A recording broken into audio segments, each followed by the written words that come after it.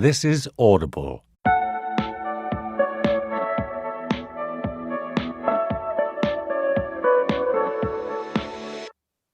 I'm in the backseat watching you drive me crazy.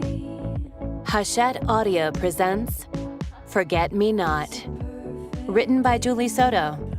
Read by Callie Dalton and Teddy Hamilton. Watching the streets pass, hearing you calling me baby. We take the long way, plenty of time to lose.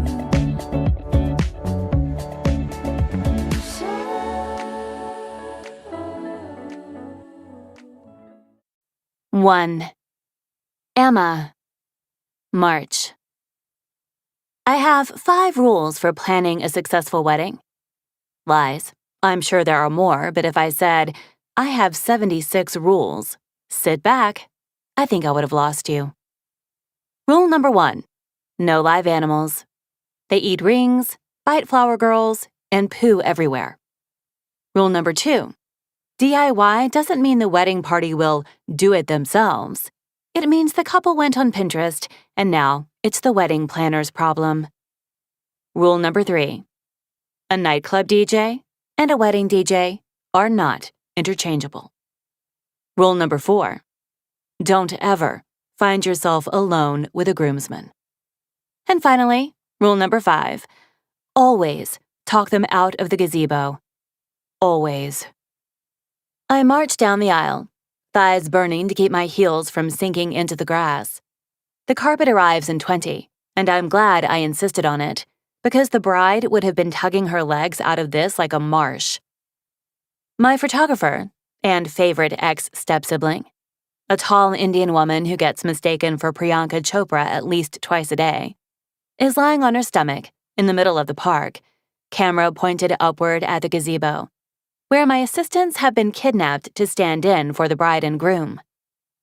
Mar, dear, I say, through a fake smile, Jake already has a job. With a snap of my fingers, Jake, another step-sibling, bolts down the gazebo steps and back to the loading zone, where he's supposed to be directing the vendors. And I gave you Sarah for 10 minutes. As her long limbs bring herself to standing, Mar's beautiful face scowls down at me from 6 inches above my head. Gazebos, Emma? The couple insisted. I know you hate it. Grabbing my arm, she jerks me to her side and turns the camera preview window toward me. Lattice work. Lattice work. I look at the frames as she clicks through them.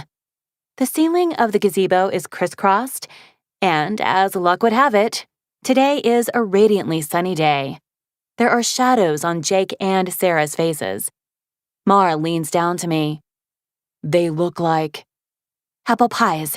They look like apple pies, I huff, glaring up at the sun. There are clouds in the west, but will they be here on time? What do you have in your car? A bunch of stuff that would look terrible during the actual ceremony. I nod my head, staring at the gazebo. Mar knows to let me think. I shove a hand through my dark hair. Still getting used to the shorter length, even though it's been maybe 2 years since it ran down between my shoulder blades.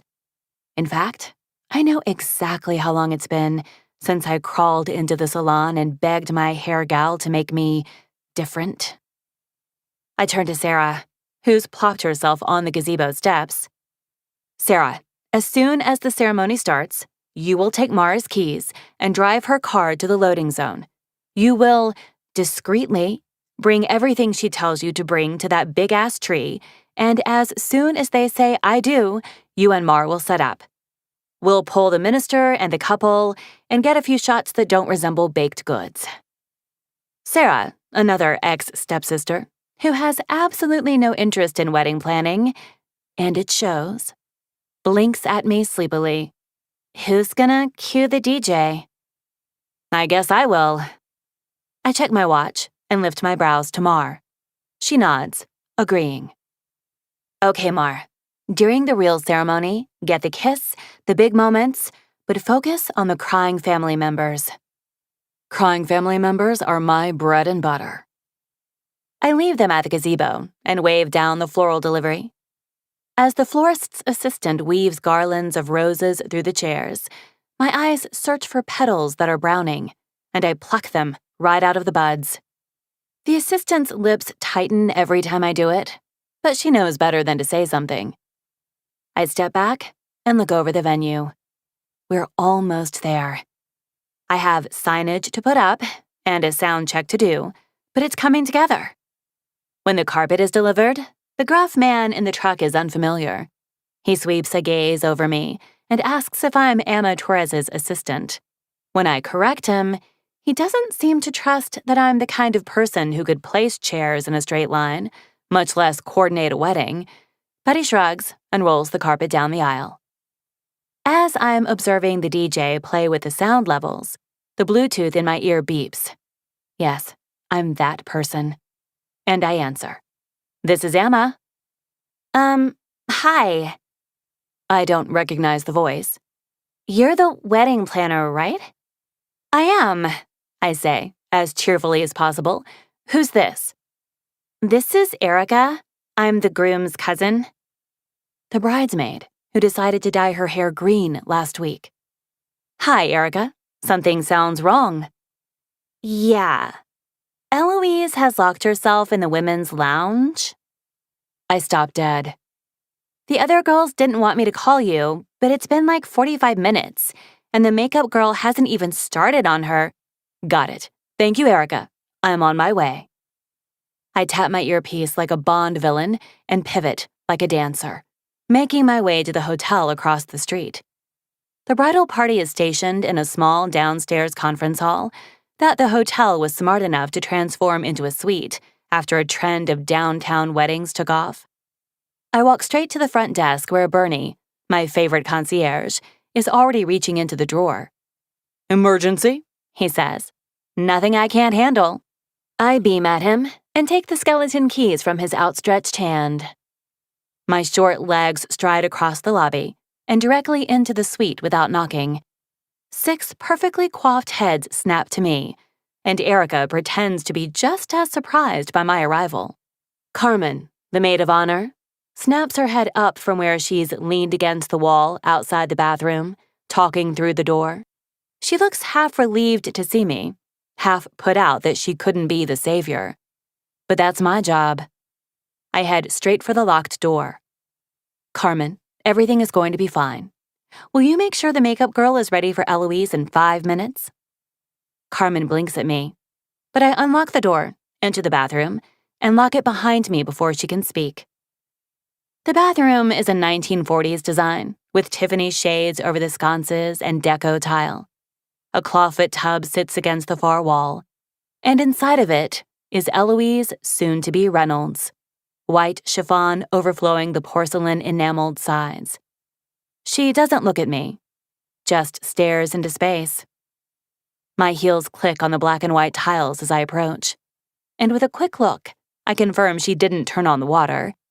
No repeats of the Winchell wedding disaster of 22, thankfully. I take out my Bluetooth, toe off my shoes, and step into the tub, sitting across from her. Her lashes flutter as I register in her mind. Then her lip quivers, and a squeak escapes her throat. A hand comes up to cover her face as the tears fall. I don't say anything until she's done. She's pressing her palms into her eyes, tipping her head back to keep the new tears at bay. I say softly, "What's one thing that you would change that would make this day perfect? One." She bites her lip, staring at the wall. The groom? Ah, well, that I can't help. Not in an immediate fashion, anyway. I nod, as if I understand, as if I'm considering. Patrick Reynolds wasn't my favorite groom. He proposed at a baseball game, jumbotron and all. I can always get a good sense about a couple when I ask about their engagement story. I'm not saying it's a proven method to know if they're going to make it, but the brides with the loveliest engagement stories are the ones I haven't done twice. Do you want to go? I ask her, Sneak out the back? She chokes out a wet laugh. Are you serious? Yeah, we can bounce. Just you and me. Or just you and Carmen. When the confusion doesn't leave her face, I say, I mean, I've already been paid, so what do I care if the wedding happens or not? She snorts and runs her hand down her face. What would happen to the vendors? The caterer? The DJ? Non-refundable the day of, I'm afraid. You'll be eating chicken or fish for the next 57 days. Her lip wobbles.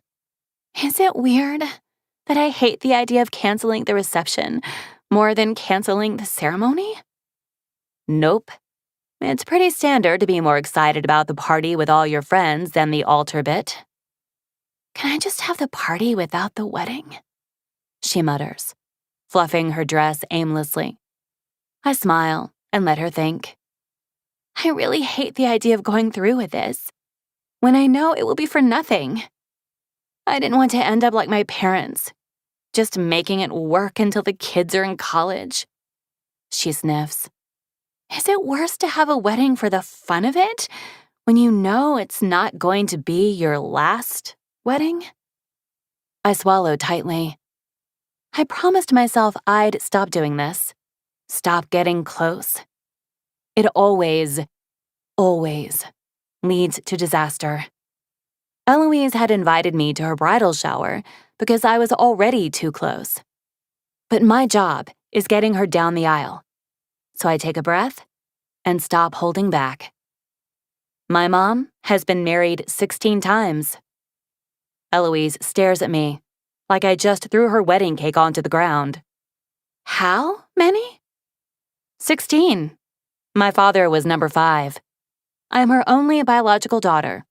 But Mar, the photographer, she's number 9's daughter. I have upwards of 20 current and ex-step-siblings running around the greater Sacramento area, including my 2 assistants working today. I can see her mind working, counting, doing math. That's horrible. I'm sorry, I don't mean to be rude about it. It's okay.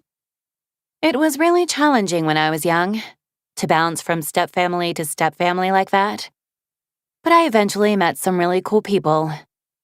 I clear my throat and refocus. I'm only telling you this to say, as much as you want it to be your only wedding, it doesn't have to be. My mom has full ceremonies and receptions every time. Only one of those 16 weddings was at City Hall.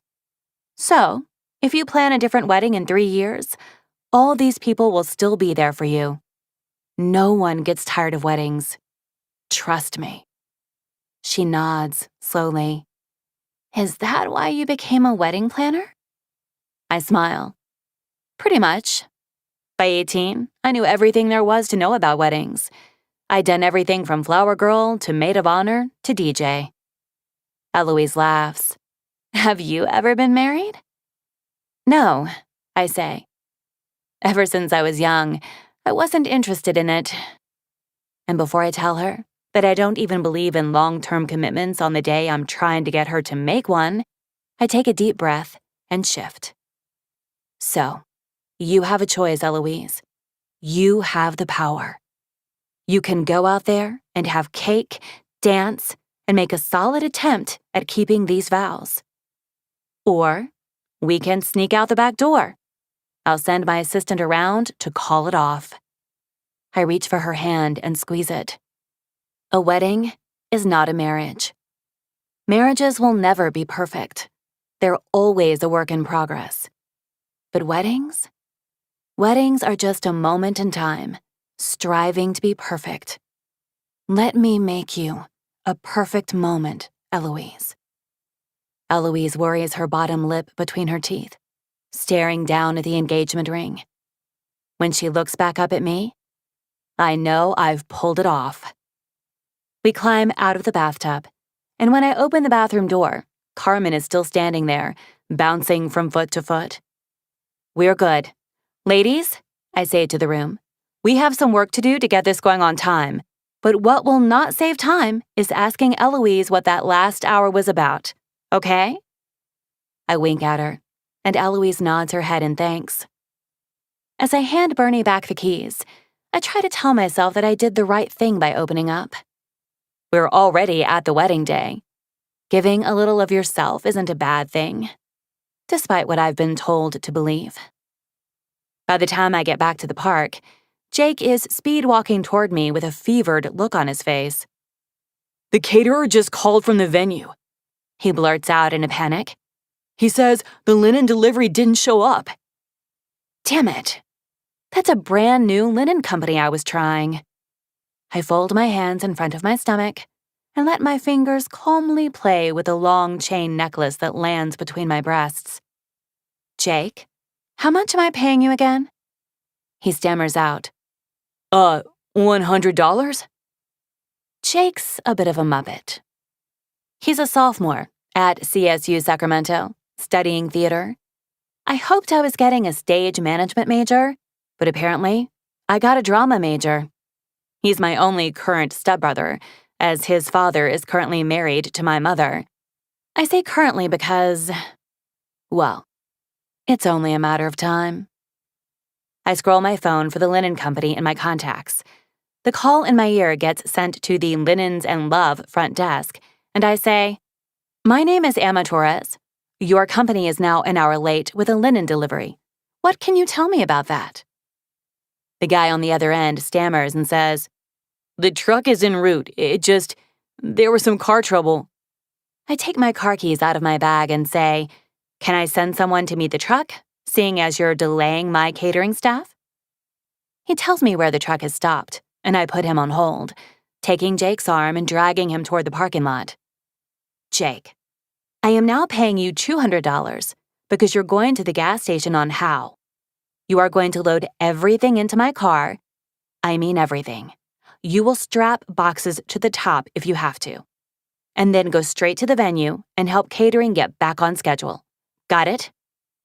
Jake starts to sputter again, and I say, "Or you're not getting paid at all, because currently you're getting in my way."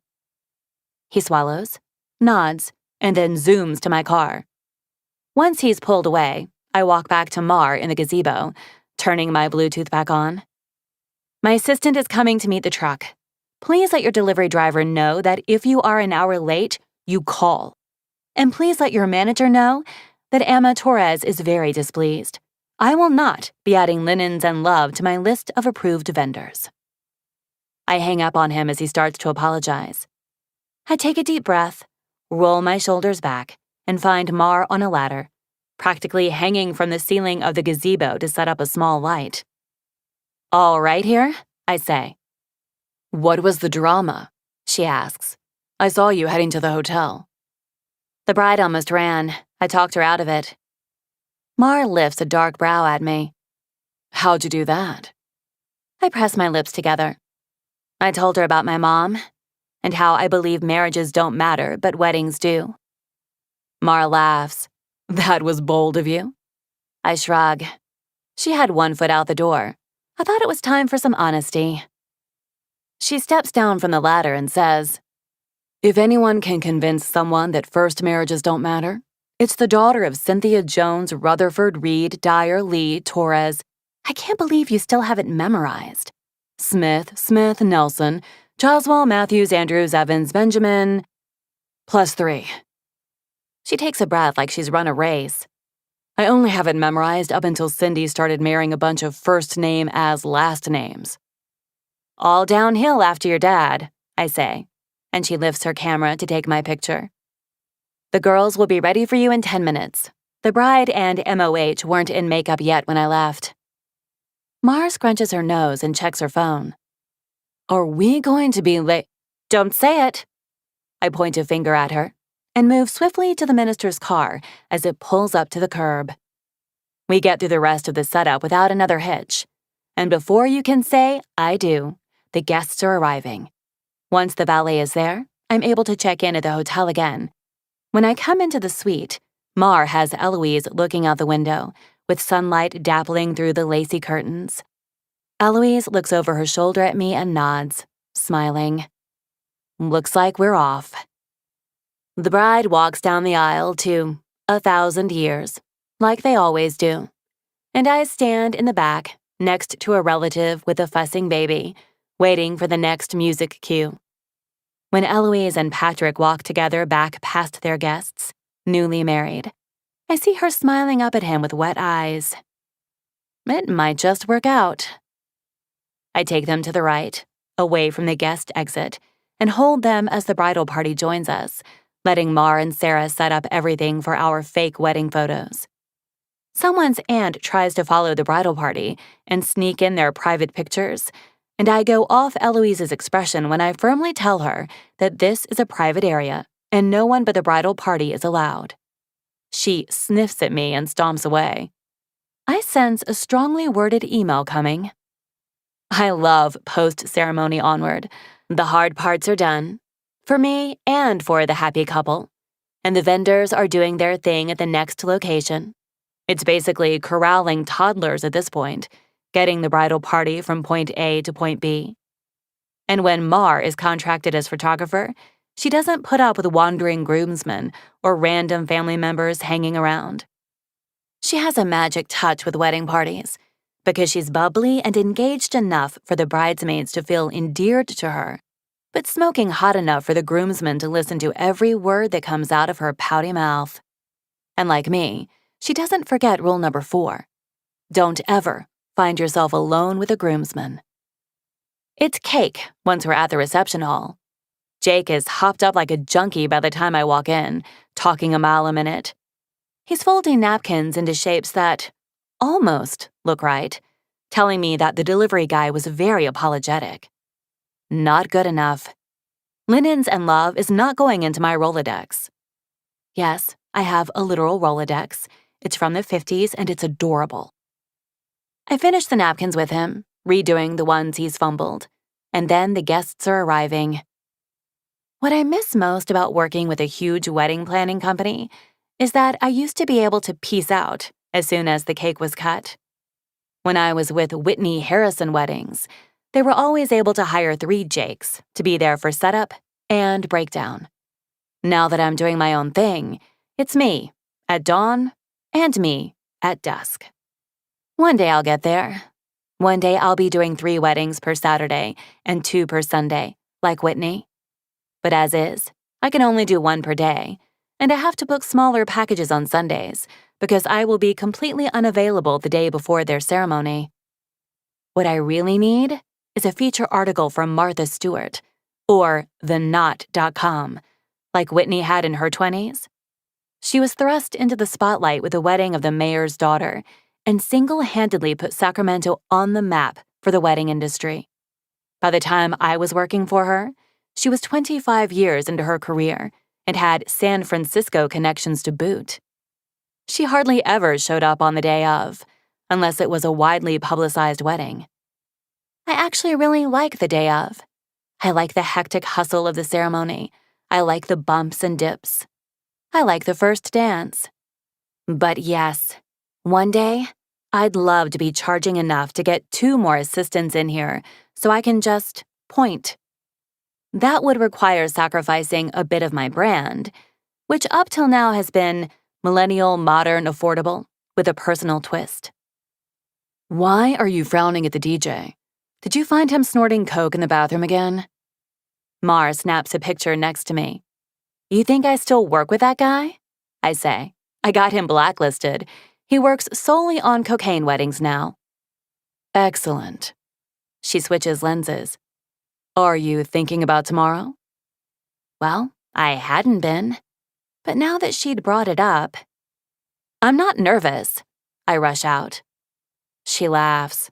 Good. There's nothing to be nervous about. They'll either want you or not. There's nothing else you can do. I nod, taking a deep breath. Speaking of big breaks, tomorrow could be it. Hazel Renee, an influencer with 4.2 million followers on Instagram and 8 million subscribers on her YouTube channel, has fallen in love with a girl from Sacramento. I saw their engagement announcement last month on Instagram, and I thought to myself, what lucky LA planner will get to do that wedding? Well, it seems I may be the lucky planner to do that wedding. Her fiancé, Jacqueline Yen, Wants to get married in her hometown. She emailed me 2 weeks ago to set up an interview. I'm trying not to get my hopes up. I'm fully prepared to let them know what I offer and what I don't. Even if they plan to keep the list under 30, there are agencies who have much more experience in the style they may want. Read fancy as fuck. But if I click with Hazel and Jacqueline, if I do a wedding seen by millions, that's all I need. That's the golden ticket to upscale, read fancy as fuck, and high exposure. I just need to make sure I'm ready for it. Eloise stumbles to me at the end of the night, barefoot and love-drunk, kisses my cheek, and tells me I was the best choice of her life. I send her off in her town car, smiling to myself for a moment. Whitney Harrison's cool blue eyes flash in my mind. The motherly voice she reserved only for me saying, "Be careful, Emma. At the end of the day, you're the wedding planner, not their maid of honor. Don't expend so much of yourself on people you will never see again. People who probably won't even say goodbye to you at the end of the night." Well, take that, Whitney. I sigh, rubbing my brow. I've been trying to set clearer boundaries. The line of professionalism with the clients and the vendors has always been my weakness. I love getting to know people and finding out what makes them happy. But blurring the lines always gets me into trouble. Always. 2. Emma. March. Deciding what to wear to meet someone who has their own makeup line, 3 upcoming projects listed on IMDb, and their face in Times Square on the reg is a nightmare. I was in high school when Hazel Renee booked her first Marie Claire cover. We're roughly the same age, so she's had my friends and me whipped for a long time. I've been following her Instagram for 10 years at this point, so I know exactly what to expect when she walks into the coffee shop in an hour. Usually, in a first interview with a couple, I dress for the client. Through some light social media stalking, I'm able to determine whether my Stella McCartney skirt suit or my bohemian witch vibe is more likely to do the trick. Hazel and Jacqueline are young and trendy. They don't need Stella. I toss a black blazer and fitted black shirt over jeans and slide my feet into black heels. I spend an extra long time on my makeup because it's Hazel Renee and it's her makeup line I use. It was Hazel who taught me how to contour in her YouTube videos when I was a teenager, and I still do it her way because with my round face, I get mistaken for a kid all the time. With a spritz of perfume and a hiss from my cat, I set out into the warm March morning. I bought a 2-bedroom house a few years ago in the sweet part of the city of trees. What I mean is, I moved into a 2-bedroom house. I will officially buy it in approximately 84 years. In a place like Sacramento, it's hard not to get caught up in the roommate thing in the middle of Midtown. There's a 5-block radius that feels a little like New York City. A bar below your apartment, a mini-mart on the corner, and no need for a car. It's addictive. Mar is still in Midtown, but she comes to me 15 blocks east when she needs a vacation. I decided to break from the millennial stereotype when I stopped renting. Don't worry, I still spend $6,000 a year on avocado toast. They let me keep my membership card. And actually, if there's anything I spend $6,000 on every year, it's donuts. I push open the door to J Street Donuts, and Mr. Kwan waves to me over the head of the woman he's helping. When I get to the counter, he's already loading up my half dozen. "Let me guess," he says. "New clients." "How'd you know?" "You are dressed to impress." He seals the top of the box and takes my $10 bill. "The peanut butter one is on the left, wrapped in paper." "Thank you, Mr. Kwan." I waltz out before the woman ahead of me has even pulled out her card at the register. Mr. Kwan knows to keep the change, just like he knows that although his peanut butter dream donut is his best seller, I'm allergic. He used to give me a few for clients in a separate box, but I finally convinced him after a few years that just separating them is fine. Donuts are my love language. I bring a box to every potluck, party, cocktail hour, you name it. There is nothing in the world that cannot be solved by the first bite of a perfect donut. I am, of course, excluding serious world problems. But even then, I think that if we could all just sit down and have a donut, things might get better. Donuts are also a tactic for me to get to know the clients. I can figure out which brides have started dieting for their wedding dresses, which grooms prefer their fiancés don't eat sweets, and which couples are already stress eating.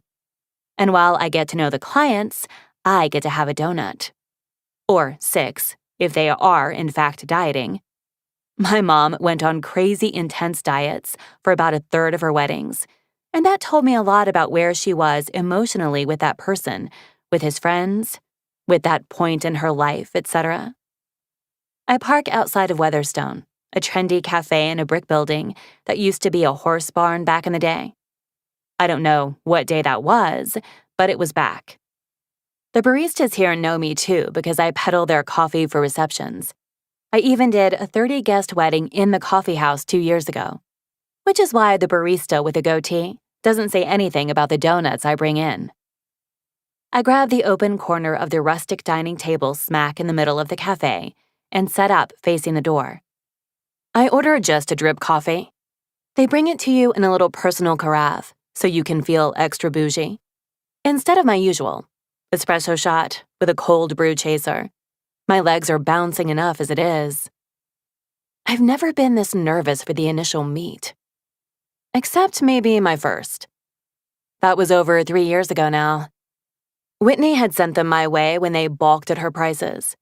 And while it sounds like a pity fuck, it was at the time in my career when I needed as many pity fucks as I could get. Deciding to leave Whitney Harrison Weddings could have been the most colossal mistake of my life. But thankfully, I had Whitney in my corner. At 9:02, the door swings open, and it takes me a second to truly trust that I'm seeing the person who used to live solely in my phone. I was expecting runway, but I got girl next door. Hazel is in jeans and a cardigan, with her dark blonde hair tossed up. The only thing making her stand out as a celebrity is the aviators that she keeps on, even as she walks indoors. Her fingers are laced with an Asian girl's who has round cheeks and bright brown eyes. Jacqueline. She catches sight of me waving first and points. Hi, Emma? Jacqueline drops her bag on the table next to me and offers me a handshake. You must be Jacqueline. Jackie is fine, she says. This is Hazel. I shake Hazel's hand. Good to meet you. She's got a strong grip and a beautiful face, and the whole thing is making me a bit dizzy. Jesus, your skin is perfect, she says, and then I'm practically laid out. My fingertips reach for my cheeks and I say, Oh, thank you. It's actually your line. Amazing. I love that for us. She flashes me a brilliant smile and turns to Jackie. Hazelnut latte? Jackie nods and takes the seat across from me as Hazel moves to the register. Jackie's about to say something when her eyes catch on the pink box between us. If those are donuts, I'm going to lose my fucking mind. I grin at her and open the box. She squeals, like I'm the one who dropped to one knee with a diamond, and searches the half dozen for her favorite. If peanut butter is your thing, that's their specialty. It's this one. I point to the one wrapped in wax paper. She doesn't hesitate to stuff it into her mouth, and I think I'm obsessed with her already. Oh my God, she mumbles around the pastry. Hazel arrives back at the table just in time to get the donut shoved toward her face with a, baby, gotta try this. Her eyes pop wide. I love that. Good. I can officially like them. I always like to keep the conversation from jumping straight to business. I think it helps ease everyone into talking about this horribly awkward thing, a wedding. Whitney disagreed. She liked to get the ball rolling. But when you're Whitney Harrison, people stop talking when you start. So, Jackie, you grew up here in Sac? Jackie nods as she sips her latte, her lips smacking with pleasure. I went to Rio Americano, class of 15. Oh, Same year as me. Really? Where'd you go? St. Joseph's, I say, a little sheepish. Some kind of light bulb switches behind Jackie's eyes as she says, "Oh, yeah." My mother grew up with a lot of money. She spent that money on two things: my private schooling and her weddings. When I tell people I went to St. Joseph's, one of the 4 private Catholic schools in Sacramento, they look at me with new eyes. I hate it. I personally have none of my mother's money because she's still spending it on yearly table arrangements and string quartets, but also because I don't want to ask for it if I don't need it. Since working with Whitney practically out of high school, I haven't needed it. And the fact that I didn't go to college is actually a blight on St. Joseph's otherwise untarnished reputation. One of the only good things about coming out of that school was that my friends and acquaintances are all getting married. Some of them can afford to go to Whitney, but a lot of them have used me in the past 3 years. "And what do you do?" I asked Jackie. "I'm a legislative director down at the Capitol." "Cool. I mean, it sounds cool. I have no idea what it means." Jackie laughs. I flash her a smile and turn to Hazel. "And I obviously know what you do, but what's drawing you to Sacramento?" "Jackie," she says simply. The two of them glance at each other, color popping on their cheekbones. "She's always wanted to get married here." "It's a great city," I agree, "and there are some insane venues here too." Bringing it back around? "We actually know the venue." Jackie beams, turning her body toward me. "Excellent. Did you lock in a date yet?" "Not yet," Hazel says. "Jackie wanted to make sure it cleared your calendar." My fingers freeze inside my tote bag as I reach for my catalog binder. "Oh, that's..." I slip the binder onto the table. "You know, I'm really flattered that you wanted to meet with me." Flattered is not the right word, but super excited. Makes my day for sure. I look between their expectant faces. "I just want to make sure you're doing the best thing for your wedding. I don't know any of your details yet, how big, how luxe, but there are a lot of companies that have expertise in planning weddings of all sizes. Whitney Harrison Weddings is an amazing company, and I used to work there myself." "I've heard some not-so-good things about Whitney Harrison, actually," Jackie says, wincing. "Oh, okay." I try for a warm smile, but I'm racking my brain to think of who could have reviewed Whitney poorly and lived to tell the tale. "And on the flip side," Hazel jumps in, "you come highly recommended." My mouth opens to accept the compliment, but I've never been good at that, so it just comes out as, "Yeah, great." I clear my throat. "Let's absolutely talk through what I can offer, and we'll make sure it's exactly what you need for your day." They both nod, like little bobbleheads. I flip my binder around to face them and open to the first page. My hands are shaking a little. I had only a smidgen of hope that this was going to work out. I didn't even know if I could pull this off if they did like me, but I knew I wanted to try. This binder is essentially my pitch for myself, so I dive in. In this highly competitive wedding area, what I specialize in is you. Your vision, your wedding. My company offers 6 levels of packages to fit your budget. I almost make a quip about how money probably isn't an object, but I walk myself back from that stupid idea. And your style. I turn the page to my pièce de résistance, my lookbook. 10 back-to-back pages of the weddings I'm most proud of. What I offer that other smaller agencies cannot is experienced design, suited to your exact personality and dreams. Other boutique agencies hire a designer at an additional fee or charge more for design. I don't. I'm an all-in-one. You should, though. Charge more? My lips are parted, ready to talk about rates, but Hazel's murmur stops me. She looks up from my design pages. "Sorry for interrupting, You should consider charging for it. This is..." She points at my favorite wedding I've ever done, the Willow ballroom, an explosion of spring inside a repurposed warehouse. This is outstanding. Better than my entire Pinterest board combined. You clearly have the talent to charge. Heat rushes to my cheeks as I stammer a thanks. You're right, I could add a fee, but it's something that I love to do, and it sets me apart from the competitors. Hazel hums.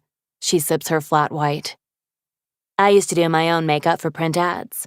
My YouTube channel back then was just makeup tutorials, so I'd come to set with my makeup done, and the photographer would just allow it. It didn't occur to me until later that the makeup artist they hired was still getting paid, and in certain circumstances, still getting credited. She scratches a spot behind her ear. Obviously, you know what you're doing. I'm not trying to tell you how to run your business, but as one person who makes a living in the visual world to another, beauty always has a price tag. You can ask for what you're worth. My chest constricts, and my skin buzzes. I'm almost embarrassed, but also preening from the compliment. Sorry, Hazel laughs. It means I care, I promise. She does this, Jackie says, rolling her eyes playfully. She gets all entrepreneurial on you? No, I love it, I say. I'm just stunned, that's all. It's something worth thinking about. I try to find my footing in my pitch, which just went sideways when Hazel Renee told me I was worth more than I asked for. She seems to see me flounder for a moment and says, Tell us about your packages? Sure, I flip the page. I don't think in number of guests. Yes, that comes into play down the line for a bunch of different price tags, but when I talk about services, I'm thinking of what you need from me. What kind of commitment you are looking for. Full. Jackie interrupts. Skip the baby steps. I want design. I want vendor selection. I want you walking me down the aisle. I snort. Hazel says, I'm going to be pretty busy this year. It hasn't been announced yet, but I've been cast in the next Greta Gerwig project. It films next month. My eyes go wide. Amazing! She's from here, you know. Jackie nods. I'm really happy for Hay. She squeezes Hazel's arm. But I know that means I'm going to be doing a lot of this alone. Not alone, Hazel argues. And I love the concern that creases her brow. You know, I'm available for this. No, I know. But we both decided we didn't want to push it a year, and that means I need to take point on the early decisions. Jackie addresses me, which is why I need you. Do you offer 24-hour anxiety texting? She jokes, and I laugh. But it's something I used to offer, and it's a habit that needed to be broken. It occurs to me as we all sip our coffees that this is going to be hard. I like them. A lot. My heart is fluttering like we're on an excellent first date, and I can see how this will all play out so clearly in my mind. I think we can work with that, I say. Why don't you tell me what details are settled, where your priorities are? I slip my iPad out of my bag and tap open my notes. I scribble, Hazel and Jackie, and it appears typed in the center of the screen. The McKinley Park Rose Garden. It's been my dream since I was little. Jackie blushes, and Hazel wraps her arm around her waist. It's beautiful, I say, writing it down and attaching the words to Hazel and Jackie with a little bubble. I've done several weddings there, so I know the location well. I actually live walking distance. They do fill up, though. Right, Hazel says. I've called already, and they're holding a couple of dates for us. We were going to wait to hear your schedule. I blink at her. It sounds like I'm a top priority for them, which boggles my mind. My cheeks are warm when I open my calendar app and ask, what are the options? October 7th is our first choice, but we also have April 6th. October of this year? I squawk, my eyes bugging at my calendar. That's 7 months away. April of next year is clearly the better date, but before I can convince them of that, Hazel leans her elbows on the table with a dreamy smile and says, "I've always wanted a fall wedding." And maybe it's because she's Hazel Renee, or because I'm already visualizing the featured article, or because Jackie gets as excited about donuts as I do, which is all I really need to know about a person. But I don't immediately tell them it won't work. I can do a wedding in 7 months. I've done plenty of weddings in less than a year and still made them incredible. And October 7th is open on my calendar. I've been quiet for too long, staring down at my planner and flipping through the big weddings I already have on the books for this year. Aside from 2 weddings in September, they would have my full, undivided attention after my hectic wedding season. Looking up at them, I find Jackie chewing on her lip and Hazel trying to read my calendar upside down with a tense expression. So, I can do it, but it would be very tight. Jackie squeals, and Hazel kisses her. "We like it tight," Jackie gasps.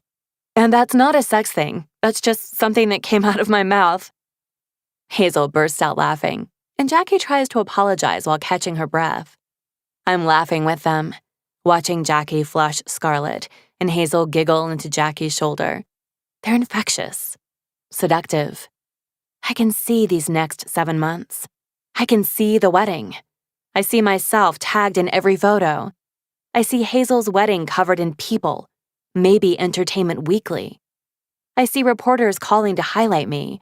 I see the Sacramento Bee running coverage in the wedding section. And just before their laughter subsides and their attention flickers back to me, I see Whitney calling to congratulate me. It feels like I've been swept up in a current, a wave rising higher and higher. "I'll write you in on October 7th, I say. I can call the Rose Garden today and secure everything. There are a few things to know about the Rose Garden. They don't have a reception area that I would recommend. Do you know what you want for reception?" "Not yet," they both say at the same time. "We'll cross that bridge later then, but I don't see this reception in the park." My language has shifted. I'm taking charge of this wedding, talking fast, and letting adrenaline guide me. "If you like the general vibe of this Willow ballroom wedding," I say, pointing to the page still open in my lookbook, "then I'll start brainstorming in that direction." They nod in unison. Second, since it's a historic rose garden, there are only a handful of florists they allow to work in the garden. "Yeah, ours is covered. He works there all the time," Jackie says. My next words catch in my throat, and all language leaves me for a moment. The current I was riding only seconds ago breaks. A wave drags me under. Out of the 5 florists in Sacramento cleared by the Rose Garden, only one shop is run by a man. My chest contracts, and I feel like I can't breathe. I force a smile and say, "You already have your florist?" "Yes, sorry. Florist and venue are the only things that are really important to." "Have you signed anything, or can we shop around a bit?" My words are sharp and pitched high. Jackie blinks. Hazel's coffee pauses on the way to her lips. I recover. "To find the best, I mean." "I think we already have the best." Jackie laughs. "It's blooming. Elliot."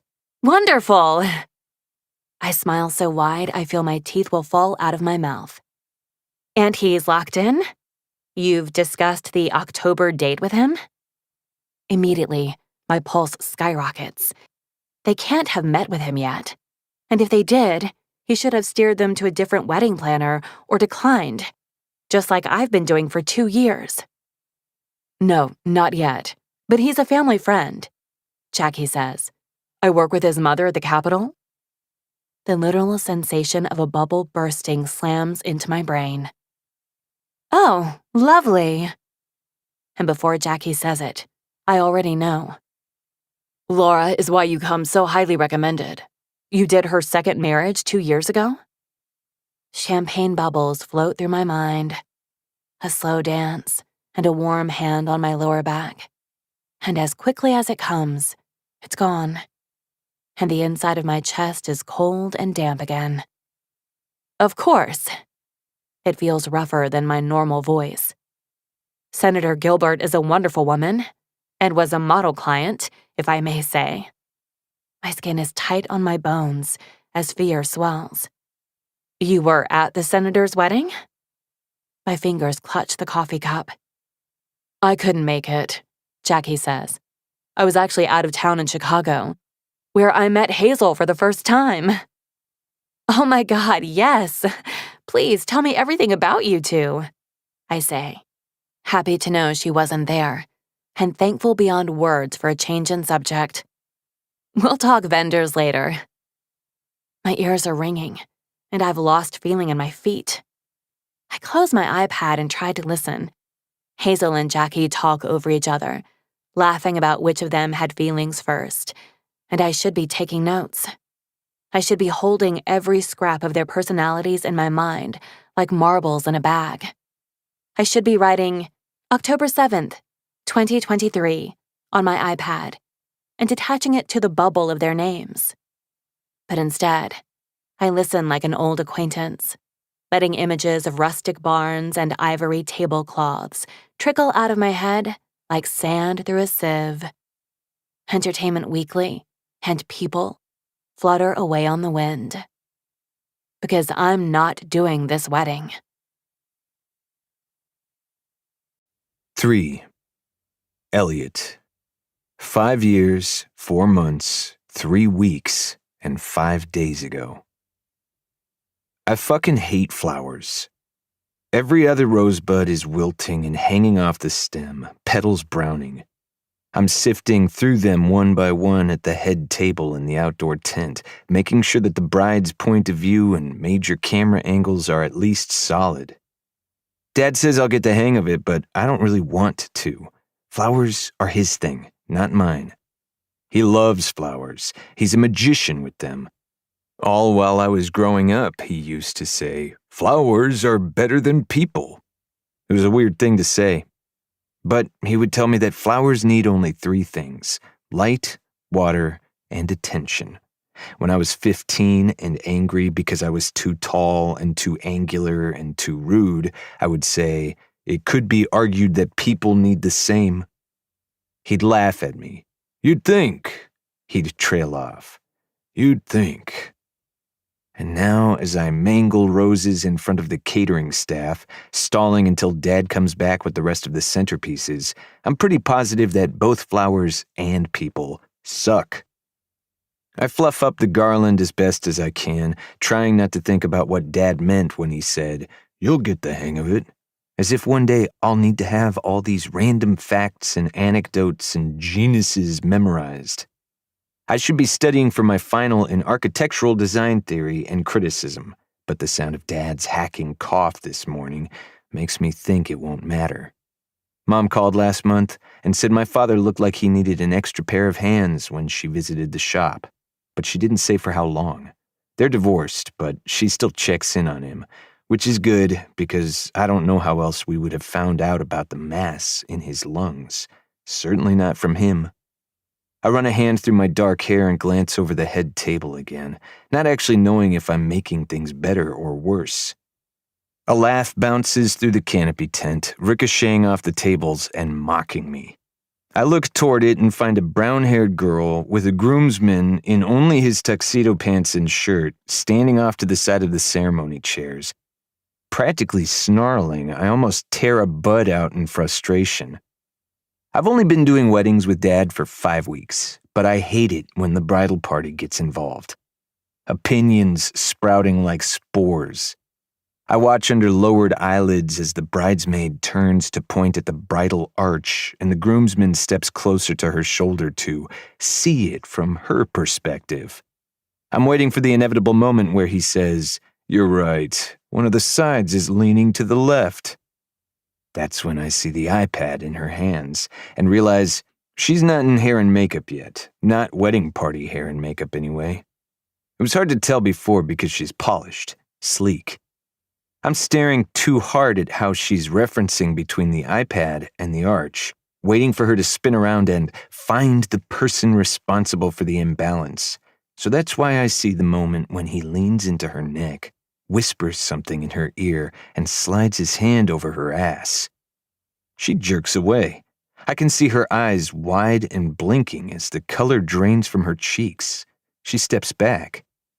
He steps forward again, and I drop the flower I'm trimming as he grabs her waist with two hands, leaning forward toward her lips. Quicker than a crack of thunder, her fist connects solidly with his nose. "Fuck!" The groomsman stumbles back, gripping his face between fingers covered in ruby red blood.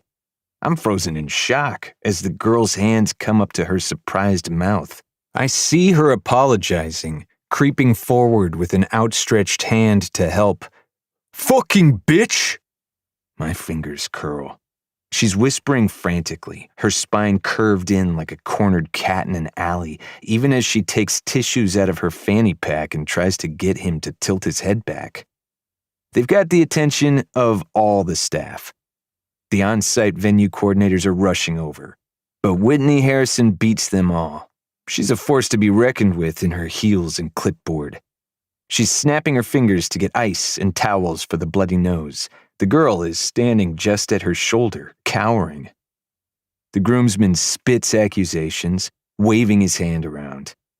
Once he's ushered inside, Whitney snaps around, grips the girl's elbow in a vice, and pulls her very close, hissing in her face. I catch 3 words. Be a professional. I'm still rooted to the spot, watching from a distance. I hear the people around me continuing to set up the linens, teeth clacking with gossip. I focus once again on the roses, hiding brown petals. I take the card out of the tent and back to the van, trying not to watch as the girl nods, wipes her cheeks, and with downcast eyes moves to help with the linen. Whitney adjusts her dress, sweeping her hair back into place, and pastes on a smile. She catches my eye as I head to the truck, and I feel her move into step with me. "I'm so sorry about that, Elliot." Her voice is silky with a sharp edge. "Completely inappropriate, and I'm going to deal with her." He made a pass at her, I say, aggressively. Whitney's smile tightens. "That's a shame. Unfortunately, this is the 3rd time I've told her she needs to create space between herself and the clients. She's far too involved."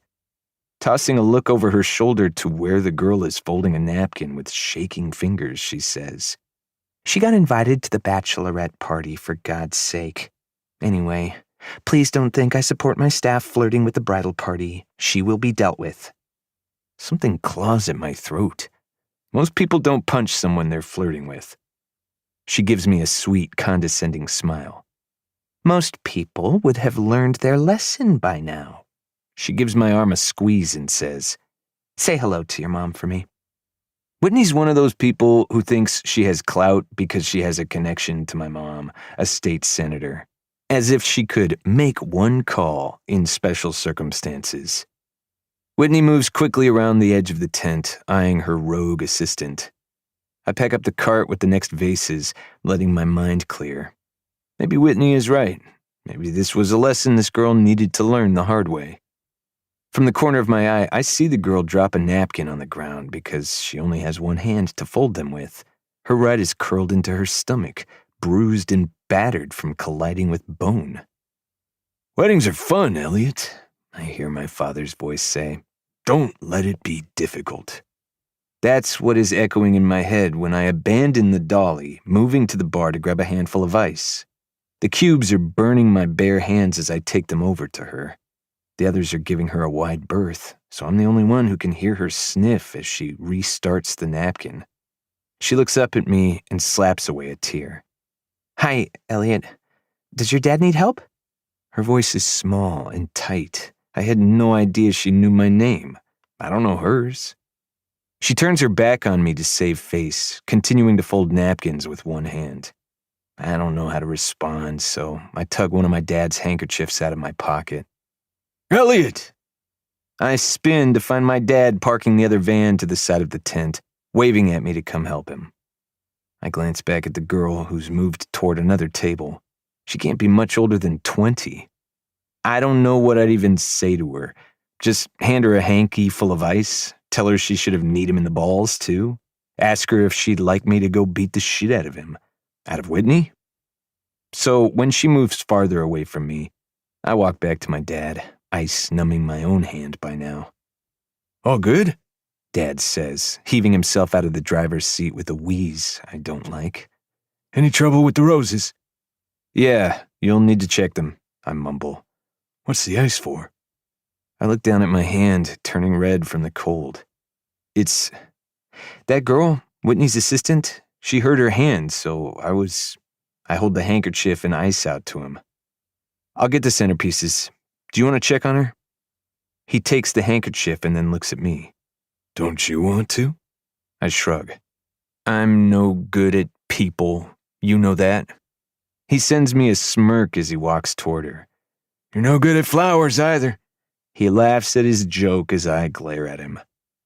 I load up the dolly, watching out of the corner of my eye as my dad approaches her. Within seconds, she's laughing, grinning at something he says. He wraps the hanky around her knuckles, and she laughs again, a sound like blossoms opening in spring.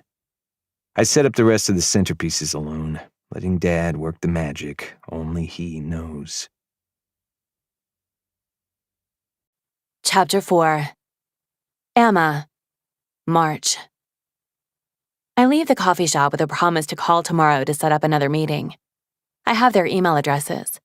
I'm supposed to send my favorite vendors over tonight. I won't be. I need a little space to figure out how to decline. I need to figure out what kind of lie sounds best. Is "I don't work with that vendor" enough? Or does the whole truth need to come out?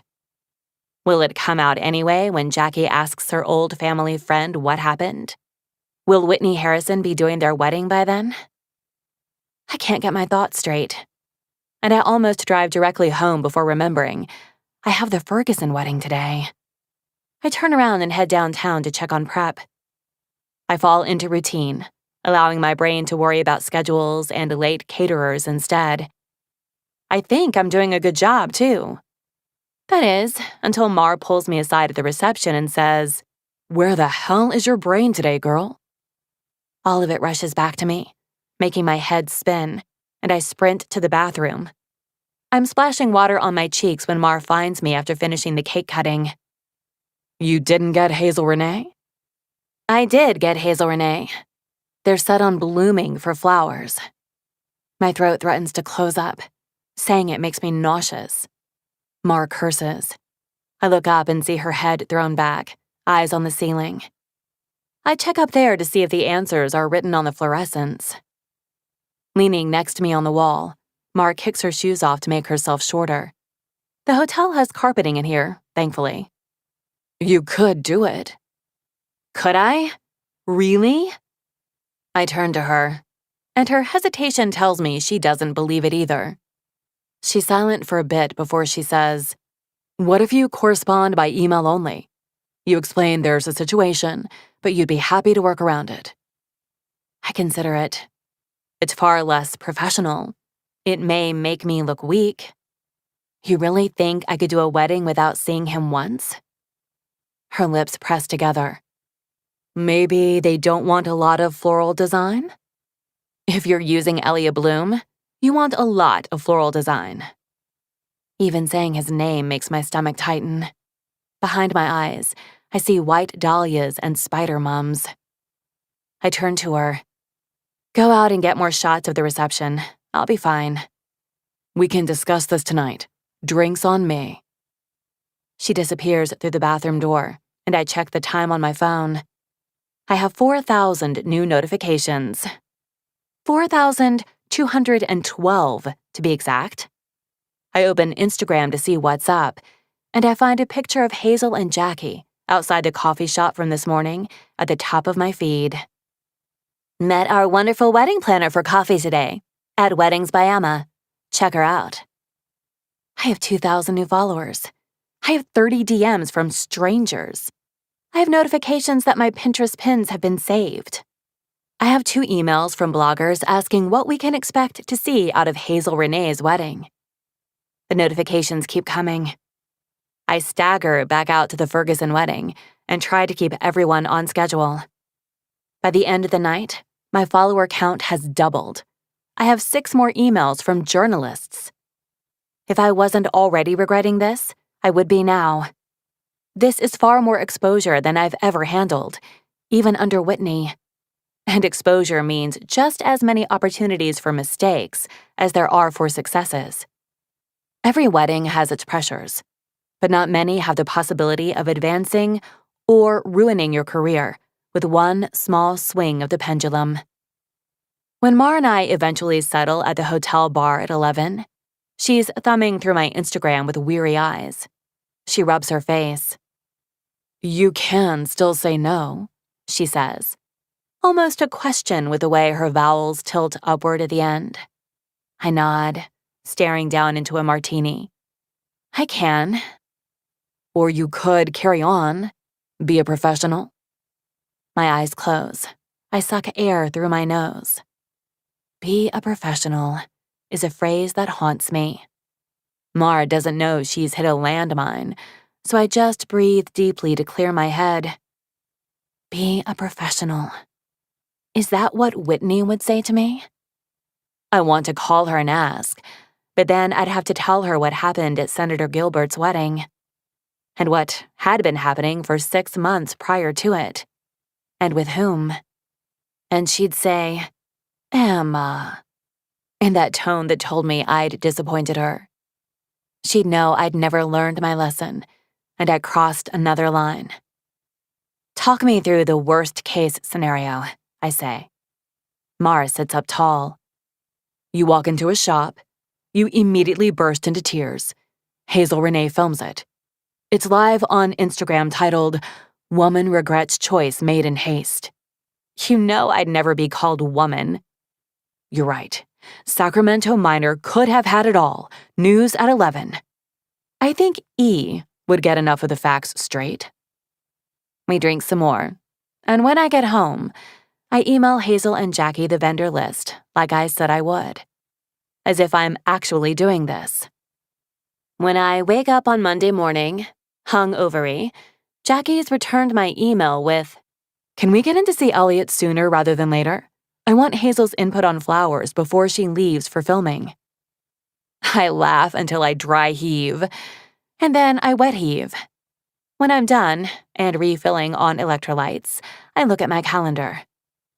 The odd thing is that Hazel and Jackie's wedding fits perfectly into my life. A few months back, when I looked at what this wedding season would be like for me, I wanted a large-scale wedding to work on this year. It was, in fact, my immediate goal. I wanted something that would get me noticed and satisfy my bank account while I continued to work on a smaller scale. I wanted to be able to rent my own office space by the end of the year, hire a permanent assistant, and pay someone else to run social media. Those were my long-term goals. But nothing came my way, and I told myself I'd catch my break next season. Hazel and Jackie would put me right on schedule. Be a professional. Whitney's voice rings in my ear. Whenever I overstepped, she'd remind me that she got to where she is with professionalism without crossing any boundaries. Whitney never would have gotten herself in a situation where she had to work with an ex, but if she had, she would power through it. She'd be a professional. I write back to Jackie and ask for their schedules this week.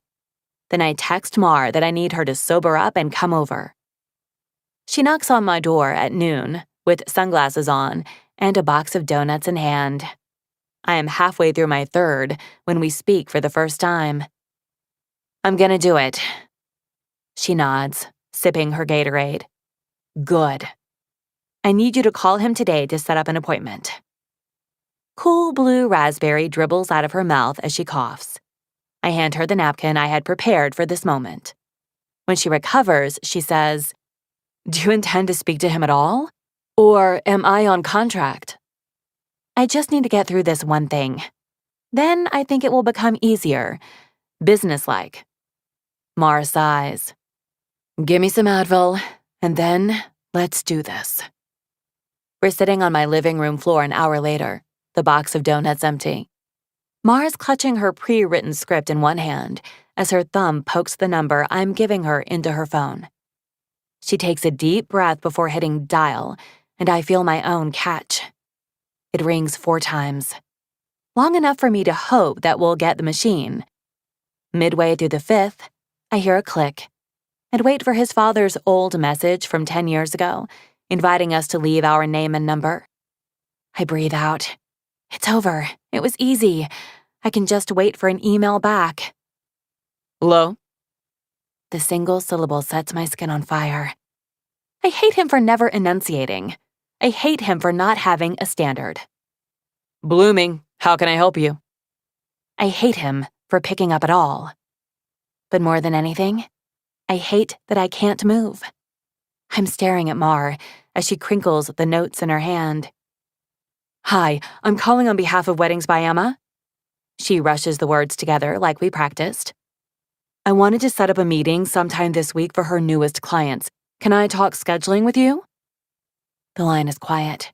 I can feel my heartbeat in my lips as I press my fingertips to them. Mar checks the screen to make sure he didn't hang up. And then, Mar. He says it like a greeting, like a fact. My mouth opens. My throat is dry. He's said 1.5 words, and I feel like I'm in a trance. The static of the phone mutes the timbre his voice has in real life, the resonance in his chest. Mar tilts her head back and closes her eyes. She pulls her full lips into a tight line and then says, "No, this is Kelsey," in a high voice. "I'm calling to set up a client meeting." Mar, put Emma on the phone. He says my name like Emma, like he used to, back when it was our joke. Back before I realized it was just the way he slipped the vowel through his lips. Mar's eyes are wide and staring at me, but I can't move. "Okay," the Kelsey voice says. "I'll see if she's free." Dropping the phone onto the coffee table, his coffee table, she gesticulates in a panic, mouthing, "What do I do?" I don't respond. I can't respond. I stare at the phone. Then Mar takes off her shoes and walks them across the hardwood like a Foley artist from the 1920s. She leans away from the phone and says, "Emma, call for you." She's reaching for my slippers, ready to create the sound effects of 2 people walking, when I reach for the phone and say, "Hello."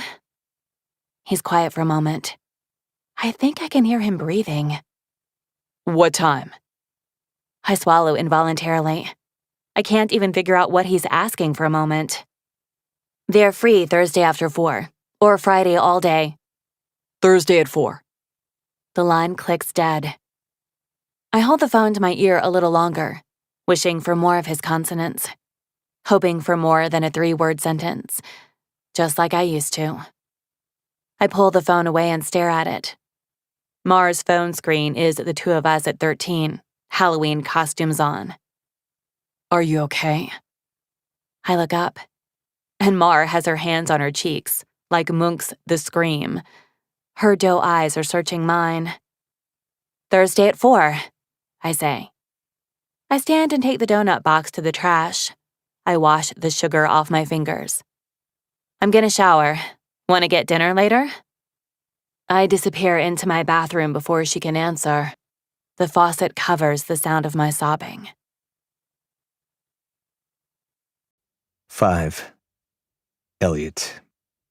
3 years, 8 months, 2 weeks, and 1 day ago.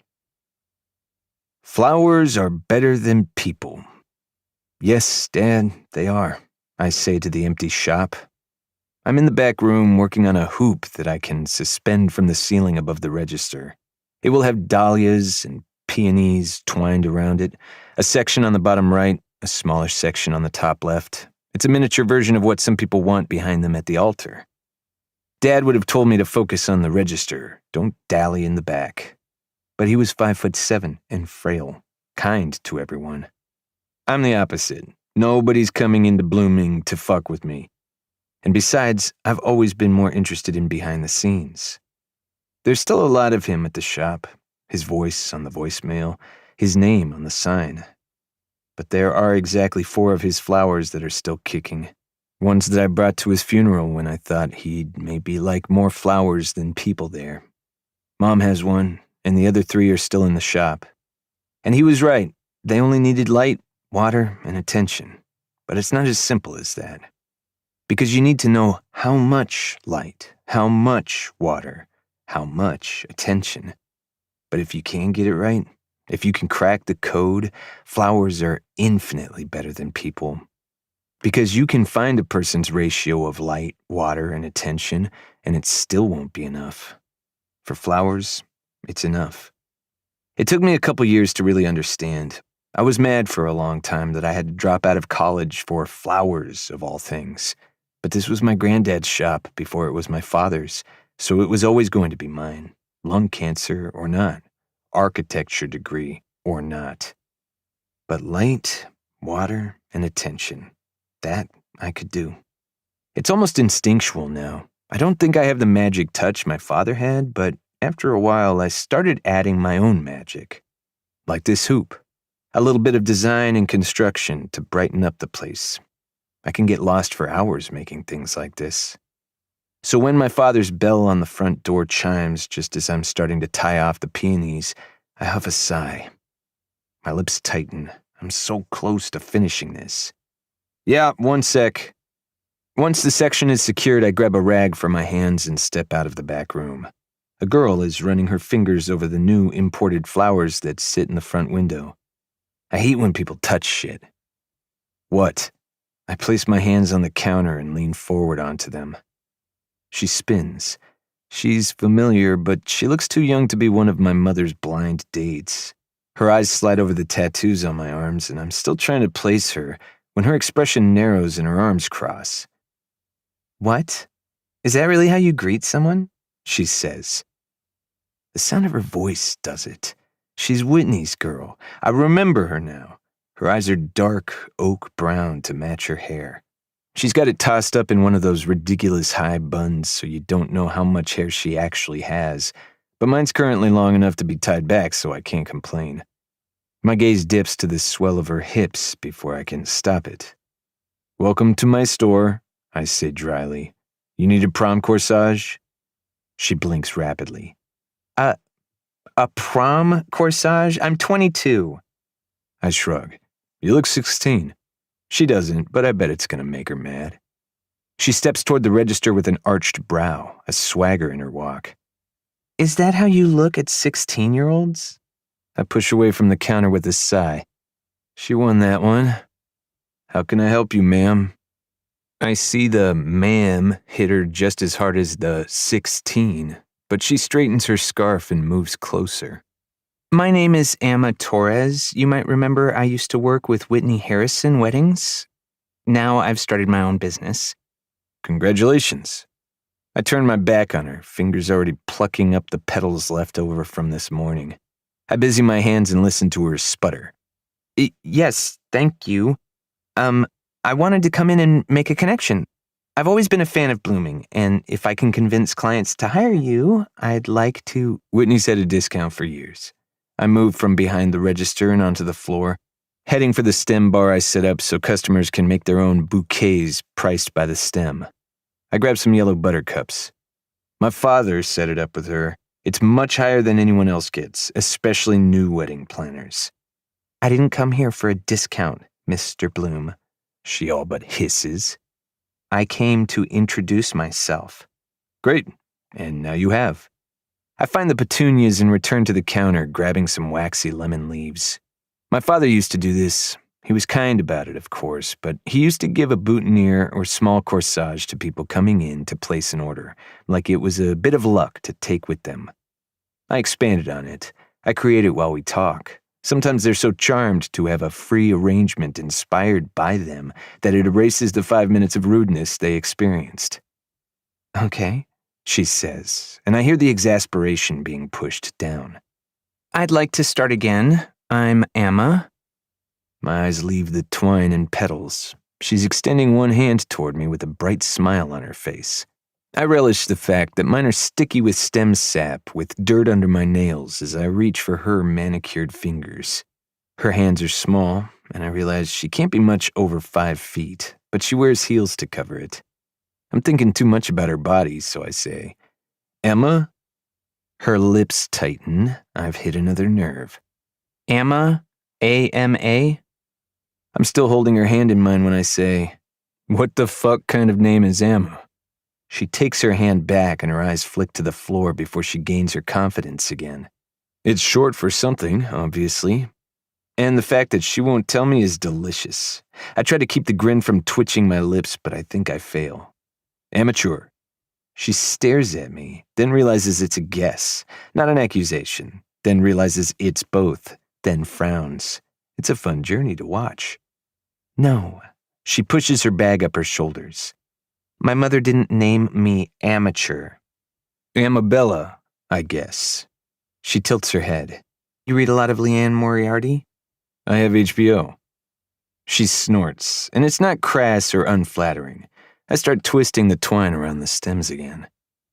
Why did Whitney let you go? I ask. She takes a sharp inhale. She didn't let me go. We're on good terms, I swear. I look up at her. I remember her at venues, her hands in every pot. She'd be on ladders with the sound tech, refolding napkins, shifting chupas 2 inches over. She'd spot a wilted flower from a mile away, and while I was still setting up, she'd come over and tear out the offenders. She was excellent with design, and probably the true brains behind Whitney's success. But I also remember her laughing with bridesmaids, getting closer than Ice Queen Whitney ever dared. And I remember the crack of her fist, the way she trembled when Whitney dug her nails into her arm. It's all the same, isn't it? I say. Whitney decides who stays and who goes. Whitney let you go. I slip the pin through the boutonniere, finishing with a thin ribbon. I watch her mind work, trying to figure it out.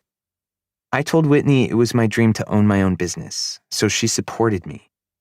I place the purple and yellow boutonniere on the counter next to her hand.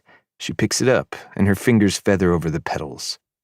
I feel that bit of magic that Dad used to talk about, when you can change someone's day with a gift of flowers. So I say something to ruin it. The only reason Whitney Harrison would allow you to compete with her in the market is because she knows you'll fail, so she let you go. Her eyes snap up at me. I see her fingers curl around the tied flowers, and before she can chuck them at my head, I say, I won't do a vendor discount for the first 6 months. I pluck up our old business card that still has Dad's name, and I slide it across to her before grabbing the rag and heading into the back again. I wonder if she'll look up the language of flowers and figure out I just told her, you are immature and I resent you. Go away. Chapter 6. Emma. March. With Hazel's schedule being what it is, we're squeezing a lot into 1 week. We go to Blooming tomorrow afternoon, but my stomach is already a mess today, so I'm sticking to iced tea at our second meeting. This time, lunch at Cafe Bernardo, a casual farm-to-fork restaurant in Midtown. I take out my iPad and say, So, tell me what you know so far. List size, colors, dresses. Ah. Hazel finishes her bite of salad. I'm in a white pantsuit, Jack's in the dress. I love that. I lean forward on my elbows, smiling. Both walking down the aisle? Just Jackie? Well, it's been my dream to walk down the aisle of the Rose Garden, Jackie says with a smile. But I want Hazel to have an entrance too. That doesn't matter to me though, babe. I know, babe, but I still think your brother should walk you down the aisle. I sip my iced tea, letting them bicker. It's great to get a sense of people early on. Hazel is laid back and open to anything, and Jackie, while she wants her hands in everything, only has one real demand, the Rose Garden. Hazel is happy when Jackie is happy. A different type of planner would have catered to Hazel, the celebrity, but now that I've spotted this, it's going to set me ahead. Can I ask about the proposal? I love hearing the story. Jackie's eyes brighten, and she brushes hair out of her face. It was at my parents' house. I brought Hazel home for Christmas, but she had already talked to my dad. Jackie smiles at her, and I see her eyes water. What I didn't know, Hazel says, was that Jackie had a fucking ring in her suitcase too. I gasp as Jackie elbows Hazel. So, I had to wait there like an idiot in front of her parents when she shot out of her chair and ran upstairs without saying yes or no. I thought she'd gotten sick at the thought. They laugh and lean together for a soft kiss. Proposal stories are the best, and this is a good one. There's nothing wrong with a football stadium proposal if I feel the bride is as much a sports fan as the groom. And the simplest, wanna get married? Stories that happen without a ring can tell me a lot too. Sometimes it's that they haven't thought it out, but also, they might be more spontaneous than other couples. Some people can tell if a marriage will last when they watch the groom's face as the bride comes down the aisle. Some people can tell at the first meeting with a couple. I can tell when I hear the proposal story. And Jackie and Hazel, they're the real thing. I don't believe long-term commitments like marriage work out, but I do believe in love.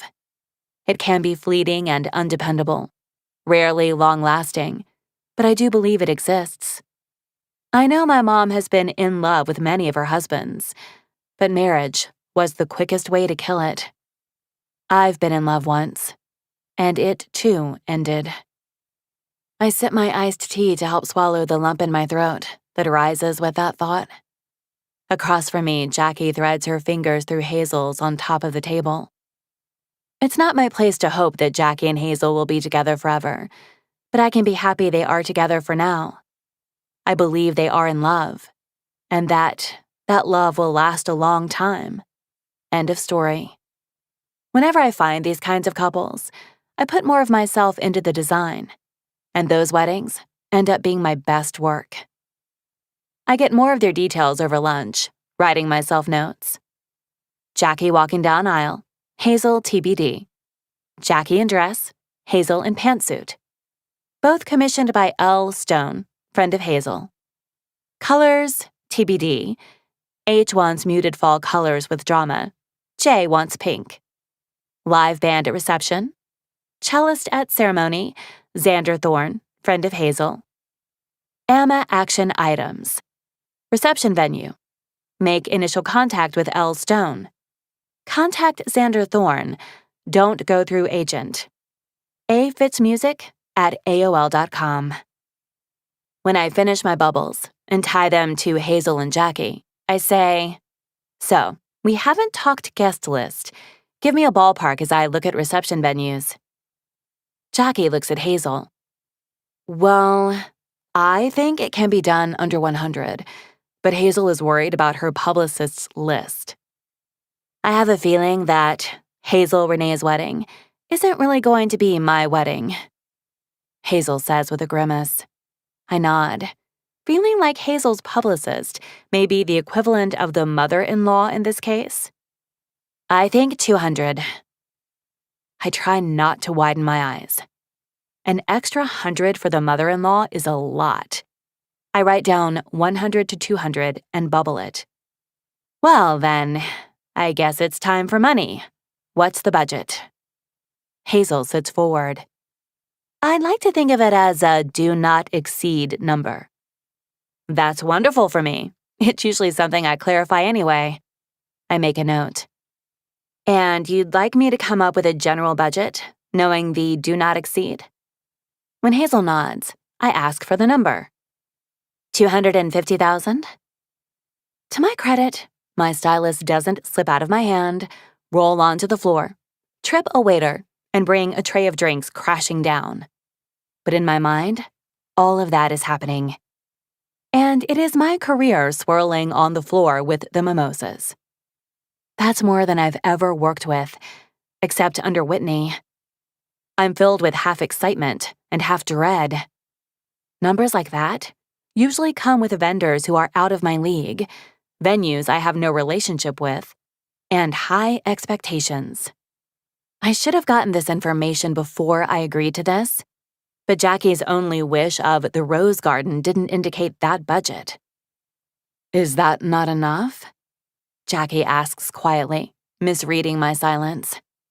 No, it's great, I say. It is a lot.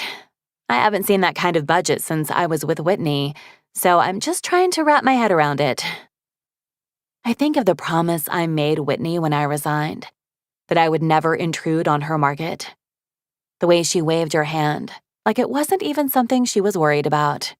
The hug she gave me, firm, caring, vanilla-scented. But what do I do now? Back out? Send them to Whitney, who can handle this size, who knows these vendors? No, absolutely not. This wedding is a window of opportunity that won't come my way again. I know I can do this. I'm the right choice for Hazel and Jackie, and I can't wait to prove it.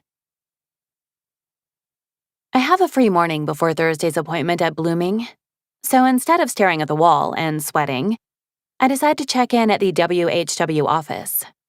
It's been a few months since I visited, and I'd like to pick Whitney's brain about Hazel and Jackie's wish list. With my signature box of donuts in one hand, I tug open the door to the brick building, neatly situated in East Sacramento, the hub of rich people. The front desk is occupied by a new girl I don't know, but soon enough, people are stepping out of their offices to give me a hug and grab a donut. It was hard to leave. It wasn't that I wanted to stop working with Whitney, but I knew that if I continued there, I'd stay forever. And the clients that Whitney takes on are not my people. The budget weddings I've done in the past 2 years have been more satisfying than the 6-figure ones I was doing here. I get to see the bride's face light up when I tell her what we can achieve, even with funds being tight. That's the heart of it. Whitney has a corner office, not that it matters when you're not downtown, in the back, and as my old friends munch on the donut holes Mr. Kwan tossed in, I rap on the door and wait for her, "Yes?" I slip inside with a grin, and I'm transported back to my first interview in this office, fresh out of high school. My mother had a Whitney Harrison wedding the weekend of my graduation, and after tossing my cap, I ran to her reception and saw Whitney for the first time. She was an intimidating presence, tall and blonde and disappointed with everyone. I watched her grab the wrist of a server as he brought the first entrees out 10 minutes early, and with a bone-crunching squeeze and a honey-sweet smile, she guided him back into the kitchen. It was fantastic.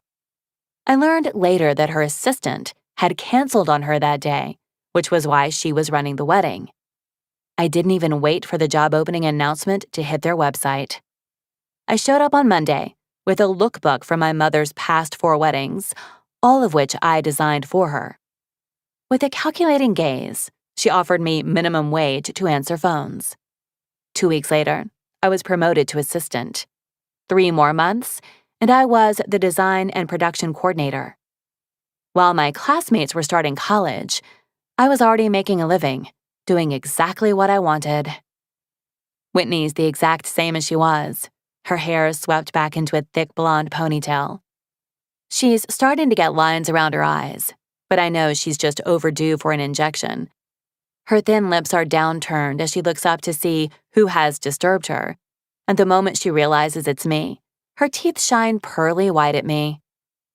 "Emma, how nice!" She jumps up and smooths out her boat neck dress, sweeping me into her arms. "What's the occasion?" Her soft perfume envelops me, and I breathe deep before saying, "Thought it was overdue." I settle in the chair in front of her desk, and we catch up. She has 4 weddings this weekend. I have 1, but she still wants to hear all about it. "How's Mom?" she asks, crossing her legs and smiling at me. "She's good.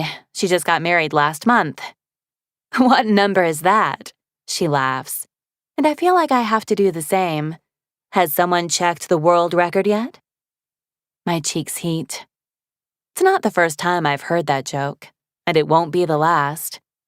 My mother has never been ashamed of her marriages, but after the 10th, I started to realize that other people found it wildly entertaining. As a kid, I didn't understand there was anything wrong with it. I didn't know people talked behind her back, or that she was the butt of jokes made by the people closest to her. I laugh along with them now so they don't see my discomfort. I change the subject quickly. So, I need some professional advice. Of course. She flicks her wrist and her bracelet jangles. What's up? I scored the Hazel Renee wedding. Getting it out of me as quickly as possible is all I can do to not vomit. Though vomit may still come, it's early. Her brows jump. Oh, really?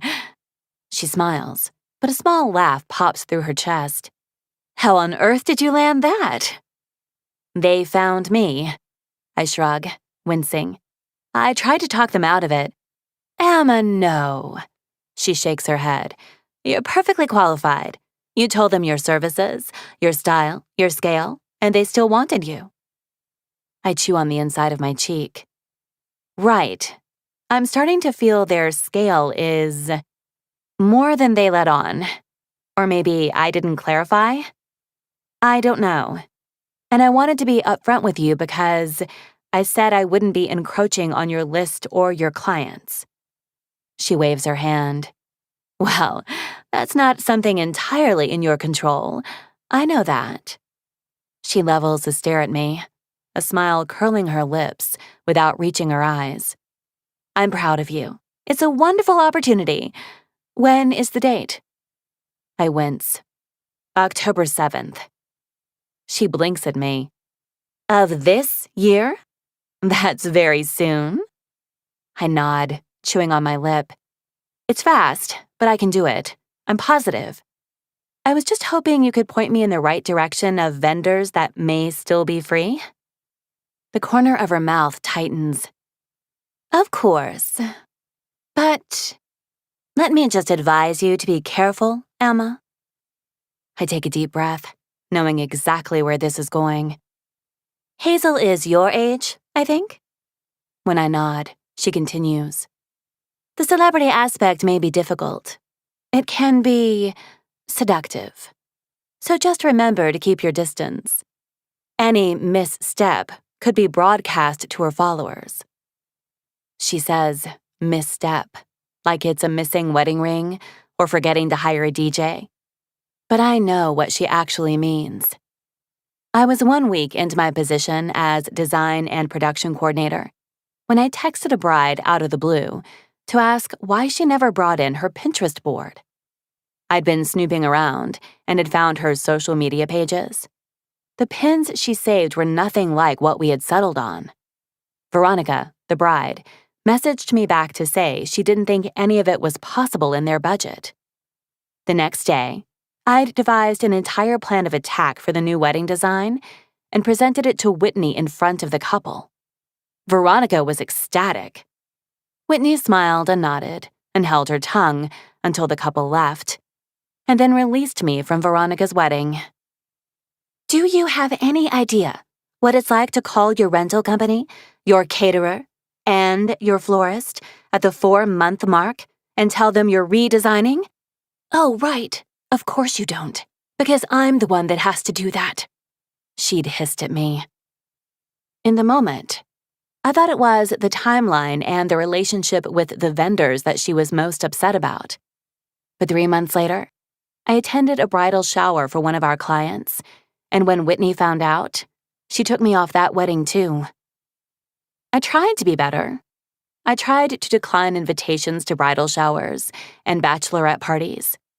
But to Whitney, it was a Band-Aid over the real problem. They liked me. They liked me enough to want to be around me and talk about their wedding design privately. I began to focus not on how to keep them from inviting me, but on how not to get caught. I was the best designer Whitney had. And to keep it that way, I had to get to know the couple and their style. When she felt I'd improved my boundaries, Whitney promoted me to director of design, a huge position for a 20-year-old. And a month after that, something worse happened. I punched a groomsman for putting his hand on my ass and suggesting that I suck him off. While I was crying and apologizing, my fist swollen, and my clothes too tight on skin that didn't feel like mine anymore, Whitney tugged me to the side and said, "I'm surprised this is the first time, actually." Whitney handled it. She smoothed everything over with a couple and got the groomsman cleaned up and to the altar. She convinced him not to press charges, which was something I hadn't even thought about. Once the reception had started, she hugged me to her side, pressed an ice pack on my knuckles, and whispered softly, "You'll learn, sweetheart. I took care of everything. I made it all go away." I look into her eyes now and force myself to smile. On days like today, I still wish I had her taking care of everything. "Absolutely," I say. "I'm getting better at my boundaries."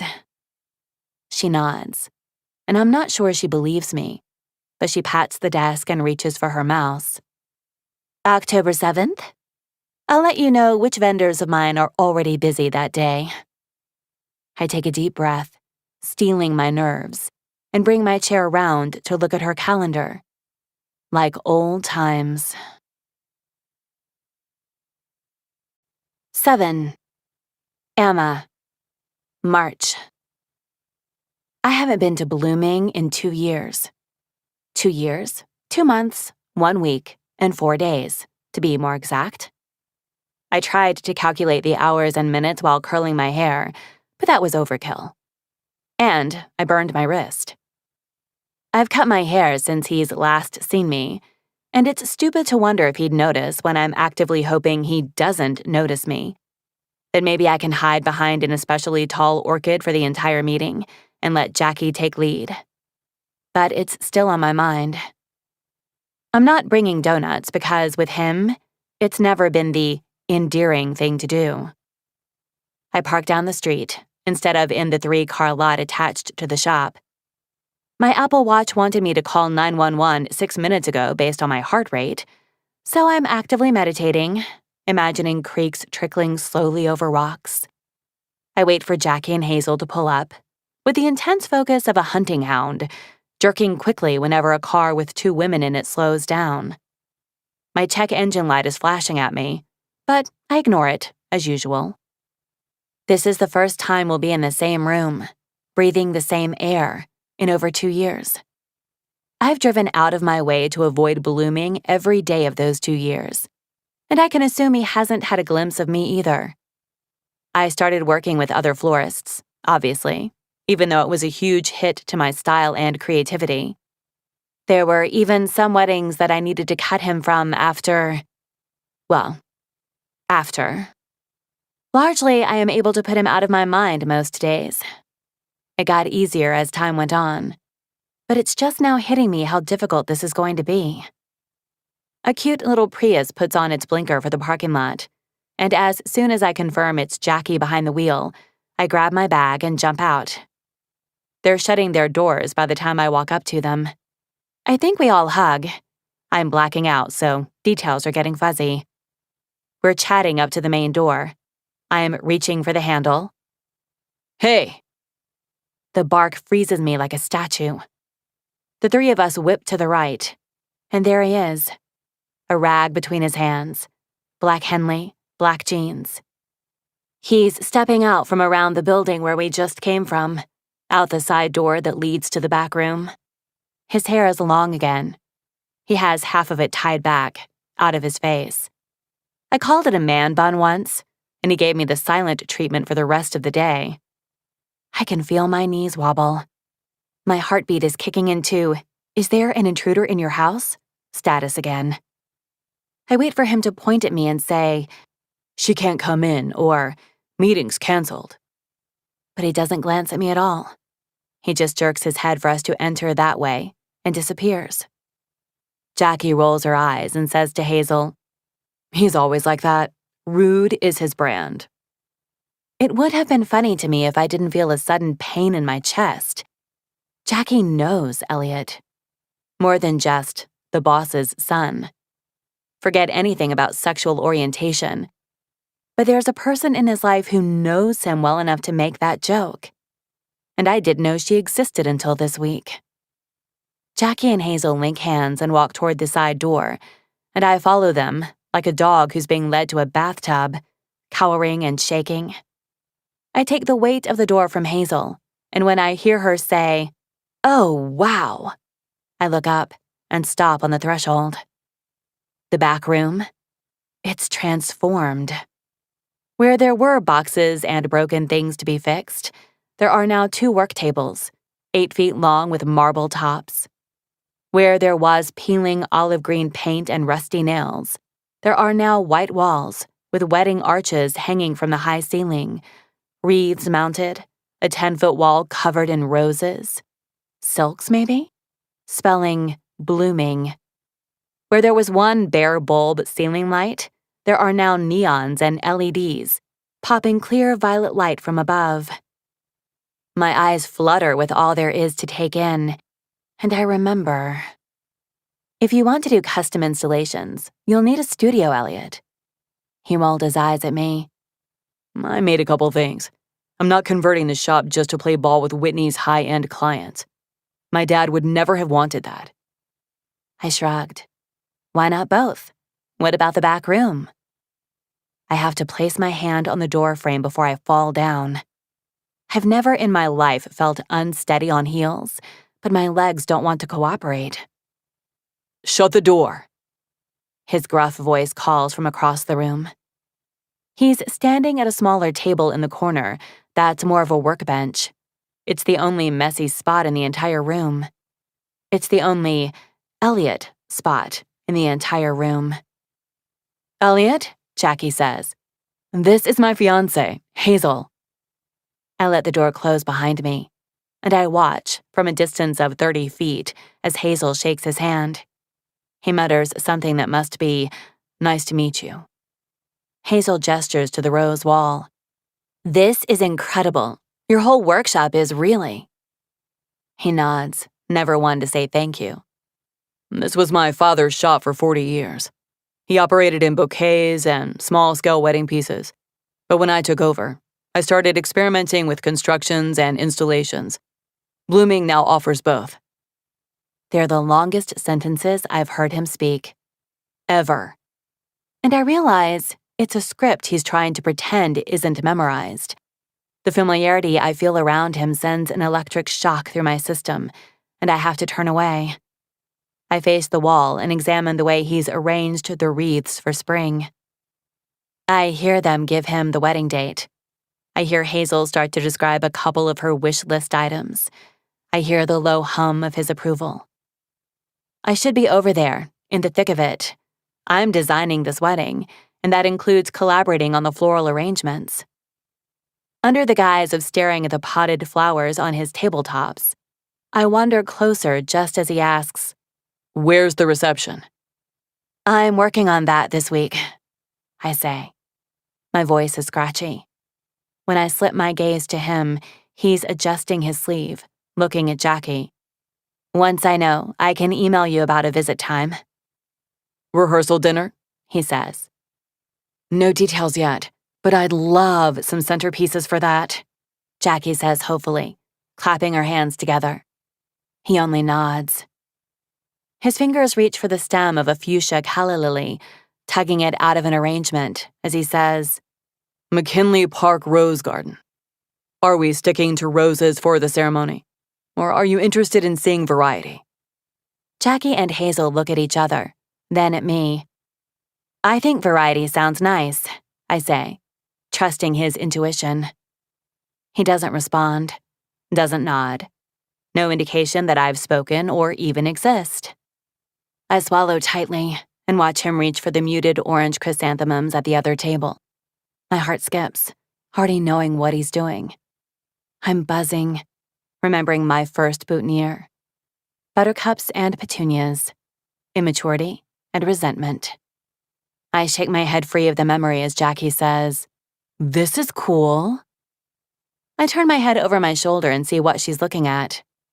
Leaning against the wall is a large clear box, split into 4 quadrants, packed full of blossoms. It's about a foot deep and as high as my waist, and it's covered with a slab of clear plexiglass. It looks like it could be hung on the wall as a faux window. Elliot hums, and he leaves the flowers on the table. I step back to give him a wide berth as he comes over to the window box. He grabs a wall plug I didn't see before, connects it to an outlet, and before I can marvel at how sweet the fairy lights look inside that window box, he flips it flat onto the floor and steps on top. It isn't until he extends his hand to Jackie to have her join him that we realize.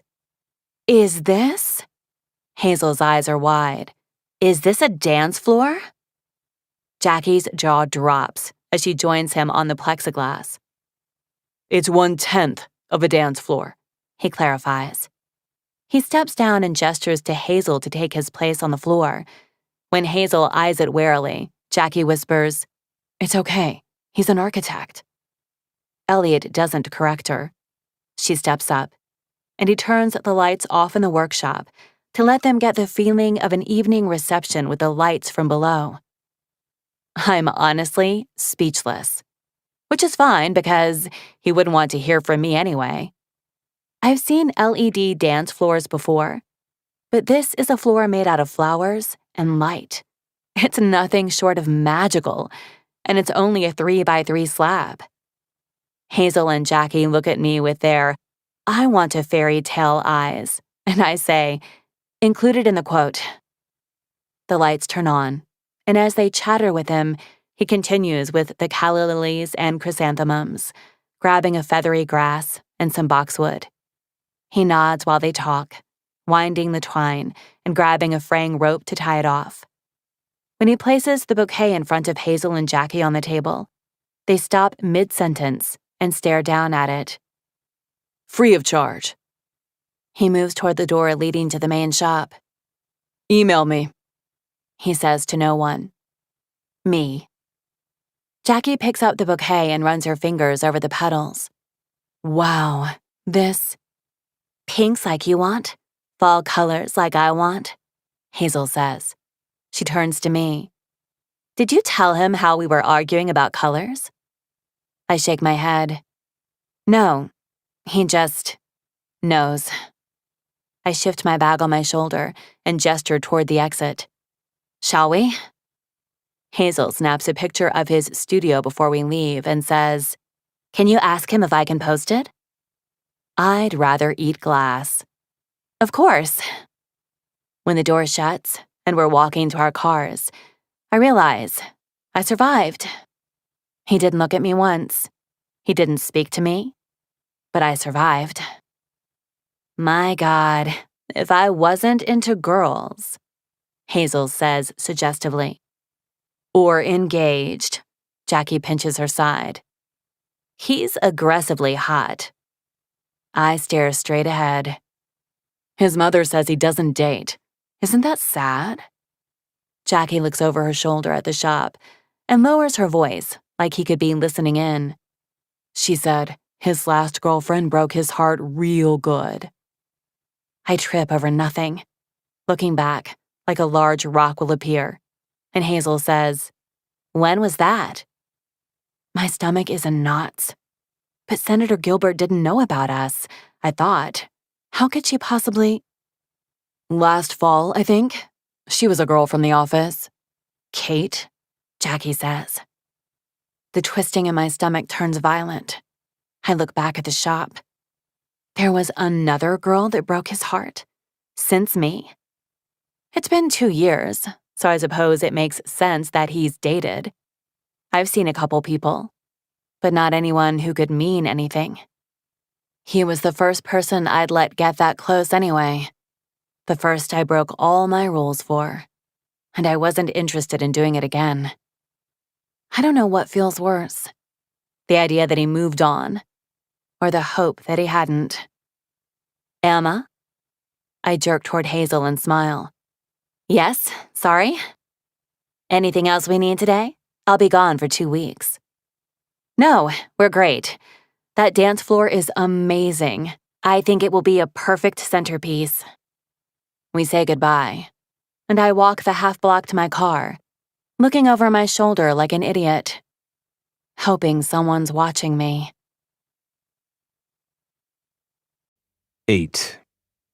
Elliot. 3 years, 6 months, and 6 days ago. I don't do social media. I could try to explain how it's rotting my generation, or that basing your self-worth on your ability to photograph your eggs is useless. But the truth is, I never learned how to use it. And I refuse to do it wrong. If I'm going to commit anywhere from 1 to 8 hours of my day to a new hobby, I'm not going to make an ass of myself. My dad wanted the shop to have an Instagram account. He had my cousin set it up several years ago, but Dad was terrible at adding to it. There'd be all caps in the descriptions, and he'd have fertilizer bags in the corner of a shot of some dahlias. It has about 100 followers and gets maybe 6 likes per post. My same cousin, Ben, works at the shop on days I'm setting up weddings, and I asked him for some advice. I built a chandelier by suspending a rectangular tray from the ceiling in the back room with a lightweight chain. I filled it with pink baby's breath and feathery blush flowers from an astilbe. I'm not even embarrassed. It's a fluffy pink cloud, and I think it looks awesome. Ben thought so too and helped me upload it with the right hashtags. 200 likes, 70 new followers. I hate social media. I'm in bed staring at other posts from floral designers across the world. I don't care that they have 1,000 times the followers or likes. It's that they deserve them. My skin is buzzing with inspiration and jealousy. One of them has a wall of roses spelling a bride and groom's names. A wall of roses. How much are these couples shelling out for this shit? But even as I shake my head, I'm itching to sketch the construction. What kind of structure is the flower foam mounted on? Does it have to be a day of installation, or is this actually sustainable? Some other punk kid is doing Alice in Wonderland-themed bouquets, naked underneath his gardening apron. He's got 20 million followers. His Mad Hatter bouquet is driving me nuts because he clearly colored the peonies for it. I'm about to become one of those internet trolls I've heard about, ready to post black spray on your peonies, bro, when a new like and a new follower comes in. @AmazingAmma liked your photo. @AmazingAmma started following you. My eyes flick back to where I'm typing, trying to decide whether I want a comma after peonies, when I realize who it might be. I leave the naked dude's page and click on my notifications just in time to see @WeddingsByAmma started following you. I click the first profile and see her huge eyes staring wide at the camera under a hat brim. Account is private. My thumb hovers over the follow button, but I decide against it. Private accounts, Instagram's version of online dating, one rejected follow request at a time. The banner at the top of the app drops down. Weddings by Emma has sent me a message. I sit up in bed, feeling oddly like I need to be not in my underwear for this. But I look at the time and she's the one DMing me at 11:30 at night. I click the message and it's a link to my own post of the chandelier and a message from her. This is fucking beautiful. I swallow. I know it is, but that's not what you're supposed to say. I'm still thinking of the annoying way she talked and the scent of her perfume that cut through the flowers even after she was gone. I decide to say nothing instead of being rude again, or instead of being forced to type thank you. I go to her Weddings by Emma page and look at her posts. She's been using Rel's Florist in Midtown. They're good. My father used to get dinner with Mr. Rel's, and their entire family came to his funeral. A new message pops up. Can you make it for a 12-foot head table? I stare at the screen, thinking of the trays I have. One tray is 3 feet. I wouldn't do 4 trays because it would outshine the table itself. I can connect 3 trays, maybe even link them together so there's more stability. For next weekend? I frown at the incoming message. It's Thursday. 9 days for a special order isn't unheard of, but not over Instagram at 11:38 p.m. In my head, I draft a response. My cousin said they can see you type, and after about 10 minutes, I disregard it. I just write back, call the shop tomorrow, and we'll talk. It's 9 a.m., and I'm still trying to turn on the computer when the door swings open. That same brimmed black hat from her profile pic is on her head, and there's a broad smile on her lips. With her hair down, now I can see that it's long, to her mid-back, she looks like a witch. "Good morning." I catch myself just staring while she approaches the counter, and I grunt a response, turning to the register. She drops a pink box between us. I glare at it. "Donuts, from J Street Donuts." Very inventive name. Her eyes twinkle. "Well, Elliot Bloom of Blooming, we can't all be as blessed." She flips open the lid and I spare a glance at the half dozen. I don't eat sugar. She looks like I just burned down her house. "God, seriously? That's not possible." "It is. I don't." "Ever?" She leans forward on the counter. "What about soda?" When I shake my head, she blinks like she's having a stroke. "I have a donut almost every single day." I glance her over, searching for signs that she's telling the truth. The curve of her hips catches my attention, just like last time, but I refocus quickly. "I told you to call."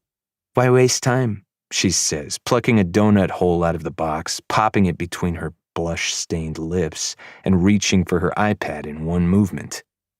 I watch her chew, her tongue swiping out to catch the sugar. I think of Madison Bailey in middle school, telling any idiot who would listen that you should always eat in front of a boy. It will make him think about your mouth. Fucking Madison. I didn't believe her back then. "Okay," she says, swallowing, and I watch that movement too. Her fingers are quick over her iPad. "Wedding is next Saturday. The head table is 12 feet long and the ceiling is about 20 high. I'm thinking the chandelier lands at 7 to 8 feet. Can you come to the venue today or tomorrow to measure and confirm?" Her eyes flick up to me. The computer screen goes dark, task completely forgotten. I shake the mouse and pretend to look at my calendar. "Noon, either day. That's when my cousin can cover the shop."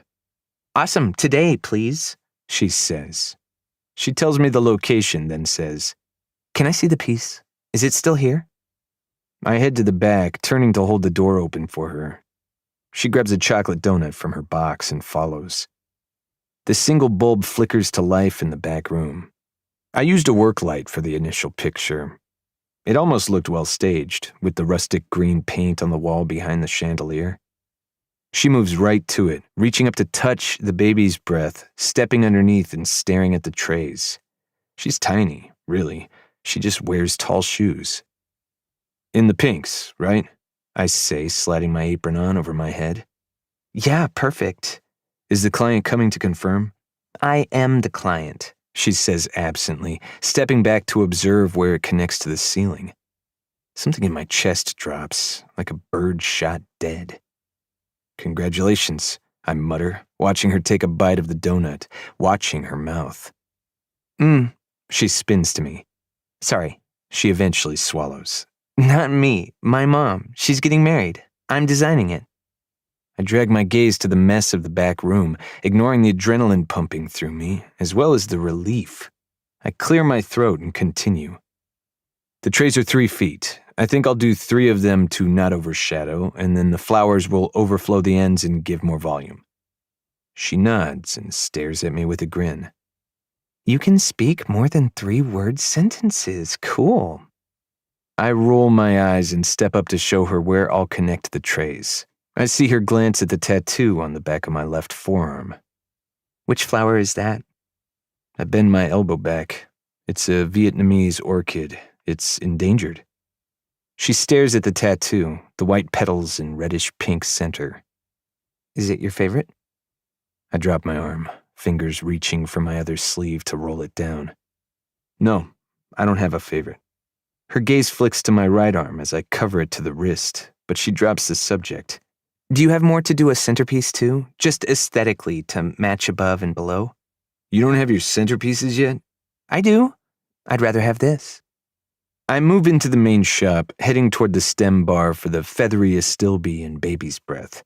"What are the other flowers?" I call to her. "I can match and fill the center." "White dahlias." She surprises me by being right next to me. She follows me into the back room again, and I take a low basin from a shelf, starting to arrange the sprigs to fan out of the sides. I can feel her watching my hands move.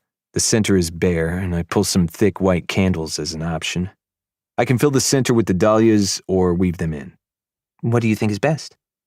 She's looking at me expectantly, and I feel like this is some sort of test. I start weaving them into the baby's breath. Hopefully, integrating the dahlias will help these centerpieces match the other floral design. Do you like the guy? I ask. She doesn't answer, and I glance up. The guy? She asks. Your mom's new husband. Oh! She snorts, waving her hand flippantly. It doesn't matter. 0 points there. Okay. Sorry, I just mean, she doesn't stay married for long, so whether I like him or not is inconsequential. I'll spend the summer with him and his kids, maybe Labor Day, and then I probably won't see him ever again. There's a downward tilt to her mouth. That sounds hard. I try. Her eyes flip up to mine. Sometimes. Is your dad still around? She doesn't answer right away, and I feel my skin heat. Sorry, you don't have to. It's okay. She flashes a smile and says, he's in Connecticut, with a new family. More step-siblings for me. She laughs, like there's a joke there, but I don't get it. I used to fly out every other Christmas, but it's been a few years. He gave me his car for my 16th birthday, and we started just calling each other on holidays. I look up at her. Her eyes are glued on the centerpiece I'm making, but there's nothing sad or embarrassed about her expression. It's fact. I can't quite apologize for facts. She pivots topic quickly, gesturing to the flowers as I finish up. This looks great. If you weren't such an asshole, I would have ordered 10 of these already. Oh, you didn't like your boutonniere? I ask innocently, my lips twitching. I wipe my hand with a rag and lead her back to the counter. She follows. You mean the buttercups for immaturity, the petunias for resentment, and what was that other plant you used? Poison ivy. I grab an order sheet from the drawer and sneak a glance up at her. She's gaping at me like a fish. When she realizes I'm joking, I see her biting the inside of her cheek to keep from smiling. I scribble the order down in my chicken scratch. We charge an added 10% for rush orders. She nods in agreement. And there's a pita fee.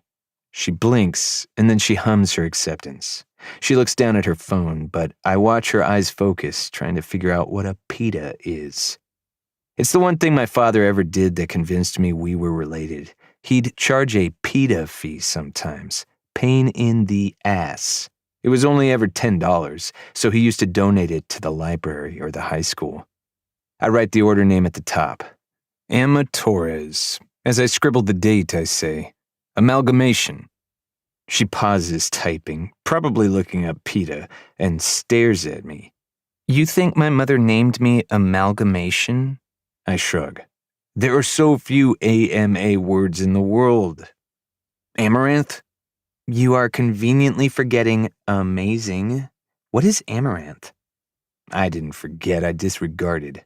Amaranth is a plant, drooping pink flowers that I use in bouquets sometimes. The corners of her mouth tighten and she hums. Nope. Her eyes look away quickly. I lean forward on the counter so I can see the small details in her expression that say I'm too close to the truth.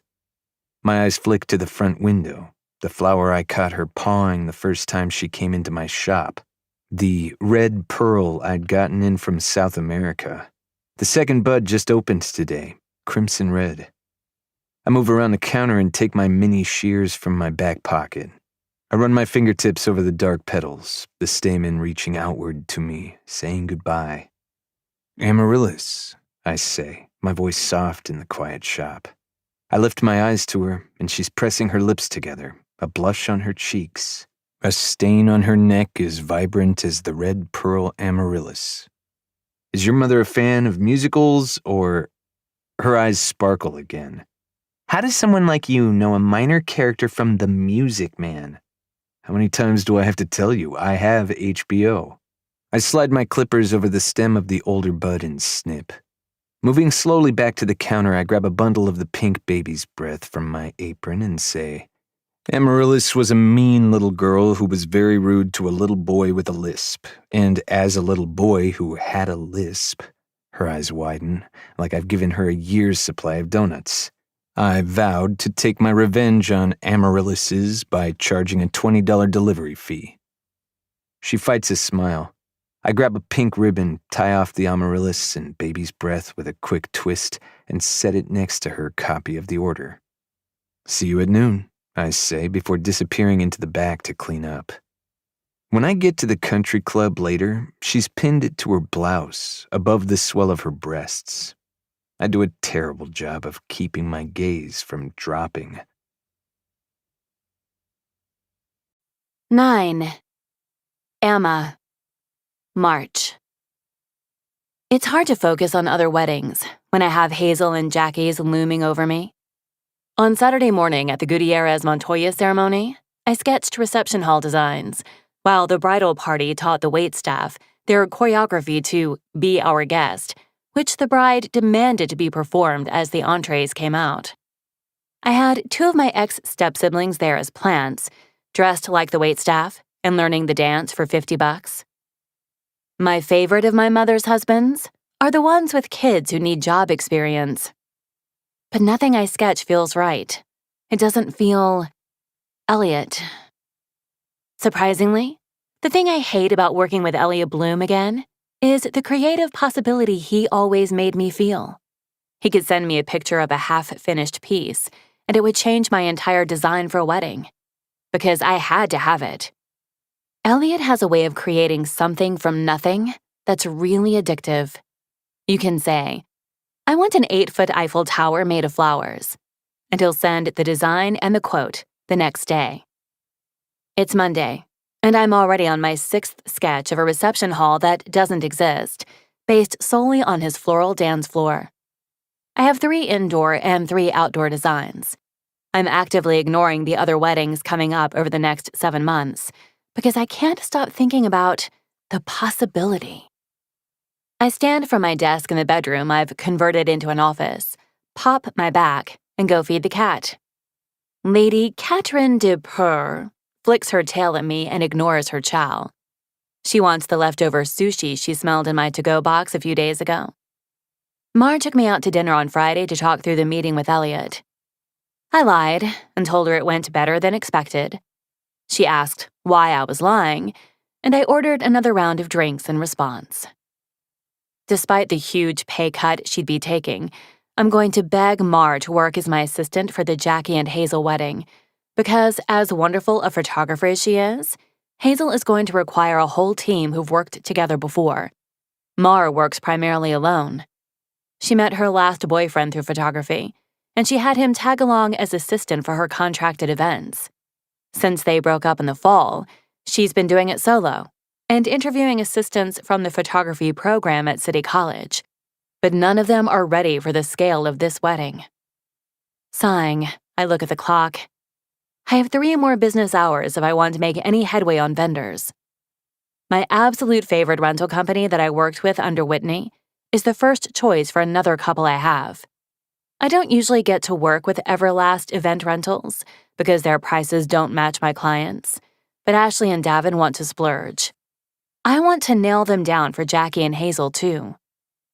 I dial and hope that Vicky still works there. When I finally get her on the phone, we catch up for a bit about her kids, her mom, my mom.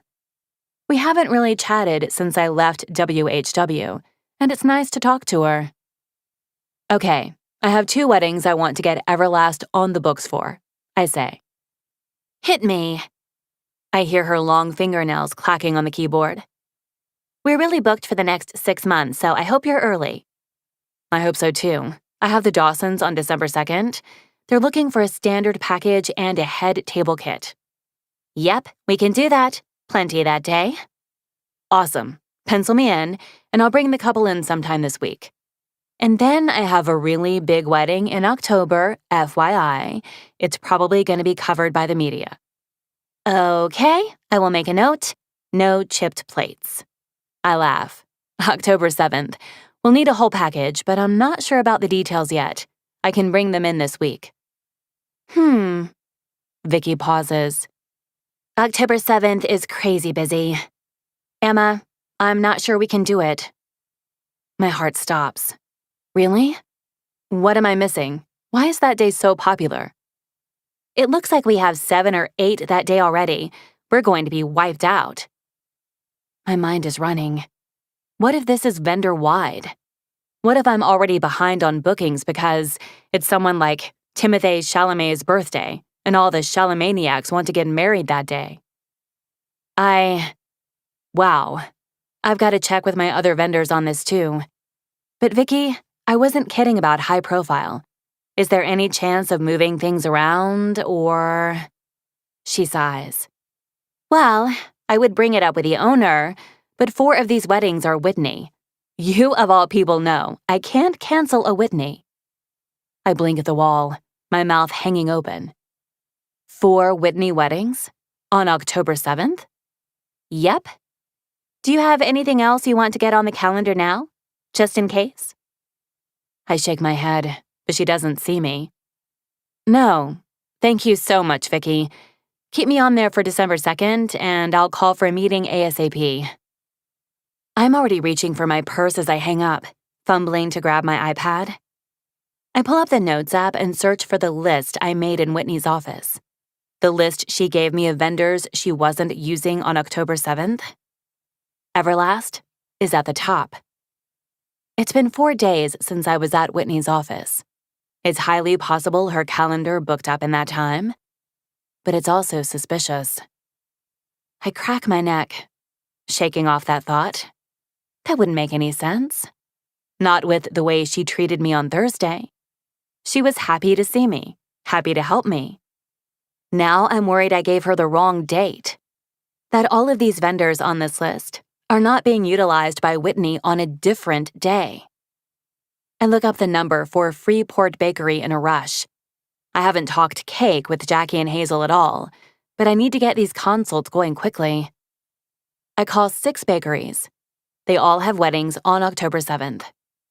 2 of them don't know who I am at all, because I never worked with them under Whitney, and the others wouldn't tell me if it was Whitney Harrison Weddings that booked them, even if I asked. It's not the end of the world. They can still do another October 7th wedding, but scale may be an issue. I text Jackie to get a read on what they're thinking for cakes. She doesn't get back to me until after 4 of the 6 bakeries have closed for the day, but it doesn't matter. She says, "No idea yet. What are you thinking?" Well, I'm thinking that you've made a big mistake hiring me, and that we might even have to do a San Francisco bakery at this point, and I have no contacts there. Lady Catherine jumps on my shoulder and tears into my skin as the sun is setting. A perfect reminder that I can't just sit here all day stewing. I unroll the sushi, put it on a plate, and drop it on the floor for her as I take my jacket and go for a walk. I stuff my hands in my pockets, staring at the treetops billowing and thinking, maybe I can call Whitney for help? Maybe I can ask if she'll talk to these bakeries on my behalf, or maybe give me the San Francisco names she's worked with? But that looks weak and unprofessional. I should be able to do this myself, but it really feels like I've bitten off more than I can chew here. My feet take me around the block and past the bookstore on the edge of the park. Then I'm headed for the rose garden. It's starting to get dark now, but I stand on the sidewalk, staring at the spot where the arch usually goes during weddings. The unhinged people who can run a couple miles after a long day at work are now out, taking the dirt trail around the park. I almost get clipped by one as I step into the garden and plop down on the grass, imagining Hazel and Jackie getting married here in just under 7 months. The rose garden isn't really that great. It's beautiful if you love roses, and who doesn't? Except for angry florists who have endangered flowers tattooed all over their bodies. But I digress. The rose garden? Well, it's not really Jackie and Hazel. Jackie and Hazel are wineries, rustic barns, old factories with flowers sprouting out of milk pails. I hate that I don't have the reception venue yet, because it feels like I want the reception venue to make up for what the rose garden lacks. But maybe I just don't know what Jackie wants from this? Why the rose garden? I used to ask these questions under Whitney, and she'd tell me later to try not to get carried away. But Whitney doesn't understand that in order to design someone's wedding, you have to know why. You have to know how they met. You have to know the proposal story, and how close the bride's mother is to her, and why she became a vegan, and why she doesn't eat donuts. You have to know these things, or else you might as well be designing anyone's wedding. And Whitney didn't like it when I crossed that line. But Whitney wasn't the one spinning ideas out like gold from straw. I hear Elliot in my head, something he said to me 2.5 years ago that I buried and told him to drop. Maybe Whitney did blacklist me from her vendors for October 7th. I don't know why she would, but maybe she did. And maybe that means I don't have to be her kind of professional anymore. I pull out my phone and call Jackie. "Hi, Emma." Her enthusiasm is seriously so cute. She really thinks that I can actually pull a wedding out of my ass. And maybe I fucking can. I'm sitting at the Rose Garden. Are you free? Jackie meets me in 15 minutes. The street lamps are starting to flicker on around the park, and the neighborhood dogs are on their evening walks. When she walks up, Jackie is bouncing in excitement, like I'm about to cast a spell and all her wishes will be granted. She sits next to me on the grass. I ask, "Why the Rose Garden?" "Gosh." She sniffs and thinks about it. "I used to have soccer practice over there." She points across the park. "And sometimes there would be weddings on the weekends. I feel like I've always wanted my wedding here." I nod and twist my necklace through my fingers. "So there's a sense of nostalgia for you, being young and dreaming?" "Yeah." "Oh God." Her eyes pop wide. "Is that not good? Is it not a good enough reason?" "Stop." I laugh and nudge her with my elbow. "Of course it's good enough. It's what you dreamt of." I'm just trying to visualize Jackie and Hazel in the Rose Garden, as 12-year-old Jackie did. I stand and help her to her feet. We trace the pathway we've seen dozens of brides take through the rose bushes. We frame the wedding party on either side of the main entrance. I still don't see this. She starts to sense my hesitation, I think. "What's wrong?" She's wincing. "I think you and Hazel are special. Not just high profile, but endearing and fun. So I want to utilize the Rose Garden in that same way. And it's difficult. Not to mention," I sweep my hand over the grounds, "there's no way 200 people are fitting in here." It's something I've had in the back of my mind for a while. While permits for the Rose Garden are for up to 200, the seating really only fits 100 before the views are obscured. I turn to look out over the whole park and the busy street attached. That was the other problem. There's always a car horn in the middle of the wedding video when you're at the Rose Garden. And that's when it hits me. I've never had this much money to play with at the Rose Garden. I haven't had this kind of budget for over 3 years. When you have money, you can think outside the box. What if the altar is over there? I point to the opposite side of the garden, where the guests usually sit. "Okay." Jackie stands next to me. "Where is everyone else?" What if... I take a breath. I know this is a little crazy. What if we rent out this entire section of the park? We block the street. We hire security for the perimeter. I look at her, and her eyebrows are in her hairline. You guys want a showstopper. Let's stop the town. I see the moment she realizes that I can do what I'm suggesting. She blinks quickly against the fading sunlight and says, That's amazing. There wouldn't be any concerns about seating." The ideas are coming fast to me now. I spin toward one of the houses lining the street. That 2-story? That's an Airbnb. We can rent it for the weekend and have the wedding party stay there. Then, when it's time to call Hazel to the altar, She goes around that way. I point out the path around the edge of the garden. Hidden, and you come straight from the house, across the street that we've blocked off, and immediately down the aisle. You both walk down the aisle from opposite sides to meet in the middle. Her fingers come to her lips, watching the path I've laid out. Can you actually do that? Can you block off the street? I've done it before. It'll take some money, but we have that. Not to be crass. Be crasser, she snorts. What about the reception? I still think that's elsewhere. I think we pull up our transportation along that side street and file the guests in.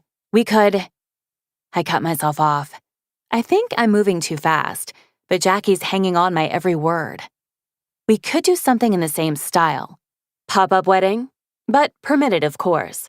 There's a lot of abandoned buildings in Midtown, and before you say yuck, I say, but she's bouncing on her heels. There's one next to Weatherstone, the coffee shop we met at. It used to be my dance studio when I did ballet. I hold up a finger.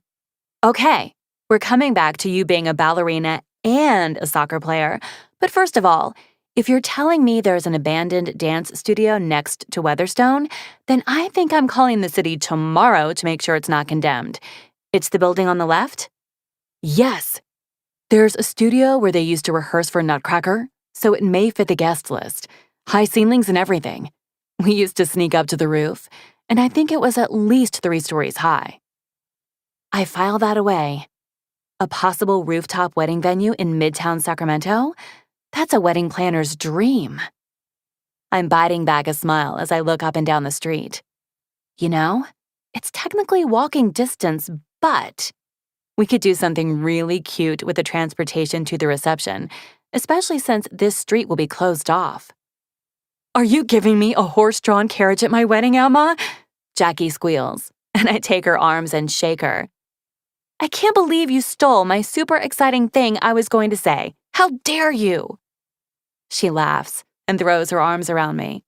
My mind is racing as I think of all the permits I need to look into. But hanging over all of this is the knowledge that whatever I dream up, it can be done. I have Elliot Bloom working it. I'm finally looking forward to this design. Tomorrow can't come soon enough. 10. Elliot. 3 years, 5 months, 1 week, and 1 day ago. I'm addicted to my phone. One day we will have support groups for this, our backs curved like croissants, our thumbs twitching with the need to swipe, all blinded from the blue light. I posted a picture of a deconstructed floral arch 10 minutes ago, and I'm already checking on Twitter to see if Instagram is broken. After 5 minutes, I finally get a set of likes, but because my self-worth is now intrinsically tied to this picture, I'm thinking of deleting it, then myself. The shop phone rings, and I thank God I have something else to think about. Hello, I mumble. Are you serious? Delete that. I recognize the voice. Emma Torres? You know it's Forget it. That's the most hideous thing I've ever seen. You have a bag of potting soil in the corner of the image. I fumble my phone out of my pocket and open Instagram. Damn it, I'm no better than my father. Yeah, I guess it's not that good. My thumb wistfully taps the delete button. Well, I mean, the arch is gorgeous. Are those hydrangeas? I watch the picture disappear with its 4 likes, and something spins in my chest from her compliment. Yeah, hydrangeas and white roses. It's basic, and been done before. Not by you. She scoffs with it like there's something I'm missing. What are you doing this afternoon? The spinning in my chest stops, and I'm all vibration. My mouth opens to say nothing at all, but just before I do, I catch myself. The shop, I clear my throat. We're open until 5, but afterward, I let it hang awkwardly, but she jumps in. Cool, I'll come by around 2. Don't do anything with that arch. The line disconnects. Shame burns in my gut that I even suggested seeing her after business hours. She's probably bringing a couple by to look at the piece.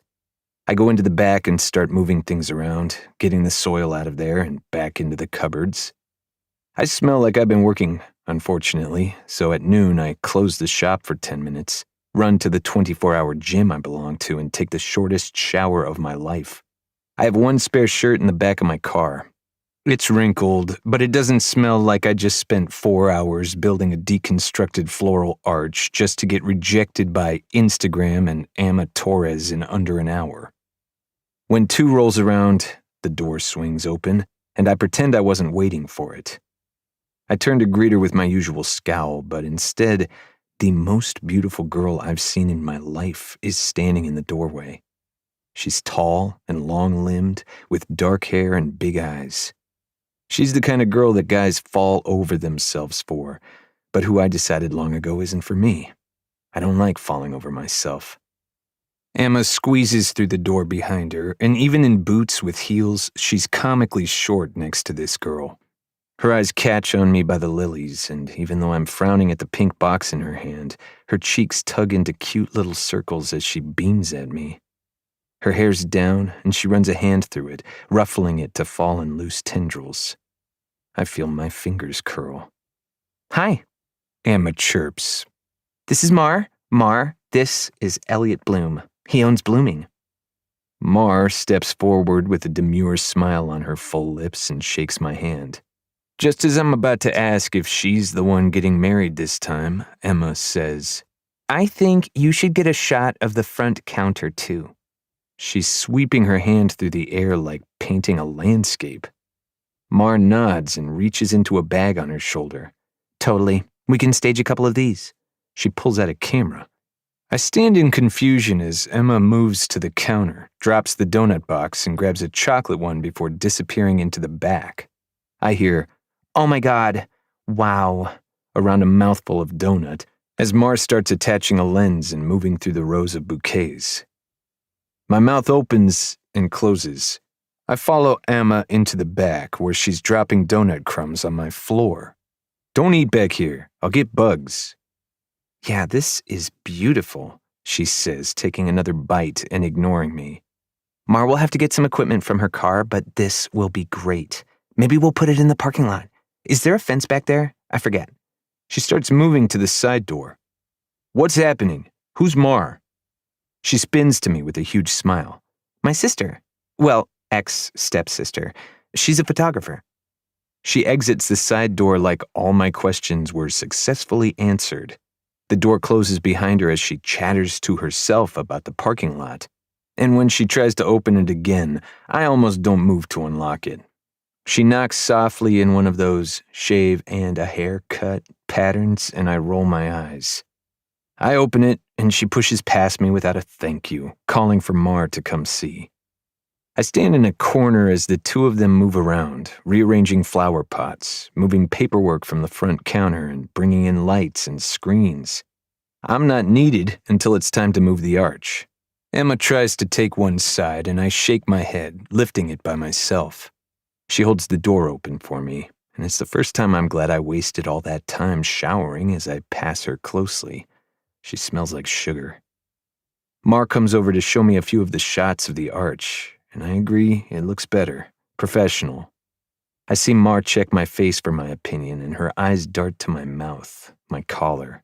She's standing close, and I shift away. "Hey!" Emma appears in front of us. "Let's get Elliot at the counter, in front of the Blooming sign." I frown. "Why?" "You can put it on the website, or on Instagram," she says as she heads back inside. Then under her breath, "God, the number of followers that would get you." I scowl at the floor as I hold the door open for Mar, trying to figure out her meaning. "I'm not going to post a picture of me holding a flower to the Instagram account," I yell after Emma. She's already at the front counter, stealing an orchid to set next to the register. "Oh, come on, I'll let you cross your arms and glare," she says, and I let my arms drop from where they were crossed. "Elliot, you'd be surprised how many people would like to see the man behind these stunning arrangements. And you look so good today."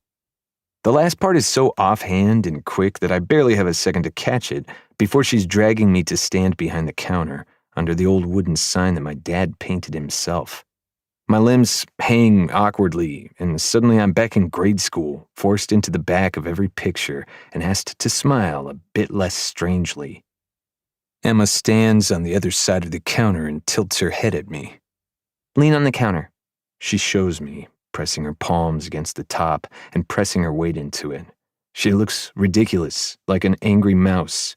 But when I do it, she reaches up and her fingers pull some of my hair forward. She's staring at the wave of black hair as her fingers try to twirl it, and I can't get over how close she is. It's not until the second click that I realize Mara is taking pictures already.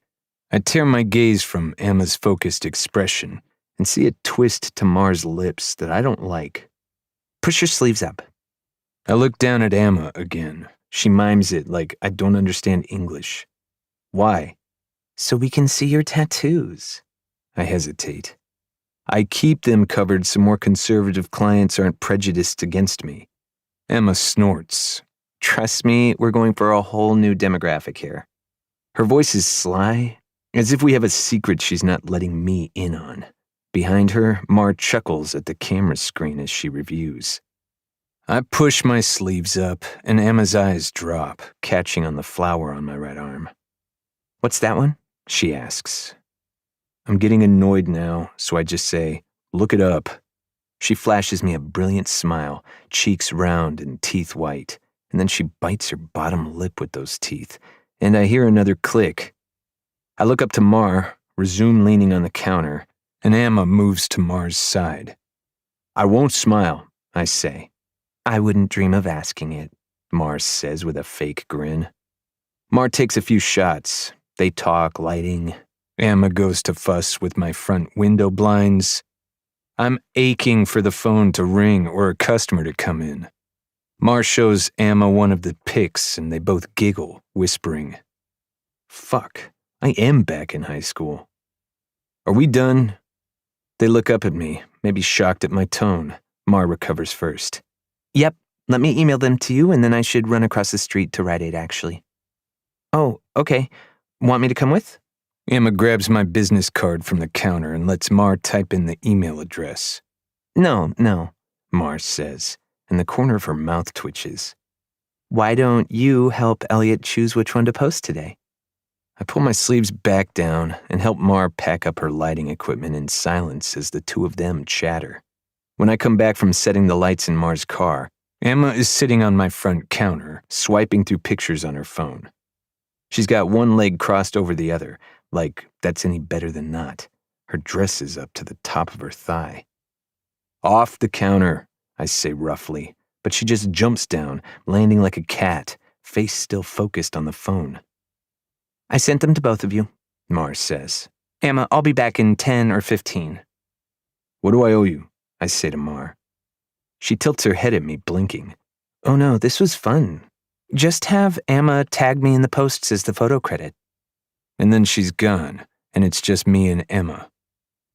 Okay, there's like enough here for 2 weeks worth of daily posts. I turn to her. She's leaning back on the counter, legs crossed at the ankles. I can't keep that kind of consistency, though. She waves her free hand, still staring at the photos. Just get a gallery going, get some followers, the rest will come. I'd like to get the deconstructed arch posted first so I can send it to a few clients. I nod. I'm still standing at the door. It feels like I'm the customer and she's the shop owner, with how comfortable she is. For lack of anything better to do, I move into the back room to make sure everything is back in its place there. While I'm resetting the things they moved around, her voice calls from the doorway. Okay, go to your email. Sighing, I pull my phone out and open the email from Mariana Joswal. Download that whole album and I'll help you post it. I know how to post to Instagram, I snap. She snorts. It's still cute. I hate it. Not really, no. I download the pictures, I open Instagram and I hand her my phone, which immediately feels like a mistake. She shows me which filters to use, which hashtags, and how to properly credit Mar, but none of it matters because she proceeds to schedule 10 more posts the same way. I see over her shoulder the picture of me at the counter. Don't use that one. She looks up at me for the first time in almost 10 minutes. Why not? I'm close enough to see where the dark brown of her irises meets her black pupils. It's ridiculous, I say, reaching for my phone. She jerks it away. You're ridiculous. Hey, what's this flower? She points to the phone where my right forearm is exposed. It's a Franklinia, Franklin tree, named after Ben Franklin. I feel myself reaching for my sleeve to pull down what's already pulled down. Are you like a Ben Franklin fanboy, or... My eyes snap to her. What the fuck is a Ben Franklin fanboy? She shrugs. You tell me. Do you take a kite out in lightning storms? Do you work exclusively in $100 bills?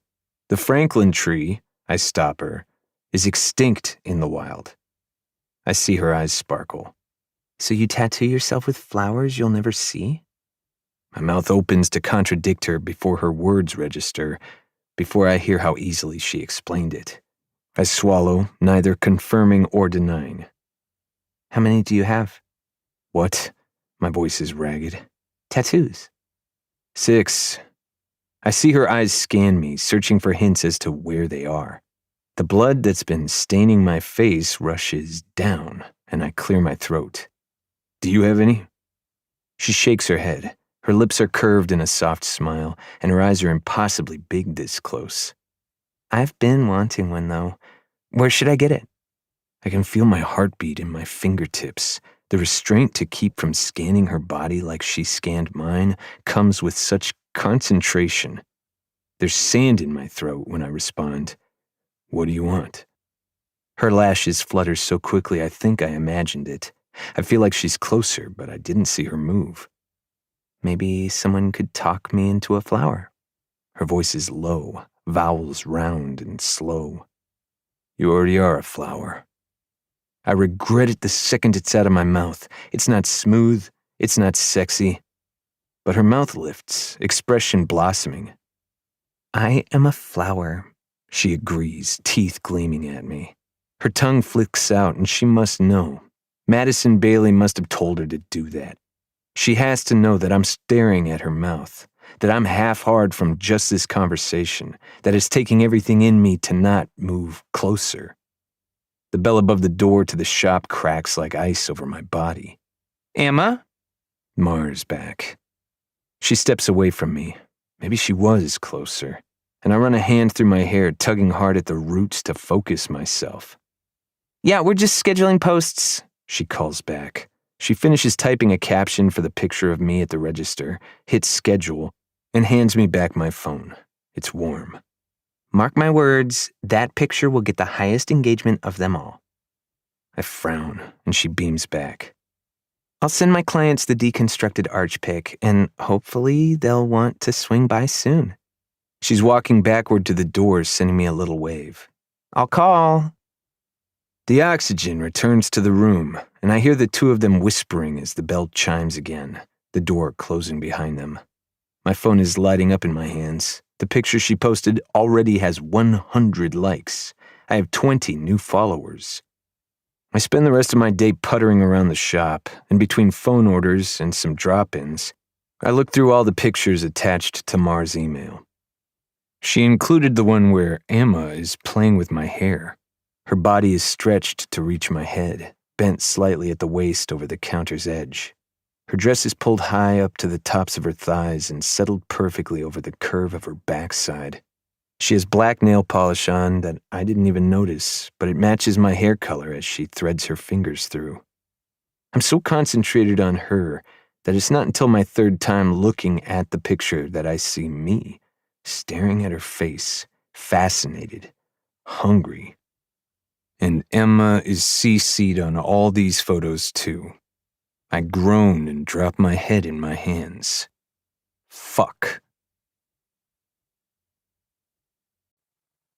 11. Emma. April. Now that Jackie and I have talked, the designs run like a faucet. With the idea of a luxurious wedding inside an abandoned building, suddenly the inspiration is clear. It's going to be industrial luxe, with a shit ton of floral design. Once Hazel is able to fly in next week to take a look at the rose garden ideas and ballet studio location, we'll be off. I'm already in contact with my friend at the city office to see how outrageous it is to block off the street around the park. Pretty outrageous, but it's a possibility, he says. I'm headed to a cake tasting today for a different wedding, but I'm hoping I can sweet-talk the owner into considering a fifth wedding on October 7th. This couple is Michelle and Mitch. He proposed on a drunk night in Vegas, but what I love about them is that they ran around the MGM Grand that night, telling everyone who would listen that they weren't allowed to get married that night. Michelle's dad had to walk her down the aisle. Mitch insisted. They went so far as asking workers which way the chapel was, just so they could avoid it. Yeah, they'll do all right. It was me who suggested that they honeymoon in Vegas as a joke, but they ended up falling in love with the idea and dropped the Hawaii brochures. I'd be lying if I said cake tasting day wasn't my favorite day. With my sweet tooth, it's easily the reason I became a wedding planner. Michelle and Mitch choose the 3-tiered almond buttercream, and I set it up with the owner. Betty, can I ask again about October 7th? I say, lowering my voice. I know you're swamped with, I think you said, 4 Whitney weddings that day? They're not all Whitney, but I'm sorry, Emma. It's going to be really tight. I force myself to smile and thank her. But I just confirmed that Whitney either gave me the wrong day's availability, or she purposefully snatched up dates at all the high-end vendors. I don't know what to do with that information. She's only burning herself if she tries to cancel these dates with her vendors at a later point. When I'm done with Michelle and Mitch, I see I have a new text in my chat with Hazel and Jackie. Emma, remember the brunch at Jackie's parents' house the day before the wedding? We should have flowers there too, right? I sit in my car outside the bakery, watching cars whiz by as I choose. Email or call. I'm a coward, so email it is. Elliot, Hazel is in town next week for some wedding prep. Can we meet at the shop to start finalizing flower type and colors? Also, they are having a brunch at the parents' house the day before, Friday, October 6th. They like to incorporate it as a wedding event with full design. To some, ceremony, reception, rehearsal dinner, brunch, possible transportation design, possible Airbnb, hotel. I will schedule all these walkthroughs ASAP. For next week, Jackie and Hazel's availability is open. If there's anything you need from me, don't hesitate to ask. Best, Emma Torres. Just looking at the list of locations is making me dizzy. It's not the amount of work. That's the fun part. It's knowing that there will be no safe space from Elliot for the next 6 months. When the response comes in, all it says is 10 a.m., Tuesday. You'd think, after getting the last meeting out of the way, I'd be better prepared for Tuesday. While getting ready, I almost put lip gloss on my eyelashes. Once I properly locate the mascara, things go downhill from there. I'm already in my car when I realize I didn't feed Lady Catherine. When I go back inside to grab her a can, she's already knocked my vase of fresh flowers off the counter onto the floor. She stares at me in arrogant feline disdain, tail twitching. I shake my head, wrench open the lid of a fancy feast, and leave it on the counter. She can figure it out. After cleaning up the mess as best I can and returning to my car, every single warning light turns on. More than usual. Apparently, my tires are flat, my oil needs changing, and my window washer liquid is low. The only thing going for me is the needle pointing to a half tank of gas. But even that is questionable, with the low fuel indicator glaring at me.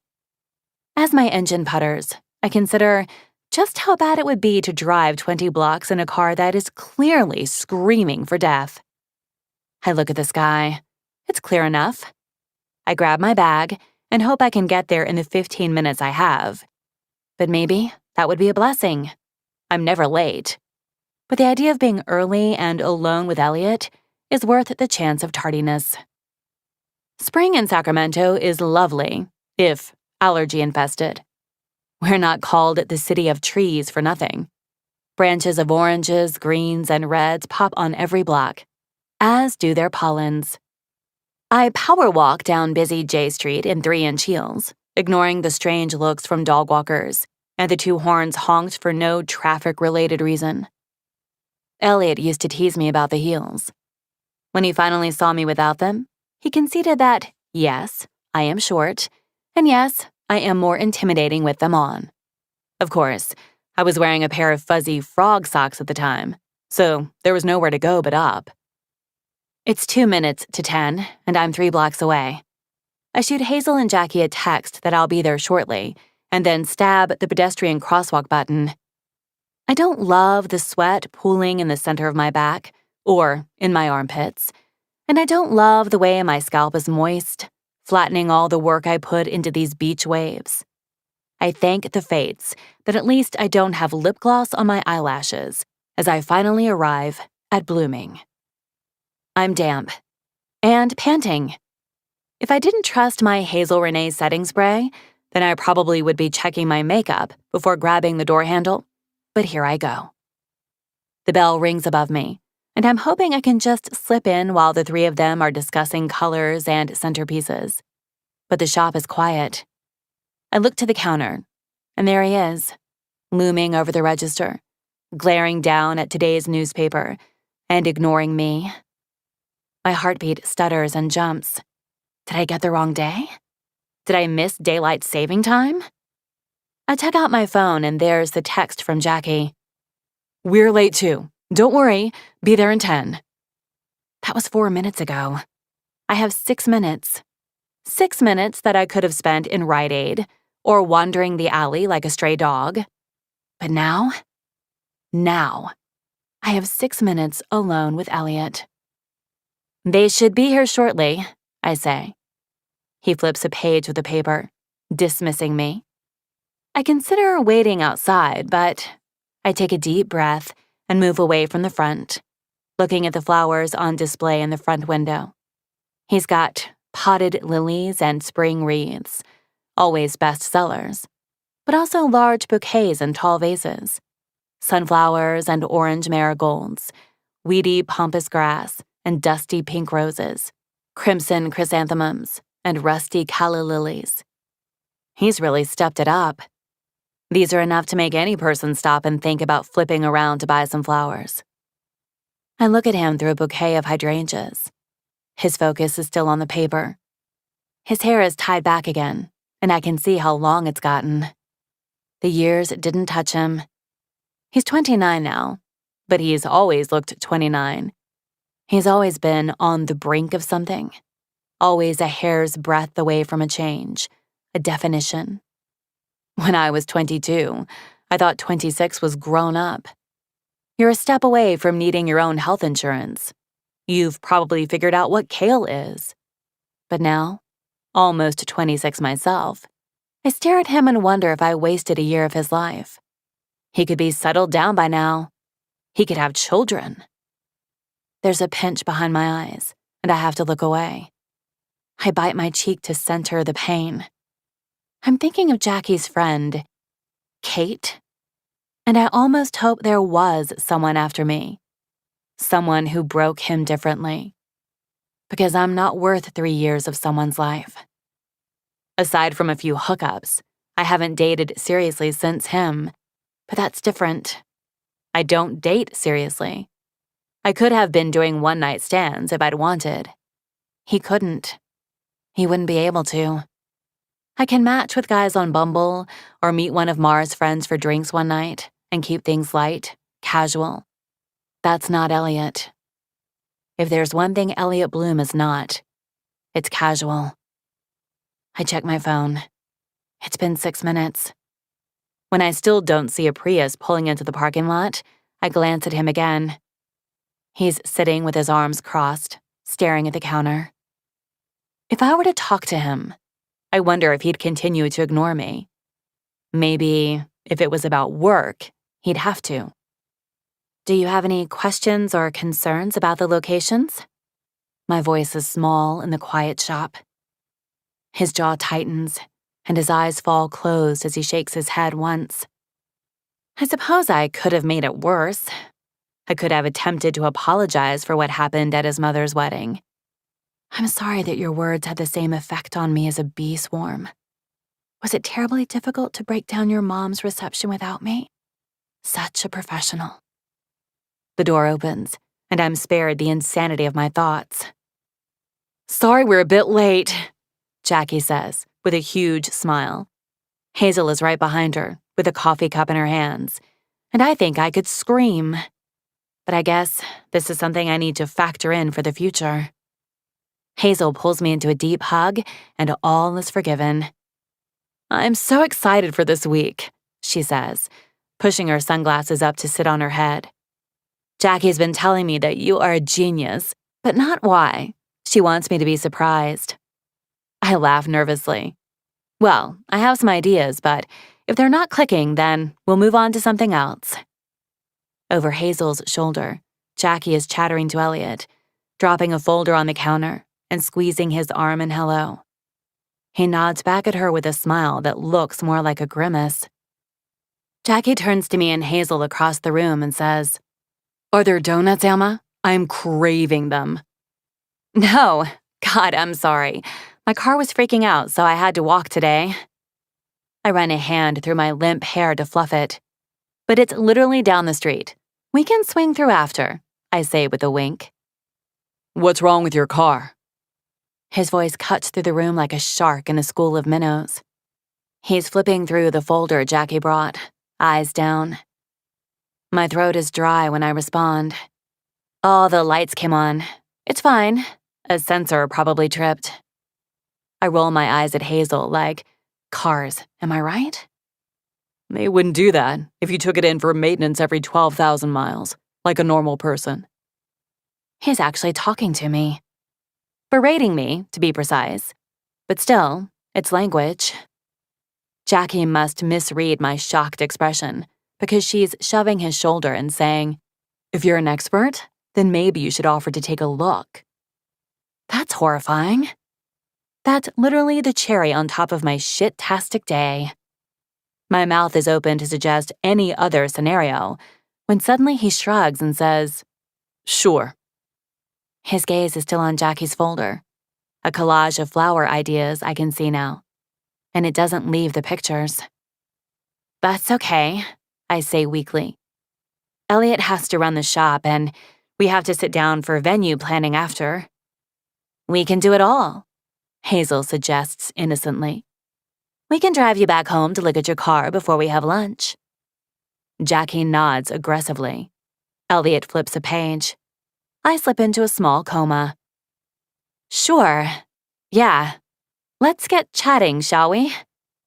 Maybe we'll all conveniently forget about this conversation in an hour? Jackie starts to talk Elliot through things that she wants and where she needs inspiration from him. She wants a consistency of design, but also for both their personalities to shine. Is it crazy to want a different kind of bouquet for each of us? Jackie winces. Babe, I told you, Hazel says, taking her hand. I can do pinks. I can do any kind of flower you want. I just want to feel like we're coming together, Jackie whispers. I want you to want the colors and flowers I like. I'm thinking of how to capture them both in something as large as floral design when Elliot says, You want your wedding to reflect your partnership. There's Hazel, there's Jackie, and then there's Hazel and Jackie. It can be all three of those things. Jackie turns her body toward him, like a flower looking for sunlight. Elliot looks at Hazel and says, What kinds of things do you like? What bouquets or centerpieces have caught your eye? Muted fall colors, cool tones, but at the same time, tropical. I love big leaves and exotic flowers. Maybe types that are hard to come by. We can order from other countries. That's no problem. What kind of tropical? He says, moving around the counter toward the more exotic flowers along the back wall. We have dendrobium orchids and calla lilies. They make nice bouquets. Hibiscus. There's the amaryllis. He waves his hand at me noncommittally, and I feel my blood stop pumping. And anthuriums. I feel Hazel and Jackie turn to me more than I see it. I've stopped seeing, in fact. Hearing the sibilant hiss and lulling L's from his mouth again have rendered me senseless. Oh, wow. Is Amma short for Amaryllis? Jackie asks. I smile and nod, like a disembodied head. That's so unusual. I love it. Did your parents love the flower? My mom. And other connotations, I mumble, pushing my hair over my ear. In mythology, Amaryllis fell in love with a man who loved flowers. I think this is where I'll die. I think I'll just lie down and wait for death. He can use me to fertilize the flowers. I can't look at him, but Hazel is smiling at me with a romantic haze in her eye. What's the myth? She asks. Well, I hesitate. She stood in front of his house every day, carving a golden arrow into her heart. On the 30th day, a crimson flower sprouted from her chest, and he finally noticed her. Oh, that's beautiful, Jackie says. Gotta love the Greeks. All that unrequited love and sacrifice. Sacrifice? A deep voice resonates. His hands are hard at work at a bouquet without our notice. He didn't want her, so she carved herself into something he liked, something he wanted. I feel that golden arrow now. Carving. Of course you would identify with the man, Jackie scoffs. It's supposed to lighten the mood. I force my lips upward. The skin peels away under the sharp arrow at my chest. He reaches for a large leaf, tugging the anthuriums out of a vase. What's an amaryllis look like? Hazel says, turning to where Elliot pointed out the calla lilies. I don't keep them in the shop anymore. The arrow hits bone. He lets it hang awkwardly, so I say, You're playing with the anthuriums? Anthuriums come in several colors. They have a tropical feel that can be kept very classy. They can be a centerpiece, they can be a main event, but mostly. He ties off the bouquet and hands it to Jackie. They can be an understated piece of a larger bouquet. I watch Jackie's eyes glisten. There are pink roses clustered among the bundle of anthuriums. They have a singular petal that is leaf-like and waxy-looking, with a solitary stamen springing up from the center. Jackie's anthuriums are white, with hints of pink seeping into the edges. I don't have them here in the shop. They'd have to be ordered. But anthuriums come in green, he says to Hazel. They can be the complement to your bouquet, or the center of it. They also come in burgundy, for something more dramatic. Hazel's lips twitch at dramatic. I would be interested in talking more about that. Her eyes slide to me, and I feel like I get a glimpse of truth. Hazel wants drama. She wants elegance and statements, but that's not Jackie, so she's been holding it back. Elliot pulls his phone out of his pocket and opens Instagram. He shows the two of them a few anthurium bouquets he's done, and others tagged #anthurium. I have burgundy and pink dancing in my head as they start to talk about how centerpieces can be built around anthuriums. I see Jackie's pinks along the inside of the ceremony chairs, and Hazel's wine reds along the outside. I see pink and burgundy every other table. By the time we're leaving Blooming, I'm so focused on the design ideas in my head, so focused on ignoring the behemoth of a florist 3 feet to my right, that I don't hear Jackie right away. I said, should we drive you? Because of your car? I hesitate for only a moment, thinking of Whitney and how unprofessional it is to be chauffeured by your clients. If you have to drive anywhere with them, you need to be the driver. But by the time my brain is working again, Hazel is grabbing Jackie's elbow, her eyes drilling brilliant ideas into her head. Isn't Elliot going to look at her car? Maybe we'll meet you two over there? Elliot, you can drive Amma real quick, right? No. The words pour out of me. No, I can. Elliot shouldn't leave his shop. I can take the car in tomorrow. It's super dangerous, though, Jackie says, getting the idea. Elliot, do you have a minute? Elliot's not a car person, really, I'm mumbling. He's a florist, not a mechanic. I see him cross his arms in my peripheral vision. And then there's an edge to his voice. I can take a look, car person or not. Cool. Hazel grabs the door. Emma, text Jackie your address and we'll be there shortly.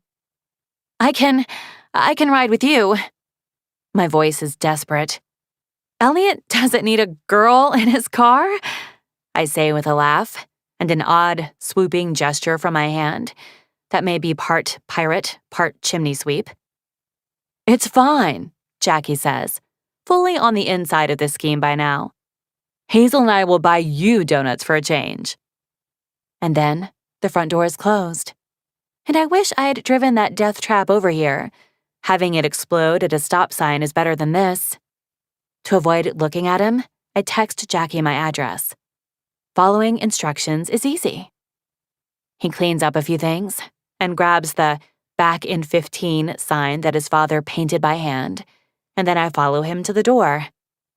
I walk to his truck, because I know his truck. Just like I know that the door handle sticks and you have to jiggle it. Just like I know how the windows fog up with every moan, and the leather on the seats isn't comfortable when I'm kneeling on it. I hoist myself up, slip inside, and put my seatbelt on, all before he even opens his door.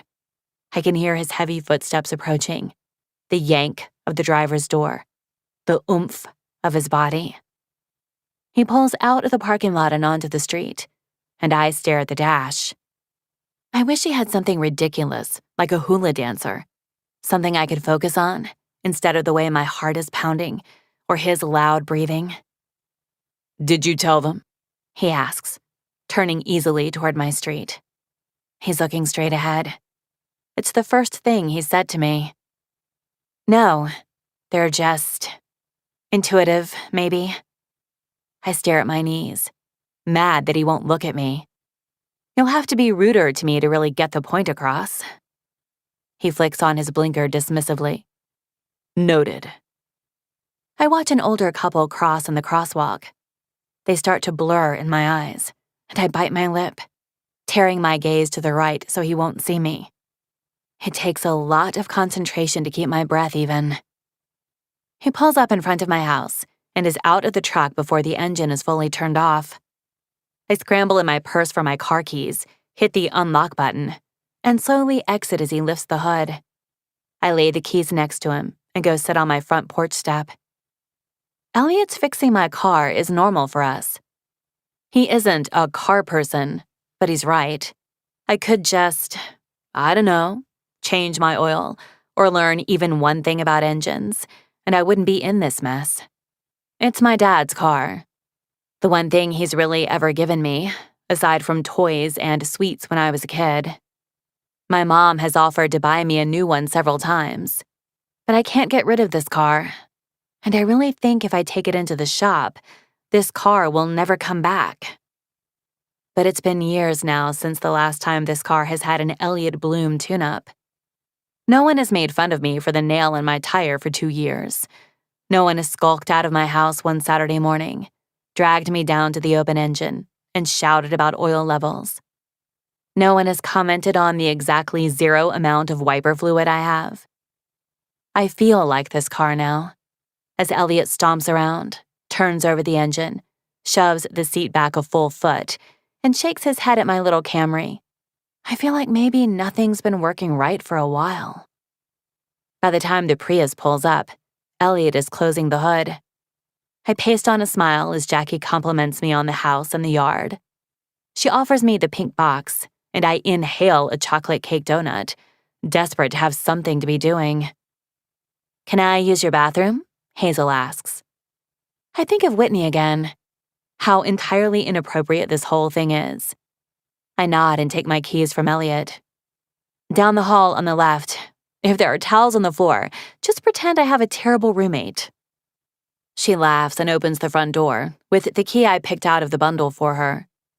A furry demon darts past her legs as soon as the door is open, and before I can check the street for cars, Lady Catherine is rubbing her head between Elliot's shins. Hazel apologizes, and I wave her off. Air leaves me entirely when Elliot bends down to scratch her head, clearly deciding for appearances to pretend that this cat isn't a menace. I scoop her up, and she starts to claw at me. "Oh my God, she's beautiful," Jackie says. "She's okay. She's not worth the trouble." Lady Catherine twirls in my arms, fighting me, and I straight up grab the scruff behind her neck and just let her hang like a doll. "You need to take it into the shop," Elliot says. And after a moment, I realize he's talking about the car, not Lady Catherine. "Your oil needs to be changed. Your power steering fluid is low. And there's a nail in your back left tire." He says the last bit with effort, because we both know it's the same nail I had 2 years ago. "Thank you."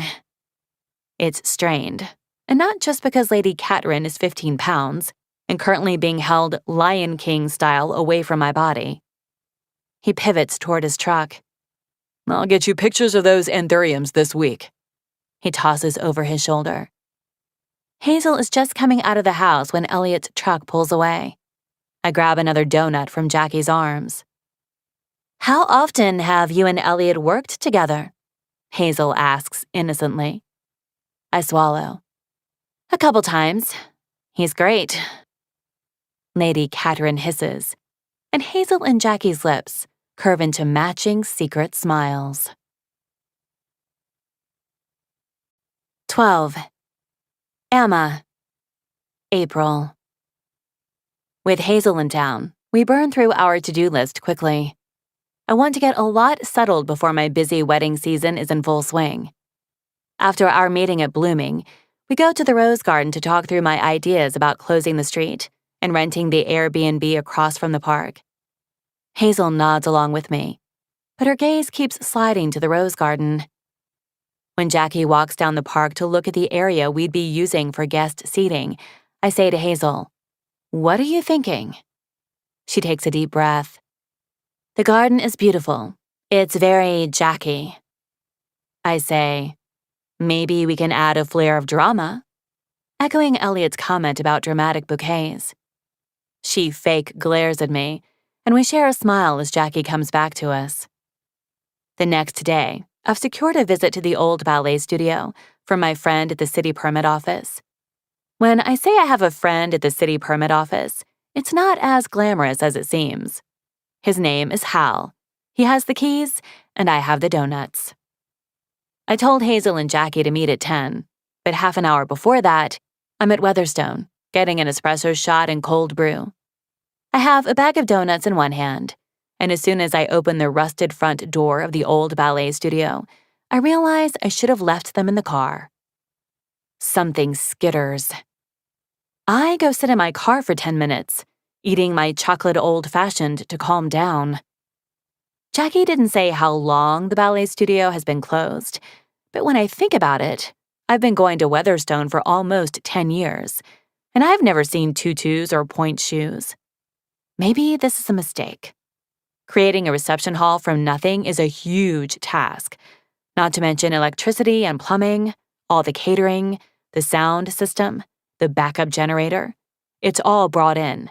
It's building a new reception hall. I take a deep breath, stuff the donuts into the bag, and go reopen the front door. I prop it open so they'll know I'm inside. Now that I'm prepared for rodents and roaches, it's easier to just stand still and look around. And it's not bad. Truly. There's no indication that anyone's been squatting. There's no trash or toddler's forgotten ballet slipper lying dramatically as a symbol of the dying arts. Hal told me that someone bought the lease 5 years ago, but never did anything with it. It expired a few months ago, but clearly in that time they'd cleaned it at least once. I don't expect the lights to work, but I flip the switch uselessly anyway. Along the side wall, there are 6 or 7 windows covered with a velvety curtain meant to resemble a grand drape at a theater. I start tugging them back, and light and dust spill into the room in a haze. My eyes travel up the tall walls. There are marks where the ballet mirrors and bars used to be, but above that, there are dancers painted along the wall. A strong man performing a split jump, a girl in a white tutu mid-piqué, a woman in a simple rehearsal leotard and skirt, standing in 4th position, fingers delicately reaching. It's enchanting. I smile at the silhouettes of them all, wondering who I could call to clean and restore them. There's a room at the back, and I make my way toward it, opening curtains and letting the light in as I go. The door is ajar, and I turn on my phone's flashlight to make sure I'm not disturbing anything as I enter. It's a smaller dance room, still probably 300 square feet. I remember Jackie mentioning a rooftop and go looking for the way, hoping there are stairs and not a fireman's ladder. When I open the door to what I thought was a closet, I find stairs, thank the heavens. The venue needs to be ADA compliant to clear permits, though, which is a problem. For now, I focus on climbing up to see if this is even an option. Without finding any rickety steps or broken floorboards, I make my way to the door at the top and heave it open. The wind floats across my face. The sun shines like I've found nirvana. My mouth opens in a huge smile when I see a flat industrial rooftop with brick half walls around the edges, primed and ready for a party. There's nothing here, but I can see everything. The LED floral dance floor in the center, twinkling as dusk falls on the party. A bar to the right, high-top tables scattered, boxwood hedges lining the perimeter, and some kind of magic Elliot can create. Maybe added height? And along with all of this, the Sacramento skyline is right there. I prop the door open and check every angle, making sure there isn't anything unsightly. All I find is my hometown. Jackie's hometown. This is the kind of venue people would kill to have. I see a Prius pull up on the street, and I head downstairs. My mind is spinning with ideas as their footsteps patter to the door. "Oh, wow," Jackie says, stepping through the threshold with Hazel behind her. "This is way worse than I thought it would be." Her eyes are on the floor and the dirty windows. "I'm so sorry for suggesting it." "I love it," I say, and she looks at me like there's a rat on my shoulder, which there could be. "So, listen to this." Hazel steps inside gingerly, like maybe the floor could give in. I come to stand next to them in the entrance, fanning my hands and painting a picture. We create something here. I point to where the small lobby used to be. Some kind of welcoming area, a separation between here and the main hall. Maybe a photo booth, but sophisticated. Elliot could make a rose wall that says Jackie and Hazel and the wedding date. A sign here reminding everyone of the hashtags. I don't even have to consult with him on what's possible. We have money to throw around. I see their eyes following my hands as I weave a story, not looking at the dust or possible vermin droppings. So the flow through the door is here. I push my hands forward, around the flower wall, and into the dining area. I walk Jackie to the center of the ballet floor, and Hazel follows. We can use the entire space for round tables to really open it up. We set up a bar in one of the corners. Caterers station in the small room back here. Hazel lifts a doubtful brow at me. "And we break everything down before dancing? I don't really like that." "Neither do I say, grinning broadly. I gesture for them to follow and lead them carefully upstairs. "No way," Jackie laughs as she steps onto the roof. "No way. Can you really do this?" "I don't know yet, to be honest, but I'd like to try." I watch Hazel move to each of the corners. I can't read her face. Elliot's dance floor is center here, looking amazing at night. A second bar over there.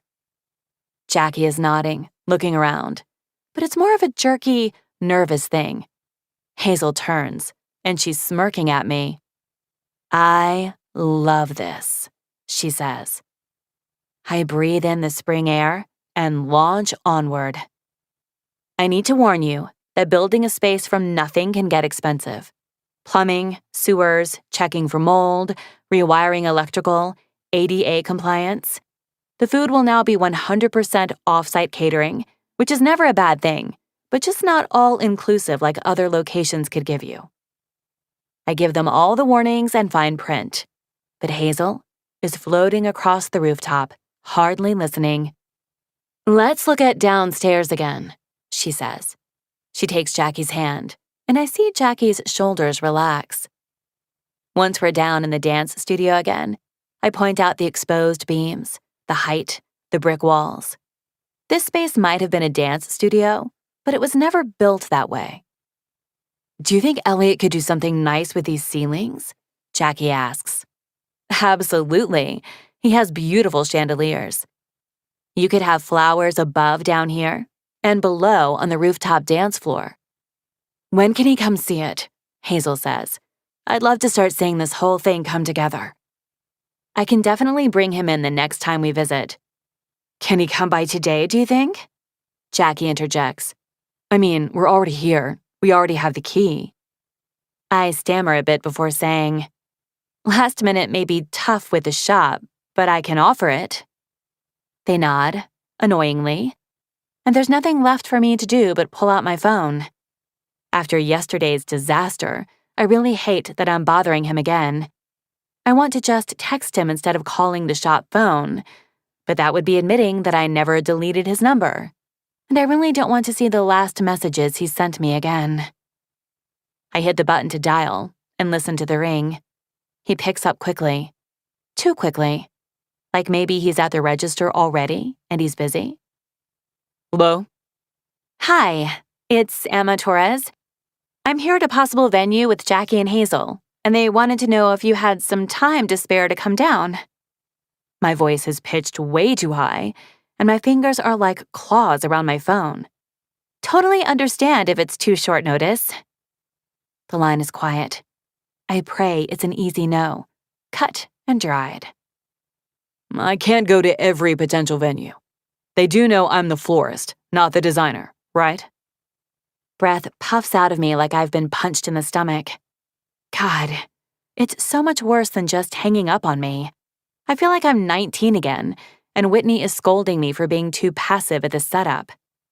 Are you in charge, or aren't you? Of course. I assume you'd want to be looped in later, at a more appropriate time. When we've finalized, I'll send you the initial designs, and we'll work over email from there. My face is burning.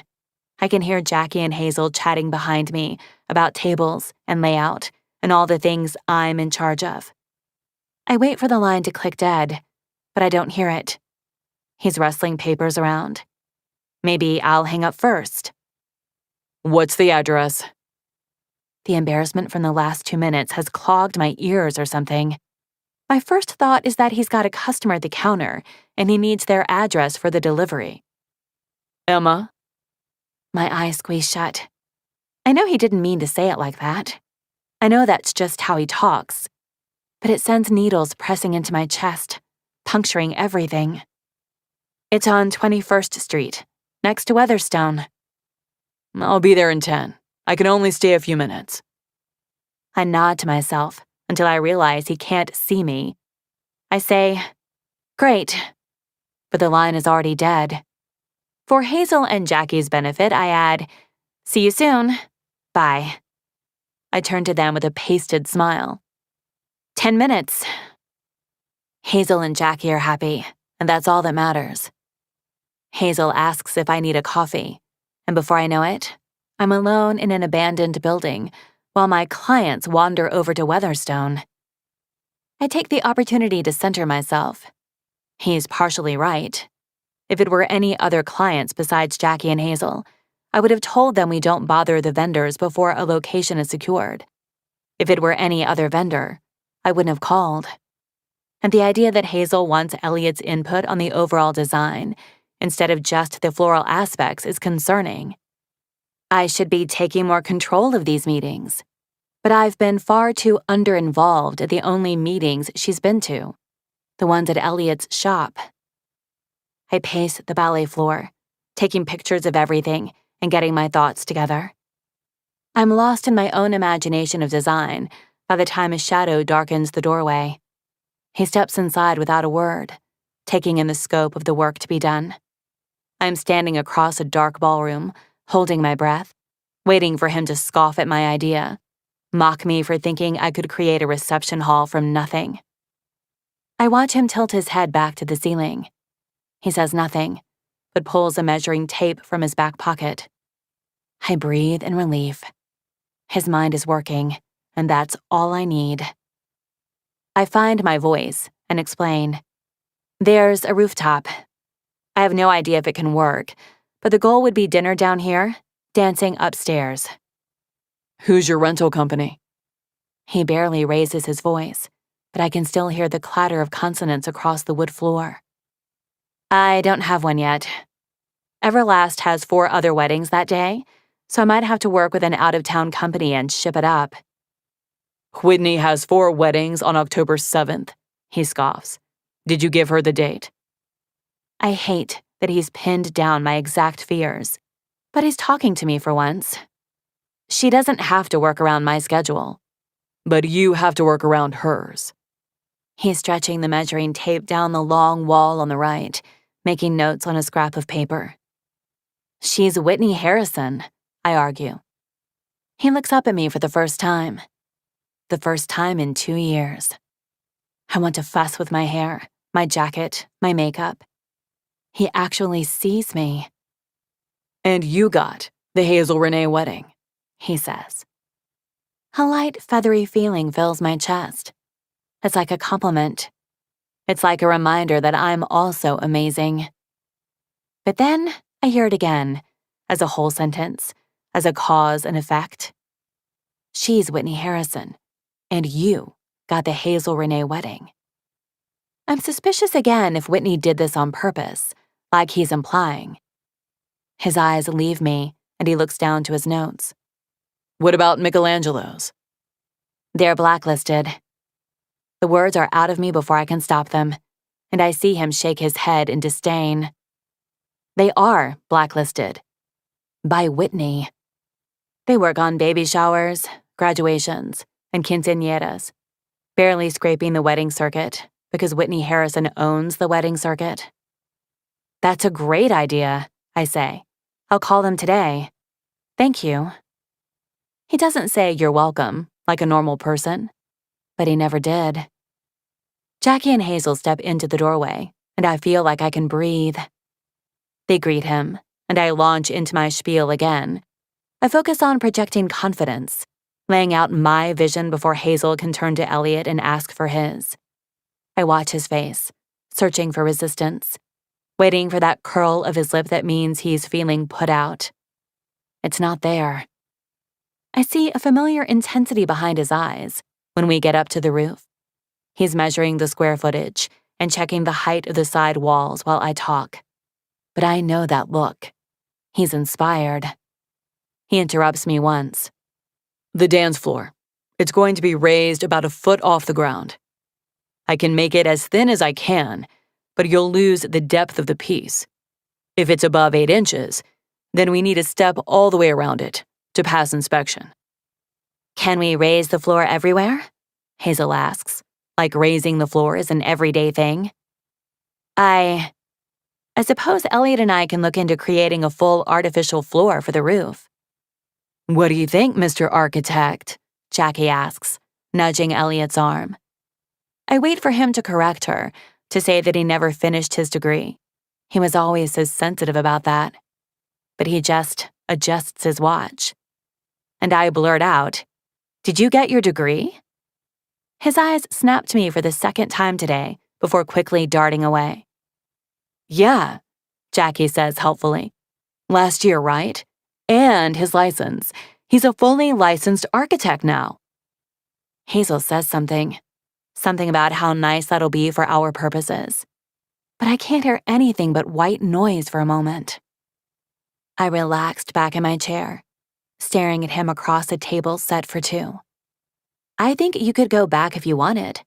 They have a bunch of online options for degrees. It's up to you, but you just said it yourself. Your dad wanted you to get your degree. And who knows? Maybe it would give you a leg up in some way when you inevitably open a showroom. I winked at him slyly, and his eyes dropped to my lips as I brought my wine glass to them. Yeah, it's possible. His voice cut through my memories. I blink, and he's telling Hazel what the options are. I blink, and he's finished his degree. There's a pulsing pain in my stomach, like an old wound never quite healed right. But I refocus. It won't be cheap, I add. Well, run it by me. Maybe we can wiggle the budget, Hazel says. Jackie turns to Hazel and whispers so low I can barely hear over the breeze. Are you comfortable with that? I mean, we can see other places too. Other places won't be your old dance studio in your hometown, Hazel says and kisses her softly. I feel my armpits start to sweat. It's always amazing when the couple likes something so much that they want to make room in the budget for it.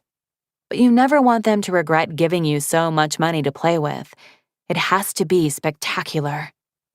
When we go downstairs again, I say to Elliot, we wanted your thoughts on the ceiling. I watch as his throat tips back, eyes moving over the beams. Do you want a full floral wonderland? Above in the downstairs, below in the rooftop? He asks. It's remarkable how well we finish each other's thoughts. My stomach twists with the nostalgia of it all. Chandeliers is what I was thinking. But tell me what you see, I say. We have the pink roses in the design already. We can do chandeliers. Add in baby's breath. Make it cloud-like, like your mom's was. He says it casually, like that wasn't the beginning, like it was just a job to him, not the first time I was in the back room, or the first time I asked him about his tattoos. Hazel looks at me hungrily, eyes leaving the ceiling. Jackie says, Elliot did your mother's wedding? That's sweet. Yeah, one of them. I clear my throat. What's your other idea, if not chandeliers? He points to the tall beams running up the brick walls. Structures. Tree-like. Large columns that pull the eye upward, with large pieces on top. Maybe you don't want to give up space, but there's also the option of renting white curtains, or tent pieces from Michelangelo's. A faux outdoor tent, I say, looking over the room. With the lights above it, could feel like a night sky. I think I may pass out, Jackie laughs. You guys are describing such beautiful things. I feel like I need to see it. Of course, I say, squeezing her arm. We'll let Elliot get going, but I'll mock up a few designs and send them to him. Then he'll add the floral design to them. It's rough, but we can see it all together that way. I look at him to make sure our old way still works. He's looking up at the ceiling, his fingers scratching at his collar. That's when I see it. Ink. My heart stops. I can't tell if it's coming from his chest or his shoulder, but there's a tattoo creeping out of his collar. A new one. It's barely a glimpse before I have to look away. My mind is running a mile a minute as Jackie says something to him. It hurts to know that there's a tattoo I can't look at or touch, that I can never ask which extinct flower lives on his skin. I swallow down this ache in my throat, agreeing with them that it's time to go. I feel empty. I wish I'd never known. I'm digging through my bag for the key to lock up, and there's a touch to my elbow. My head snaps to the side, and it's Elliot's fingers stopping me. He lets Hazel and Jackie walk out into the sunlight before tilting his head back to the ceiling. I wait, hanging on a string for him, for whatever he'd need to say to me in private. You'll need to do something about the bats, he says. I stare at where he's staring. And yep, those are bats. I take a deep breath and thank him. Forget tattoos and feather-light fingertips on my elbow. I have my work cut out for me. 13. Elliot. 3 years, 4 months, 2 weeks, and 2 days ago. She might have outdone herself. I've done a fair number of weddings and events at the old sugar mill, but none quite like this. She's rented tents and silks that seem to add to the height of the room instead of limit it. There are lamps hidden somewhere that are casting enough light over the ceiling to draw your eye up. She did farmhouse tables instead of rounds, and I'm just here to sprinkle some magic in. I'm dragging the dolly into the reception venue when I finally catch sight of her. She's got a Bluetooth in an ear, and she's distributing a stack of name cards onto the table. She waves at me, but doesn't move to come say hi, which is fine, whatever, we're working. I take my hand truck back to the parking lot to load up more flowers. I'm just stopping at the fork in the path where a basket of flowers will sit next to a sign directing the guests when she appears out of nowhere, moving quickly. Oh good, can you grab the sandwich board and set it up? It's against the wall. She points and runs. Before I can say no, she's gone. Sighing, I heave the basket into one arm and grab the top of the sandwich board with the other. When I flip it over, the name of the wedding and the date are beautifully drawn in chalk, along with the social media hashtags. I kick it open and set it on the path, positioning the basket in front of it. I'm fixing the arrangement as I hear her heels click back from the parking lot. Great, move it to the right of the path. I glare at her over my shoulder, but by the time her short legs have reached me, I've dragged it all to the other side. Awesome. Can you come be tall for me? And then she's gone again. Be tall, I call after her. Yeah, 2 seconds. She spins in a circle to respond, but continues her pace inside. Emma, you need an assistant. She waves her hand over her head like she heard me. Preferably a tall one, I mumble. I follow her back inside, catching up with her quickly. She snatches a poorly folded napkin from the table as she walks, and without breaking stride, hands it to the setup crew with the exact seat number she took it from. Whitney would be proud, I say with a bit of a mocking tone. She doesn't pick up on it. Really, you think so? Looking me over, she says, You look nice.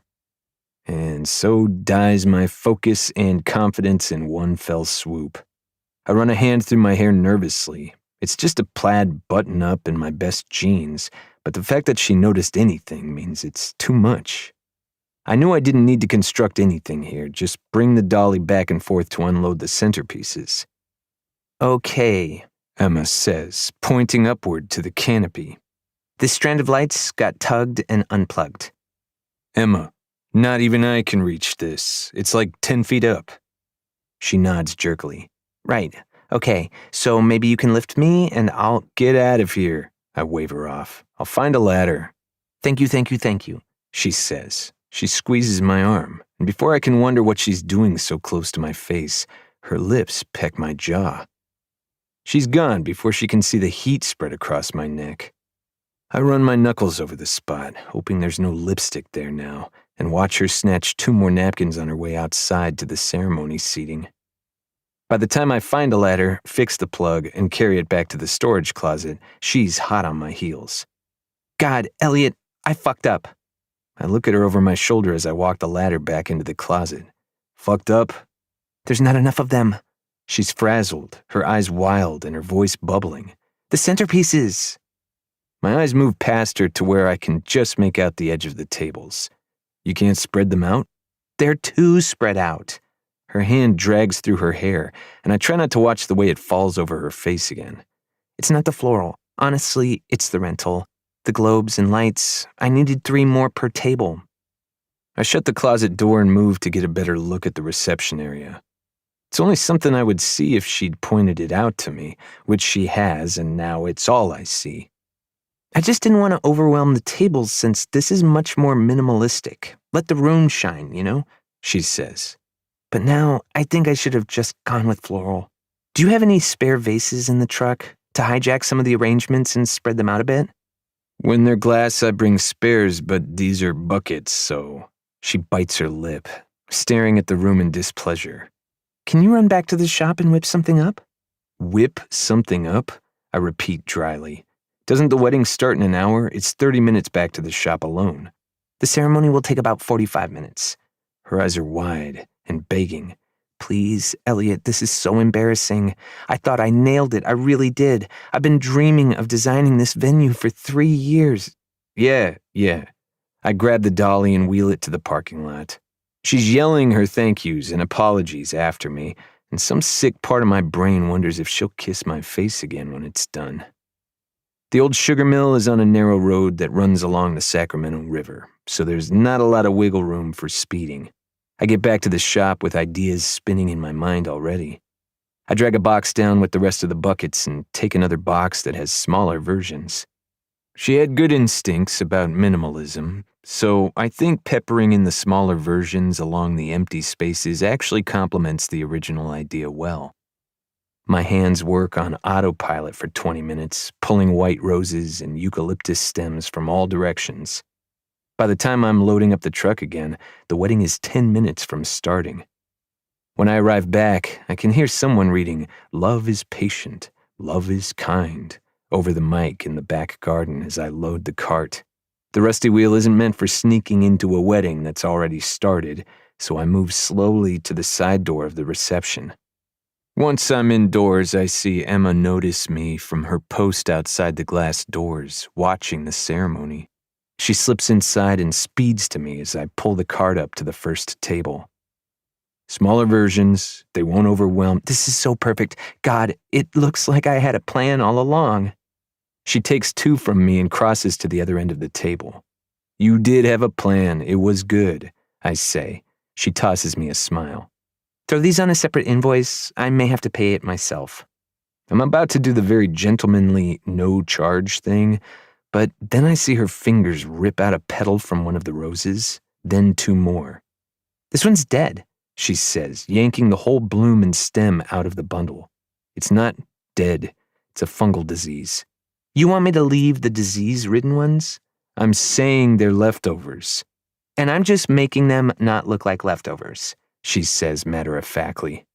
Her eyes jump to the ceremony on the lawn, and her hand comes up to the Bluetooth in her ear. Got it, she says. I'll be there in 30 seconds.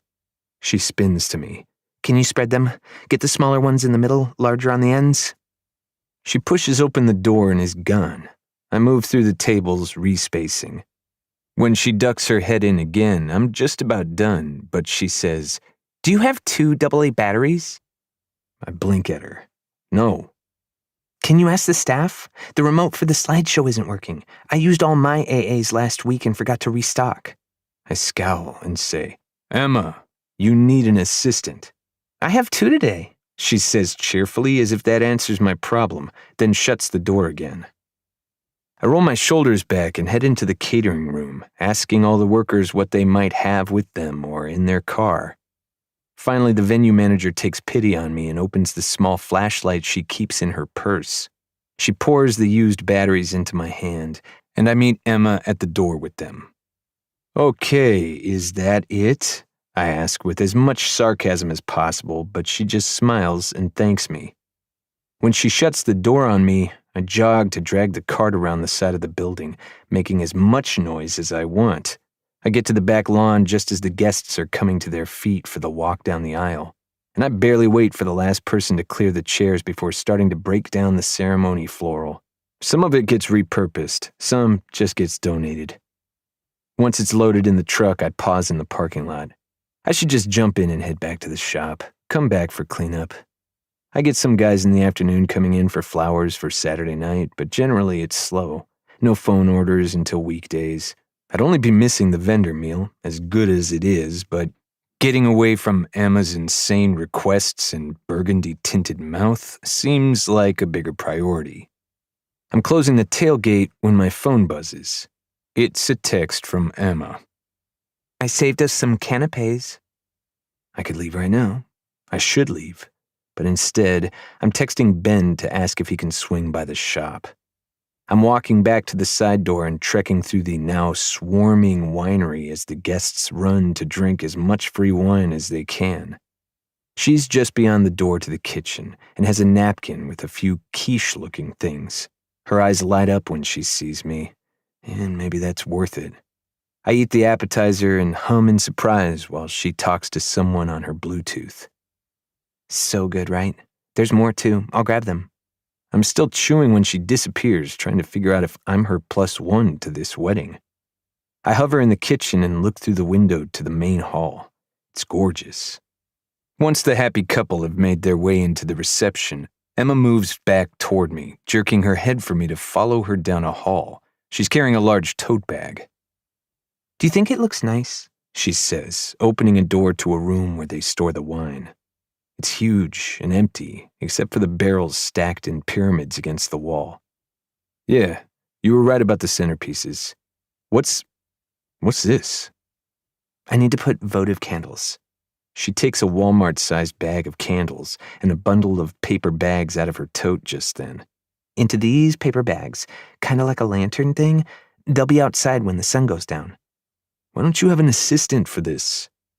She rips the bag of votive candles open on the flat top of a barrel. "They're monitoring the catering, and they're mostly my younger step-siblings, so I don't fully trust them with fire." I feel wrung out, like all my energy got sucked from me, and I feel incredibly stupid for some reason. Even though I was contracted to be here as her vendor, I'm not acting like her vendor. "I can't help with that." My voice is gruff. Her eyes snap up to me. "Okay. You need to get back, huh?" Her hands are still moving quickly to open bags and tilt up wicks, and I'm irritated that she can't just pause for a second and hear me be mad at her. "You need another assistant, probably a tall one, because I can't show up on Saturdays and help you run things." "No, yeah, of course." She smiles brightly, and that pisses me off more. "And bill me for the publicity and marketing lessons you and Mar gave me last month. I appreciate the new shots I got for the website and Instagram, but I can't have you just dropping in and taking over my store like that." My words are sharp, and she finally stops with the candles. "Okay. And stop bringing goddamn donuts to my shop." I point my finger in her face. "I don't eat them. They're disgusting, and you leave the box every time." "Maybe you need to try one to know if they're disgusting." She plants her hands on her hips. "They're unprofessional, Emma. I don't want them in my shop." Something clicks behind her eyes. Her jaw tightens. "Well, you won't have them or me in your shop anymore," she says hotly. "There are plenty of florists." "Oh, please," I snap. "You think they'll bend over backward for your attitude at Rel's? Run errands back to the shop and let you slide into their DMs at 11 o'clock? She laughs, and there's a sparking of flint behind her dark eyes. "If you don't want me messaging you in bed, Elliot, you can just respond in the morning."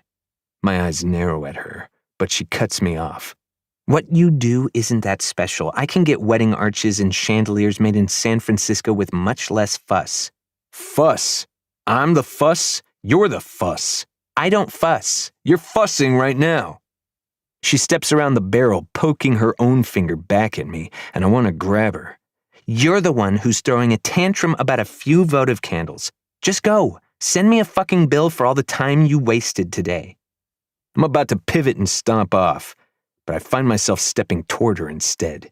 Get a fucking assistant. Don't ask whatever chump you can bat your lashes at to grab ladders. She gasps, outraged. Or redesign your reception tables. "Oh, boo-hoo. Add your emotional damage to your invoice. I'll pay you $100 for skulking around to look for batteries today. And hey," she snarls. My blood is pounding in my ears. "Here's a pro tip. Don't give every girl who bats their lashes at you a rare South American flower. You'll go out of business." My breath is heaving in my chest.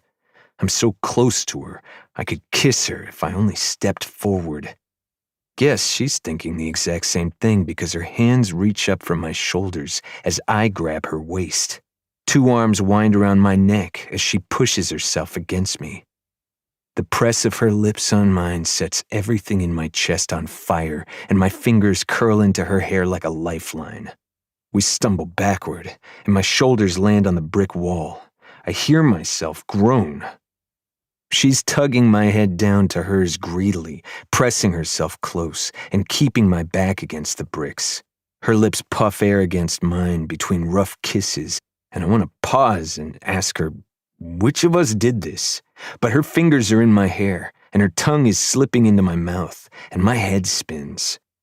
I hear a soft sound from her throat, a mewl, a moan, and my hand tilts her head back, angling to kiss her deeper. It happens again when my other arm slips over her waist, our tongues dancing and lips nipping. Her breath is hot against my mouth when she pauses, and as I open my eyes, I prepare for the worst, for her panicked expression, or even laughing at me. But before my eyelids flutter open, her mouth is on my jaw, just where she kissed me earlier today. My cock twitches, and I know she can feel it. She can feel everything with how close she's pressed. When her teeth run across my pulse, a groan pours out of my throat, and my arms wrap around her back, pulling her impossibly closer. She starts sucking on my neck, just above the collar, and I may pass out. Emma. Her fingers curl into my shoulders, and a whine pops from her throat. My hands move along her spine, lower and lower, and when her backside curves perfectly from her low back, my hips roll into her without permission. She gasps against my neck and quickly forces our mouths together again. I can't bring myself to slide my hands down to her ass, her spectacular ass that she doesn't even know I want in every way. I'm kissing her back with little to no finesse, completely overwhelmed by her body on mine, her mouth on mine, her tongue everywhere. Her teeth are becoming rougher, her mouth more insistent. I can hardly breathe. Her hands disappear from my shoulders and start rucking up my shirt, pressing it higher until she has her fingers on my stomach. I'm so fucking hard. My hands slip lower and just my fingertips are curving over her backside. And then I feel I might dissolve into syllables and moans for the rest of my life. I feel her hands dancing against my waist, and then the harsh click of my belt opening. I grip her hips and push her back. Her mouth tugs from mine, and I swiftly turn to the side. Okay, I mutter. Yeah, okay. What's wrong? She's breathless, and I wish I could see her face. See if her eyes are bright, if she's flushed, see what her lips look like after I've kissed them. But I'm gonna come if I look at her. If I have my hands on her body for one more second, I'll be done for. So I say the first stupid thing that comes to my mind. Are you in charge of this wedding or what? I'm trying to catch my breath when I hear her scoff. Excuse me? Don't you have to get back? Fuck, my dick is hard, pressing against my zipper. My open belt mocks me. Are you joking? Her voice is sharp, angry. I press my eyes shut and twist back to her, leaning back on the wall for support. I'm sorry, I'm gonna come. I'm back in freshman year, finding out from Madison Bailey in a room full of her friends that completion during 7 minutes in heaven is not impressive at all. Fuck, I really gotta get over this Madison chick. She shifts, and I'm half hoping she's leaving. I feel her warmth before I see her. That's kind of the point. Her breath is hot over my neck. My eyes flutter open to her, and it's worse. She's flushed. She's electric. She's beautiful. Her lipstick isn't even smeared, but there's something about her mouth that makes it clear I've kissed her. Her hands rise to my button and zipper slowly. It's gonna be real quick, I warn her. She smiles. Good, 'cause I have a wedding to get back to. She tilts her head up to kiss me again, and my zipper slides down in the silence.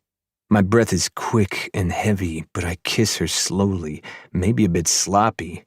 She reaches down into my jeans and my air stutters out of me. Oh, she whispers. My eyes can barely open with the soft press of her fingers over my briefs, but I panic now. What? What is it? Her gaze is aimed at my chin, but out of focus. Her lips are pulled into a beautiful O, and if I wasn't afraid she's about to tell me something is wrong with my dick, I'd be kissing her again. Her fingers stretch, gliding down the length of my shaft, and I see her eyelashes flutter just as mine need to do the same.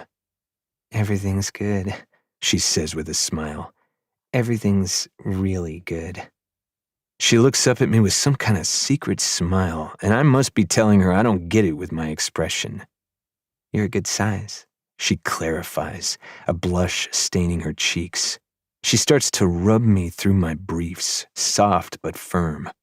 She's staring right at me, and I can't look away, not while her hand is doing that to me. "Oh, good. Yeah, great," I stammer. And then she reaches into my briefs, and we're back to the edge of climax. I grab her face and pull her to kiss me. I can feel her smile against my lips. She wraps her fingers around me and starts to pump. I'm gonna fuck her one day, and I'll drive her just as crazy. She's got her mouth open, accepting me as I taste her over and over. My hips are starting to jerk. She hasn't even begun, and I'm gonna pop. I moan into her mouth and she squeezes me harder, faster. "Elliot," she whimpers, and that's the end. White flashes behind my eyes. My mind bursts with color and sound. I'm emptying myself into my jeans with her hand pumping me quickly, her sweet breath on my face, her lips brushing softly over the corner of my mouth. When I can open my eyes, she's pulling her hand out of my jeans. I grab her wrist and clean her fingers on the inside of my shirt. Before she can say anything, I turn us around, press her into the wall, and push my tongue into her mouth. She gasps, and I kiss her deeper. My hands reach for the edge of her dress and roll it up her thighs. She smiles against my cheek as I move to kiss her neck. "I have to get back." She sounds wistful, undetermined. "I can be quick," I whisper into her ear. I slide her dress up to her waist and finally fill my hands with her ass. She groans, and I suck at her pulse, slipping my fingers around the dip into the lace. A soft beep, beep sounds from somewhere, and before I can put together what it is, she reaches up to the Bluetooth that's magically still in her ear and taps it. "This is Emma." I can't hear what the other person says, but she replies, "Great, I'm on my way." "No, don't," I say once she ends the call. "Let me be quick." "I have to go. Catering needs to move their asses, apparently." She smiles and brushes her hand through her hair. I run my fingers over the band of lace across her belly. "I promise I can." She grabs my jaw and kisses me deep. It's goodbye, but I have to try. "I need to know how wet you are," I whisper against her lips. "I need to know." My fingers dance over the lace. Her eyes are warm, and her lips are mischievous when she says, "Next time." She pushes my shoulders, and I step back reluctantly. There's a mess in my jeans I need to deal with sooner rather than later, but I don't want this to end. With barely a tug to her dress, she's ready to go back out, and I'm suddenly ashamed how different our experiences were. I shouldn't have let her hand in my pants until I'd gotten her off. But the echo of "next time" hums in my blood as she tosses a smile over her shoulder, tugs the door open, and waltzes out. I stand alone for a few minutes, trying to figure out what just happened and how to make it happen again. I set up 20 of her votive candles before gingerly walking back to my truck, hoping my gym clothes are still under the seat. Chapter 14. Amma. May. I jerk awake from a very pleasant dream. Elliot and I were back at the old sugar mill for the Robinson wedding. But instead of me getting him off, he'd gone to his knees, faster than a bullet. My fingers are still clenched around the bedsheets that I had been substituting for his hair. I slap my cheeks with both hands, then rub my eyes. Maybe it's because I haven't seen or heard from him in 3 weeks. Reintroducing him to my life in such a stressful situation like the Jackie and Hazel wedding really didn't give me time to process my emotions or my libido. I always thought he was attractive, even when I was 19 and following Whitney like a puppy. He would unpack all the centerpieces while his dad chatted with everybody. And sometimes I'd get in his way on purpose, just to force him to say, "Excuse me." I didn't know him well enough back then to know those words aren't in his vocabulary. He usually just said, "Move." But now, being near him again, hearing his voice, smelling his aftershave or body wash or whatever, it feels like it did back then. He was back in my life for a handful of weeks, and then gone again. And it will never be the same, clearly. I'll have to live with the fact that I'll never feel his fingers in my hair again, and that there's ink on his skin that my mouth will never touch. None of this is helpful, I remind myself. I see him again this morning, and the spectrum of horny to mournful is an absurd way to start the day. I throw back the covers and jump in a cold shower. Today is venue day. I have a few of my top vendors meeting me first at Jackie's parents' house, where the brunch is planned, then to the Firehouse restaurant in Old Sacramento, where the rehearsal dinner will be, and then a quick stop at the reception venue, just for me and George, from Michelangelo's event rental. No need to scare the others away with the state of the building. I got the permits settled with Hal already. The only thing he's giving me trouble on is blocking off the street around the park. But I'll work it out. I'm getting in my car when my phone rings, so I pop in my Bluetooth and answer. "Hi, honey bear," Mom's voice sings, soft and sweet. "Hey, how's it going?" I can already tell what this is, seeing as the shit show that was Easter at her husband's house still has me reeling. "So, I just wanted to let you know that me and Carl aren't gonna work out." As I back out of my driveway, I slip into a script I've perfected over the years. "What? Oh no, Mom. That's too bad. What happened?" "You know, something just wasn't right. I was struggling to see it, but I feel a lot better now that we've talked it out. He was one of the good ones, but you know what? So are you," I say, by rote. Yeah. Her voice is a bit wistful. "And Jake really liked you, too. He said he'd like to help with more weddings if you ever need him." "Sure," I say, rolling my eyes. "He'll go in the Rolodex with the rest of the step-sibs." "So listen," she says. "I'm moving out today, just taking a few things. Can I come over for a couple days until I can find a new place?" I take a deep breath. This is the pattern. Mom moves in with me for a week. Mom buys a new house. Mom meets a new man and abandons said house. Mom marries new man and sells house. Mom divorces new man. Mom moves in with me, etc. On and on. Of course, I'm swamped today, but I'll be home around dinner. We can do Chinese together. I'd love that. I'm going to come by in about an hour. I have my key, she says. Awesome. Don't clean my room.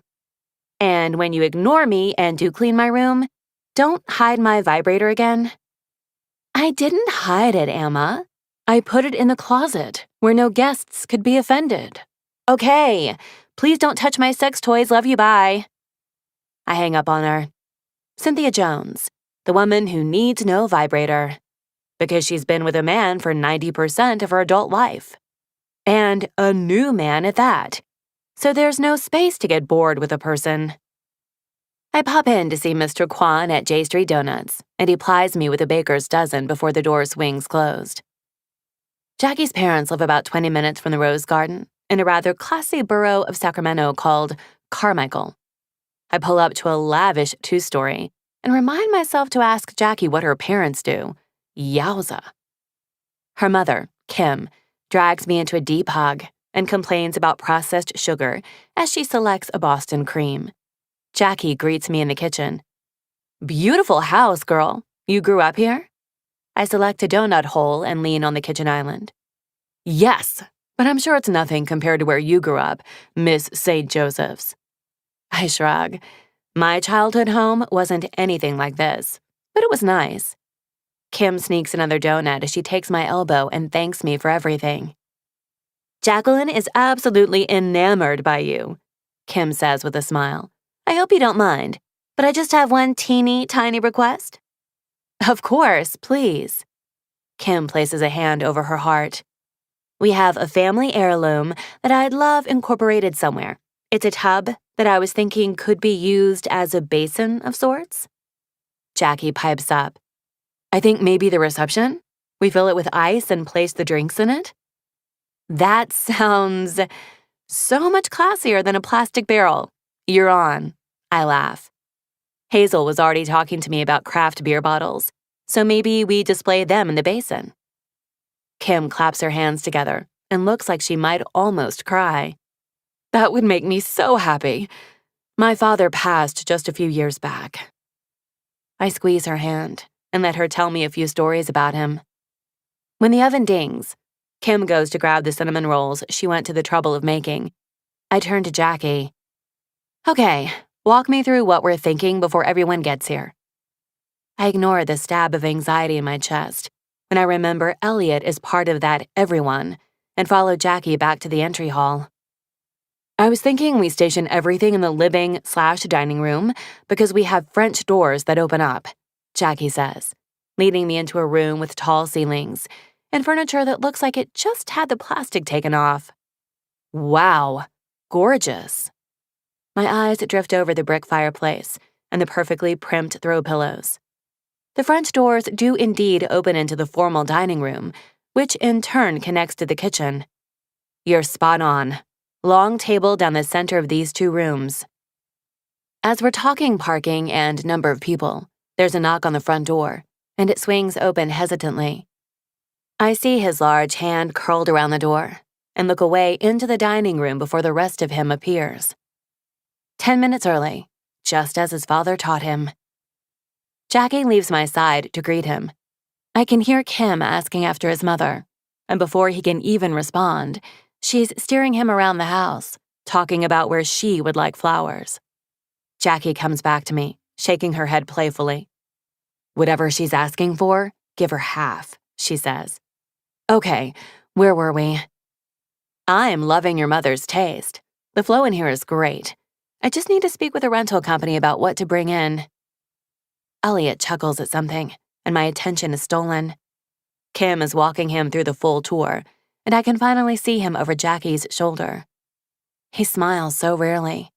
It's been forever since I've seen it, and I ache for it to be directed at me.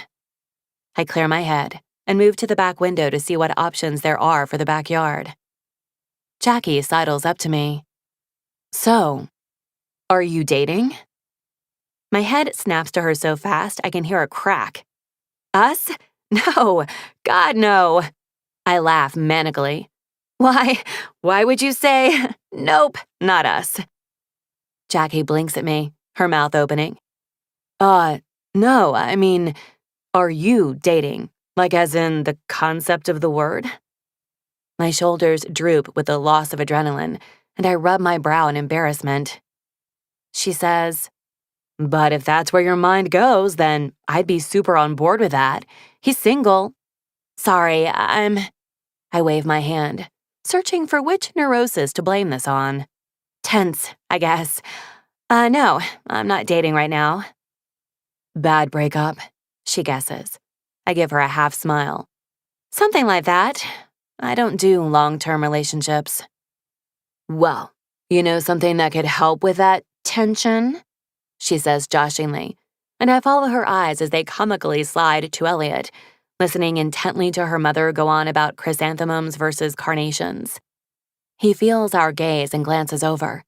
I snap my eyes away, and Jackie waves. Sorry if I'm being ridiculous. He and I have a bet on when you two will bone. Lovely. My abject horror and petrified silence over the past few months has been mistaken for flirtation. I hum weakly. You will both lose, I guarantee it.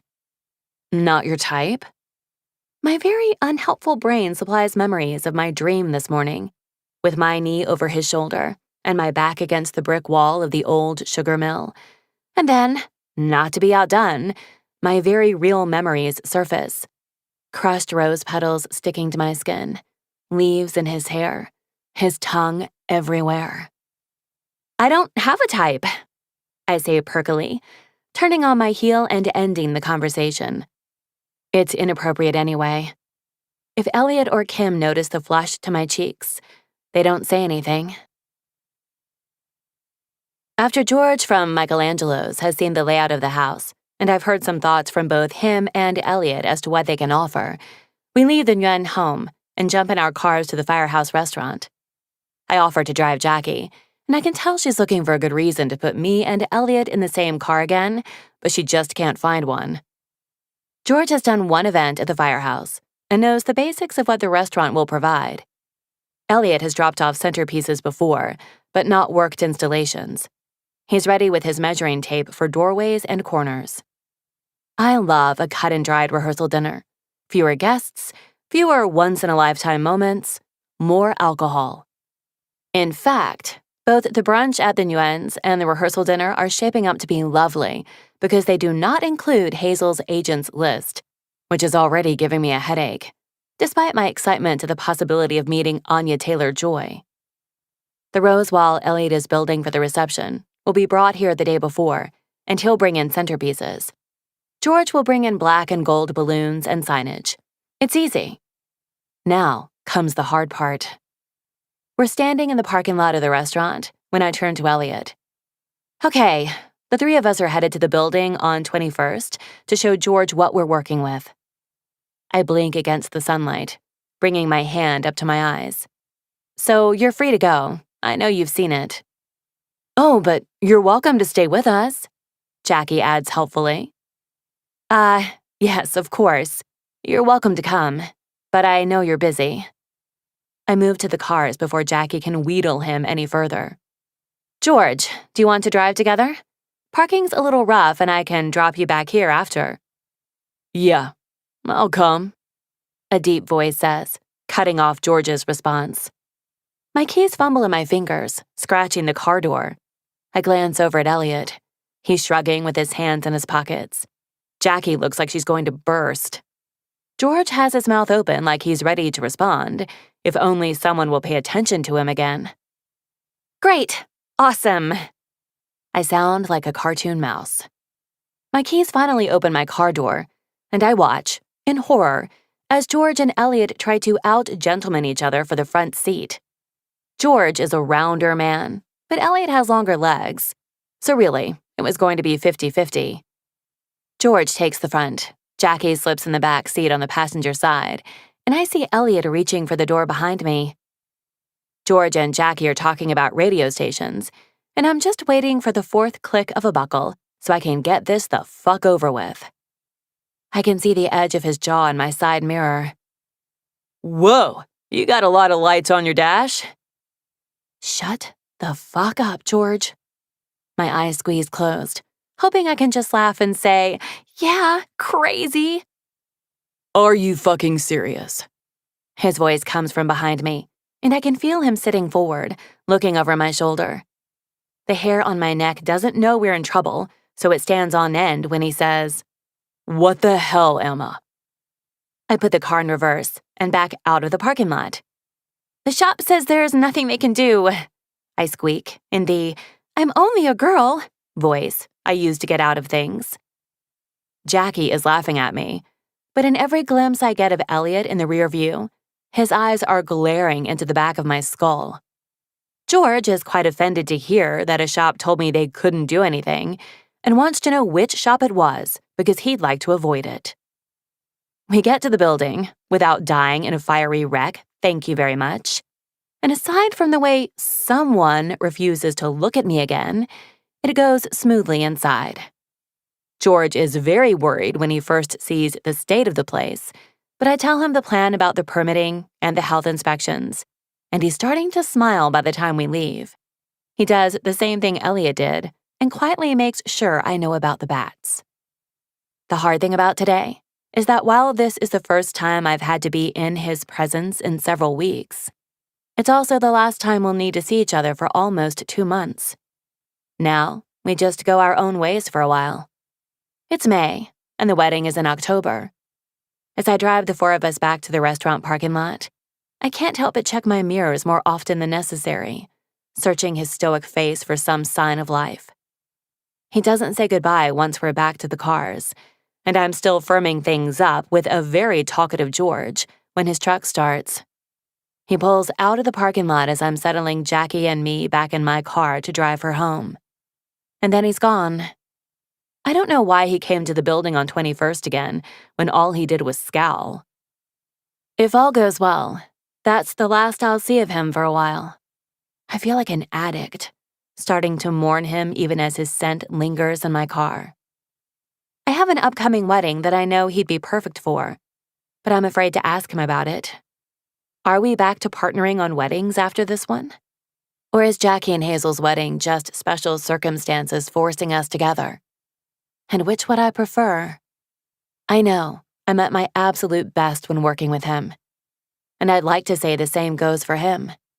But that doesn't mean it's worth it. We can't go back to before. Not even before the sex. Because there was always sex between us, even in those months when he refused to make a move.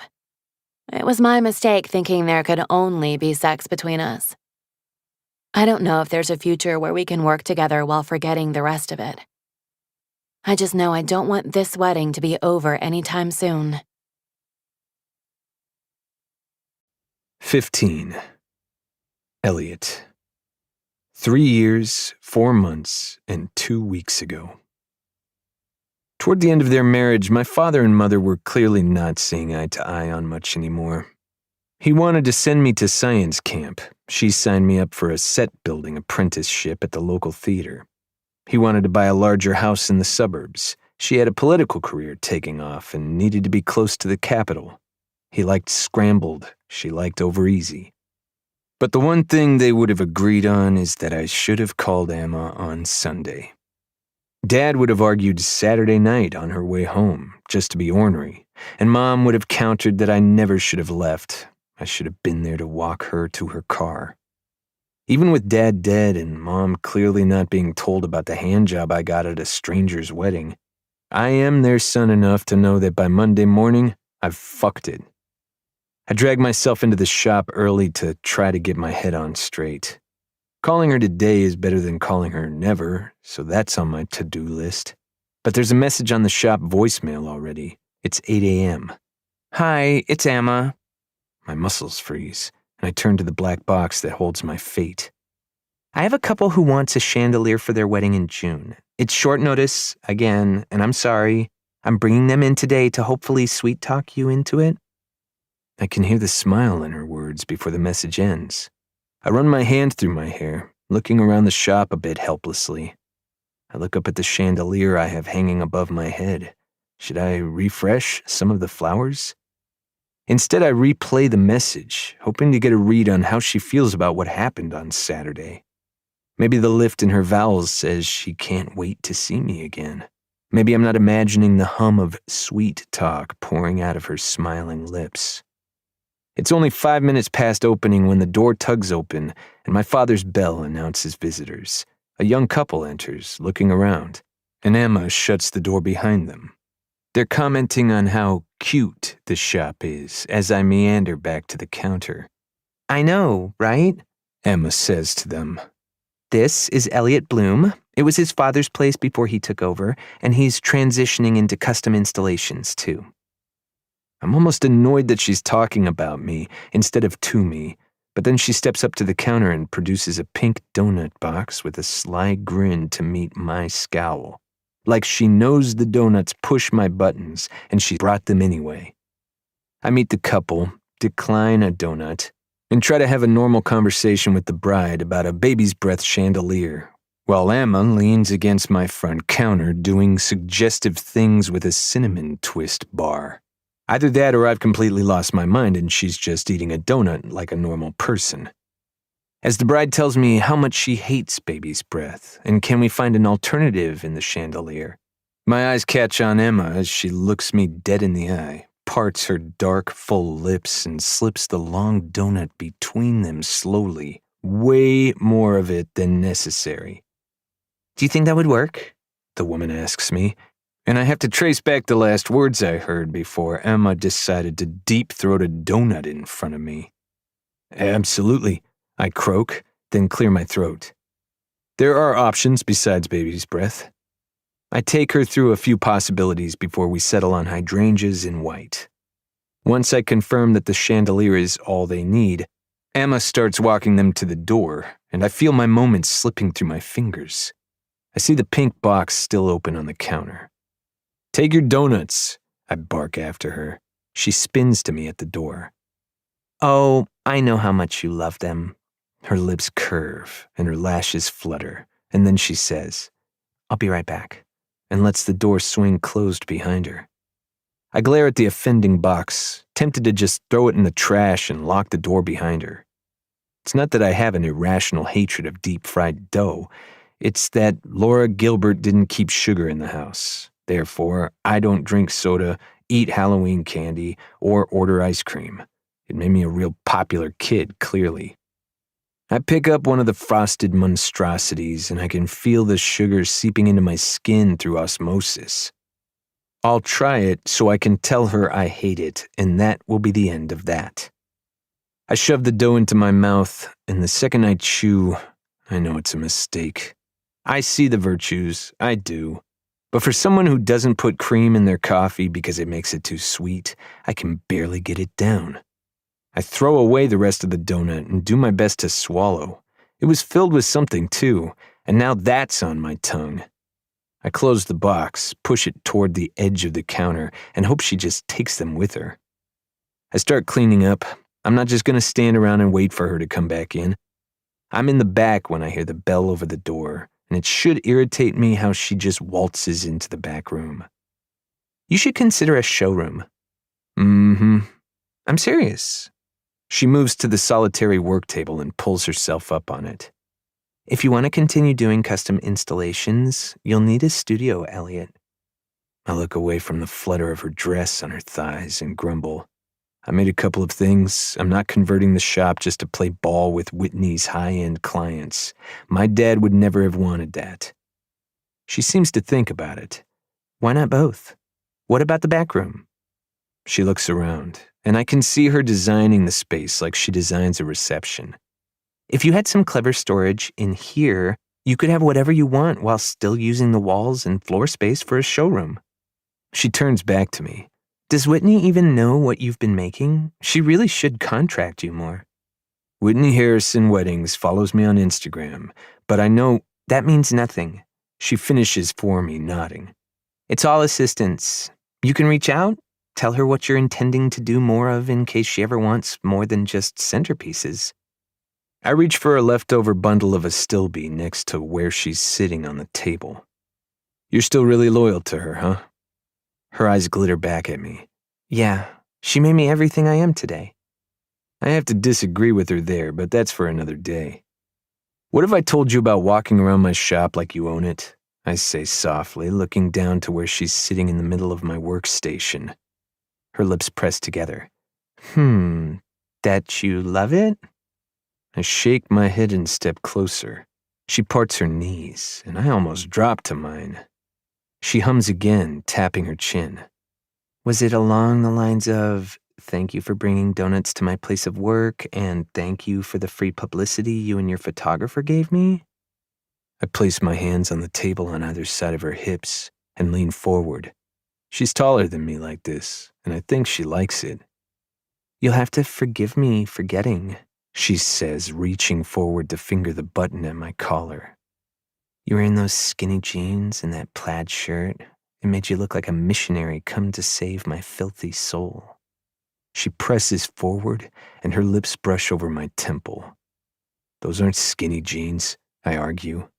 "I could barely get my hand in them," she whispers against my cheek. I swallow, and I know she hears it. I lift my hands from the table and place them gently on her knees. They open wider. "Tell me where another tattoo is. She sighs into my neck, feathering kisses along my jaw. One of the other 4? I'm desperate to know. My eyes flutter close as her teeth skate over my ear. There's a cry violet on my ribs. How endangered is it? Her breath hitches as I glide my hands up her thighs.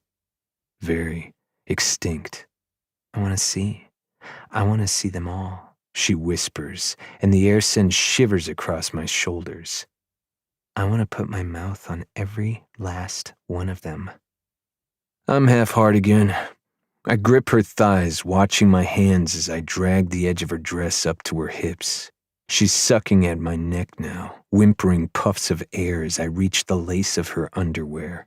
I skim over them, round her hips, up to her waist.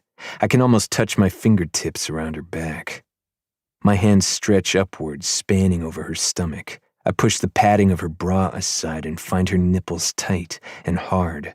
She whines and grabs my neck, pulling my mouth to hers. I can feel her shifting forward, bringing her center closer to mine. My tongue sweeps through her mouth and my cock has gotten the message that yes, I'm going to fuck her on this table. I flick at her breasts, rubbing softly over the tight skin. She gasps and her knees bracket my hips. She's panting into my mouth, wheezing. Her fingers curl into my collar, and just as I get the idea to pull her panties down and taste her, she pulls back from my mouth. Her eyes look between each of mine quickly. Did you had a donut? I laugh, sliding my hands down her stomach to hold her waist. Caught me. It was disgusting. I hate them. She's breathing hard and there's something behind her smile. Okay. She looks down at the ground. Okay, so there's a rattle in her throat. Everything's good, but you need to call 911 and grab the EpiPen in my purse. I blink at her, and before I can ask if she's joking or take my fingers out of the waist of her panties, her eyes roll back and she slumps against my shoulder. I'm frozen. Is she joking? What the fuck? I shake her. I tip her back and pull her eyelids back to check her eyes. My heart is struggling to pump because all the blood is still in my cock, but I think she said something about an EpiPen. I lay her on the table as gently as I can and search the room for her purse. My phone flies out of my hands as I yank it out of my pocket. It clatters on the floor, and I have to go digging for it under a storage shelf. I come back to her and check her pulse while I dial 911. What is your emergency?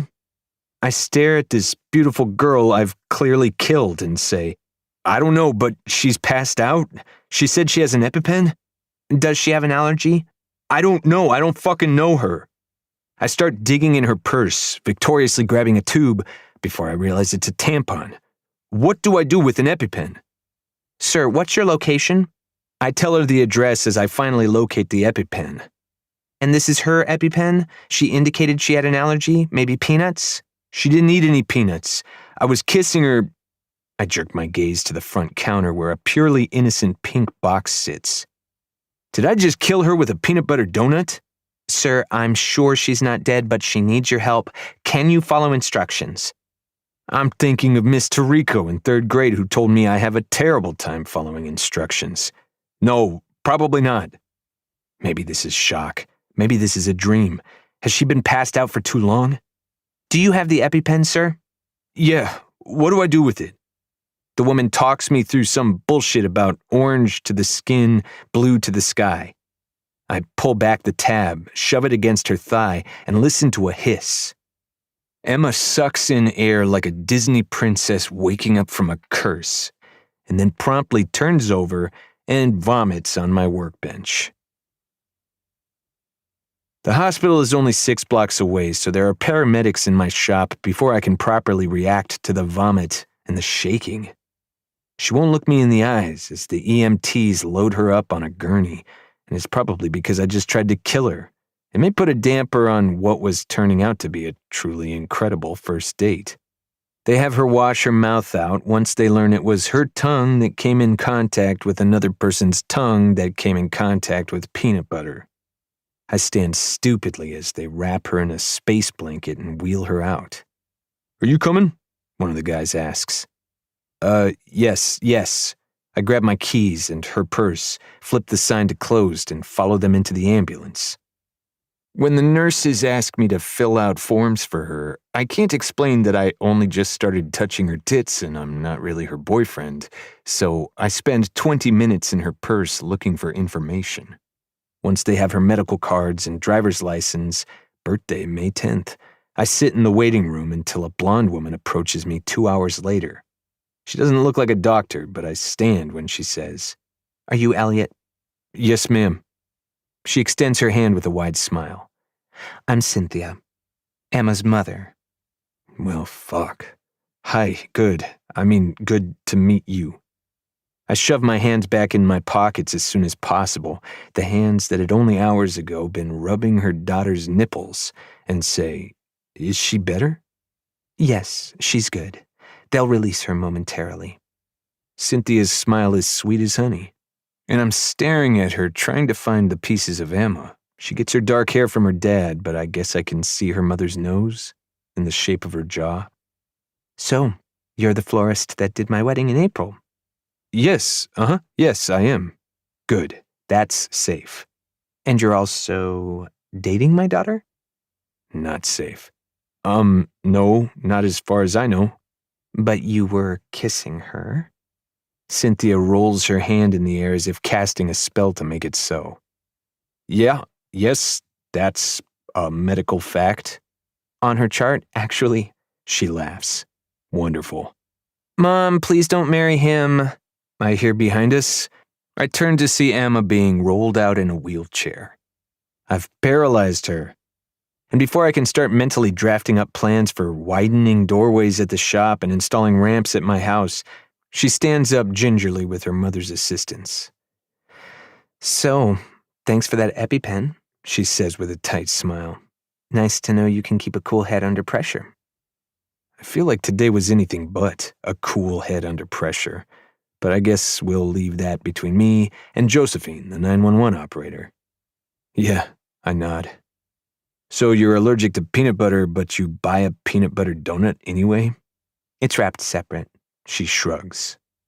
I bristle at that, like today's events could be shrugged away. "Sorry I threw up on you." "Right. Well, I should go clean that up." I hand her purse to her and step back toward the sliding glass doors.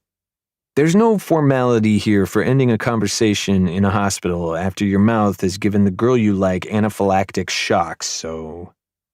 "Elliot, would you like to join us for lunch?" Cynthia asks with the sparkle of grandchildren in her eye. I'm about to stammer a response when Emma cuts me off. "He's got to run the flower shop, Mom, and it's not like I'm quite ready to head over for a martini at Bistro 33. She heaves her purse up onto her shoulder and smiles at me.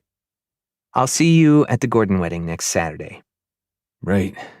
See you next Saturday. I watch them walk toward the parking lot. Emma looks back at me once with a soft smile. Once they're gone, I turn in a circle a few times until I realize I came in the ambulance with her. I stick my hands in my pockets and walk back to the shop in the May breeze. 16. Elliot. 3 years, 3 months, 3 weeks, and 4 days ago. The problem with saying "see you at the Gordon wedding" was that it left me in the same position as before our almost mouth murder incident.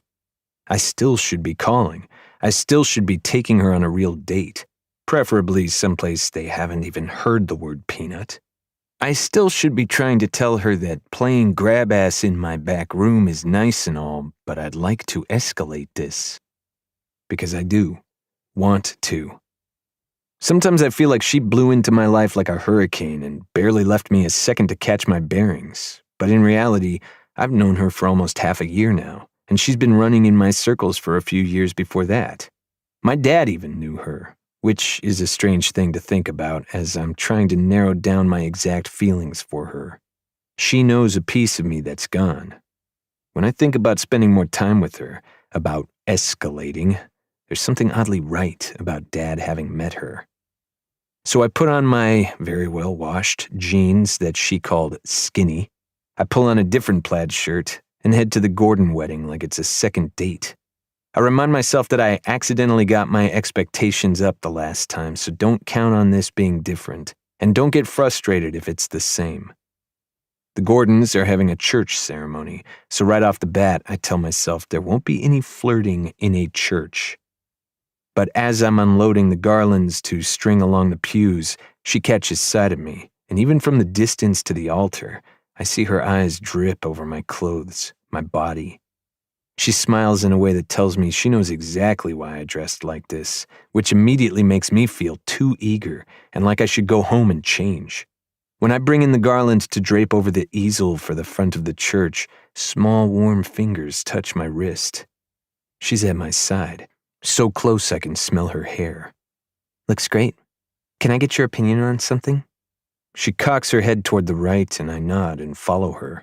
She leads me to one of the corner alcoves and asks over her shoulder, "You haven't had any donuts today by chance, have you?" She pushes her hair behind her ear and glances back at me. "Nope," I respond a bit shamefully. "No PB&J for breakfast?" I roll my eyes at her. "No." She spins on her tall heel and says, "Great," before wrapping her elbows around my neck and planting her lips on mine. I hum in shock. My eyes are still open and I search around us, realizing she's taken me somewhere secluded. In this church. Her tongue teases my lips, and I lay gentle fingers on her waist as I open my mouth to her. Her hands fist in my hair, and she angles my head to kiss me deeper. My hands flex on her hips. I pull back as far as she'll let me and say, "Is this weird? Are you Catholic? You're not like getting hot because we're in a church, right?" She laughs against my lips. "I grew up Catholic, but over the years I figure my mom and I side pretty well with that British church, the one created for divorces." I wouldn't say it was created." She kisses me again, and I allow myself to just feel her body pressing against me. Before my brain can chant church, church, church at me, she pulls back. "I have stuff to do, but I wanted to say hi." She smiles so prettily, and her fingertips graze the back of my neck so softly, my body starts to react. "Is your cousin all set at the reception venue?" Mind struggling to catch up, I say, "Yeah, Ben's there with the centerpieces. I'll check on them once I transfer the ceremony floral." "You should stay during the reception," she says softly, imploringly. "I promise I won't send you looking for batteries." Her lashes flutter as she looks up at me, and that's all I really need. "Yeah, when I'm done setting up, I'll stick around." She kisses my cheek, straightens her dress, and walks out of the alcove with that sway to her hips that I've grown to adore. And that's how I find myself standing uselessly, getting in the way of the catering in this historically preserved mansion in Midtown. My job is done. Floral has been transferred, and Ben has been excused, and I'm just shuffling my feet, waiting for the couple's entrance. In a normal situation, I would go home now and come back for cleanup. But I'm learning that nothing with Emma is normal. It's not long before Emma smiles at me and makes her way over. She squeezes the elbow of the photographer, Mar, and jerks her head in my direction. When Mar looks over at me with a coy smirk, I pretend to examine the pattern on the ceiling. Emma walks by me, brushing her fingers over my hip, and after a moment I follow. Surprisingly, she leads me into the kitchen. "Do you want an app?" She grabs a canapé and gestures to the tray. "They just started dinner, so these are going to be tossed, or eaten by me." She turns and grabs one from a far tray, and I'm struck wondering at how cool, calm, and collected she is. Maybe she regularly hooks up at weddings. Maybe she sneaks her boyfriends in the side door all the time, and no one needs to ask further questions about where she disappears to during the reception. All that is swirling around my head as I decline an appetizer, stuffing my hands in my pockets. "Do you want champagne?" She gestures to the trays being filled. No. Do you usually drink during the reception?" I ask. She flashes me a smile and brings another canapé to her lips. "I stay sober. I was just offering you a glass. You look tense." Her fingers bring the crostini to her wide, soft mouth, and I know she wants me to stare and imagine filthy things. I'm 10 steps ahead of her. I grab her hand and lead her out of the kitchen into the hallway bustling with servers. There's a small holding room for the bride and groom to wait in before they're announced. I've done weddings here enough to know where it is. I don't look back at her, but I know she's moving quickly to keep up. The room is empty, and as soon as we're inside, I shut the door and push her against it. She's already smiling as my mouth slants over hers. I feel like she's been in charge this whole time, from the moment she asked about the tattoo on my forearm. Even before that, she's been calling the shots. I brace my hands around her face, my thumbs on her cheekbones and my fingertips sliding into her hair. She moans into my mouth, and I've hardly done anything to warrant it. My tongue slides against hers, pulling whimpers from her throat as my hips press forward against her stomach. Her hands are on my upper arms, and I feel a flash of arousal, knowing that she's just barely hanging on for the ride. When do you have to be back? I murmur against her mouth. Before she can answer, I drop kisses down her jaw, angling her neck open so I can feel her pulse against my lips. I told Mar to call me if there's an issue, but the DJ is good, so there shouldn't be an issue. I tilt her face back to mine, kissing her bruisingly. My hands drop to her hips, and though her dress is tight to her body, I creep it upward, curling my fingers in the fabric and gently tugging. The light in here is dim, just what's filtering in from outside, but when I pull back to look at her, her lipstick isn't even smudged. What the fuck is on your lips? She blinks quickly and then reaches up as if I've told her she has a mustache. No, I sigh. Is that some designer shit? Is that why it doesn't get messed up when I'm kissing you? It's Hazel Renee, she says simply, as if that answers it. I don't give a fuck who it is. I want you to look debauched when I'm debauching you. I'm irrationally angry about this, but she stares at me like I just turned into a puppy with a bow tie. She kisses me again, and I aim to mess up her hair if I can't ruin her lipstick. I push her into the wall, one hand tugging at her hair, the other slipping her dress higher up her hips. Show me one of the tattoos, she whispers. I'd rather do this, I say, running my fingers over the front of her underwear. She whines, but grabs my collar. I want to see them. Show me one. And if I don't want to? Well, she says with a wry smile. Only one of us has orgasmed, so I'd say it was a polite gesture from the guilty party. My cheeks burn, and I drop my head on her shoulder. She laughs, her fingers running through my hair. Fine. I step back from her and tug my shirt upward. The only light is from the glittering patio lamps, but she still glues her eyes on my right side as soon as my ribs are visible. Cry Violet, she says softly. I'm surprised she remembered. Extinct. Her eyes flutter up to mine as she reaches forward, asking permission. I nod. Her fingers are warm as they dance over my stomach. She catches the purple petals, circling around the yellow center. When do I get to see another one? I wet my lips. You'll have to take me to dinner first. She laughs, and I'm shocked I'm doing this well. I take her hand and lead her to the love seat that I'm positive several brides and grooms have put to good use. I tug her down to sit next to me, and before she can get comfortable, I turn her jaw and kiss her again. Reaching across my body, I slip my fingers over her thighs, pushing her dress up again. Just before I move her underwear to the side, I pull back to look in her eyes. She nods and grabs my neck, pulling me toward her. The lace moves aside easily, and I think I groan at the feeling of her folds against my fingertips. I can't be sure. My head gets a little lost. She's wet and hot, and I slip through her like butter. She pants against my mouth as I drag my fingers over her, finding her clit with much more finesse than I'm accustomed to. She hums, our mouths so close to each other that I feel like I'm swallowing her sounds.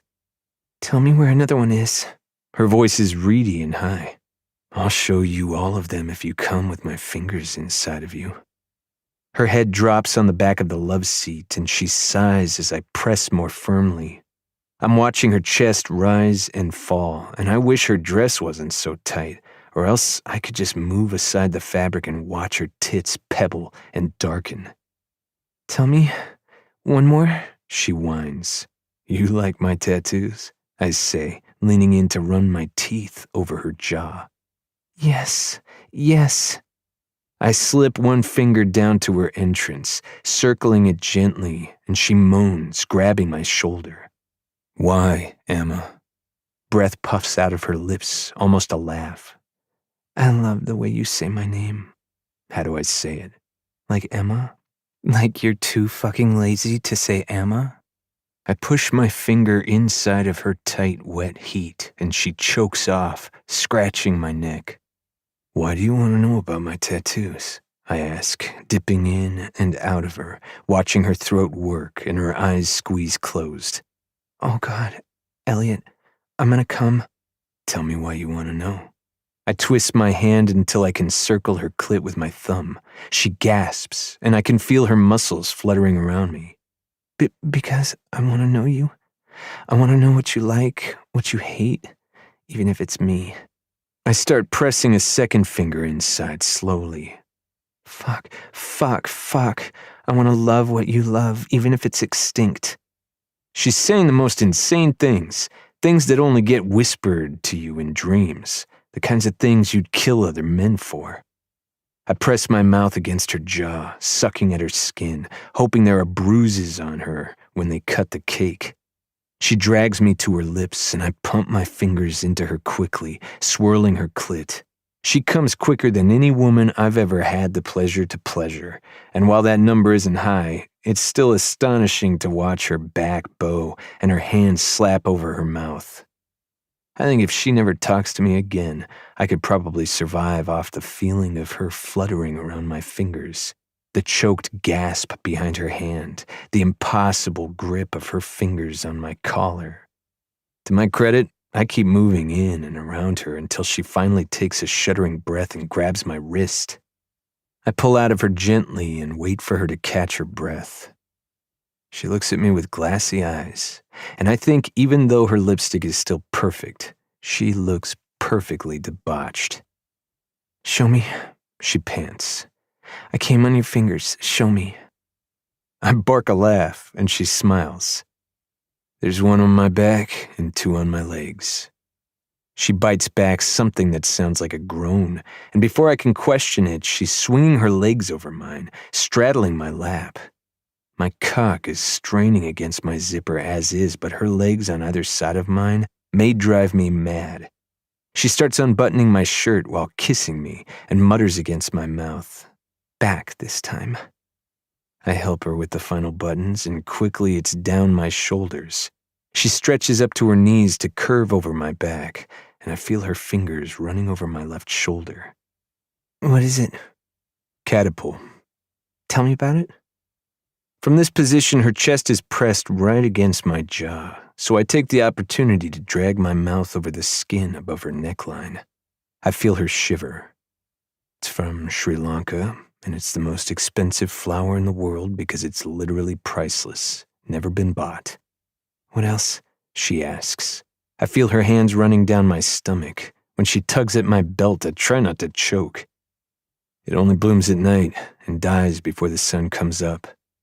She hums and starts nipping at my neck. My zipper is pulled down. "You had to wear these fucking jeans again." She laughs against my skin. I help her tug them open and down my hips. My hands are on her waist, so I don't even know what she's intending until she pulls me out of my underwear. I feel the lace against my cock and my head drops back. "Emma, are you sure?" "I have an IUD," she says, as if that answers it. Her lashes flutter at me. "How long do you think you can talk about flowers while I bounce on your cock?" I feel the tip of me push against her heat. My eyes glaze over. "Not very long, actually. I think I'll probably get easily distracted." She shifts her hips and I watch her tongue flick out across her perfect mouth. She leans forward to kiss me as her body takes me in. I pant against her mouth, and she sucks at my lower lip. I'm only a bit in when she curses. What's wrong? I grip her hips. Fucking God, Elliot, she whimpers. I forgot how big you are. And I have to stare at the ceiling and count to 10 to not lose it right then. She pumps herself on me, taking more each time. I try to keep still, but then I hear a zipper and a flutter of fabric. Her dress slides off her shoulders. Now it's my turn to curse. I grab her rib cage, tugging one bra cup down and quickly pulling her nipple between my lips. She gasps and her hips start moving. I'm not fully inside, but I don't care because she's rutting against me like she's going to come again. I drag my fingers over her other breast, tweaking and pulling. The moan that falls out of her mouth is sinful and maybe loud enough for the other side of the door. I don't think either of us care. She's got her face buried against my temple, and I can hear her breath ragged and shallow in my ear. She's muttering little affirmations of yes and please and Elliot. I switch to sucking on her other breast and let my hands dig under her dress. The lace of her underwear is rubbing against my cock, and I push it even further aside so I can circle her clit. Oh, fuck! My lips release her breast to shush her, but her body is riding me, panting and moaning. I press hard on her clit, swirling different patterns, and I hear her gasp, her hips locking up. I'm so fucking close, but I have to hold it together so I can feel her come on my cock. Her hands scrabble at my back, and when I realize her fingers are pressing into my catapult tattoo, I groan, my hips jerk upward. She yells, and at first I wonder if I hurt her, but then I realize I'm fully inside. Her thighs are against mine. Her breath is hot on my ear as she whines out curse words, and then her walls are fluttering again. She's coming again just because I filled her up. My forehead presses against her shoulder and my hips can't stop moving. I'm flying in a tailspin as she clenches over and over, her fingers digging scars into the ink. My hips jerk up into her, and with every pump, she hiccups a beautiful half moan. I look up at her face just before I come inside of her, and I see her perfect mouth in an O, her eyes closed, and her jaw dropped. Amaryllis. Her lashes flutter open, and she's staring into me as I release, hot and bright. Everything is starlight for millennia. I'm panting, dropping back against the couch. As my heartbeat hammers and finally starts to slow, I look at her. Her dress is shoved down and rucked up. Her lips are still perfectly glossed, but there's a raggedness about her eyes and hair that makes me proud. I reach up and fill my hand with her breast, memorizing the weight of it. She shudders, and I lean forward to kiss her again, just as she dismounts from me. She tugs her panties back into place, rearranges her dress, and zips it back up. I'm sitting with my dick out and my chest panting. I have to go check in out there, she says with a quick smile. I nod, thinking I'll probably just sleep here until she says it's time to go home with her. This was great. Are you good? I blink at her, realizing there is no going home with her.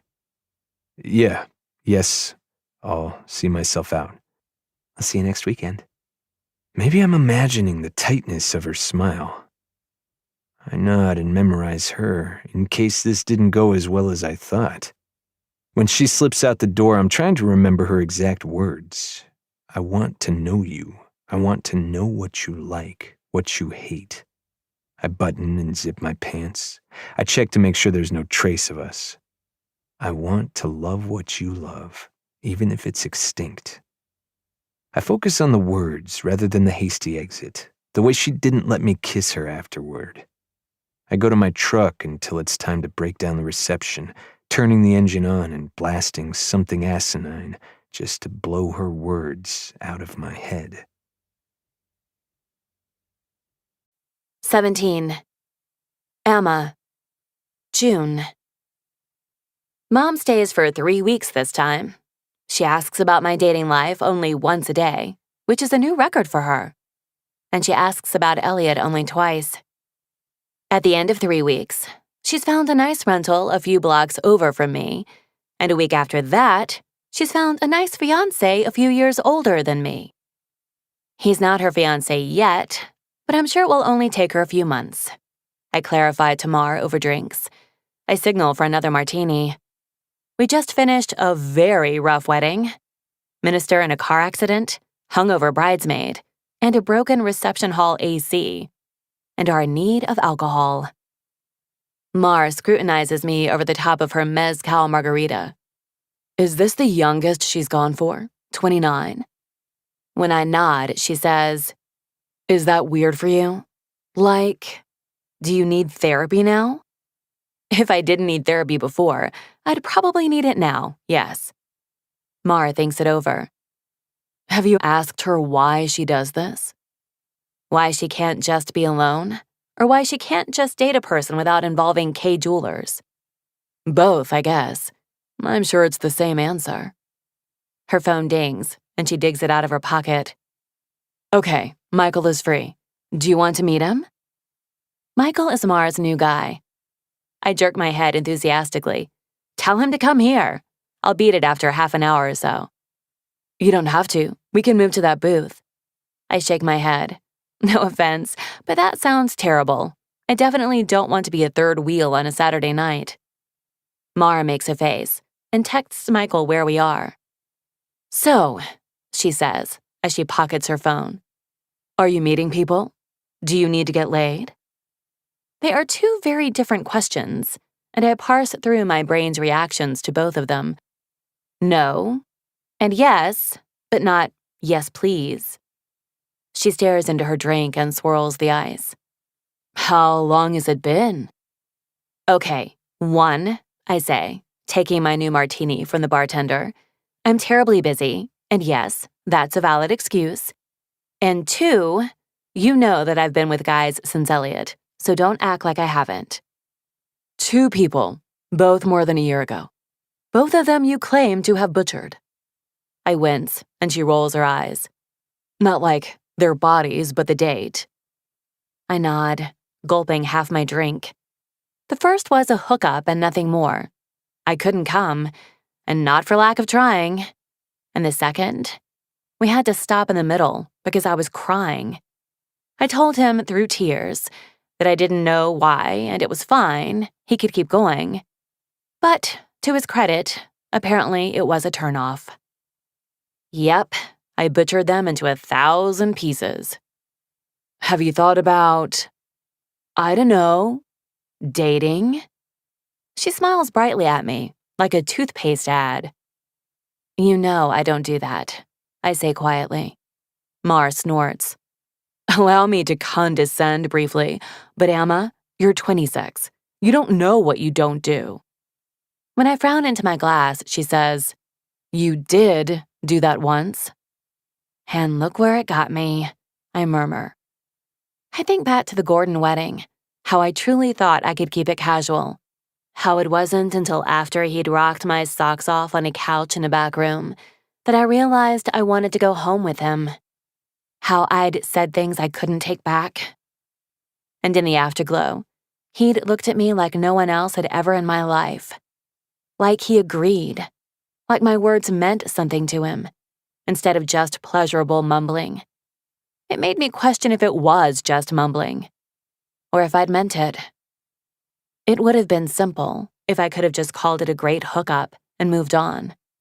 But it was wedding season by then, and I was seeing him every weekend, and every weekend my resolve dwindled from don't do it again to casual could work to define casual. I'm determined to never let that happen again. Mar is watching me, so I say, I'll let you know when I'm ready to see someone. I can't even think about guys right now with all the weddings I have. Which reminds me, I need you on January 13th. She pulls out her calendar. Where's the wedding? The Four Seasons. The hotel or total landscaping? I snort. Don't pretend I didn't double-check 10 times. Is this a new one? She asks, plugging the date into her phone. When I nod, she says, "Are you okay taking on more work?" I wave my hand. "I'm fine." But my leg bounces on my bar stool. I couldn't say no to Jenny and Dustin. They're so freaking cute. He was going to propose to her at the Disneyland castle, but got nervous and did it over a turkey leg in Adventureland by accident. Michael arrives.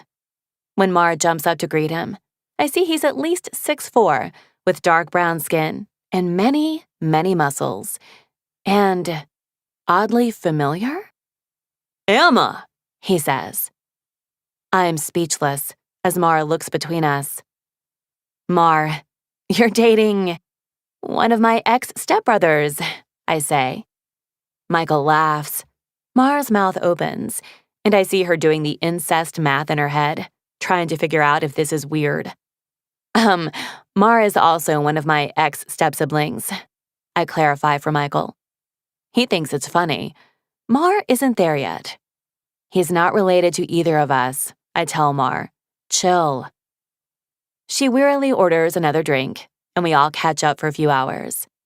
I feel like a proud matchmaker, even though I did absolutely no work here. When they head out, I say I'm going to stay for one more drink. I look around, checking out the 1 a.m. clientele at our favorite trendy bar.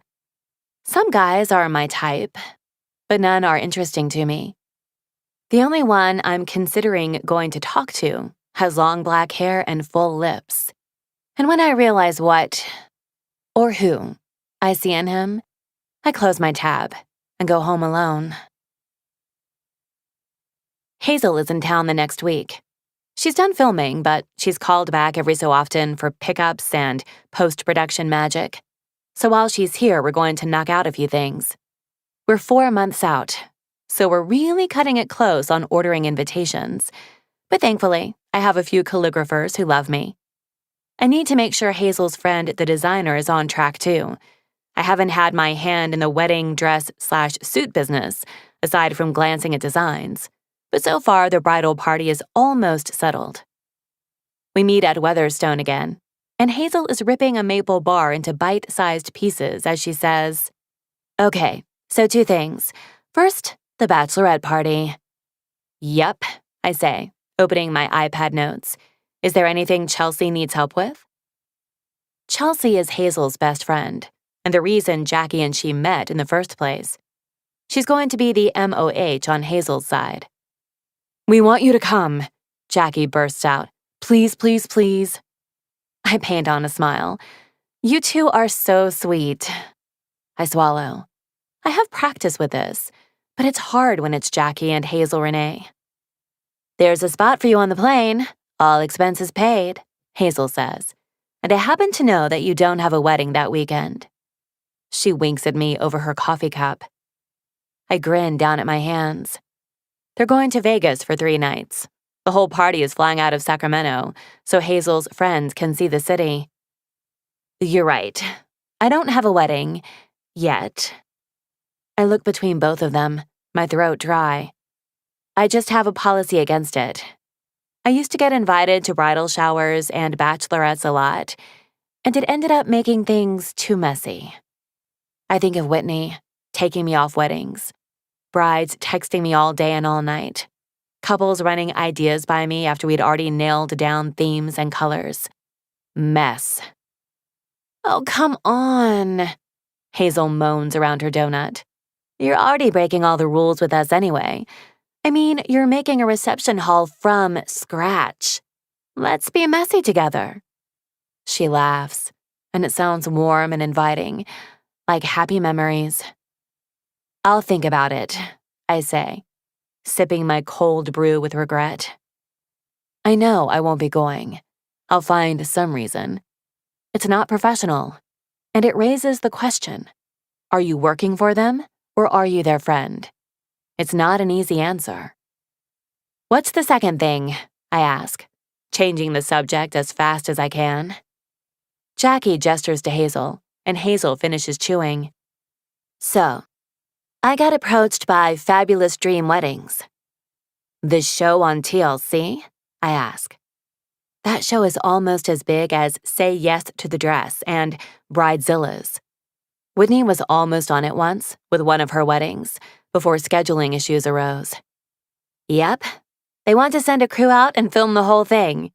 It would be a lot, I know, but I have to say, I think it would be amazing to get some exposure on you, on Elliot, on everyone in Sacramento working so hard on this. Hazel's eyes sparkle at me, and I think quickly. Wow. I think the biggest thing is, what will they have control of? Hazel shakes her head with a frown. Nothing. Right. But those shows only work if something is going wrong, right? So will they have us stage things or try to create drama where there isn't any? That's a good point, Hay, Jackie whispers to her. Hazel hums in understanding. Let me chat with my agent and see if she can negotiate something. She's really pushing for it, and Jackie and I think it's a great idea. She places her hand on Jackie's, and I see the moment Jackie fails to immediately smile in agreement before catching herself. I think it over. It would be good coverage for sure. My biggest hesitation is that there are some behind-the-scenes things going on that I'd rather not have a camera crew for. The expense and effort to clean up the space next door is extreme. I'm already running into roadblocks that I'm not sharing with these two. So to explain it on camera sounds like a nightmare. I'd like to talk to a producer before I agree to it, I say. Jackie nods, but I can see Hazel stumble a bit before nodding too. I think she's a bit surprised that I would object in the first place. Sorry, Hay. You hired me to be in control of this wedding.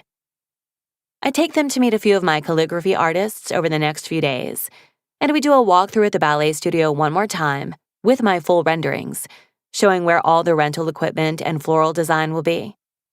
Thankfully, the bats have been relocated. After talking with Hazel and her agent to get more information about what the film crew would need, I get on a call with B, the episode producer for Fabulous Dream Weddings, and talk it out with her. I want to make it clear that the week of the wedding is mine. I guess my biggest concern is the staging needed. I watch the show enough to know that storylines have to be crafted in order to make for good entertainment. I say to B, on Sunday night, after a long wedding day, with a rogue ring bearer, a pet German shepherd who ate the ring. Of course, B says. Even as her voice soothes me, I can tell she's doing 10 different things while taking my call.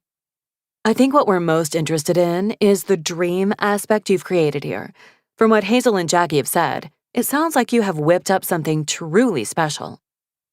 She's seducing me. And it's working. I appreciate that. I think what I need from you, going into this, is transparency. And also to know that the wedding takes precedence. There are 4 events I'm coordinating for that week alone, so I want to know that if I tell you no crew or we can't refilm that it would be respected. I hear you. I think we can make that happen. When we hang up, I know I'm biting off more than I can chew, but I can't help myself. This would be huge. Even if the Knot.com and People don't come through with a highlighted article, this is still amazing exposure. I email Hazel and Jackie to let them know Fabulous Dream Weddings is on. I sign a contract and everything. I hire Mar to officially be my second in command. I'll be making less on this wedding because of it, but it will be worth it to have someone watching the film crews when I can't. Of all my other ex-step-siblings, Jake, the drama nerd, is the one who has actually tried to stay in touch. Our parents split up 6 weeks ago, but he's emailed me twice since then to see if I need any assistance. I start hiring him weekly to train him for Hazel and Jackie's. Sarah, who's worked with me before, albeit reluctantly, almost turns me down before she finds out I'm paying more than last time. Things are moving smoothly. The film crew arrives for establishing shots. With some hesitation, I agree to let them into the reception space so they can get a sense of the before in our before and after. I practice for my first talking head, 10 times with Mar, trying to get a sense of what I want to say about Jackie and Hazel. When B's crew sits me down in the rose garden, the only place I stutter is when they ask me how the couple found me. Jackie's boss, the senator found me. Sorry, maybe we shouldn't say she's a senator? Did Jackie disclose that she works for government? Sorry. I fumble my way through.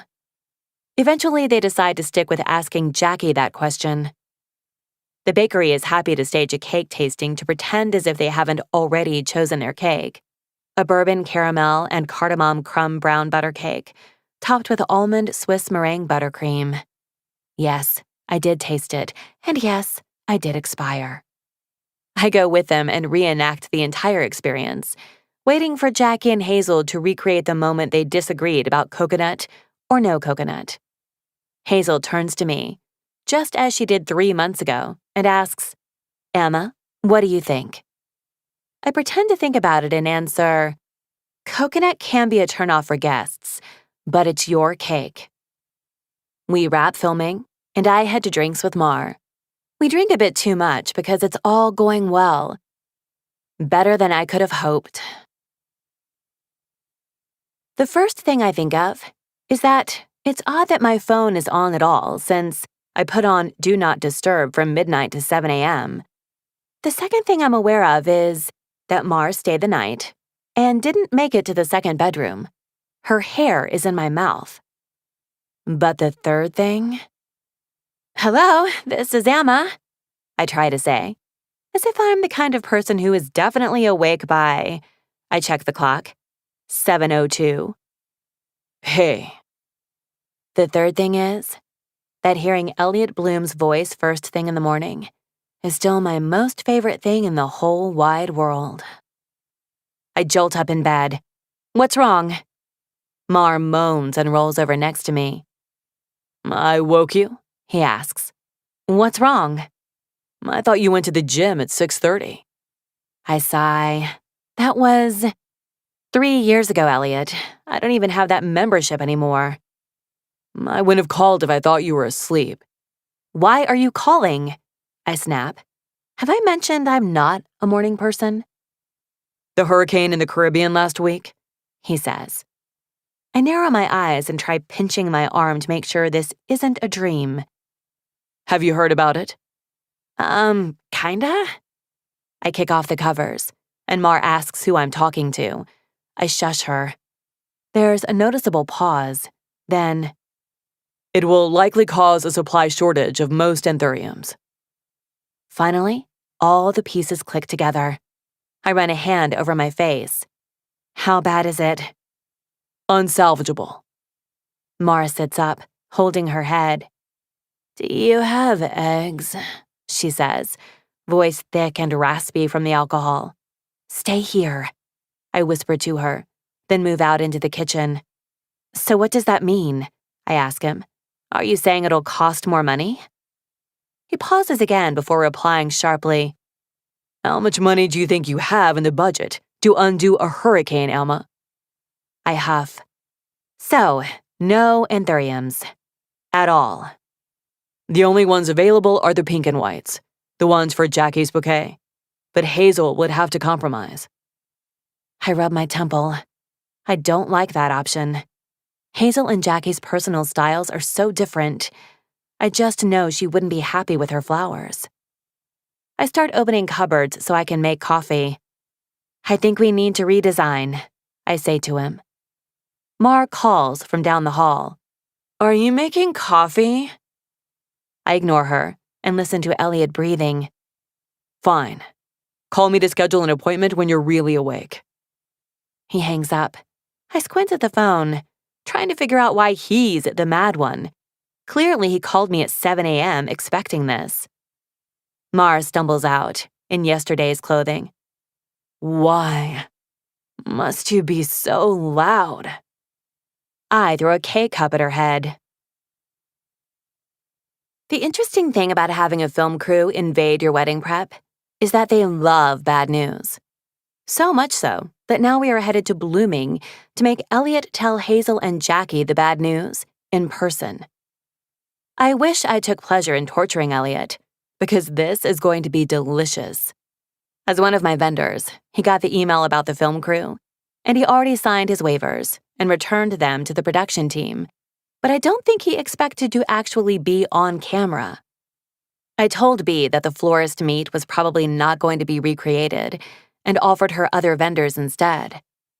But now, someone is coming at Elliot with a powder brush, claiming he's shiny. "Get the fuck away from me," he says, as politely as he possibly can.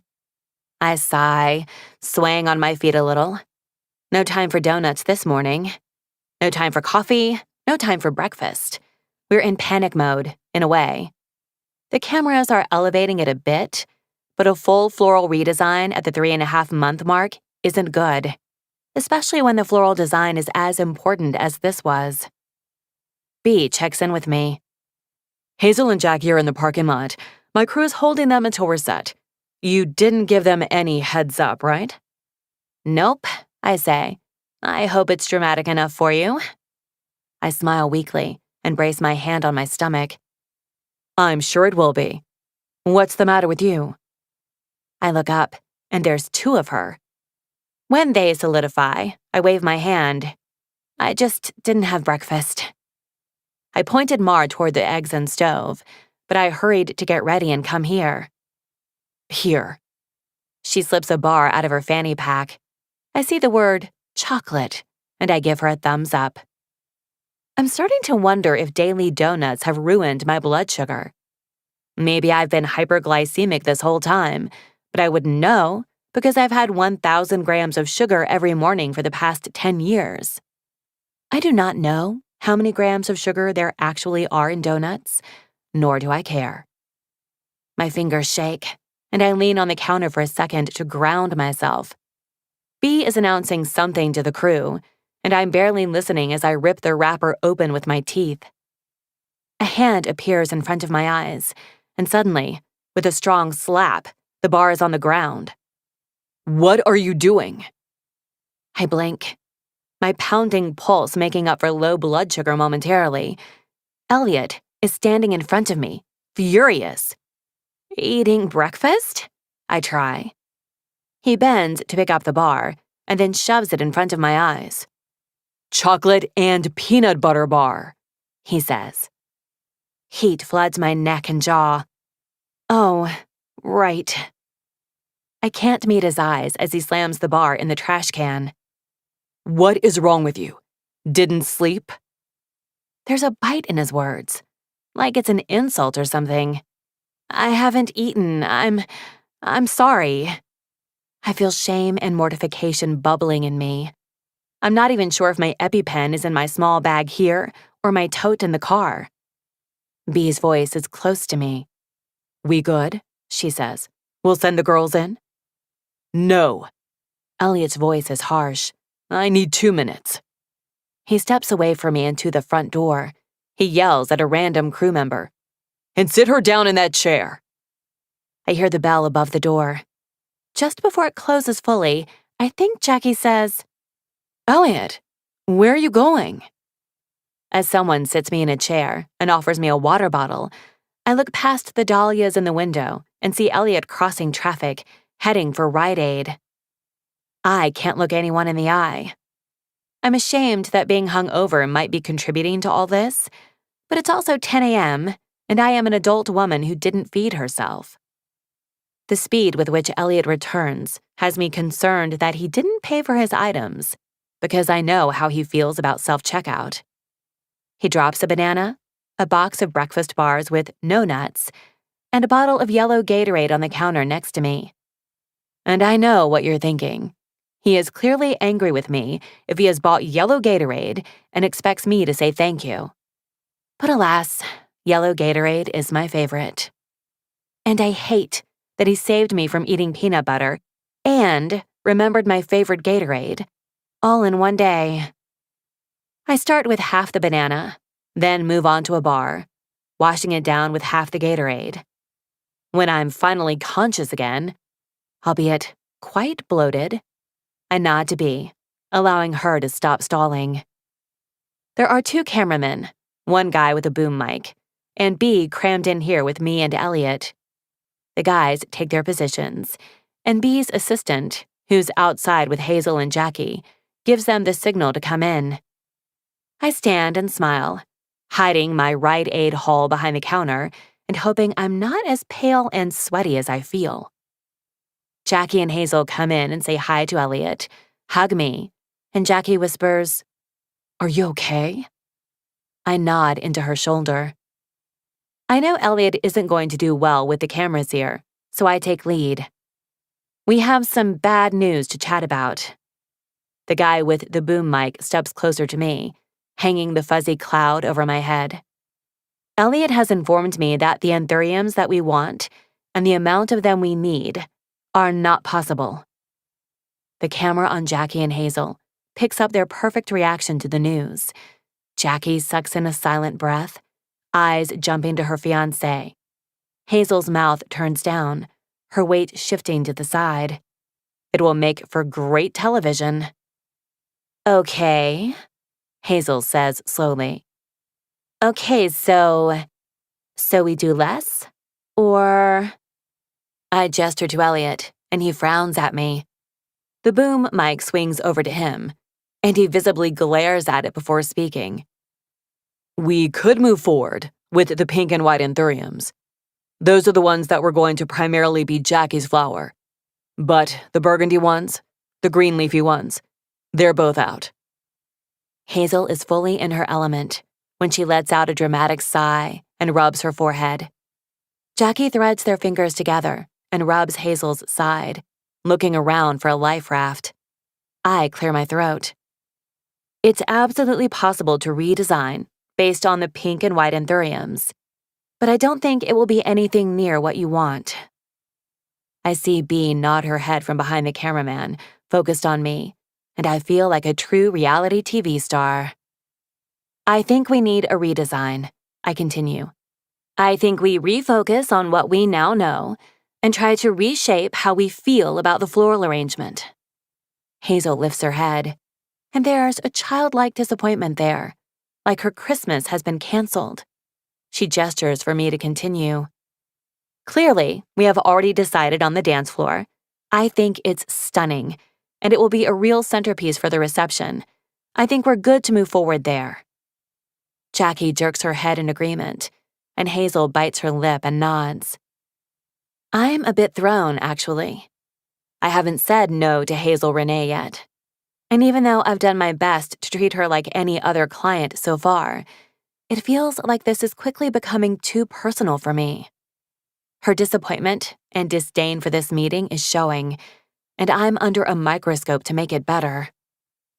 "Elliot, can we move into the showroom and start talking through some ideas?" He leads the way, and one of the cameramen quickly follows. There are cords and equipment everywhere, so it takes a moment to get set up in the back. We have to re-enter and pretend it was all one shot. Before we're even ready to roll again, Elliot is pulling down vases and moving around the room. B quickly sends a camera to follow him, which he visibly hates. B gives us the go-ahead to continue, and I take lead. So, what we wanted when we agreed on the floral design before was to properly serve both of you. Jackie is classic and elegant. Hazel is modern luxe with a lot of character.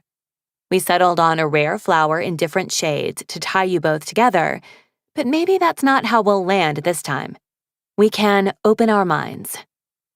Jackie is hanging on my every word, and Hazel is, quite honestly, acting like a brat. I'm praying this is for the camera's benefit. Elliot already has several varieties from the stem bar to play with, and just as I should have assumed, one cameraman is trained on only him. He's fascinating, he's handsome, and he's actively doing something. He looks up, pulling some pampas grass through his fingertips like feathers. "I'm going to start from a clean slate. Mentally, creatively," he says. "It's a fall wedding. Fall weddings are weedy and muted. In terms of classic design," he gestures at Jackie, "there's blush pink and pampas grass." He pulls together a muted pink flower with a pampas grass, creating a beautiful bouquet that speaks to Jackie's style. I can even see it in her eyes, that she would be perfectly happy with her flowers that way. What I also think of for fall is burgundies, wine, warm, cozy colors, he says. He pulls together the pampas grass with dark red dahlias. He adds a lemon leaf and ties it off with a fraying rope instead of a ribbon. It's close to Hazel, but it's not quite there. He knows it. I'm opening my mouth to ease the tension when Hazel puts up her hands. I'm sorry. Can we stop rolling? She looks at B with a firm expression. One of the cameramen tilts his camera to the floor. I had no idea I was coming in here for an ambush, so I'm just a little shaken.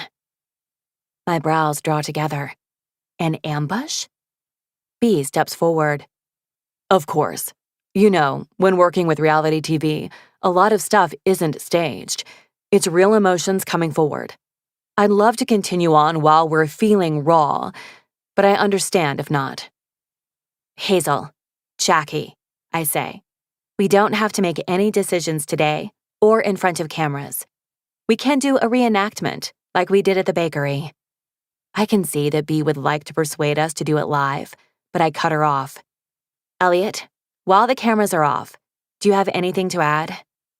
He scratches his chin. What's happening is uncommon.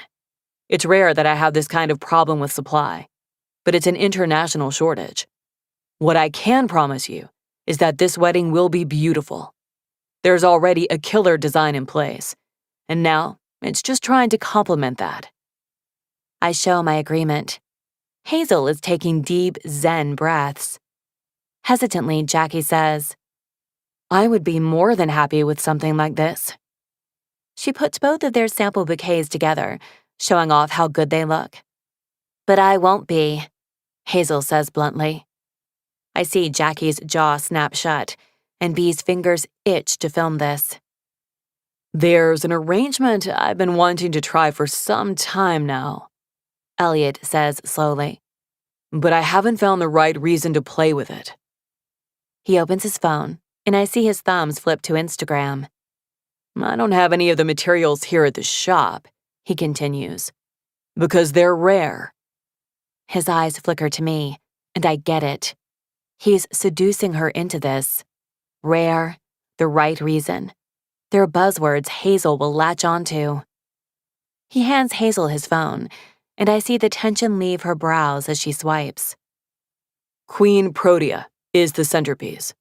They're elegant, but impactful. And best of all, there won't be any supply issues. We could even fill the dance floor with them, with the budget we'll save from not importing the anthuriums. Hazel shows Jackie the pictures, and I can see that Jackie is trying. It's not quite her style. I look at the images of the 8-inch cup-like blooms that look more like shrubs than flowers, and I know Jackie sees the spiky leaves and the teeth-like centers. Would you do separate bouquets for them again? I prompt Elliot. He nods and takes his phone back, pulling up an arrangement that makes Jackie sigh in relief.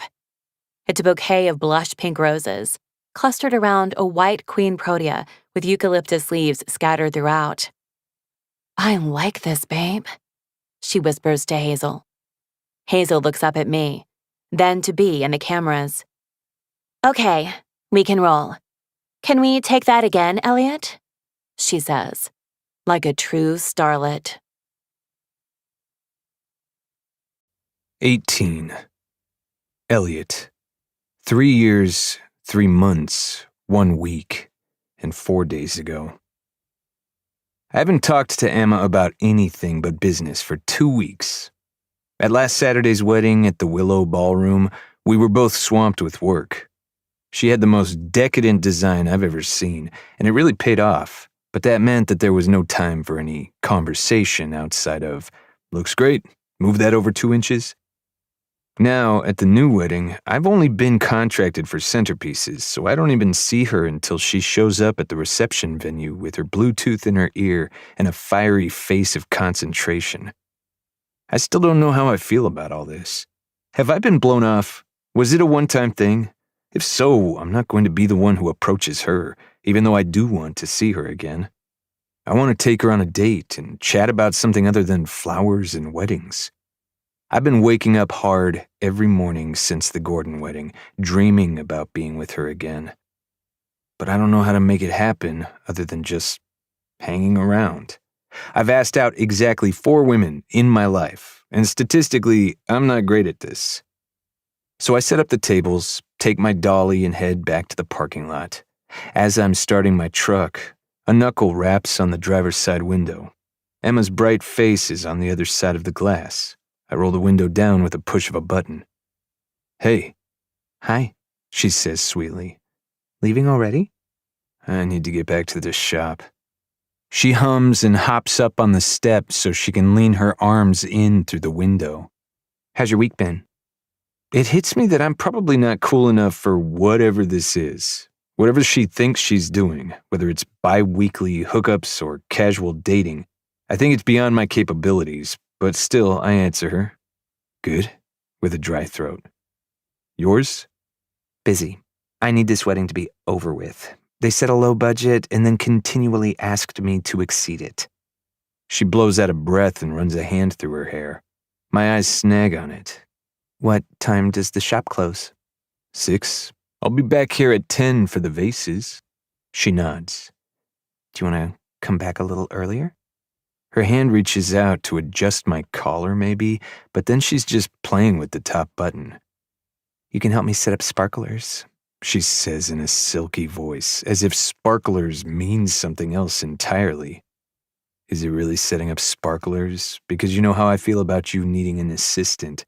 "I mean, come back and I'll fuck you in your truck." My jaw snaps closed, and I bounce my head as if weighing my options. I was thinking maybe I could fuck you in my truck.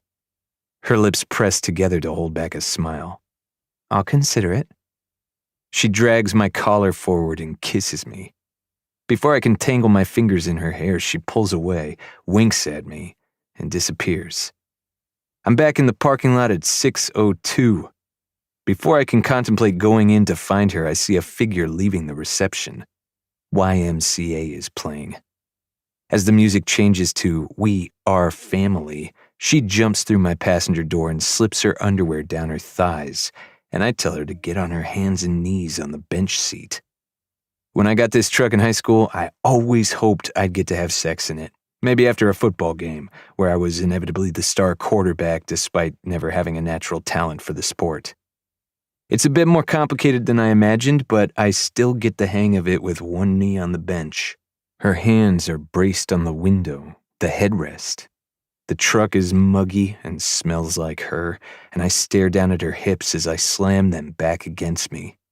My knee is slipping and my hands are sweating on her skin. "Will you," she pants, her face against the seat, "call me Amaryllis again?" I groan, almost losing it there, but manage to whisper her name once before I come. She puts herself back together much like before, panties up and a kiss to my lips. I roll the windows down and collect myself as she walks back into the reception. 2 weeks later, she's ruining my floral design at the Singh wedding, rearranging flowers and pulling the spider mums out altogether. When I scream at her in a cleaning closet, she screams back until her mouth is on mine. She drops to her knees that day, and I forget about spider mums. In fact, her ideas were better. They always are. At the next vendor meeting we have at my shop, she behaves normally. It drives me up the wall. She's all business, and all I can think about is how badly I want to put my mouth on her until she screams. She leaves with the clients, and I don't see her for another week. I feel like maybe I'm getting over her. Like, maybe I'll be fine if we just work together from now on.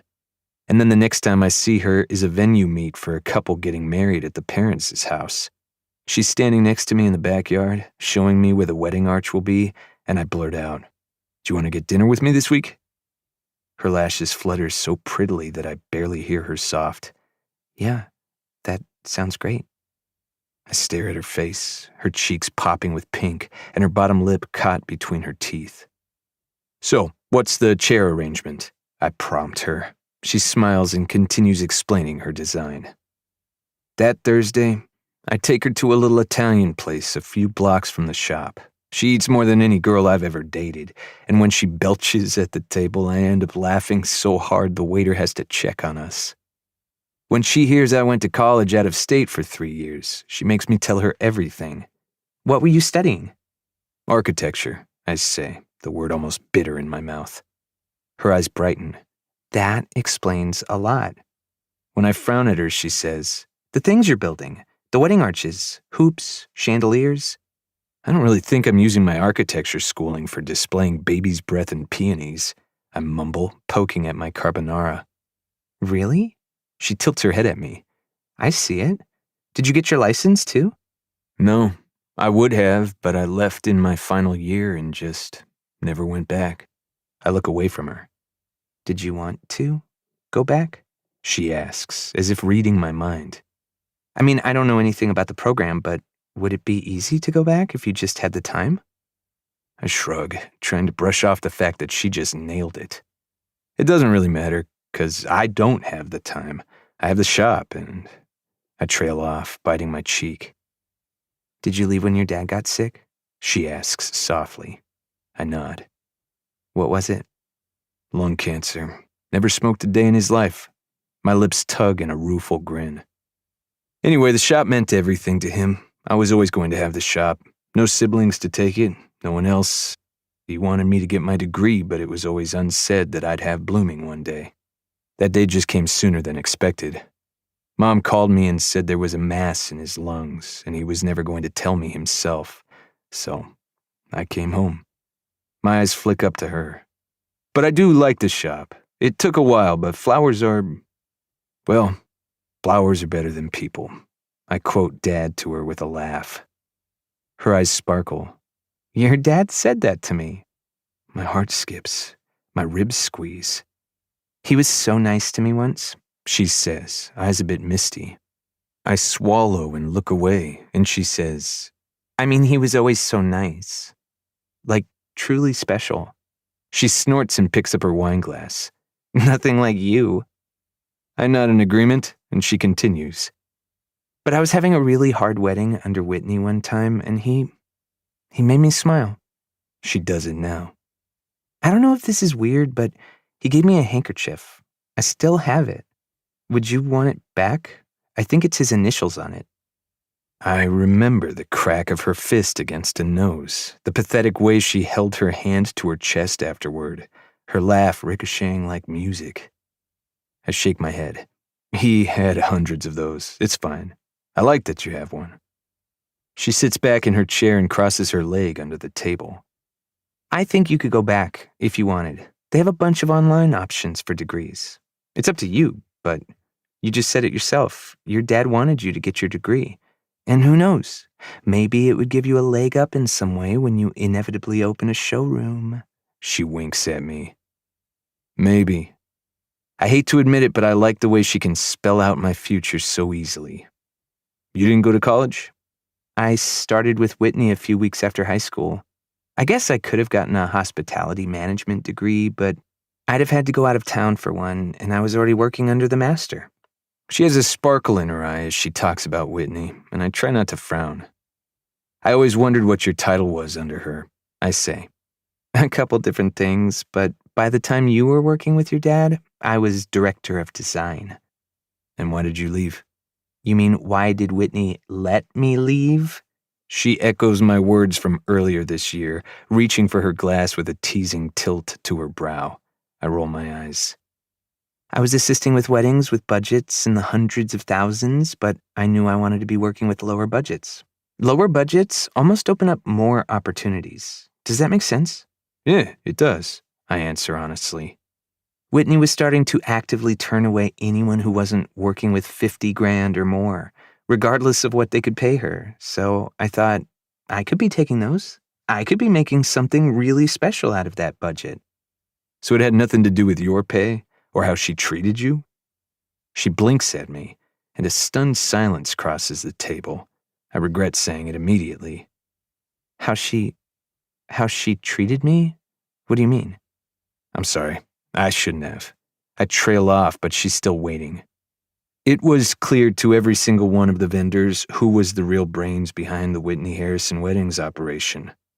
My father would talk about it all the time, how much Whitney's style was growing, what a change there had been since she hired some fresh blood. Mark at Roscoe Rentals used to talk to me about it. Minnie at Freeport Bakery noticed it.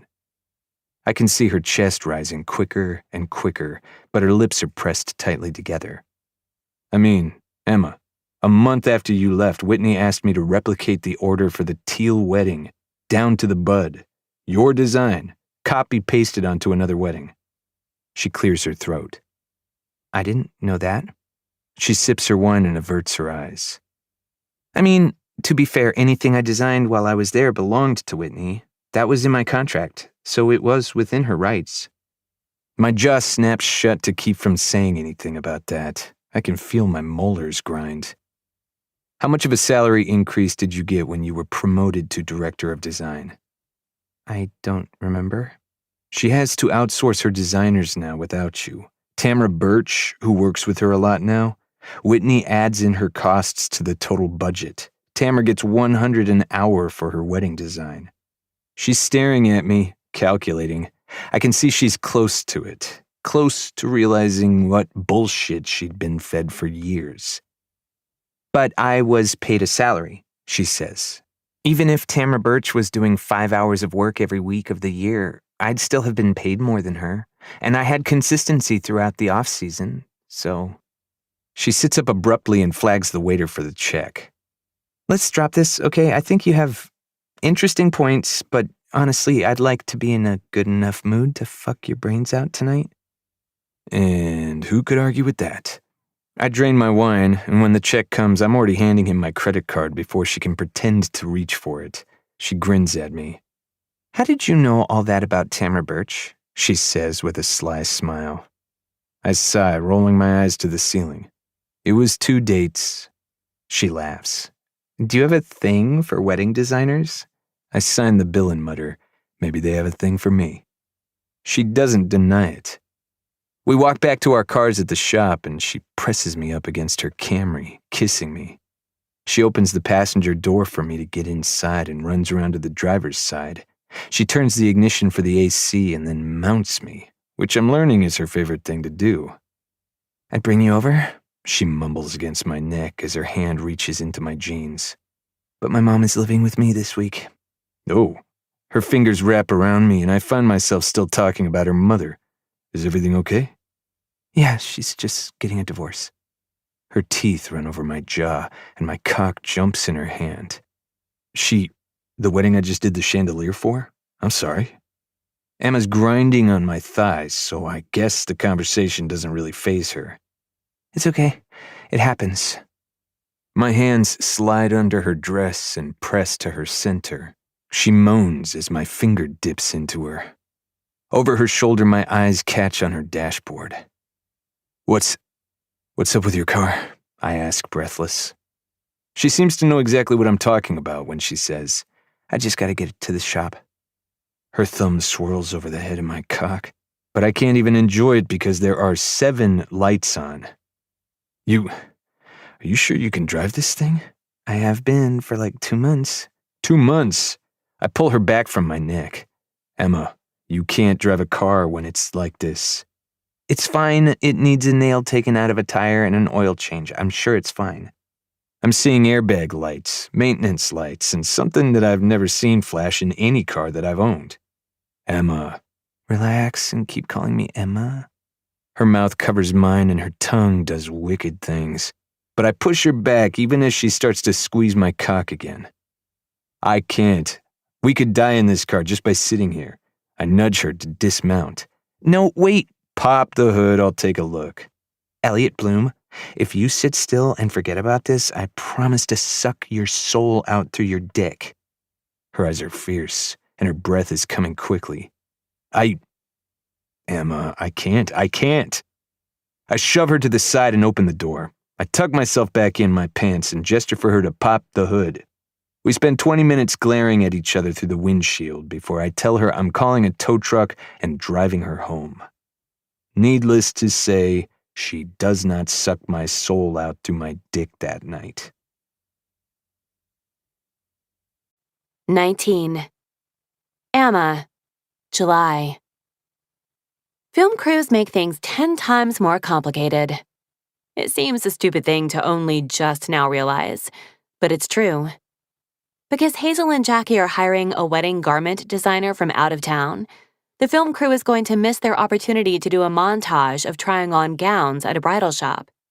So Bee asked if we can stage it, because that's apparently a very important thing to have in the episode. I give Bee the names of the best shops in Sacramento, and we call them together to get this set up. I have to arrange a last-minute appointment to try on dresses that won't even be purchased, and Bee has to clear the film crew by them. A store called Spring Maiden in Carmichael agrees to the shoot, as long as their store name is mentioned and the shop is shown favorably. I let Bee handle Jackie and Hazel, giving them a script to loosely follow, and I just try to pretend it's a normal vendor meet. Spring Maiden is a lovely shop that I've been to only a few times, but thankfully the owner still remembers me from when I worked with Whitney. I arrive early to make sure we have the privacy we requested, and to meet the assistants helping us today. The owner greets me and pulls me to the side. So, we were able to close the shop to the public so the film crew isn't stepping on anyone's toes. But there was one appointment already on the books when you called, so they're on the other side of the shop. I've let them know what's going on. Great, I say. That shouldn't be a problem. The cameras get Hazel and Jackie walking in and the owner greeting them. Our assistant for the morning takes us to our private room with mirrors and a pedestal. Jackie and Hazel each talk through with the assistant what they're looking for in a dress. Bee has decided that Hazel's decision to wear a suit should be a journey she goes on through the scene, so Hazel is trying on dresses that just aren't right. Bee flags me over to the door, and I follow her out. "Can we get an interview with you about dress shopping?" she asks. "Sure." "Let me give Hazel and Jackie a break, and then I'll have a cameraman set you up in this sweet little corner." She points to a matte wall with the shop's name painted cleanly onto it. I'm waiting for the crew to get set and checking my emails when I hear, "Emma, I wondered if it was you." I look up, and Whitney Harrison is stepping out of the private room on the other side of the lobby. "Whitney, hi!" I jump up to give her a hug before I can remember that I'm still suspicious of her. She clutches me tight, and I wonder again if maybe the vendor thing was a huge mix-up. "I should have guessed you were with the other party." "I hope you don't mind that we couldn't be rescheduled," Whitney says, pushing a lock of hair away from her face. "My bride has had this appointment for over a month." "Oh no, not at all." I wave my hand. I don't care about privacy. I think it's just for the film crew to have fewer people around. "That's right," she says. "How is the filming going? Does it interfere much?" "Not so far," I laugh. "It's just a bit of staging with the vendors. The girls actually already have their attire," I say quietly. But the production crew wanted a wedding dress shopping scene. "Oh, good," she says, placing her hand on my elbow. "To be honest, Emma, I was really worried to hear that the Hazel Renee wedding still didn't have bridal dresses. It's 3 months away." Whitney laughs, like we're sharing a joke. I smile back. "No, we're all on schedule," I say shortly. Just then, Hazel comes into the lobby, looking like she needs a break. She paints on a smile and walks over to us when I say, "All good?" "Yes, just stressful." She turns her attention on Whitney and extends her hand. "Hi, I'm Hazel." "Hazel Renee, of course. Your wedding is going to be all anyone's talking about." Whitney grasps her hand firmly. "This is Whitney Harrison," I say. "She's a fabulous wedding planner." "Oh, I've heard a lot about you from Emma, and from my fiancé, when we were searching for planners." If she remembers Jackie's hesitations about Whitney, she doesn't show it.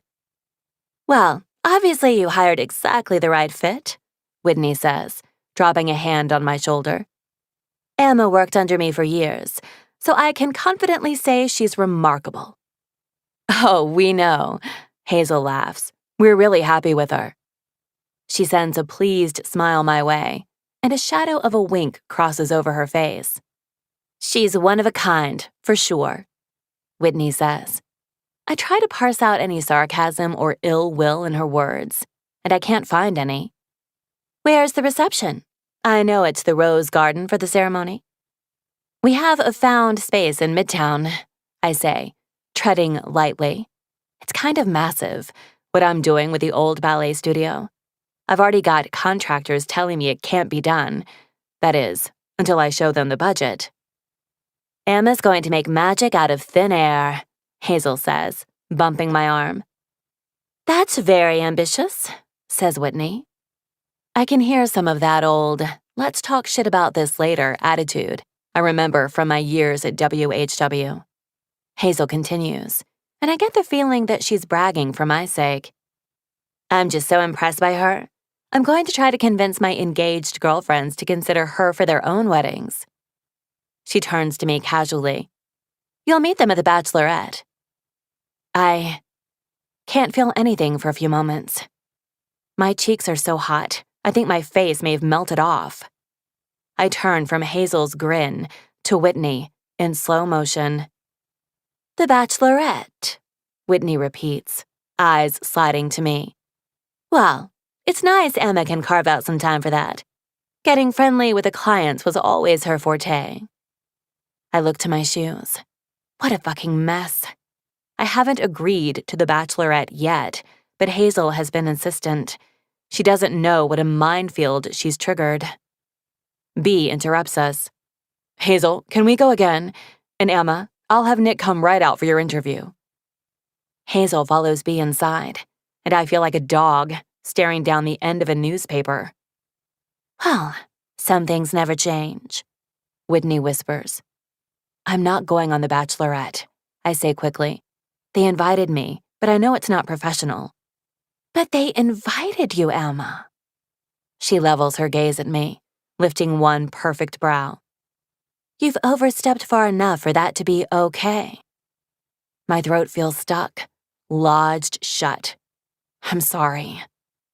She laughs, a tinkling sound she would reserve for grooms who thought they were comedians. Emma, you don't work for me anymore. You can run your own business however you like. She squeezes my arm, and I feel a manicured nail catch my skin. I just hope you don't get burned. I nod, my mouth unable to work. My eyes are pricking, and I want to run into the parking lot and scream. Call me if you need anything, she says, walking backward. It's a huge undertaking. She disappears back into her private room. When Nick comes out with the camera and sets the lighting, I feel hollow. I don't remember my answers to their questions. When I tell Hazel and Jackie that I can't come to the bachelorette weekend, I see their disappointment, but I stand firm. 20. Elliot. 3 years, 2 months, and 5 days ago. She didn't talk to me for a week after our date. And when she saw me on the weekend for the Wilmot wedding, she kept it businesslike, unfortunately. I posted a picture yesterday of the beginnings of a rose wall. It's only 4 feet by 8 feet, and there's really no room for lettering, but I at least added a B for blooming. She hasn't liked the picture yet. It feels like there's this game we're playing, and I have no clue who's winning, but it can't possibly be me. It's already August. The end of wedding season is coming soon, and I'll be seeing less and less of her until it picks up again. That is, if she decides to continue contracting me. We have a location meet on Friday, and my plan is to ask her on a second date. If she says no, then at least I'll know for sure where we stand. I'm in the back room trying to clean up the work table from the mess of roses I've made. The phone rings at the front, and I hate that I'm hoping it's her. Hello? Elliot, Whitney Harrison, how are you? Her saccharine, sweet voice pierces my ears, and I tap the volume button on the phone to try to dampen it. Good. Hi, Whitney. Listen, one of my social media assistants just showed me your rose wall. My God, it's beautiful. I didn't even know you were working with custom installations. Yeah, thanks. It's pretty new, just something I'm trying. Well, it's wonderful, she says, and I can hear her typing. I'm looking for a piece like that myself. I was going to talk to Briar Rose Designs about it, but I'd love to work with you. You know how well your dad and I got on. She says it like they were in diapers together, when in reality my dad tolerated her at best. She was the top wedding business in town, so the only thing to do was work with her. Dad gave her a discount to entice her to keep coming back. Sure, I say. Do you want to come in and take a look? I only have that one piece done right now. Yes, let's set up for next week. I'll email you, and if you can quote me for a wall 10 feet across, and itemize the add-ons, will you? By letter, by rose colors, the good stuff. I bite my tongue from telling her I have a 4-foot wide piece that has a B, and that's it. If she does want one, I'll figure it out, I guess. Sure. Her fingernails clacking in the background make me think of how they used to dig into Emma's arm, and I say, and just so you're aware, this installation business is considered independent from blooming. They'll be invoiced separately, and the normal discounts won't apply.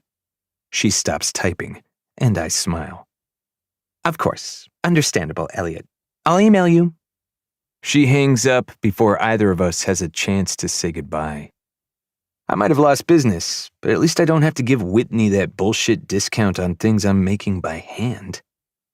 The door swings open, and as I grunt a hello, I see Emma on my welcome mat. I clear my throat and lean forward on the counter. You hear about the rose wall? I ask. She opens her mouth and pauses. Did you post a rose wall? With little ceremony, she drops off her purse near the register and walks straight into the back room. I clench my jaw at the intrusion, but then I hear her gasp. Oh, wow. This is great. I follow her back and lean in the doorway. I just wanted to try it.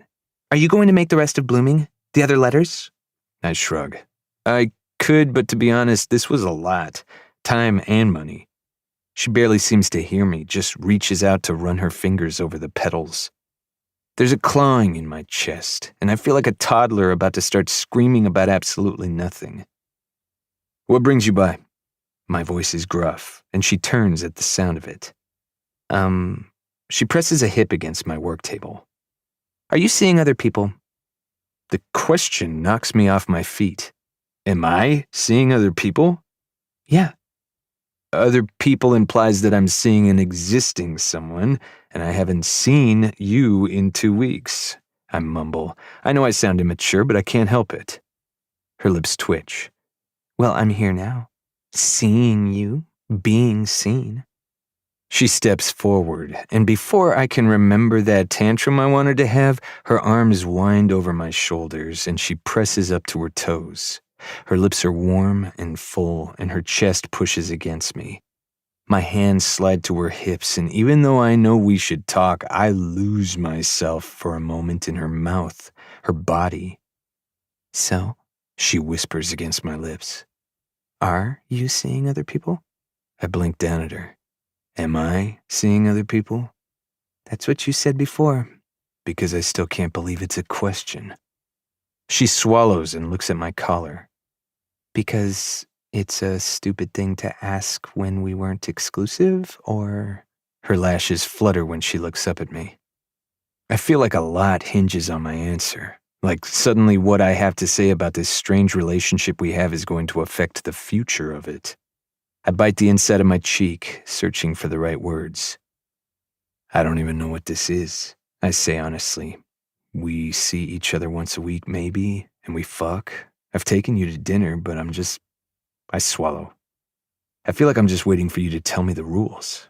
I'll keep playing even if you never do, but no, I don't sleep with other people when I'm doing whatever this is. The unclear intensity in her gaze makes me squirm. I feel like I need to keep talking in her silence, but I know it's her turn. The rules, huh? She smiles ruefully at my shoulder. Eventually, she takes a deep breath and meets my gaze. My mom gets married a lot. Like a lot. The wedding you did in April was her 14th. I feel like my eyes shouldn't bug out of my head, so I force them not to. Okay. She's never not had a man in her life from the moment I was born, she continues. And she makes it down the aisle every time. 14 fiancés, 14 weddings. I asked her once when I was a kid if she ever got scared about saying I do like the movies show, but she said never. She said, love is like the wind. It will come and go. Weddings are just a party. She grins at the memory. I'm still reeling a bit, but I'm listening. You know, it's not really the 14 weddings that are important. I guess I'm talking about the divorces. 14 times now she's called it quits with someone who meant a lot to her, who she loved. And I really believe that she did love some of them, she says. It's not like my mom was fine after every divorce, ready for the next guy. She was in pain a lot, days where I didn't think she'd ever eat or get out of bed. She always told me that marriage was worth it, but I don't think it is. She catches herself like coming out of a trance of memories and looks up at me. So I guess what I'm saying is, I don't see the point of commitments that end. I don't date, she says. Not long term, anyway. I do what we're doing now. A little bit here, a little bit there. But I don't do commitments. She laughs lightly. I'm well aware where that stems from, of course, but I've seen too many men make promises to my mom, to me, that got broken when things got hard. There was this one stepdad, Warner, who I grew really attached to. My mom was with him for 5 years. I was 10 when they broke up, but he promised me we'd still see each other. She shakes her head. I asked my mom about him all the time, but I never saw him again. She pauses, pursing her lips together in thought. My throat is tight, and my hands are still on her hips, but they feel cold. It sounds like she's letting me down easy, and maybe I should pull my hands away, but then she places hers on my forearms. I know it's weird that I'm a wedding planner who doesn't believe marriage works, but that's exactly it. Weddings are just a party to me. Marriages are things that end, and I don't think love should lead to a commitment when the emotion is so fluid and fickle for everybody. Not for everybody, I whisper. She blinks up at me, and I take my chance, hoping she'll give me a try, because I'm pretty sure I'd never lose my grasp on her if given the opportunity. Not everyone is fickle about it. She bites back a grin. Is that so? Her arms wind up around my neck. I nod solemnly. I don't let go of things so easily.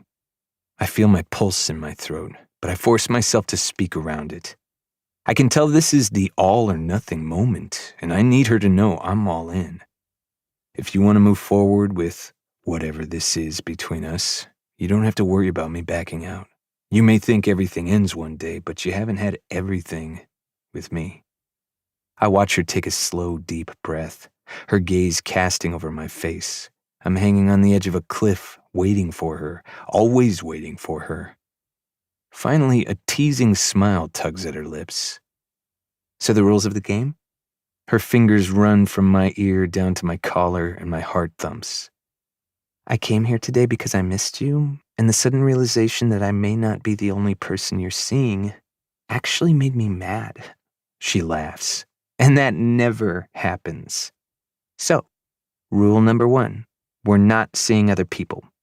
Rule number 2, I want to see you more than once a week. She pauses and looks at me intently. The smile melts from her face. But I don't want to call it a relationship. Rule number 3. I feel something wilt inside me, but I focus on what I hope is the unsaid yet at the end of the sentence. It sounds like she wants exclusivity and more time together without labeling it. I can do that. Aside from Mom, there's no one in my life I could introduce her to as my girlfriend anyway. No labels, I add helpfully. She grins. Labels have expiration dates. What I'm hearing is that she doesn't want this thing between us to end. That excites me. The idea that she wants to look into the future and still see me is intoxicating. It whispers promises into my chest that she's making clear she won't voice aloud. And the last rule of the game? She steps into me and her grin turns mischievous. Your tattoos. I have an all-consuming need to see all 6 of them. I hum. My pants would have to come off for that. What a shame. She pops my top button and I grab her hands. I'm going to flip the sign and lock the door. Give me just a second. She calls after me. Don't want to play it fast and loose, Mr. Bloom? I throw up the back in 15 sign and lock the deadbolt. With a flick of my fingers, I push the phone off the hook as I return to the back room. She's sitting at the head of my work table, kicking her legs innocently. I haven't had a chance to clean it up yet from the rose wall and a few other projects, so she's sitting next to potting dirt and running stray petals through her fingertips. She taps the edge of the table near her knee. Did you do this? I look down and see my initials carved into the corner of the table, where I'd sat doing homework when I was a kid. Yeah. You're a rebel. Defacing property? Mm-hmm. I come closer, slipping easily into the space between her knees. She's wearing a dress, like she always does, and I push it up her thighs as I press my mouth to hers. Still holding the rose petal, her hands cover my cheeks and jaw. She tries to force me to kiss her differently, harder, faster, but I rub my thumbs over her thighs and keep it slow. Her hands continue their path down my buttons, and soon she's pushing my shirt off my shoulders and shoving up my undershirt. Once it's off, she runs her palms over the violet on my ribs. My breath is coming quickly by the time she kisses over my jaw, down my neck, and travels past my chest to my ribs. The first swipe of her tongue over the purple petals makes my stomach tighten. She kisses it, and sweet little moans pop out of her throat.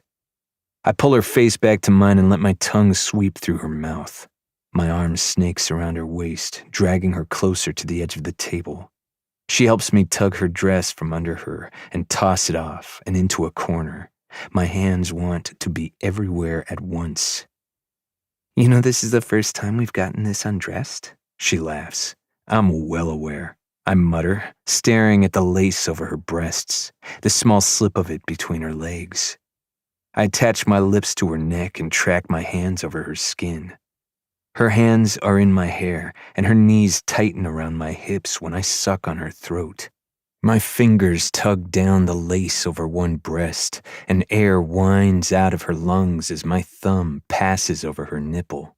She's tugging at the button on my jeans, but I pull her away. Wait. She huffs. I can't. I kiss her firmly and then push her to lie back. She tears her bra off with greedy fingers and easily opens her legs to me. There are rose petals scattered everywhere, potting dirt unswept, but she stretches her muscles and invites me to press my mouth to her skin. I lean over her, kissing just below her breast and trailing down. Her fingers slide into my hair and push me lower. I'm sucking at the skin between her belly button and her underwear when she sits up on one elbow and says, "Please, Elliot, please, faster." I look up at her, the planes of her naked body between us. I've been wanting to do this for a few months, so if you could be patient, that'd be great. She groans and drops back to the table, her hands scrabbling at her face and neck. I switch to kissing the inside of her thigh, and she reaches up behind her head, and I watch her fingers tangle in the rosebuds on the table. They crumble in her fingertips, flower petals bursting. I push her panties to the side and taste her, my tongue slipping slowly over her center. She chokes out a moan, and her knees come up to bracket my ears. I push them open again, holding them down to the table, and when I flick my tongue over her clit, her hips jerk. She mutters incoherent things as my mouth gets to know her. She tastes perfect. My lips latch over her and I suck. A long groan pushes out of her throat, and her hands tug at my hair again. I can smell the earth and roses under her fingernails. It mingles with her scent into something I could bottle. Her thighs start shaking under my hands, and I push them upward, opening her. She's cussing and yelling at me and talking to herself. I glance up at her and she's watching me. There's soil and rose petals stuck to her skin. One pink petal is placed perfectly next to her nipple, and I groan at the sight. My lips and tongue suck at her clit, and her hips jerk against my face, begging me for more. My hand leaves her thigh, and I slip one finger against her entrance. The sounds she makes are feral as I push inside of her. She comes instantly, fluttering around my finger, hands holding my face against her. She squeals, and I'll never forget the sound, the smell. I keep sucking as her hips relax. Tiny tremors seize her every so often, and she can't catch her breath. "Elliot," she says, her voice almost gone. "Please." I slip from her and unzip my jeans. She sits up in a flash, scooting closer to the edge of the table and dragging my mouth to her. She kisses me like she's searching for the taste of her. I pull myself out of my boxer briefs and she stops me. "Off," she rasps. "Take them off." She wants to see the tattoos. I toe off my shoes and push my jeans to the floor. Her eyes pass my cock and land on the red flower on my right thigh. "What is it?" she pants. "St. Helena mountain bush. It went extinct only 20 years ago." Her fingers wrap around my cock, pumping me. She whispers against my lips. "Where's the final one?" I take her hand off me so I can turn, showing her the side of my calf. "Valerianella affinis." She licks her lips, and before she can ask me questions about it, I drag her mouth back to mine. I pull her knees around my waist and line my cock up to enter her. I push in slowly, and she still tightens like she's suddenly on the edge again. With shallow thrusts, I move inside of her. Her breasts press against my chest, and I can feel the dirt and roses between us, mixing into the sweat. "Fuck," she moans against me. I tug her knee up and push in further. "Oh, fuck."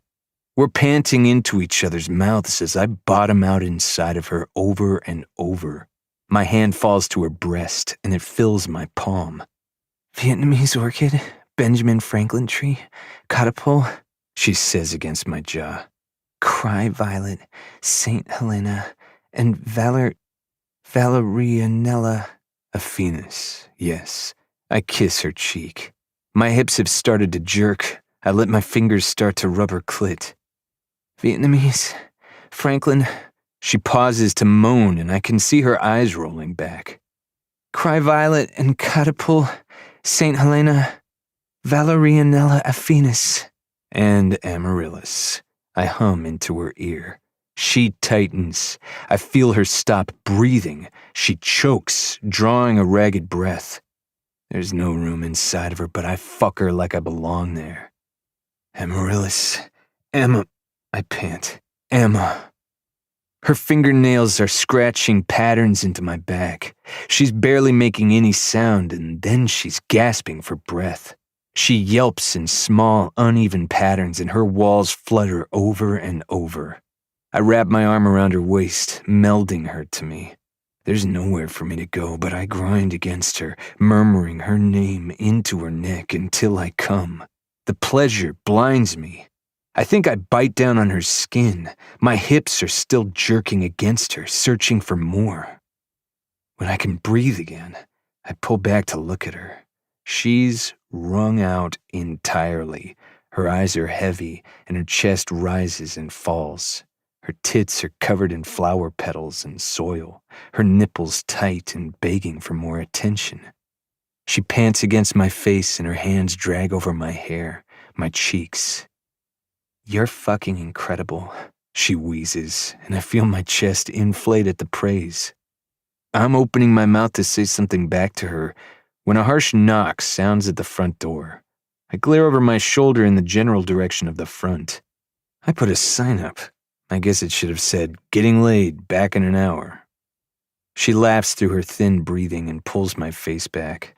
Her mouth moves sensuously over mine.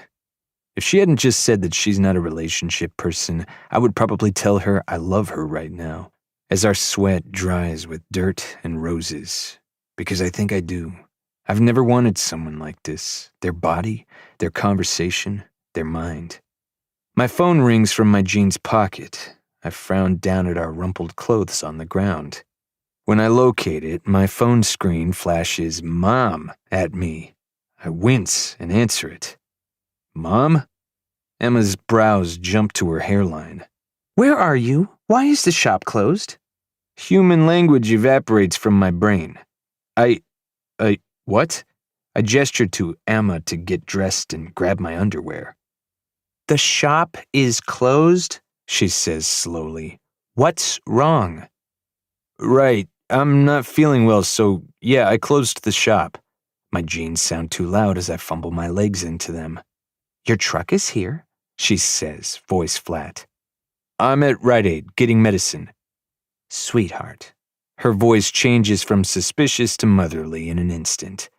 What kind of medicine? I have a whole pharmacy in my purse. No, it's fine. I leave my undershirt on the floor and grab my button up. Emma is only in her bra and underwear. I'm just gonna go home. Let me drive you. I'll meet you in your parking lot. My head doesn't work anymore when I say, no, that's okay. It's a head cold or something, and I cram one boot back on. I'm already back, coming in the back door. Emma looks at me like I'm a nutcase, and I probably am because Mom says, I didn't even see you cross the street. You honestly didn't see me at the front door? I can't get my heel in my other boot, so I just limp out of the back room, pointing to Emma to slip out the back door to the parking lot. Here I am, I say loudly. Mom hears me through the phone and from inside the shop and turns around, hanging up. I unbolt the door and open it, and Mom looks me over like she knows I've been fucking someone on Dad's old work table. Her hand comes to my forehead immediately, pressing her fingertips all over my neck and cheeks. You look terrible.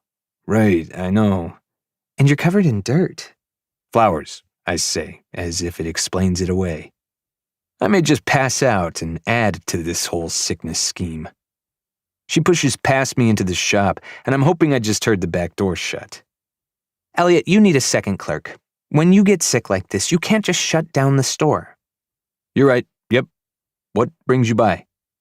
I almost applaud myself for changing the subject until I see Emma's purse on the counter. I sidestep around my mother and block her view with my back as I drop it behind the register. Well, I have some news, but I think we could wait until you're feeling better. My mother is not one to wait for news. She interrupted one of my birthday parties once to announce that her bill had been signed. I watch her push her black hair over one ear and smile at me. What's the news? You can tell me, I say. Just then the shop door yanks open, Dad's bell rings, and Emma steps in with a wide smile. Blood drains from my face. Elliot, just the man I wanted to see, she says in a false chipper tone. Oh, sorry. She pretends to spot my mother. I didn't see you had a client. I'll wait over here. As she turns to look at the orchids along the far wall, I see there's dirt smeared over her neck and a rose petal stuck in her hair. And so does my mother. So that's how I'll shuffle off this mortal coil. My mother turns to me slowly, brows raised. When I can think of absolutely nothing to say, she prompts, Elliot, introduce me to your friend. I clear my throat, but it still rasps. Emma, this is my mother. Emma spins around, looking innocently surprised. Oh, Senator Gilbert. It's an honor to meet you. They shake hands, and all I can think is that there's probably dirt under her nails, too. Emma is a wedding planner, I say. She used to work under Whitney Harrison. We worked together a lot. She knew Dad. It's like diarrhea. My mother smiles at her. That's lovely. What kind of weddings do you do, if you don't mind me asking? To her credit, Emma falls easily into business, telling my mother exactly what her style is and what she brings to her clients. Mom asks about a specific wedding she went to last year and guesses correctly that it was Emma's design. They're getting along like gasoline in a box of matches, and I'm over here sweating. Well, I just wanted to stop by and ask Elliot if I left my purse here yesterday, Emma says confidently. You did. I grab it from behind the counter. Silly me. Emma takes it from me. It was wonderful to meet you, Senator. Elliot, I'll see you this weekend for the big Mosby wedding, she rushes to add. When she's gone through the front door, I busy myself clicking things on the computer. She's very sweet, Mom says. Pretty. Is she? Sure. Maybe. Short. Elliot, she took her car keys out of that purse on her way out the door. That's not something she'd forget yesterday. I press my lips together and bite down on my tongue. So, Mom starts slowly. I guess you don't have to mention girlfriends to me, but She's not my girlfriend. I hurry out, remembering how Amma didn't want that. But I do feel strongly about her. A smile spreads over Mom's face. well, then I'm glad I met her. Could I maybe meet her again sometime? I nod, mortification flushing my cheeks. Sure, what's your news? Mom pivots like she does when she debates. New topic, new energy, new smile. She moves closer to the counter and clears her throat. Stefan proposed last night. I'm surprised to hear it, even though I knew this was coming. That's great. Congratulations, Mom, I say with a real smile. Stefan is great. Last month, he asked me for my blessing, and I was happy to give it. They've been together for 2 years. Their first date was 2 nights before my dad died, and I really appreciated Stefan sticking around for all of it. You can be uncomfortable if you'd like, Mom says. I roll my eyes. That's how she was growing up, too. You can throw a tantrum if you'd like. You can fail biology if it makes you happy. I'm not uncomfortable. I do like him. Good, she says. Then softly, no one should have to wait for happiness a second longer than they have to. She smiles and pivots again. Will Blooming do our wedding? Of course. I pull up the calendar. Do you have any details yet? I'd like to get it done before the end of the year, she says matter-of-factly. Get it done. Maybe December? It's quick, but it's fine for me, I say. Should I hire Emma? My gaze jumps to her to see if she's serious. I wish you wouldn't. She laughs. Why? Wouldn't it be great for her business? She literally just told you what she does. Weddings for politicians at the Sutter Club wasn't one of them. Her style sounds lovely. She plucks imaginary lint off her blouse. And she worked under that pretentious bitch, so I'm sure she knows the Sutter Club already. Mom never liked that Whitney talked Dad into that discount. That, and before Amma, Whitney had absolutely no taste in her designs and used to steamroll Dad into really tacky arrangements instead of taking his advice. I sigh.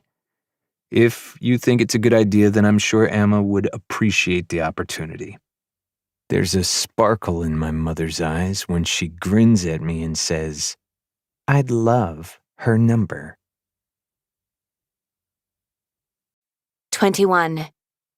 Amma. August. At the T-2 month mark, we move into the ballet studio and start gutting it. Clearing the last of the permits stretched us thin on time, but we're finally in. When I'm not meeting with clients or vendors, I'm at Weatherstone, over-caffeinating. I grew up pretty well off, but I've never been able to throw money at a problem like this. It's intoxicating. Mold on one of the walls? Boom. Money. Contractor complaining about time frames? Zap. Approve the hire of a new worker. City fines for noise complaints and parking permits? Send me the bill, Jeeves. Everything is going through Hazel and Jackie, of course. But when I gave them the estimate for what it would take to turn this space into a reception hall in 2 months, I included a 20% cushion for these kinds of issues. I'm still on budget, thanks to that. I'm on my way today to finalize the transportation for the guests, from the Rose Garden to the reception. We're contracting the company that does hay rides in the autumn and giving their carts a makeover. When I told Jackie that I figured out how to give her a horse-drawn carriage, she burst into tears.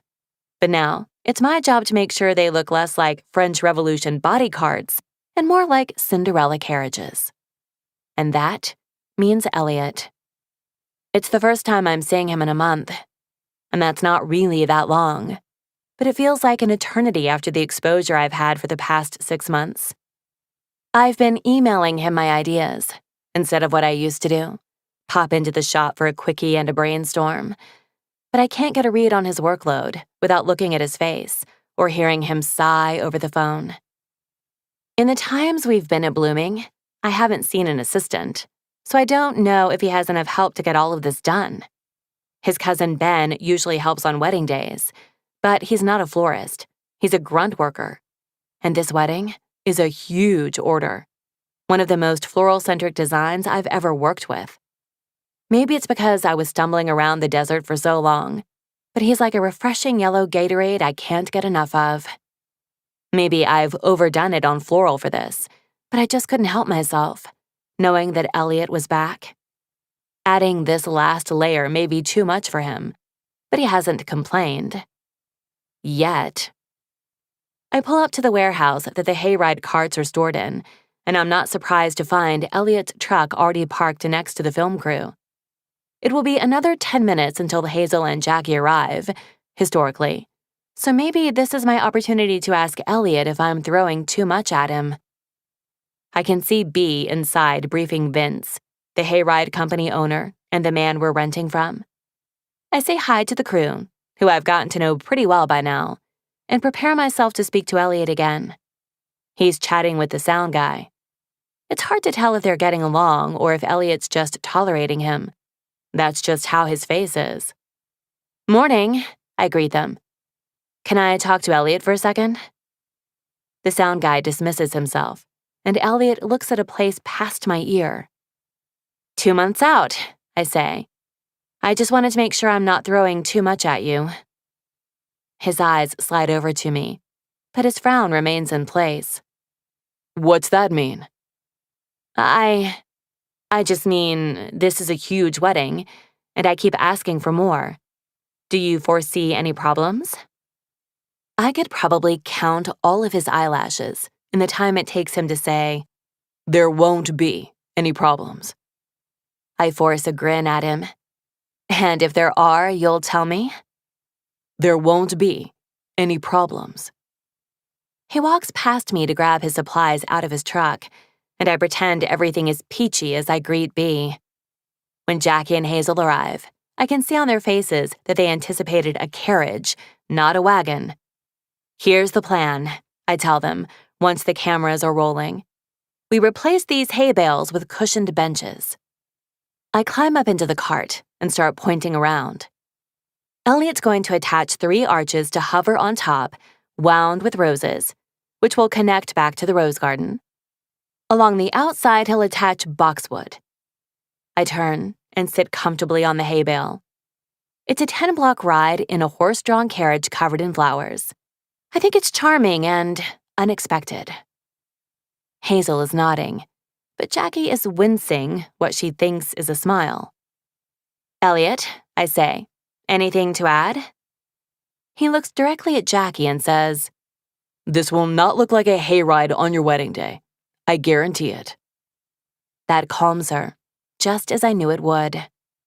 One camera follows me over to talk with Vince, and the other stays on Jackie and Hazel to talk through their fears, as B calls it.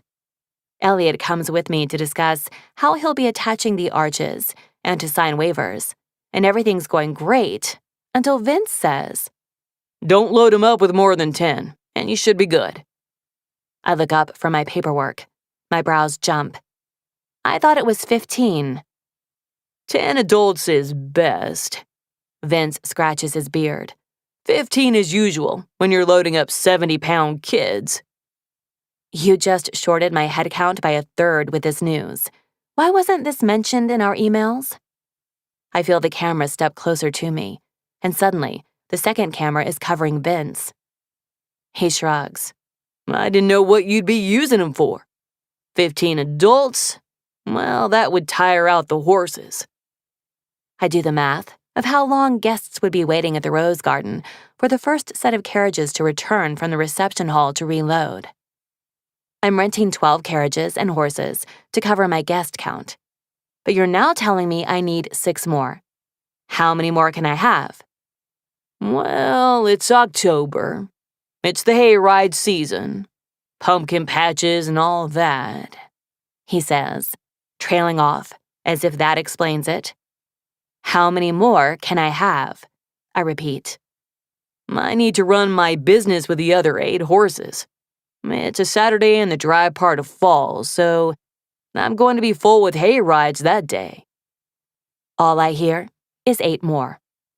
Out of the corner of my eye, I see Elliot open his phone quickly.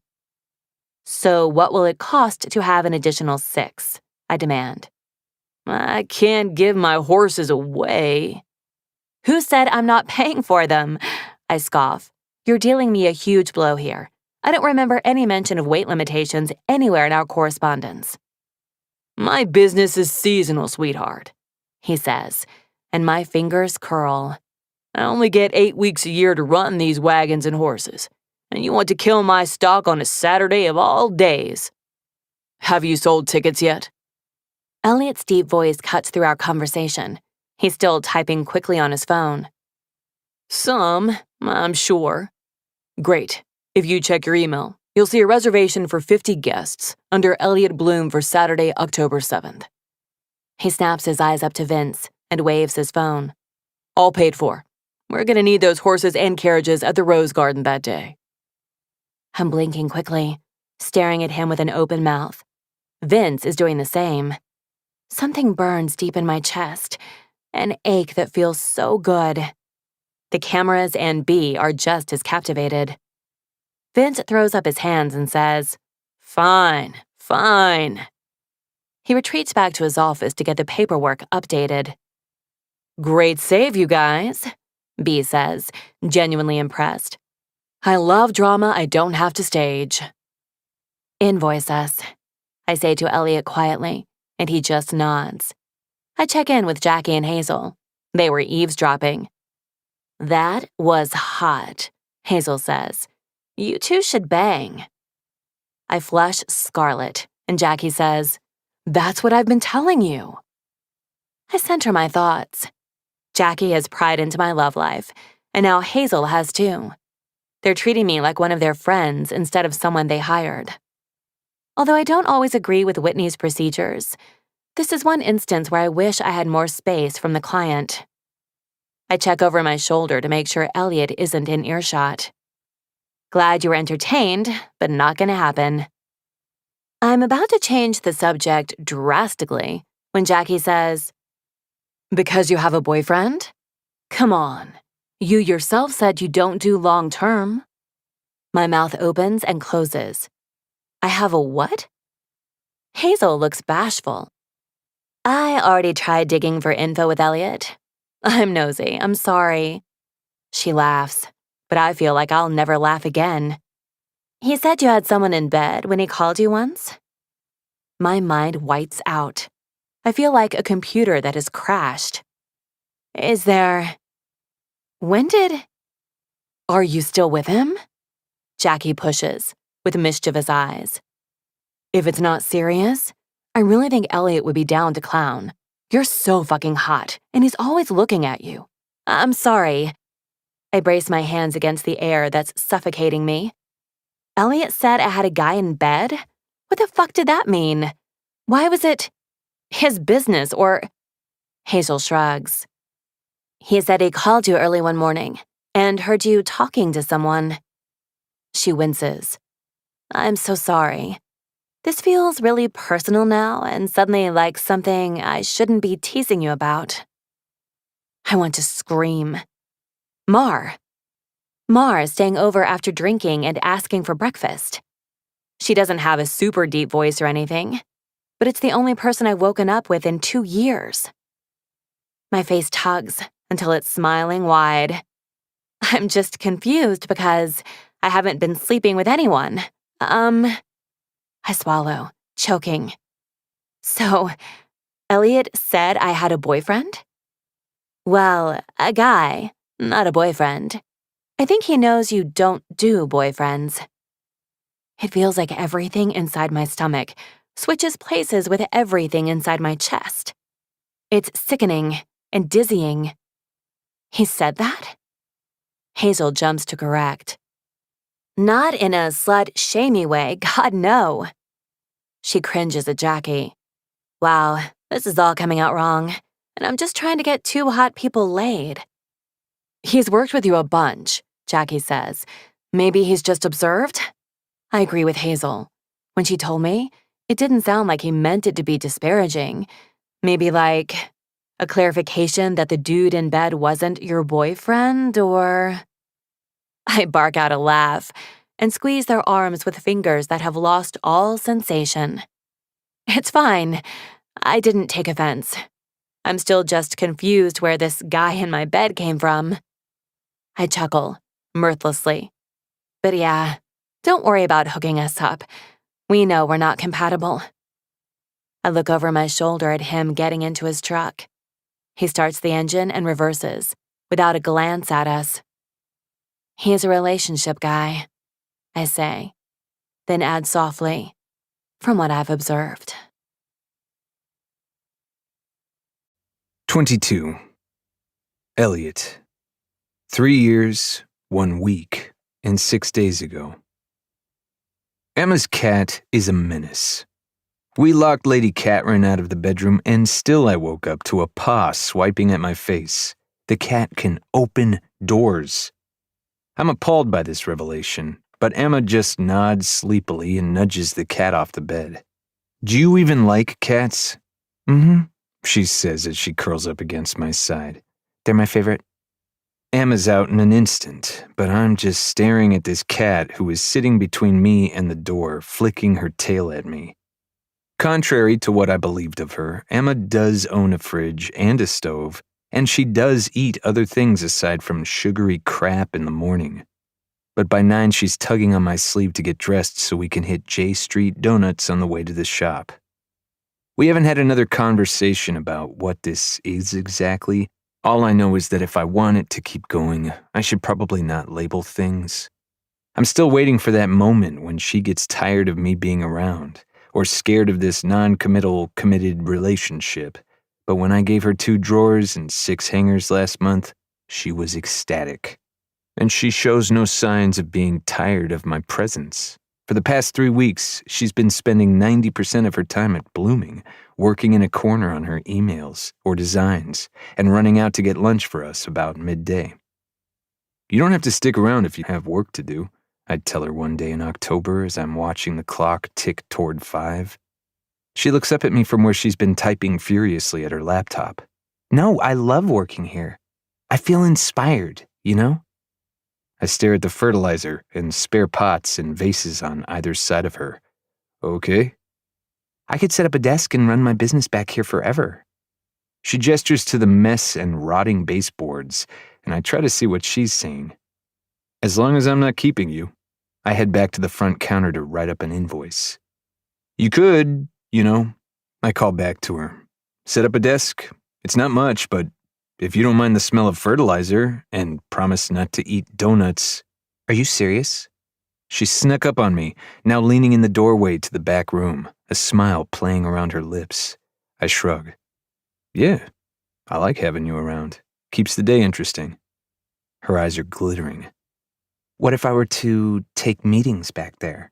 Not now, while it looks like this, obviously, she says. But what if you were to move further into installations, and I were to start offering custom installation packages through you? My brows draw together. It's kind of what we're already doing, right?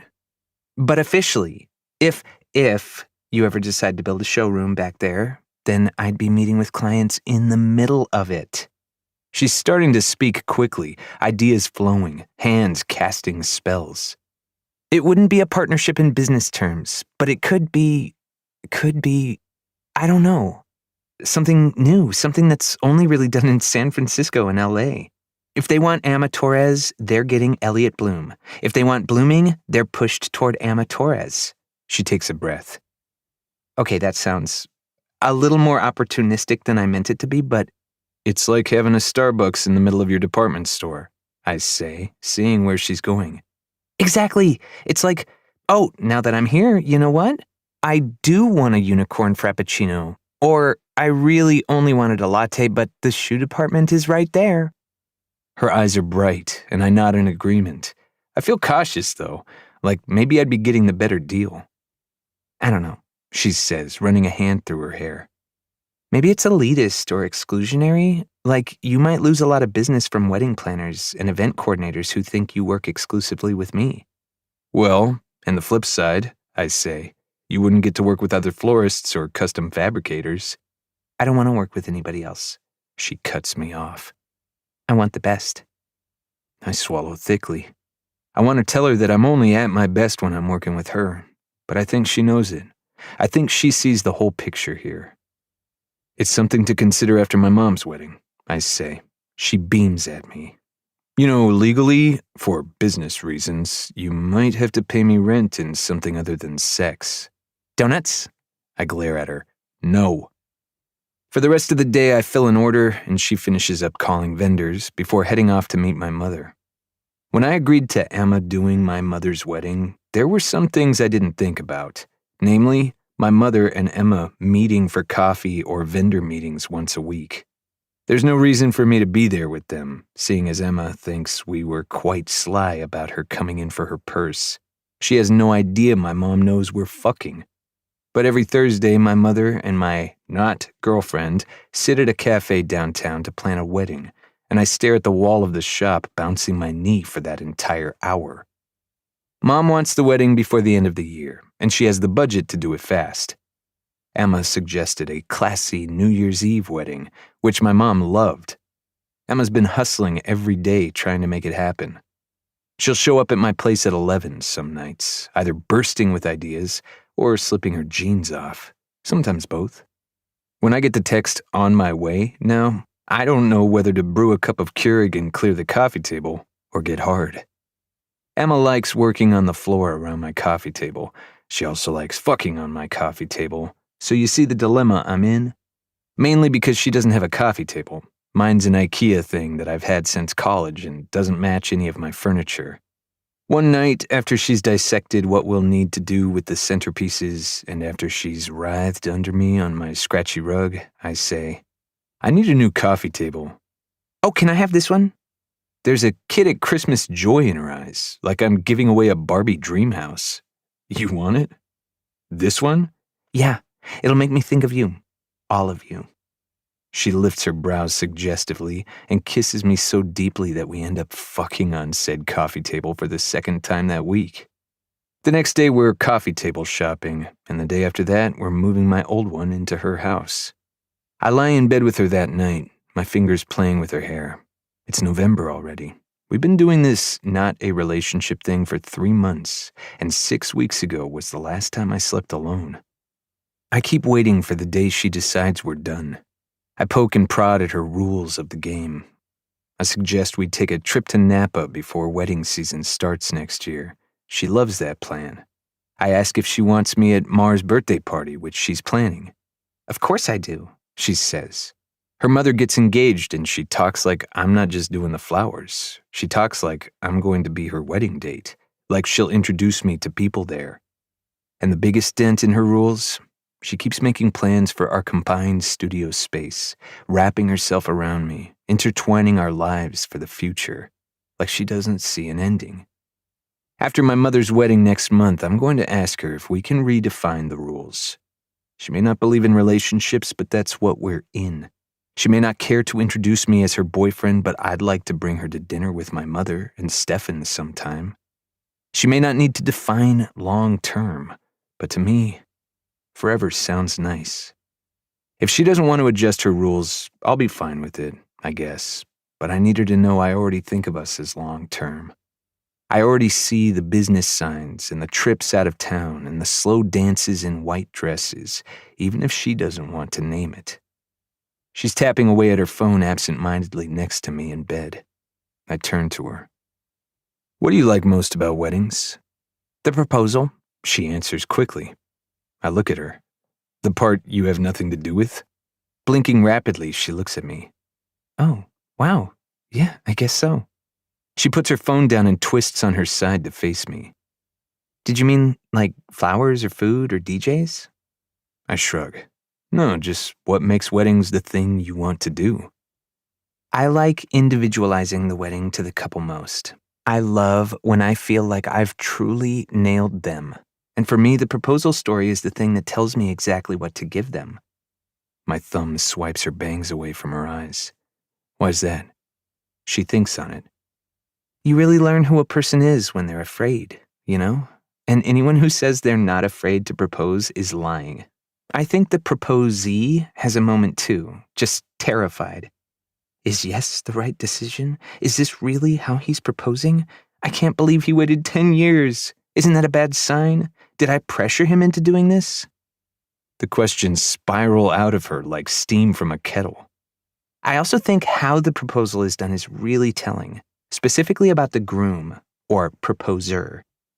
I don't even need clarification on that. It makes sense. When they tell me about the proposal, she says, I get such a glimpse into them as a couple. It's invaluable. One time, a couple refused to tell me. They said they'd prefer to keep it private, and I swear to God that was the worst wedding I've ever done. It was under Whitney.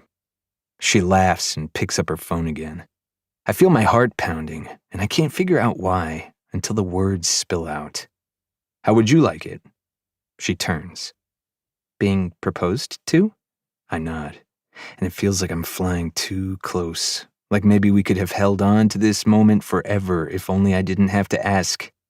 But I have to ask. There's a part of my heart that's been planted for 3 months too long, unable to break the surface and stretch toward the light. What kind of fireworks do you want? A surprise or not? Intimate or crowds? I say. What do you imagine? Her eyes are soft, and I wonder if that fear that she's talking about is there. Is this right? I don't, she says. I don't imagine. I don't want one. I think I hear her. I think I understand. I think that there's no complication, no oversimplification. I don't want a proposal. Especially when she leans forward and kisses me, tossing her phone away and running her hands over the catapult tattoo. Her lips follow, curving over to kiss my inked shoulder blade. She's done this dozens of times now, almost as if she has to say goodnight to each of them. She presses soft lips against my thigh and my calf.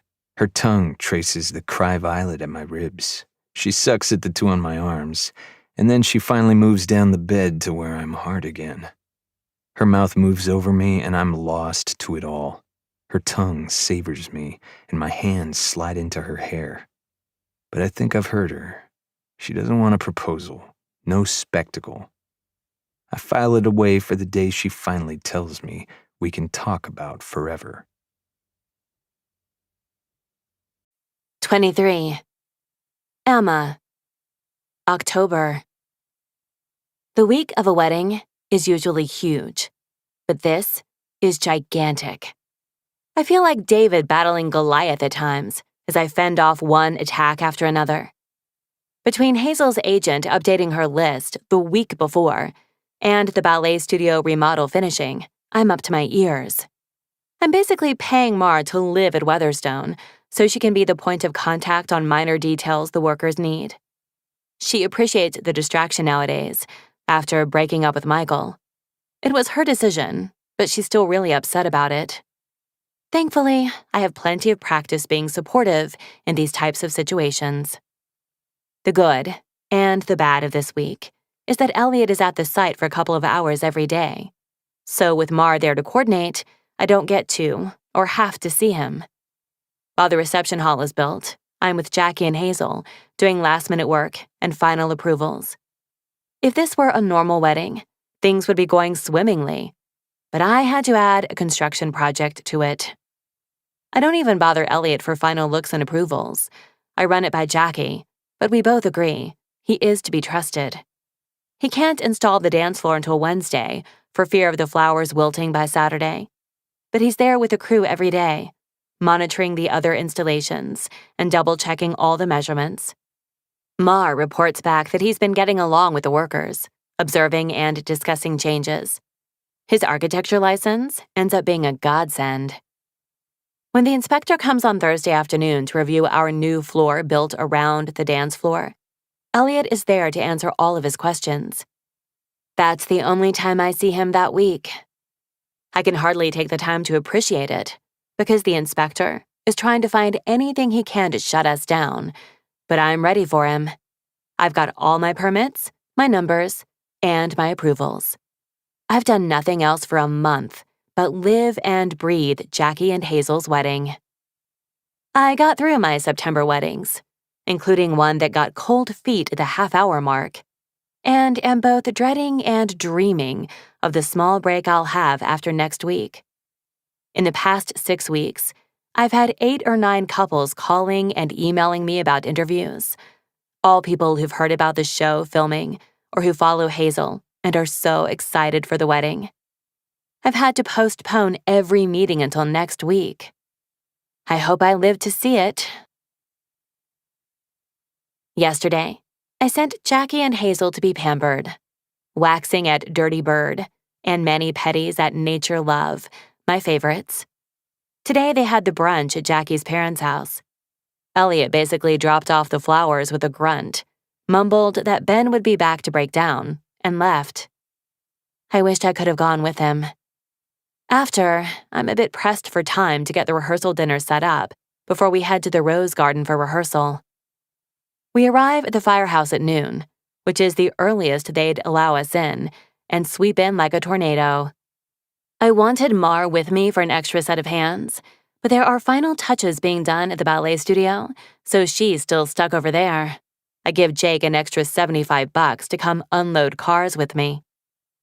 The firehouse staff, bless them, haven't prepared for us at all, so I'm dragging the tables into place, getting plenty of help from the busboys because I'm in tight jeans and heels. Behind an armful of napkins that need to be steamed, Jake mumbles, "The florist and the film crew are here." I grab the top half of napkins, revealing his face. "Enunciate, Jake. You're an actor." "Oh, sorry. The florist?" "No, I heard you. Check with George to see if you can switch to help bring in flowers, and then lead the film crew in the right direction." "Who's George?" he asks. "He's the rentals guy. Big, ginger hair." He scampers off like a rabbit, and I start dragging chairs over. I have a box of name cards and macarons for each place setting, but I need the plates set up first. While I'm talking to the head of the kitchen staff, 2 gigantic vases march swiftly past me in a pair of strong arms. Jake follows them with a sheepish shrug and says, "He wouldn't let me help." I'm too distracted by the absolute majesty of the Queen Protea arrangements in Elliot's grasp. He places them gently into their spots, the 2 corners of our section of the restaurant. When he turns to head back to the parking lot, he pushes his hair out of his face with one hand, and I see the dark circles and bloodshot eyes.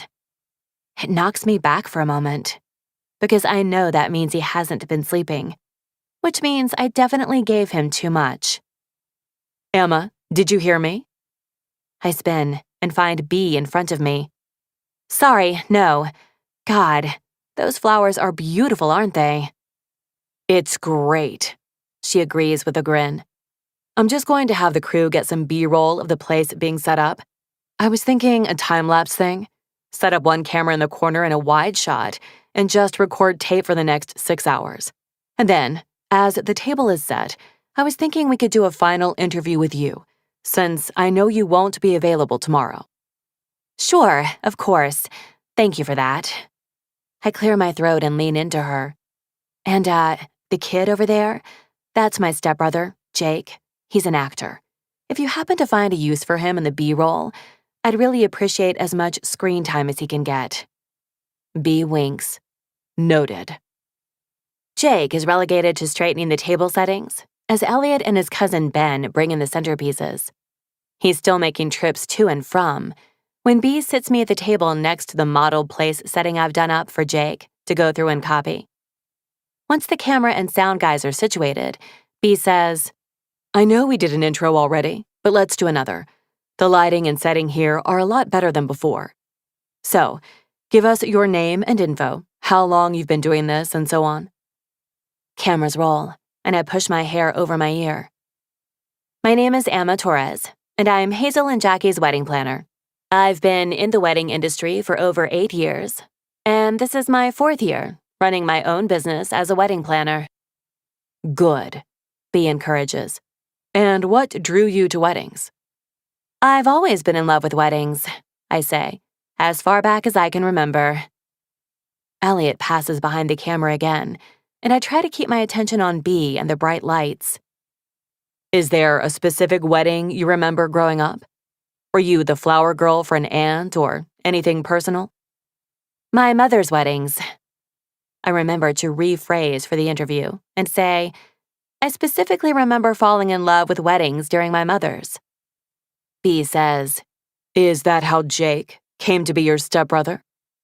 I see Jake pirouette to face us at his name. No, that was a more recent relationship. I should probably walk this back, but the light on the camera is distracting, as are Elliot's footsteps as he stomps around the table. My mother has been married several times, so I've gotten to experience a lot of weddings growing up. I can see Bee tilt her head, and I've come to realize that it's not a good thing for me. How many times has your mother been married? I hear Jake snort before he says, a lot. All of our heads snap to him, and he looks shocked at himself. Sorry, he tries. Go pack up my car, Jake, I say icily.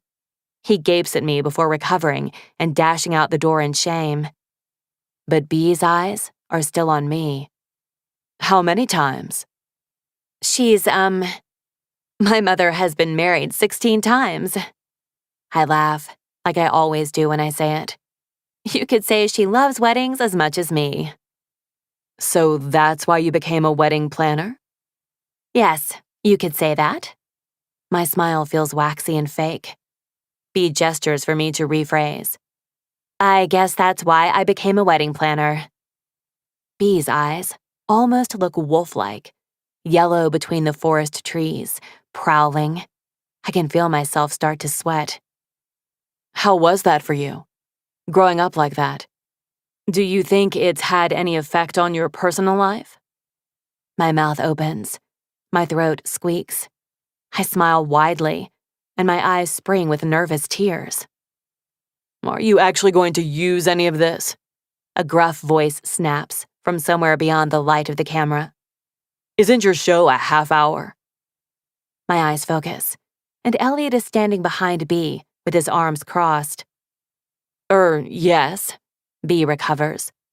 But the Hazel Renee wedding will be a two-parter. I think it's great exposure for Emma to get as much airtime as possible. Let the viewers get to know her. Great. Ask about her favorite color, her ridiculous Gatorade preferences. Ask her about donuts. His voice rises. Don't dig into her personal life. Are you serious? I feel like I can't breathe. No one's going to come to Sacramento and hire her because her mother's been divorced 15, 16 times. They're going to hire her because of this, he says, pointing at the table setting and the centerpieces. They're going to want her because of tomorrow. So why don't you save your film for the things that actually matter? Finally, the camera guy points the camera away, and the light is off me. When I clear my eyes, Elliot is stomping away, off to get his next few vases. Excuse me, I need a moment. I jump to my feet and run the opposite direction, toward the small hallway that leads to the restaurant offices. Bee calls out an apology, but I'm not listening. I'm taking gulping breaths, pressing my knuckles into my eyes to push back the tears. I don't even know what's making me cry harder, the embarrassment about my mother, or Elliot being the one to stop it. I lean against a wall, curling over with my hands on my knees, trying to breathe. He had no reason to step in. Elliot, the person who has experienced this firsthand. He knows exactly what kind of effect it had on my personal life. He didn't have to do that at all. I don't know how long I stay in the hallway. I know that when I cry, I swell up like a pufferfish, Hazel Renee makeup or not. What I really need is ice on my eyes and lips before I can show my face to the world again. But since that's not happening, I just take time. There's a window at the end of the hall, and I go to open it for some fresh air. I pull my hand back when I see one of the cameramen, the one who was filming my interview, smoking by a car, and Elliot standing by him. I hide against the wall, peeking out to watch. The cameraman looks around, as if not to be caught, and then presses a button on his equipment. A memory card pops out, and he extends it to Elliot, like he's making a drug deal. Elliot puts it in his pocket and moves to his truck, grabbing the final vases to bring upstairs. 24. Elliot. 2 years, 9 months, 1 week, and 1 day ago. New Year's Eve. The night before my mother's wedding, Emma is up all night. I know this because she keeps me up all night. At 2 a.m., she turns to me and shakes me awake. Hey. I rub my face. What's wrong? I'm gonna take a bath. I stare at her blearily. Okay? You don't have a tub, She says. Okay. so do you want to come with me to my place or stay here? I suck in a deep breath and suppress a yawn. I guess I can come with you. She beams and says, good. Then she rolls toward me, presses her body against mine, and kisses me so deeply that I'm suddenly very awake. My hand threads into her hair, holding her head in place, and I kiss her back. I indulge in the feeling of her body pressed against my side, the way her hips start to press into me. She whispers against my mouth. Will you take a bath with me? Will I fit in your tub? I chuckle. She reaches down, cups her hand over my groin, and says playfully, Oh, I'll make you fit. Then she tumbles out of bed and starts dressing and getting what she'll need for tomorrow. I'm hard as a rock, still trying to get my jeans on by the time she's ready at the door. She talks a mile a minute in the truck on the way to her place, walking through the plans for tomorrow and the potential sticky areas. When we reach her house, she's so focused on the wedding that I start to lose hope that I'll be having sex or sleeping anytime soon. But she walks into her house, greets the cat, and starts stripping, all while finishing the list of things to do in the morning. When her jeans are kicked off, she looks at me and says, Are you gonna take a bath? Sure. I follow her to the bathroom and strip while she starts the water and complains about the caterer. If he rushes my courses again, then that's the last time I'm using him, She says, reaching for bath salts. Do you think he respects me? I don't think he respects me. I nod. I agree. I listen. But I've accepted the fact that I just drove 15 miles at 2:30 in the morning to squeeze into this bathtub and listen to Emma wheel spin. It's fine. I may fall asleep, slip under, and drown, but it's fine. She's lighting candles, turning off lights, and setting music to play on her phone. But she's also getting worked up about seating arrangements. If I hear from the governor's assistant one more time about where he's sitting, I'm going to lose my fucking mind. She points at the tub and I stumble to it, slipping into the warm water, the perfect temperature for dozing off. I lean my head back on the tiles and listen as she rants about one of Mom's high school friends who didn't RSVP. She steps into the tub and sits between my legs, bringing the water dangerously close to the top.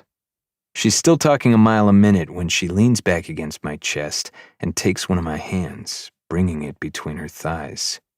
Do you want to take a breath? I stutter out. A breath?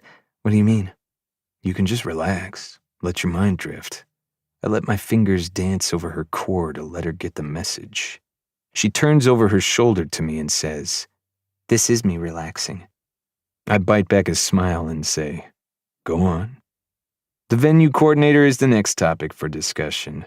She leans her head back on my shoulder and vents until she's gasping, moaning about time frames and condescending emails. If she thinks she can steamroll me, then... When Emma comes on my fingers with a soft groan, it's the quietest she's been for the last half hour. I think momentarily that she's fallen asleep, but then she tilts her face to mine and kisses me. Thank you. You always know what I need, she says. I push her hair away from her face and ask, What else do you need? What's your to-do list? She breaks down her worries, her regrets. I don't comment. I just allow her brain to organize. When she grows quiet, I reach forward and unplug the drain. I wrap her in a towel and carry her to her bedroom. I make sure the alarm is set and the coffee is prepared. When I pull back the covers to slip in next to her, she rolls toward me and says sleepily, What if I'm forgetting something? You're not. What if something goes terribly wrong? I pull her closer to me and she lets herself curl into my side. It won't, and if it does, you'll fix it. You're amazing like that. I kiss her hair. Amazing Emma. She snorts a laugh, and I almost say it. I almost say I love you. But I don't know that she wants me to. I think we could be together for 40 years with 20 kids and she still wouldn't want to hear it. So I hold her until her breathing evens out and whisper it soundlessly like a prayer. My mother's second wedding is beautiful, and every chance she gets, my mother tells her guests that she owes it all to her wedding planner and her son.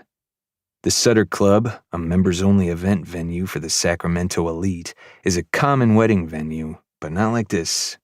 This is exceptionally done, and I just know that my mother's friends will be recommending Laura Gilbert's wedding planner for years to come. Emma is stressed until the first dance. When At Last plays, I see a visible tension drain from her.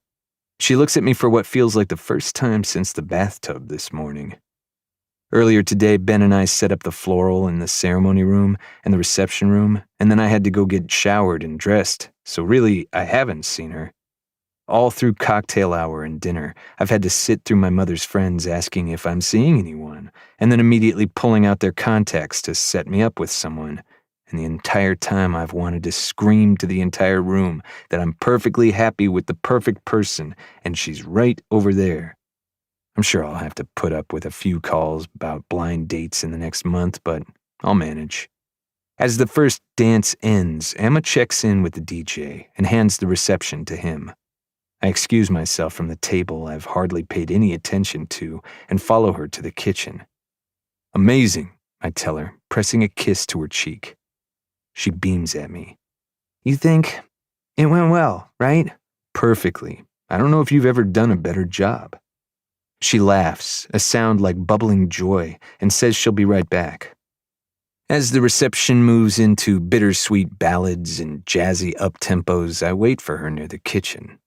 When she comes back, The Way You Look Tonight is playing, and I turn to her. Would you consider it too unprofessional if I asked the wedding planner to dance? She bites back a smile and agrees without a second thought. I take her hand and lead her to the dance floor. I expect her to insist we stay in the shadows, like we have for half a year now, but she lets me put a hand on her waist and hold her palm in my other. She lets me take her into the center, a passing glance away from my mother, and she smiles at me the whole time. I have to focus on the soft look in her eyes and the warmth of her waist to keep myself from saying, I love you. I can tell it's going to get harder and harder as time goes on.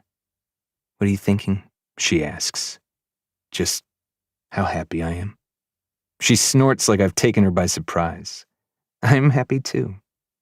She seems to think a minute and then starts fiddling with her clipboard bag, which is clearly a fanny pack no matter which way she cuts it. I have a surprise for you. Okay. She pulls out an envelope, hands it to me, and then places her arms around my neck so we can still dance while I open it. There's a piece of paper inside, an email exchange. Dear Emma Torres, thank you for reaching out. Yes, we do have a Franklinia that we're nurturing. It's not part of the exhibit, but since your friend is such a fan, I would consider allowing him to visit the flower, with supervision, at any point in the future. Let me know if you ever make it over here, and I'll happily give you a tour. Frank Hitchens, Arnold Arboretum Manager, Harvard University. I blink down at the words, reading them over and over. When I look up at her, she's smiling nervously. Want to get away? She says, laughing. I was thinking in the fall when its leaves are red. Harvard's one of the only arboretums that has the Franklin tree, and She swallows and places one hand on my right forearm where the tattoo is. I want you to see it. There's a bubbling inside me. It's so strong and addictive. I had a good childhood, so it's not like I've never received an excellent present before, but it's the surprise from someone who knows you on a level no one else will. Someone who's opened up your chest and fit themselves inside. I look down at the email again. The Franklinia. And she knows it's my favorite, even though I never told her. I glance at my mother, just a few couples away. She's beaming at Stefan, in a different way than she looks at anything in her life. It's something I've seen in the mirror a few times over the past 6 months. The brewing in my chest rises, my eyes prick, and my throat tightens to keep the words inside of me. But I look at her, and I see that she doesn't need me to say thank you because she knows how well her arrow landed. She smiles softly at me and says, I think I may be falling in love with you. My heart thumps. I can't believe she said it first. I can't believe I have permission to say it. Her eyes flick up to mine hesitantly, as if she ever needed to doubt I'd say it back. There's a flower in my chest, just now starting to meet sunlight, finally blossoming. I can hear my mother laugh at something Stefan says to her, but I can't take my eyes off Emma. I hear my mother's happiness in her laughter. I've seen it. No one should have to wait for happiness a second longer than they have to. Mom's right. If you know it's forever, why wait? Emma's eyes are bright and brown and lovely as I say, marry me. Those eyes blink once. My skin buzzes and my chest aches, but I'm not afraid. She smiles. Breath pushes out of her in a laugh. What? No. I can't hear it at first with the blood rushing in my ears, but I see her smile fade and her brows draw together, and the bubbling in my throat turns to bile. I place my hand on her waist. Emma, why would you? She shakes her head. I see her chest rise and fall rapidly. I told you I didn't want to. Her eyes are accusatory. I feel chastised. You said you didn't believe in marriage, but that was before... What? Before you? She's squinting at me like I'm nothing. Yes, I fight back. Yes, before me, before you gave it a chance. I was never going to give marriage a chance, Elliot. That was never in the cards, she hisses. She lifts a hand off my shoulder to rub her brow and looks around us, as if realizing for the first time we're in the middle of a wedding. I want to leave. I want to get out of here and drive my truck into a brick wall. But I know if I leave, I'll never see her again. I just know it. What's the next step then, Emma? She breathes roughly. What? When you have feelings for someone like you do about me, what do you envision as the next logical step? I say, trying to keep the sickness in my chest from turning on her. We continue as we have for the next 70 years? Maybe you move in, but that's the end? Her nostrils flare at me. I don't know. I told you I don't do relationships. And yet, here we are. She stares at me like I've disappointed her somehow. I mean, Emma. A hollow laugh bursts out of me. You want to merge our businesses, but you don't want to date me? That's business, not a marriage proposal. Elliot, you want to go to Napa next month and Boston next fall, but you don't want a long-term relationship? Her eyes are wide, mouth open. I see her try to speak. She looks terrified of something. I don't know, she squeaks out. I don't know, Elliot. Everything was going so good, just as it was. But you knew I didn't want to get married, and you did this anyway? I know she's right. I know she said it, and I thought it would change. But there's so much happening in my chest, so much regret, so much I'm losing at this exact moment that I can't stop myself trying to turn it back on her. And why is that? Because of your mom? Because 14 times now she's made bad decisions and you think that's just life? She glares at me, but I can't stop talking. Do you really think it's hereditary, Emma? That if we get married, hell, if you say the word relationship, you'll open up some kind of door to your own 14 marriages? No, it's because marriages end. Relationships end. I shake my head and correct her. Can end. May end. And because you don't want us to end, you don't even want a beginning? Softly, I ask, Emma, if we're not in a relationship by now, what are we? She bites her lip, and a tear breaks past her eyelashes. I don't know. I don't know what I'm doing. This was a mistake. I feel her step back, and I follow her, tightening my grip on her waist. The physical sensation of her pulling away from me triggers the realization that she's doing it internally as well. Emma, wait. Her lips press together and her eyes are shining with tears. I feel her body trembling and I realize how badly I just fucked this.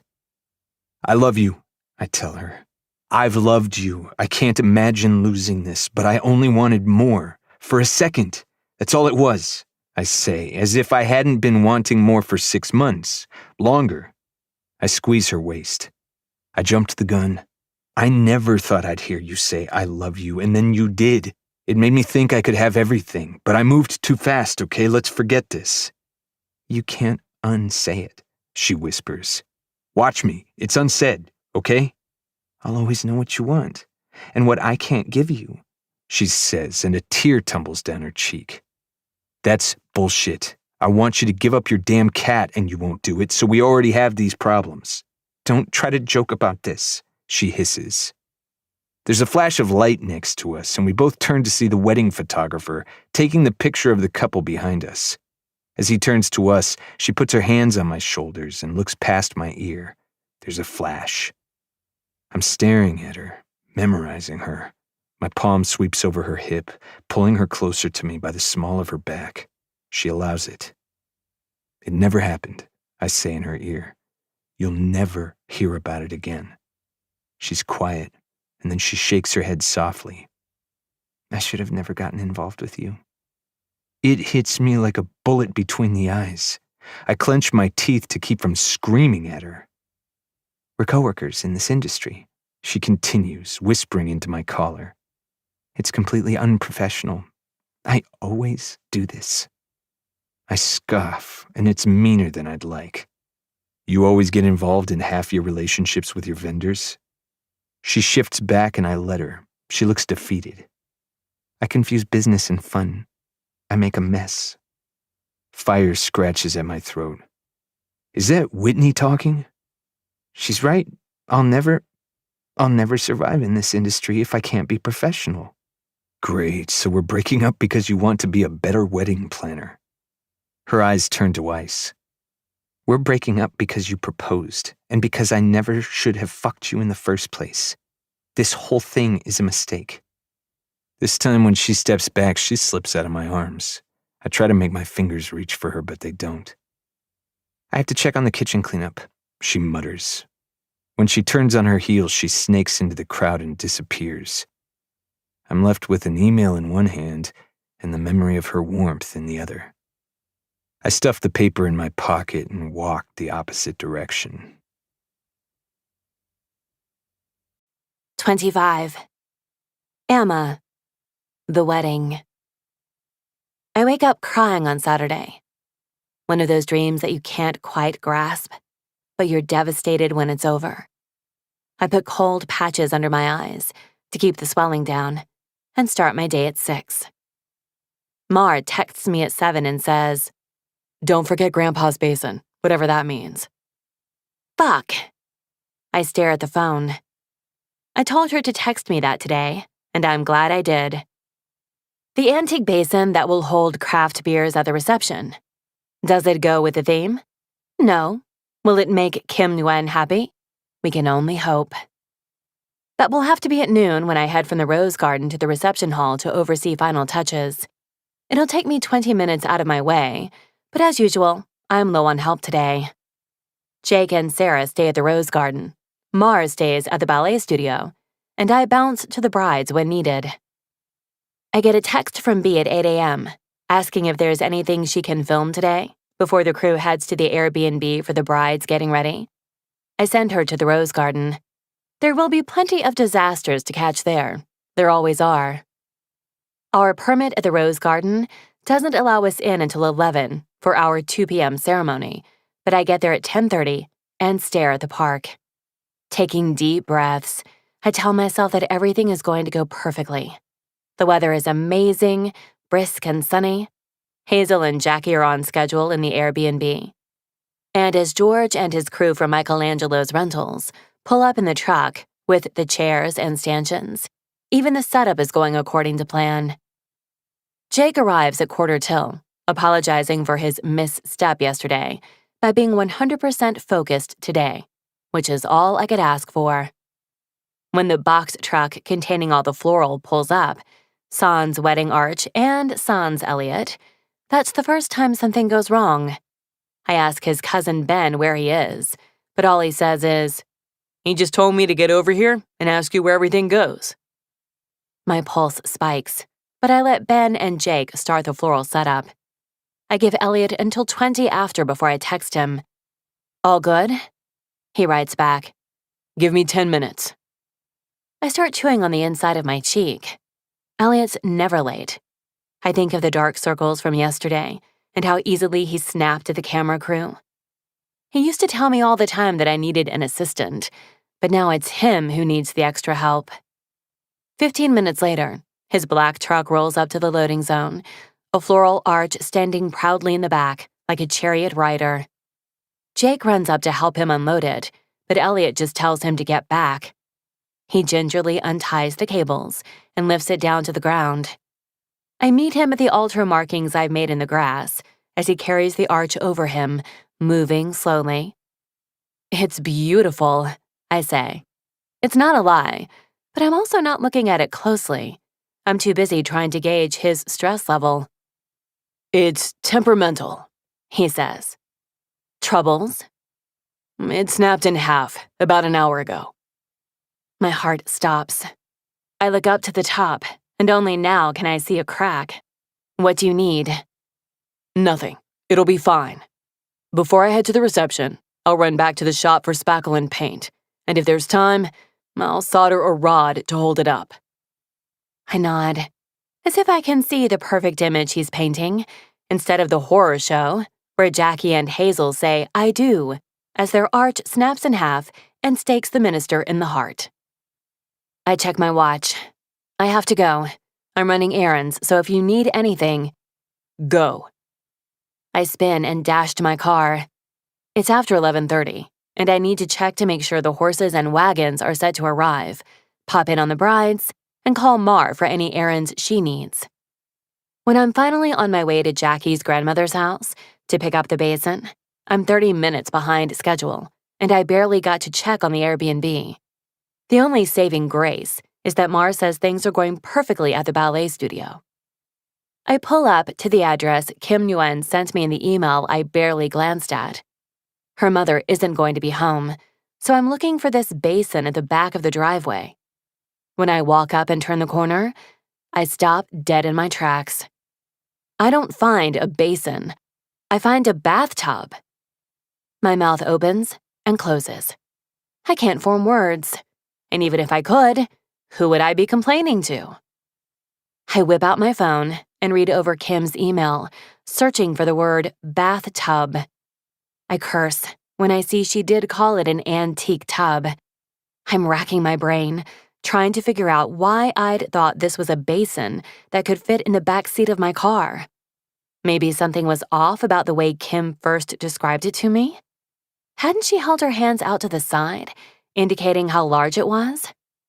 Now, looking at this antique clawfoot tub, I can see that 1, it won't rest on the table we've put near the bar, and 2, it's a fucking bathtub. I clap my hands together. Okay. At least whoever placed it in the driveway for me kept it on the furniture dolly they'd used to get it here. The difficult part would be getting it into the back seat of my Camry. I glance at Kim's email again. You'll need 4 to 6 men to lift it. I close my eyes, suck in air through my nose, and summon the energy of 4 to 6 men. First, I run back to my car and back it up the driveway. There's no way I'm going to let all these neighbors see me do something so colossally stupid. I line the back seat up to the tub and push my front seats forward. It could work. The clawed feet may pose an issue, but I think the tub will fit in my back seat. If I could flip it, that would be best, but I don't think I can. Despite my bravado, I roll the tub on the dolly to my back seat and take a fortifying breath. In those seconds, I imagine pulling up to the reception hall and paying the catering staff $50 each to come out to the loading zone. I imagine Mar and I reworking the bar section to fit this tub, perhaps elevating it so people aren't bending over to grab their bottles. But I also imagine just leaving this tub right here and going back to the important things. And the look on the face of Kim Nguyen, who has been an angel of an MOB in comparison to Hazel's team. Kim Nguyen, who asked for this one thing from me. Kim Nguyen, who told me not to come without 4 to 6 strong men. I kick off my heels, bend, and lift from my knees. At first, nothing happens. No progress made. And then, 2 things happen quickly. The front of the tub lifts up, almost high enough to get one claw foot onto the floor of my car. I'm elated. And then the dolly, which had tilted under the weight, allowing said tub lifting, slips out from under the tub and zooms under my car. The tub comes down, and my bare foot is under it. It's a crunch like I haven't felt since I fell off my bike in 6th grade. Lightning shoots up my leg. I yelp and fall on my ass next to my car. With the adrenaline of a mother lifting an SUV off her child, my good foot presses against the side of the tub until it rolls off my foot. I scuttle backward like a crab and take shaky breaths until my mind can work again. My right foot is pink and swelling already. I can't move my toes without screaming out. I bite down on my lip as the tears fall down my cheeks. The tub is still in perfect condition, except it's on its side in the driveway instead of inside my car. But me? I can't walk. I can't get to my feet. My phone is in the car. I have my Bluetooth in my ear, but I can't call from it, only answer. And the wedding starts in 90 minutes. I can't catch my breath, and I realize I'm hyperventilating. My face crumbles. I choke back a sob, and my hand covers my mouth, trying not to alert the neighbors until I'm sure I want to. I lie back on the driveway and stare at the sky, watching clouds move slowly, imagining myself among them. Forcing myself to breathe, I try to consider my options. I could yell for help. The neighbors would call an ambulance, and I'd still have a broken foot and a tub in the driveway. If I went in the ambulance, I would miss the wedding. Or I get to my phone and figure the rest out. I turn on my side and try to get to my hands and knees. Pain lances through my foot anyway, even when I'm not putting pressure on it. I try for a few feet before I have to stop, sucking in air like I've run miles. I fall over on my back again, elevating my foot on the side of the tub. My chest is shaking as I realize what's happening. The wedding starts in 90 minutes, and I'm not at 100%. I'm not even at 50%. The wedding of my career. The budget of my dreams. The film crew. The eyes from Los Angeles. The opportunity of a lifetime for Elliot.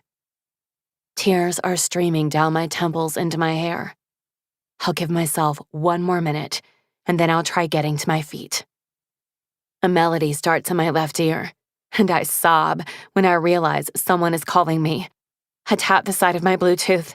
Yes, who is it? I need spackle, Elliot says, voice coming quickly. I swallow a cry. I'm all out. Can you grab some, or are you already back at the garden? I don't... Elliot, I need help. There's silence on the other end, and I start to shake at the thought that I lost the call. Then he says, Where are you? What's happened? I'm at Jackie's grandmother's house, and I hurt myself. I can't walk, I can't drive. Text me the address. I don't have my phone. I'm on my Bluetooth. But it's on Titan Court in Tahoe Park. I hear his truck starting, and I panic. Wait, go to the Rose Garden and send Jake. No, I'm coming to get you. Elliot, the wedding. It won't happen without either of us, so I guess we're running late. A sob bubbles out of me. Call Mar. Tell her to get over to the Airbnb. And we need 3 other strong guys. Is your truck bed full? What? I was picking up something and it's too heavy. Who can come over here to load it? Jesus, Emma. I gasp a cry, hearing his vowels betray him like they used to as he pronounces it Emma. Then he says, "How heavy and how important?" It's a bathtub, like a full fucking bathtub. And probably not important at all, but it has to be perfect, Elliot. I'm so close. This is for Jackie. And you know how much of this wedding has been commandeered by Hazel's agent and Hazel's reality show. My voice cracks, and I heave in air. This wedding is so out of control. It barely feels like her wedding. He's quiet for a second, and then says, "Fine." The line goes dead, and I'm alone again. I sit up and maneuver myself against the side of the car until I'm standing on one leg. My foot is throbbing, and I hear the crunch replayed over and over. It feels like years go by before my Bluetooth rings again. I tap it. "Elliot?" "It's Mar. What happened?" "I think I broke my foot. I can't walk." She curses.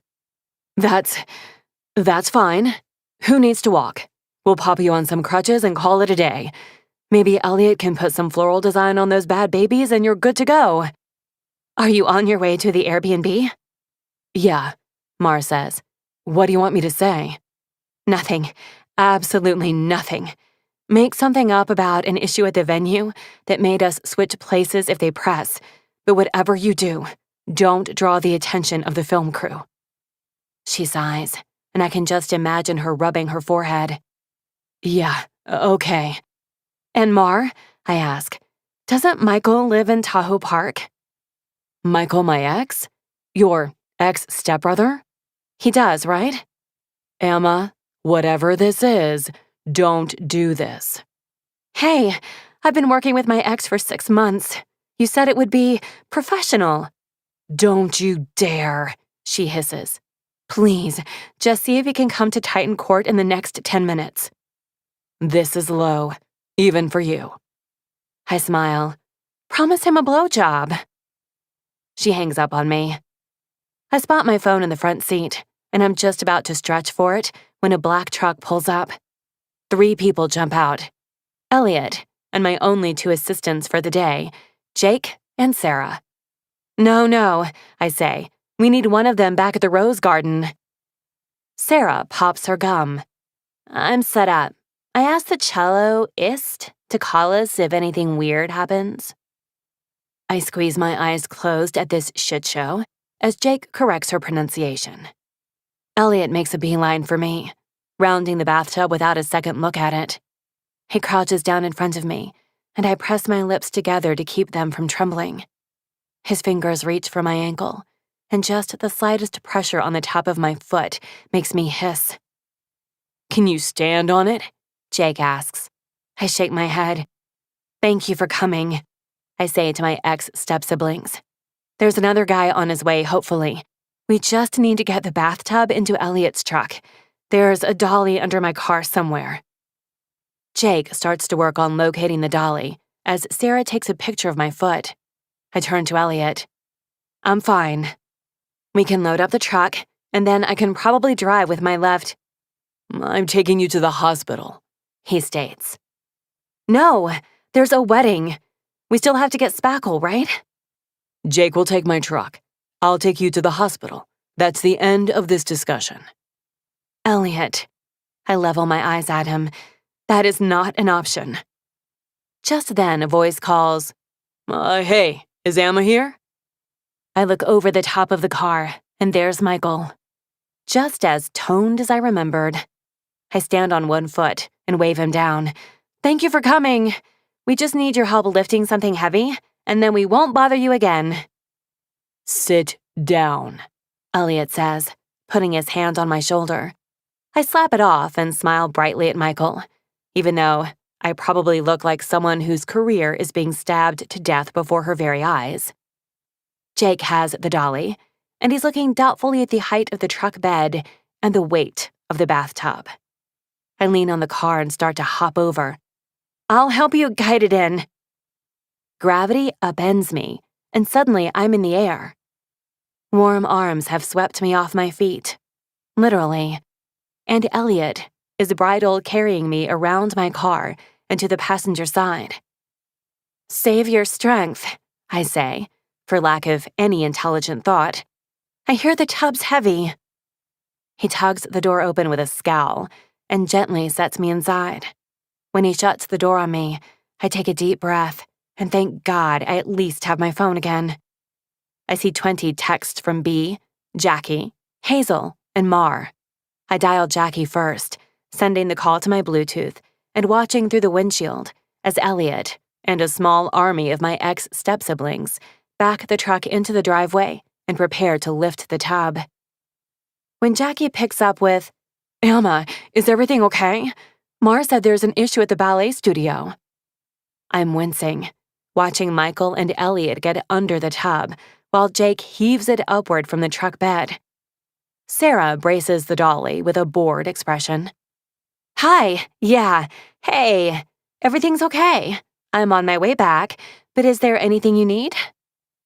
"No," Jackie says, dragging the word out so I know she's lying. God, it sounds stupid, but I could really use your calming presence right now." The men are grunting. Elliot yells for Michael to jump out and help Jake, and I gasp as Elliot is left under the tub. "Emma?"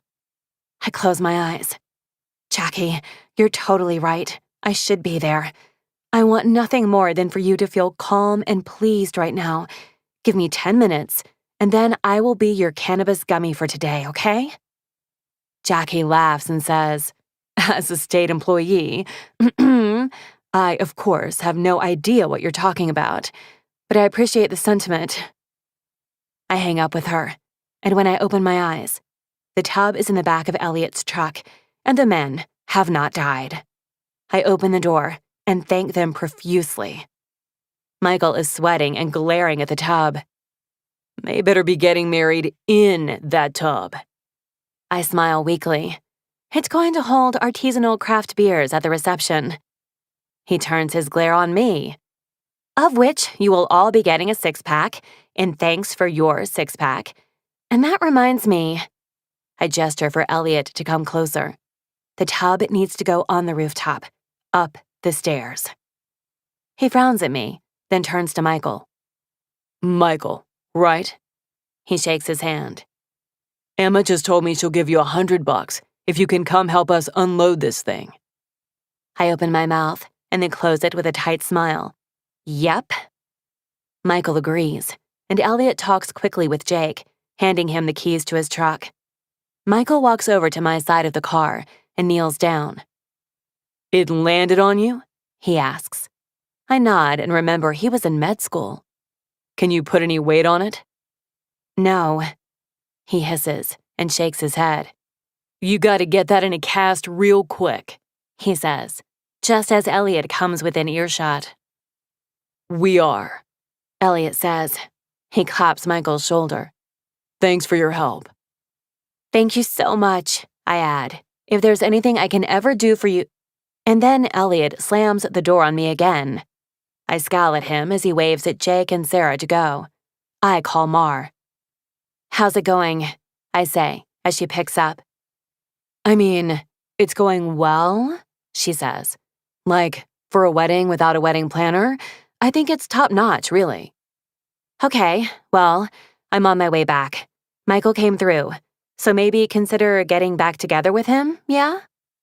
She groans, and I add, "Also, he's coming to the ballet studio with Jake and Sarah right now. Thanks, bye." "Emma, what?" I end the call. Elliot pulls open the driver's door, slips inside, and reaches his hand out for the keys. I pull them close to my chest. "We're going to the garden," I say. "We're not. We're going to the hospital." "Elliot." "Emma, give me your keys." His voice booms in my small car, jarring me. I hand them over. He slides back the seat for his long legs and turns on the ignition. The dashboard lights up with all my warning lights. "Are you fucking kidding me with this car?"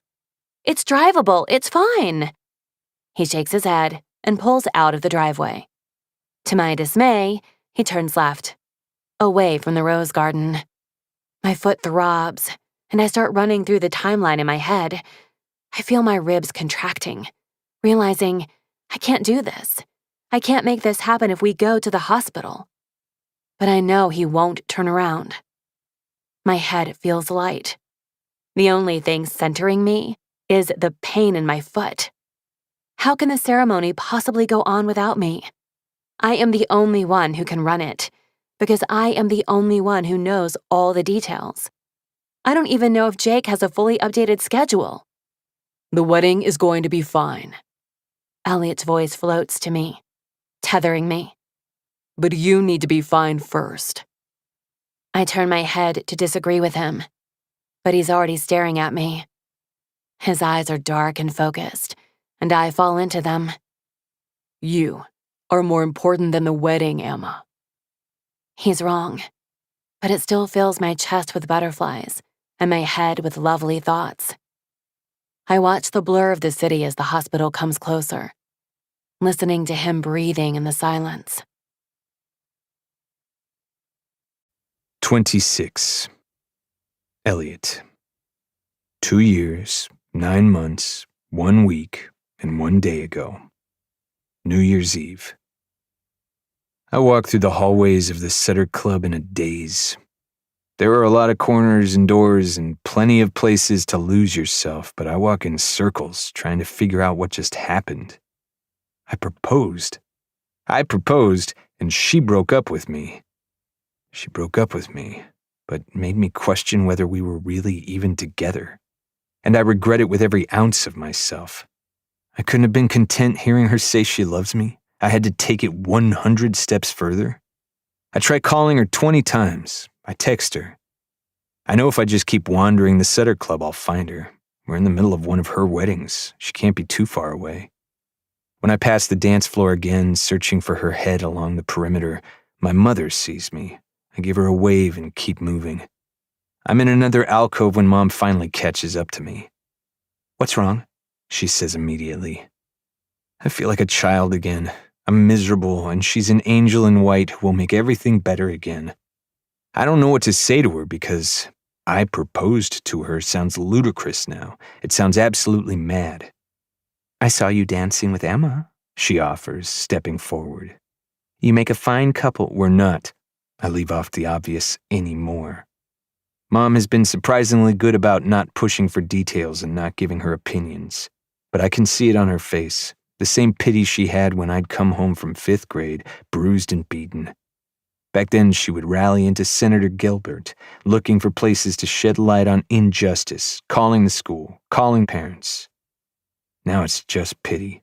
There's no higher power to which she can file a complaint, no bills she can pass. "That's fine," she says after a moment.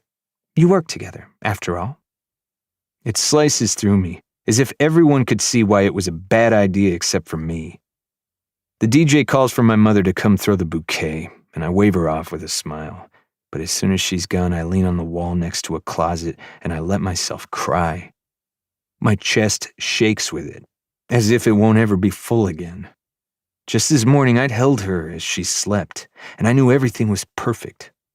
I'd squeezed myself into her life, but it was working. I fucked it up. I can't breathe with the ache, and my throat is tight with unvoiced screams. I take one of Dad's old hankies from my pocket and clean my wet face. I stare at his embroidered initials and wish he was here to tell me what to do. When I can breathe again, I step off the wall and go find more wine. All night I hope to run into her, but she never comes back. I text her over and over and clean up the wedding by myself as if it was in the plan all along, lying for her when the vendors ask after her. 27. Emma. The wedding. Elliot drives to the ER. He ignores every single word I say in the car, even when I resort to begging. By the time he's lifting me into a wheelchair, I'm back on the phone, checking in with Vince about why Jake says the horses aren't there yet.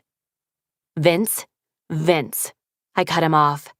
Are you telling me that you didn't leave with enough time to prepare for traffic? Is that what you're telling me? Elliot wheels me up to the check-in as I listen to Vince's excuses. He's writing down my name and information as I pull out my health insurance card. Vince, just pretend for 1 second that we're paying customers. Let's pretend that we not only rented your horses, but we also bought out your hay rides for today. Let's imagine a world where that exists, and get your fucking ass to the park. I hang up on him and smile up at the nurse behind the desk. Hi, what's the wait time like today? She lifts a brow at me. Honey, this isn't an Applebee's. Right, I just mean, if I need an x-ray, how long am I going to be here? Ballpark. Frowning at me, she points to the waiting room, which looks suspiciously full. Elliot wheels me over and places me next to a chair that he drops into. You need to chill for a second. The wedding starts in an hour. I can hear the terror in my voice. This is not chill. Tell me the list. What do you need to do? His voice is calm, and his eyes are on me. I sink into them for a moment, and I remember his mother's wedding, how he let me keep him up all night, how I forced him to listen to my lists, how he got me off just how I needed it. My throat bobs at the memory, and heat flushes my cheeks. Prioritizing, I say, thinking. The wedding arch is possibly broken. The florist needs to arrive at the venue and fix it. I keep from nagging him and just stick to facts. I need to confirm that the officiant has arrived. I need last looks at the rose garden. I need... Yet another thing suddenly occurs to me, and I press my eyes closed. I need to lay out the programs on the chairs. Continue, he says, stopping me from spiraling out. I need to be with Jackie and Hazel. Jackie is freaking out. I can hear it in her voice. I haven't even spoken to Hazel since last night. I need to make sure the film crew isn't taking up valuable time and pushing them off schedule. I suck in a breath. My eyes snap to him. Whitney. I can call Whitney and see if she can spare someone today. No. His voice is cold, but his eyes are ice. No, she isn't getting your big day. Over my dead body, Emma. It jars me. My foot throbs, and my heartbeat stutters as he glares at me. Continue, he says firmly. I swallow. I need to know that Vince and the horses are set. I need to check the reception hall. I haven't even been there today. I need to get more ice now that I know the basin is a bathtub. I need to elevate the tub somehow. Elevate? He asks. And I realize he's not just getting me to calm down. He's listening. The basin would have laid on the table next to the bar. Now that it's a tub on the ground, people are bending over, maybe not even seeing it. It needs to be displayed better or, I don't know. He nods. I take a breath and continue. I need to do final checks on catering. I need to double-check George and Mar. I told them how to do the table settings, but I need to see it. He doesn't tell me I should trust them. He doesn't tell me what should come off the list. That's all pre-show. What are you responsible for at go time? The realization that I may not make it to go time is seeping into my veins. I take a shaky breath, and Elliot reaches out, placing a hand on my knee. I look down at it. It calms me for 2 seconds before I see my knees and dress, scratched and stained from the driveway. I need to change my clothes. We've moved on, he says. We're on to go time. Jake leads Hazel down the side street to the back of the garden. Mar stands with the bridesmaids in the Airbnb. I cue the musicians. I cue Mar on each bridesmaid. Then I cue both Jake and Mar for the brides to leave from opposite directions and arrive at center. I cue the music throughout. I cue Jackie and Hazel's carriage to arrive, and shortly after, the line of carriages come. I stay until the last guest is loaded, and then Sarah waits for George to break down the ceremony while Jake and I go to the reception. All right, we'll start with that, he says, standing. You are calling Jake about the officiant. He counts off on his fingers. Calling Mar about the schedule of the wedding party. Calling Vince again. I'm going to the Rose Garden now to fix the arch. I'm going to put Ben on bathtub. Ice and elevation. He pauses, which is comical, considering your condition. I snort, and something flickers across his face.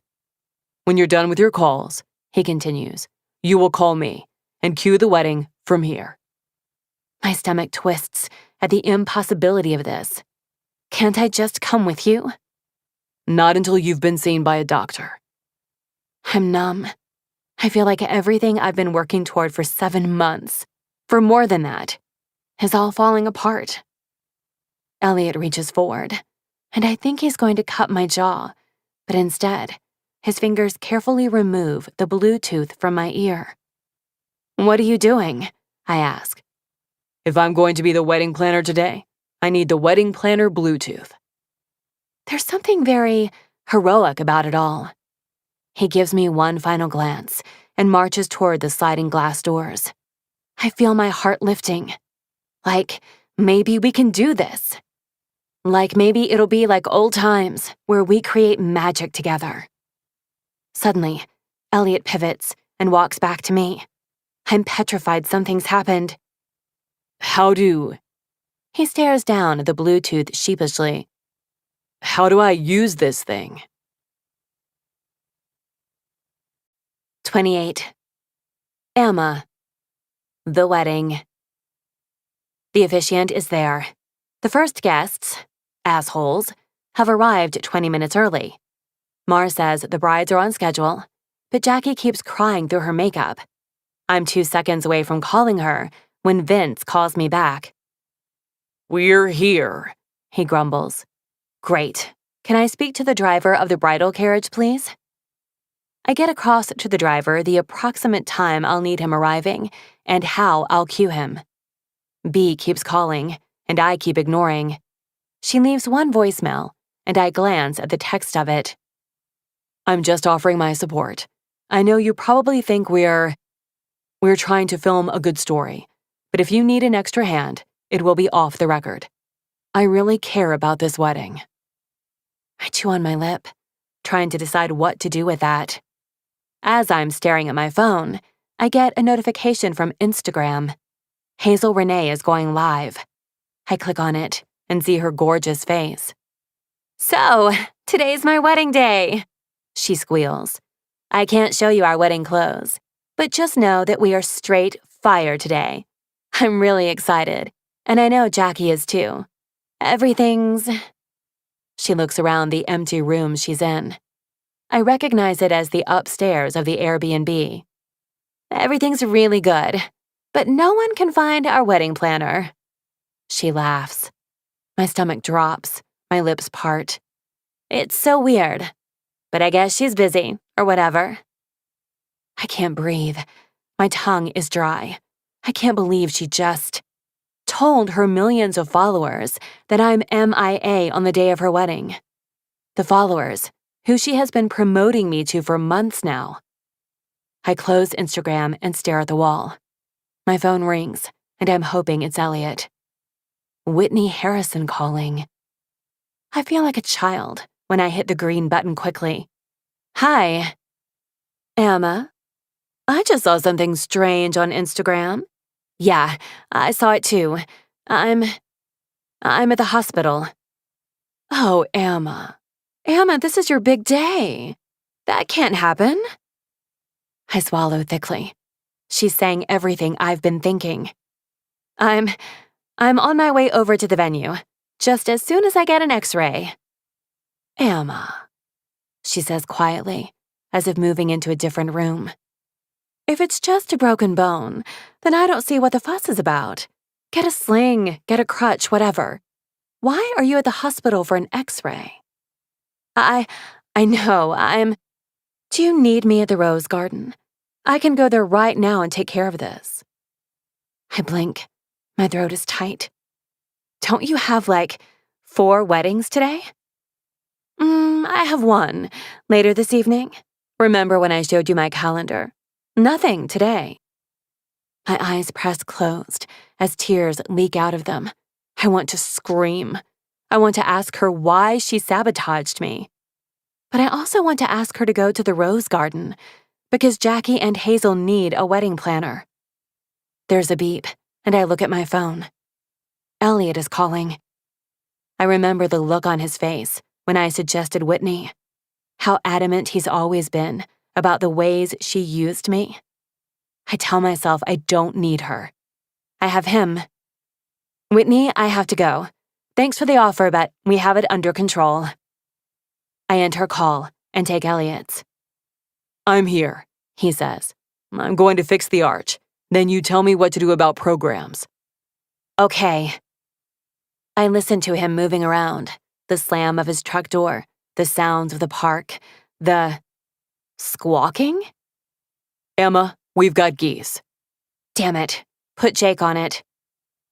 It's only 5 minutes later when Elliot announces that the wedding arch is fixed. I have an eye on my watch the whole time. We're cutting it too close. I tell him how to lay down the wedding programs. At an angle, Elliot. And he grumbles his agreement. But I have a sneaking suspicion that those programs are being laid down however Elliot can do it quickest. I hear someone call his name through the phone and say, Where's Emma? What's going on? It's B.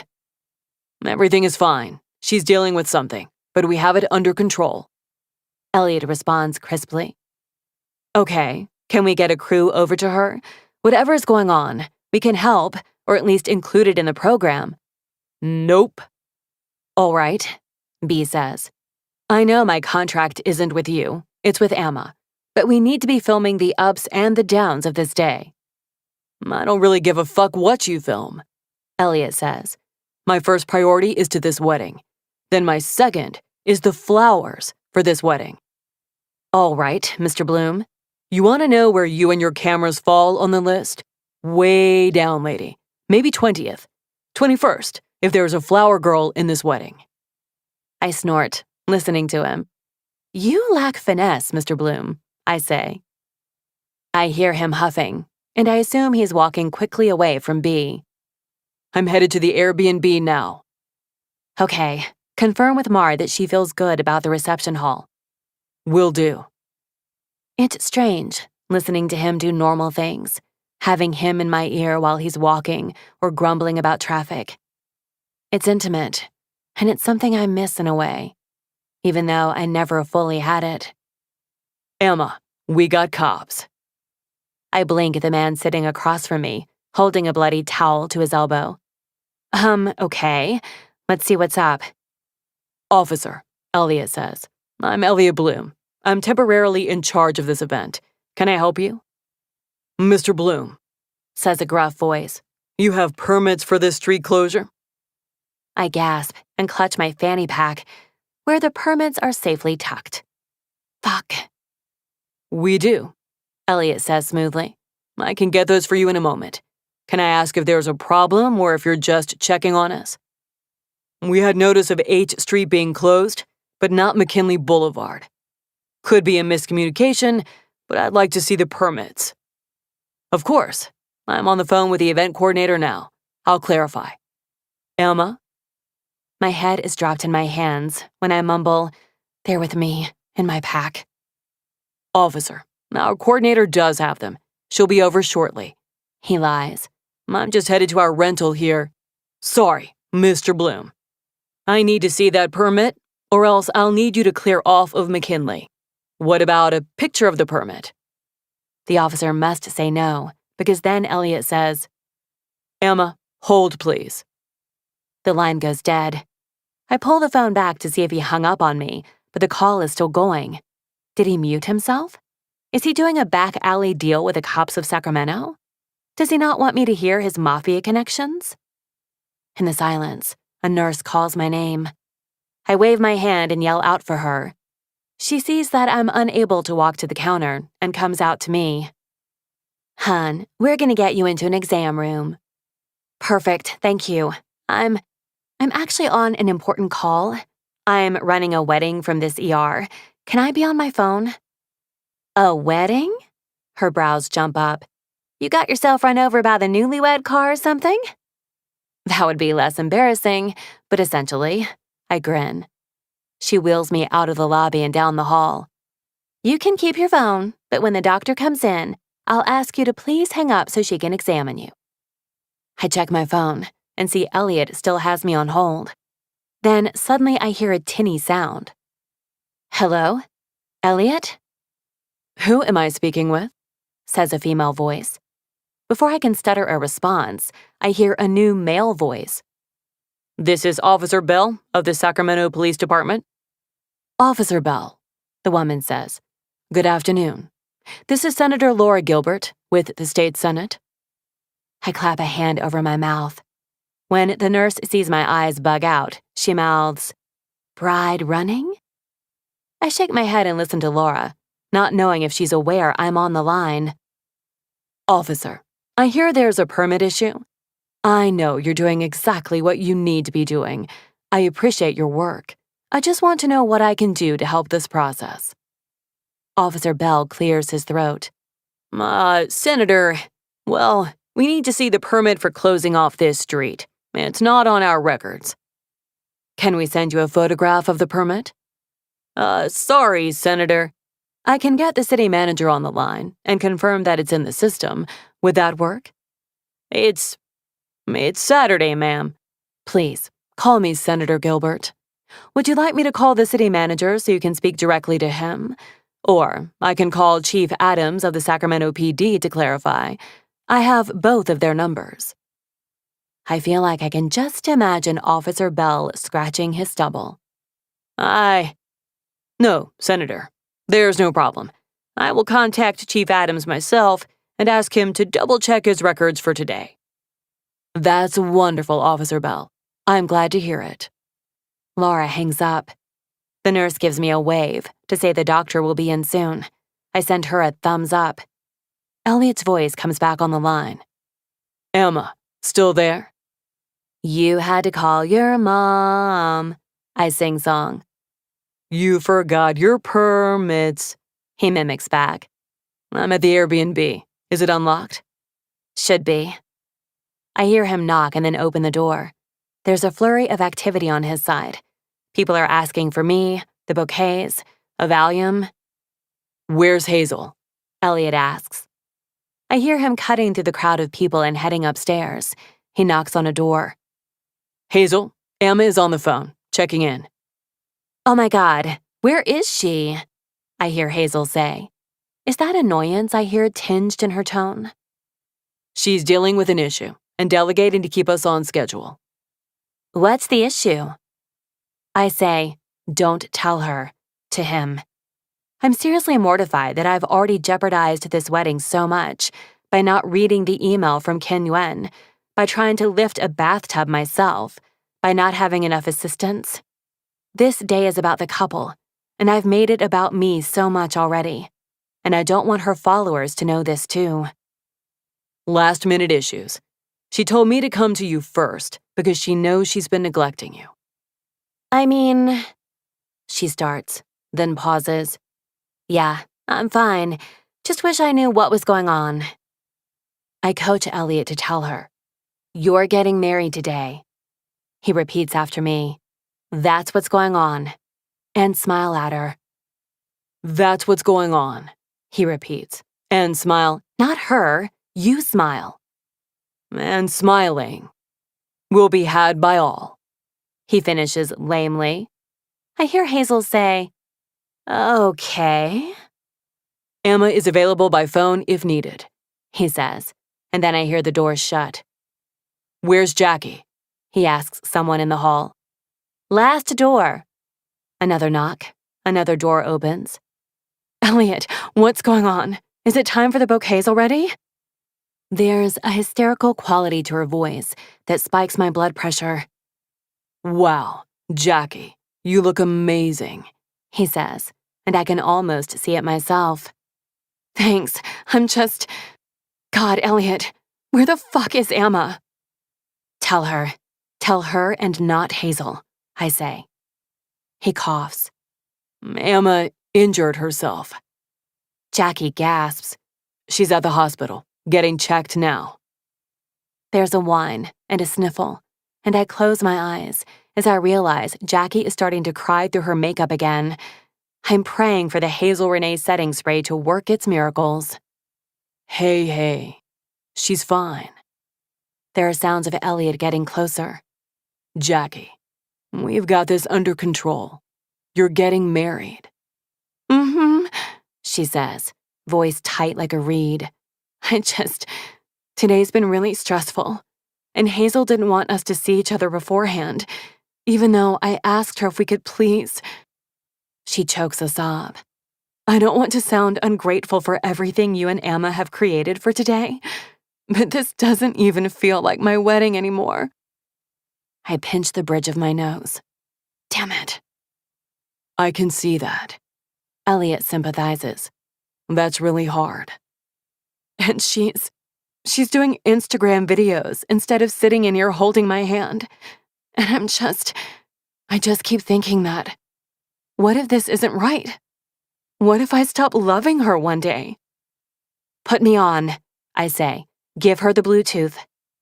I hear Elliot tap the device, like a sonic boom in my ear.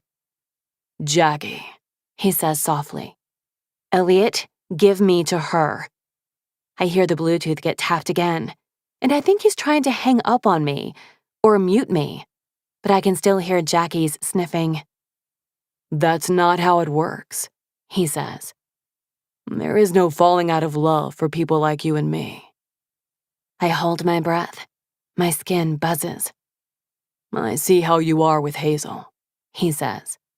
Trust me. I know that when you're in love with a person who's that dedicated to their career, sometimes you don't feel like you come first. My eyes press closed, and I stay deathly quiet, begging him to continue. Sometimes you just count down the days, the hours, until you can be useful again, he says. And if it ever ends, Jackie, he lowers his voice. You're still counting away. The months since, the exact days since. Like a tally of moments you've spent not being important to them. But don't ever think you'll wake up and not be in love with her. I need air. My lungs won't work, and I can't hear anything aside from Elliot and my heartbeat. Suddenly, there's a knock on the exam room door, and the doctor steps in. I throw my hand up and wave at her to be quiet, like a man drowning. She squints at me in confusion, and I point to my phone, mouthing, I'm sorry. God, Jackie says. Elliot, I shouldn't have pushed you to date Emma. I didn't know you were still in love with Kate. I feel like an antique tub has fallen on my stomach this time. Kate, the girl after. Is it possible he's not talking about me? He clears his throat. I just wanted you to know that you won't fall out of love, he says. It's been years, and I can still tell you the number of days since she last needed me, since I last held her through the night. I suck in a breath. It is me. I hang up, hearing everything I needed to. I look up to the doctor with wet eyes and say, Sorry, I'm a wedding planner, and I'm here instead of the wedding. The doctor is an older woman with kind eyes. Aw, did you just hear the vows? I bite my lip and nod. 29. Emma. The wedding.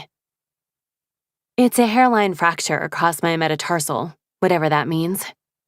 The doctor got me into radiology within 20 minutes because I couldn't stop crying about how I was going to miss the whole thing. On the way out of radiology, Elliot calls, and I walk him through the cues for the ceremony again. He remembers everything I said in the waiting room, and now it's just trusting him to know how to count measures of music. I cue the wedding with him as the nurses wheel me back to the exam room, and when I say, Go bride, one of the patients in the hallway looks at me like I belong in the psych ward. Once the wedding is started, Elliot hangs up to focus, and I send him the phone number of the bridal carriage driver to cue. The doctor sets me up with crutches and a walking boot and gives me an appointment to come back on Monday to get a cast on it. I take the painkillers they give me and order an Uber as I buy a pair of flat shoes to fit my one good foot in the hospital gift shop. Elliot texts the group chat of me, Mar, Sarah, and Jake to say the bridal carriage is off and the first guest carriage is loading. So I set the Uber destination for the reception. I have to tell my driver about the street closures around the park, to which he says, "That's ridiculous."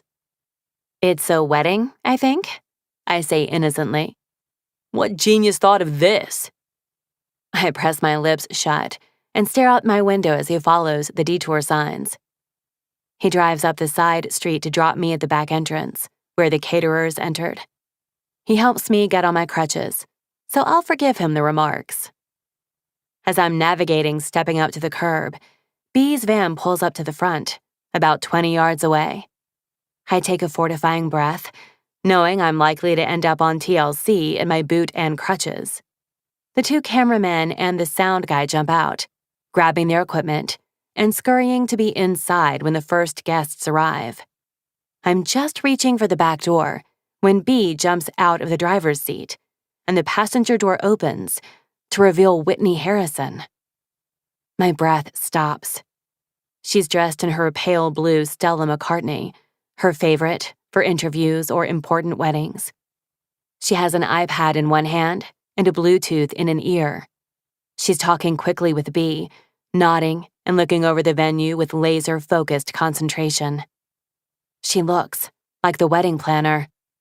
She looks like Hazel and Jackie's wedding planner.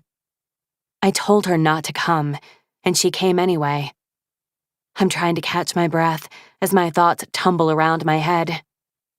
B catches sight of me first. She smiles in such relief that I don't know what to think. As she runs over to me, Whitney looks out over the street, waiting for the first guests to arrive. "Emma, God!" B reaches out for my elbow to help me up on the sidewalk. "What happened?" "What's Whitney Harrison doing here?" My voice is hollow. As if her ears were ringing, Whitney turns, sees me, and waves merrily from halfway down the street. What do you mean?" B says, brows drawing together. "She said you called her to come run the wedding." "Elliot ran the wedding," I snap. "Yeah, but, well, Whitney managed Hazel. She walked her around the park with Jake. She took the go bride cue." My crutches really get in the way of the angry stride I'm trying to accomplish, but I still make it to throwing distance of Whitney. "What are you doing here?" I snap. "Emma, oh my goodness," she says sweetly. "Is it broken, dear?" "I told you I had it under control. I told you I didn't need you." Whitney gives me that face that she used to give brides who asked if she had any cheaper packages, as if to say, "Bless your heart." "Emma, clearly you do need me. There's no wedding planner here." She chuckles. "The wedding was called perfectly without you, of course, and Elliot did well with what little experience he has. But Hazel Renee was clearly not happy with you." She reaches out to squeeze my shoulder, and I jerk it back. "Emma." "Why did you overbook your vendors for today?" I say. She tilts her head. "What are you talking about?" "I know you scheduled at least 3 fictional weddings today. After I gave you the date. After I came to you for advice." "Emma, you left my company on good terms," she says simply. "I will always support you, but I'm not going to turn down work for you. After we talked, I booked up. I mean, how long did you wait to contact those vendors after we talked? How long was I expected to wait to book?"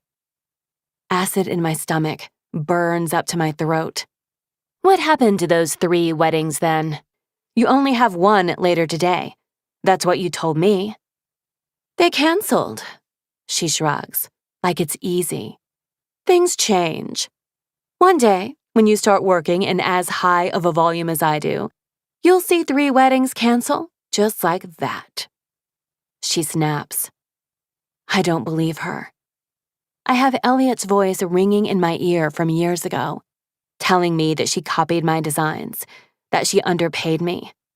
I can feel her nails, like claws in my arm, hissing, "Be a professional," in my ear, as my hand throbs and my tears fall, my skin still buzzing with the memory of a stranger's hand on my ass.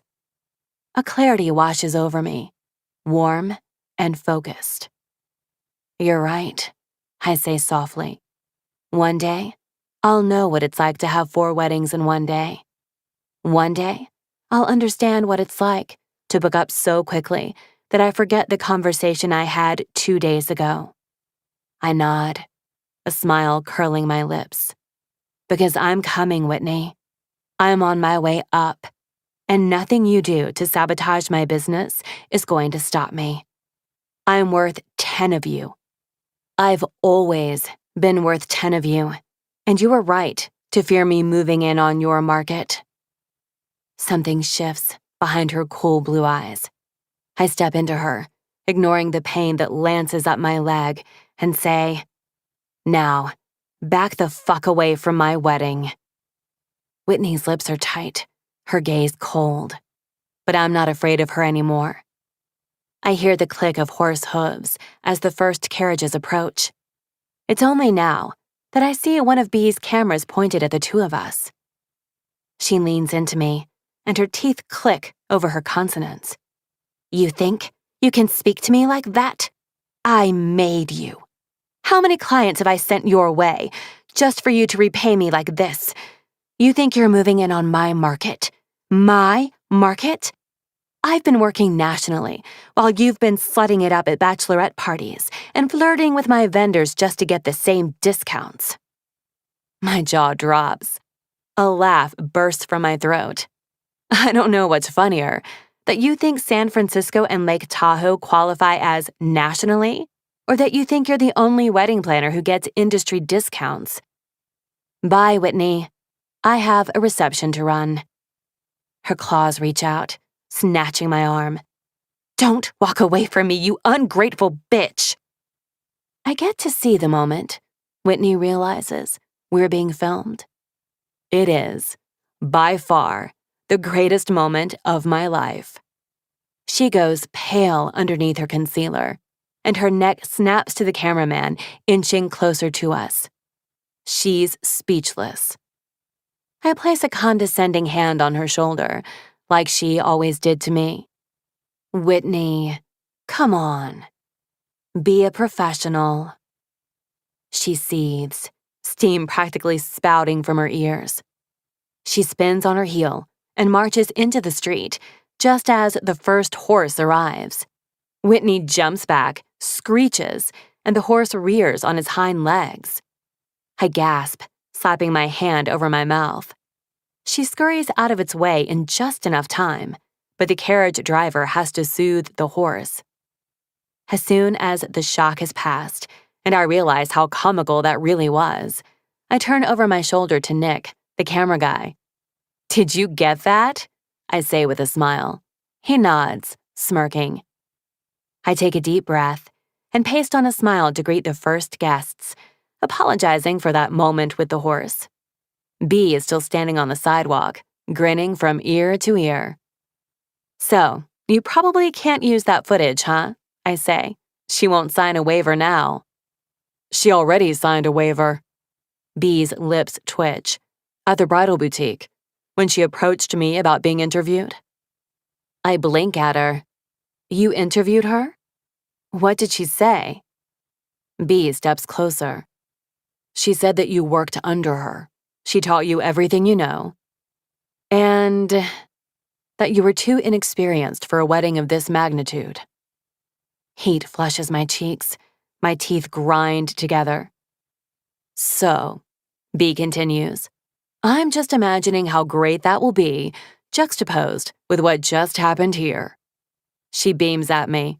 I love good drama. Well, you're very welcome. I lean on my crutches. Let's go have a party. B meets with her team, and I hobble to the back door, not wanting my crutches and stained dress to catch too much attention. The catering coordinator greets me like I haven't been missing this whole time. There's a quick exchange of words about my boot and crutches, but soon I'm stepping through the makeshift kitchen and into the fairy tale wedding that I created. Even though everything here was in design, either drawn or rendered by me, it still knocks me off my feet to see this old dance studio that we turned into a wedding reception. Elliot's floral chandeliers are being lit from the sides by soft LEDs, and his columns, with vases of Queen Protea, sit in every corner. There was no time for first look with Hazel and Jackie, but the dining area is well preserved for their grand entrance, as the guests are directed up to the roof for cocktail hour. The girls will see all of this for the first time when they arrive. I mill through it as the guests arrive, checking every place setting, every centerpiece. I shift things slightly, I straighten knives. But really, it's almost perfect. A guest comes down the stairs and gestures to a friend. "You have got to see this!" And I just know she means the dance floor. After I confirm that all the guest carriages have arrived and everyone has headed to the roof for cocktail hour, I heave my way over to the bottom of the stairs.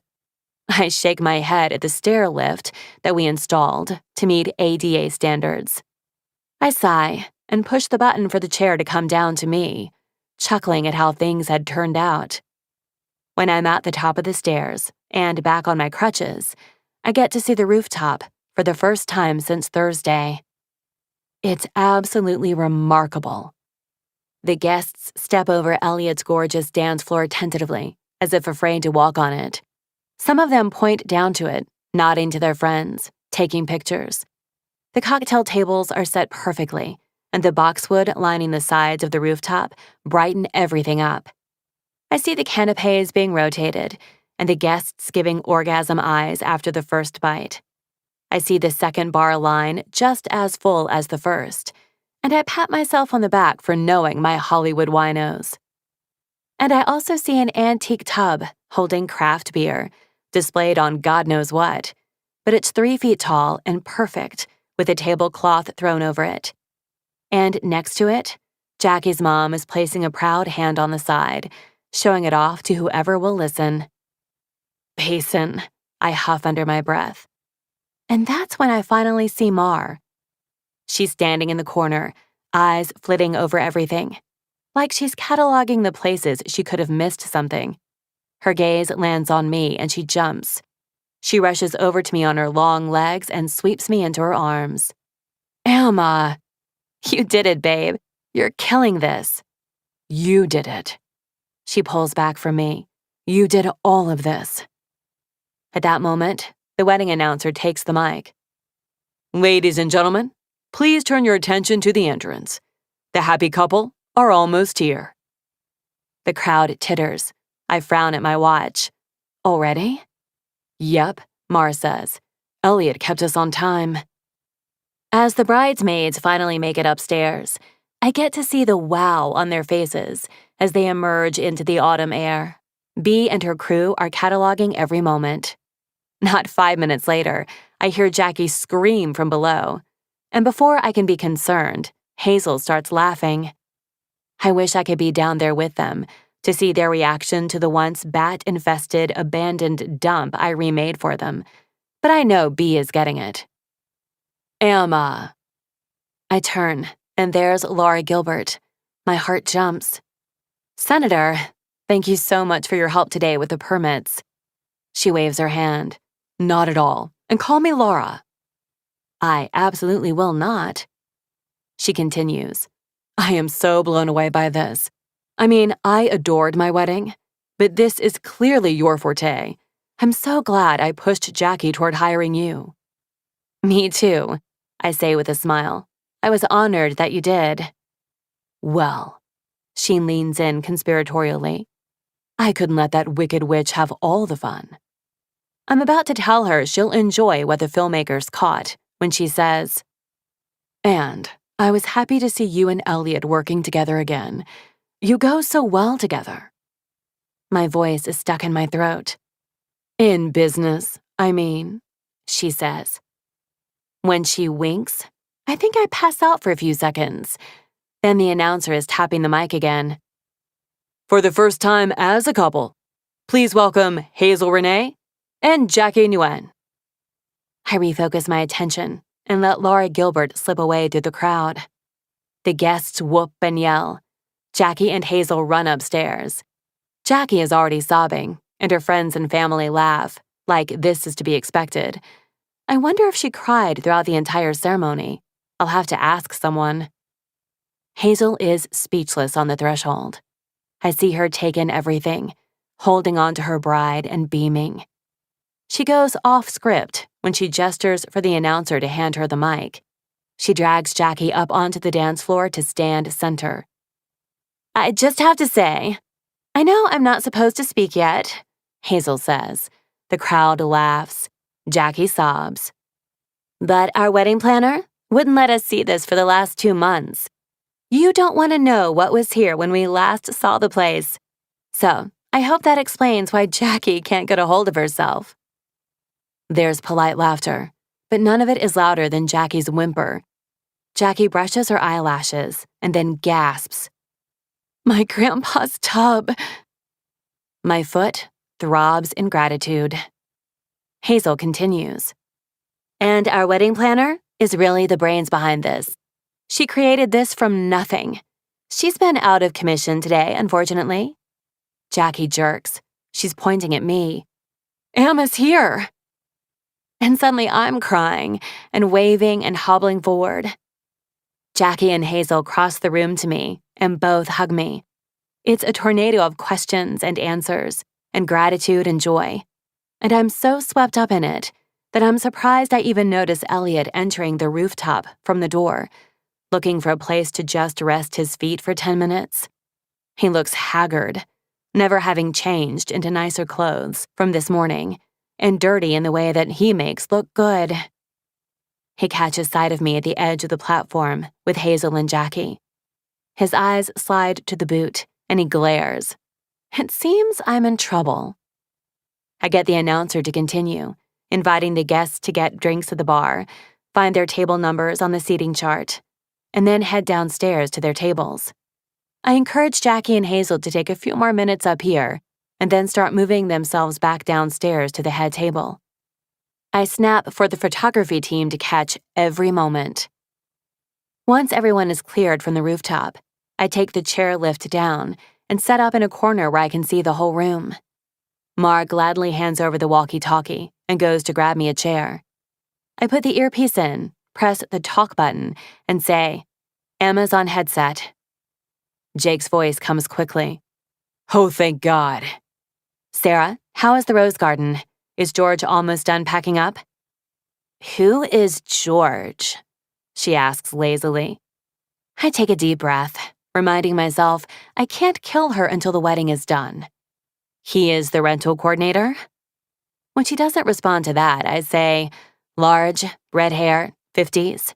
You are supposed to be waiting for his team to finish packing up the ceremony?" "Oh, yeah, he's almost done," she says. "Okay," I say.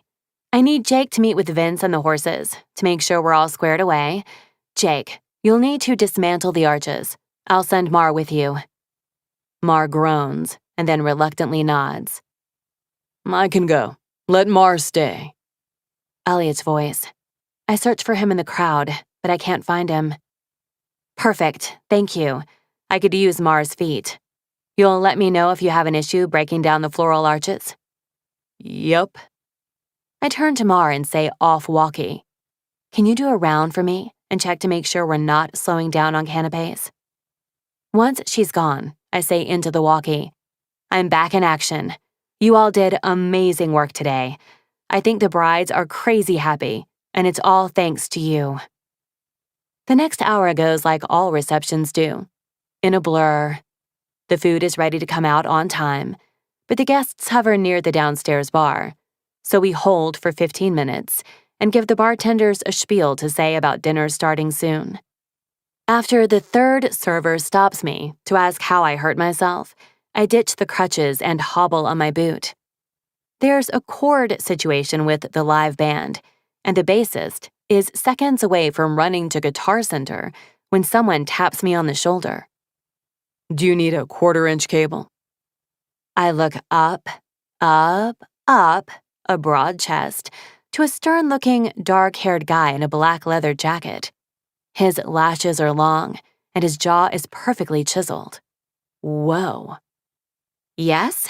I squeak, realizing he's over a foot taller than me. I see the cello case in his hand. Oh, are you Xander, our ceremony cellist? He nods.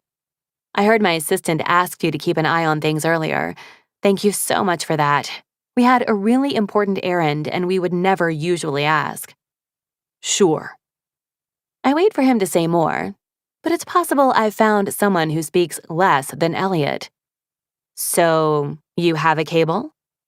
He kneels down to open his case and grabs a cord from a side pocket. As I'm texting the bassist to let him know I've got the cord, Xander says, This is a really nice wedding. I grin up at him. It looks like giving compliments physically pains him. Thank you. I'm so glad you could fly in for it. Please enjoy the rest of the night, and I'll get this back to you. He shakes his head. I'm headed to the airport now. Just keep it. Without much more ceremony, he grabs his cello case, squeezes Hazel's shoulder in goodbye, and walks out the door. Hazel catches sight of me frowning after him and sidles up to me. I'm sorry if he was short with you. He has always been temperamental, even when we were kids. Oh no, I say. He just saved the day, actually. You'll be seeing more of him. He and I have dozens of friends who are engaged. I knock her elbow. Why would your LA and New York friends want a Sacramento wedding? You think you'll be stuck doing only Sacramento? Emma, I have 10 New York couples who are already looking at you. I want to introduce you to some of them tonight. My stomach flutters, and I look down at my dirty dress and walking boot. Great. Hey, I'm sorry I wasn't there for you today. She waves her hand. It's fine. I actually... She sighs dramatically. I did an Instagram Live today that was unfair to you, I think. Oh, really? I ask innocently. I'd like to fix it, though. She takes out her phone and opens Instagram. She takes a selfie with me, and before I know it, Jackie is joining us. They both kiss my cheeks from either side, and I'm beaming like a dork. When I'm tagged 2 minutes later, Hazel's caption says, "This is my wedding planner, Emma Torres. She works in Sacramento, but LA better look out." When I slide to the next frame, she's got amazing shots of the reception and the horse-drawn carriage ride. The last frame is just a blue background with my name, email, and website in white lettering. I shake my head and grin. It's not an Instagram story that will go away. It will always stay up as part of the wedding pictures she posts. I'm still pinching myself that I got this gig, but even more so, that I might be friends with Hazel Renee and Jack and Yuen. The world didn't end when I allowed myself to get close to them. In fact, it got bigger and better. Once the cake is cut, I step outside into the alley and breathe. My foot is killing me. I have a sore ass from where I fell this morning, and my body is rebelling because I haven't eaten. The door opens next to me, and I jerk to see Elliot stepping out. He extends the Bluetooth to me. Did you like your first gig as a wedding planner? I tease. No. I'll stick to flowers. Then he produces a water bottle from the bar and 2 Advil from his pocket. I swallow, greedily. Why didn't you say that Whitney showed up? I ask. He cocks his head. She said you called her. I didn't. His eyes harden. Ah. Well, you mentioned her in the ER, so I assumed. I sent her packing. B got it all on film, I say proudly. His mouth twitches. That's all the reason I need to watch this stupid show when it airs.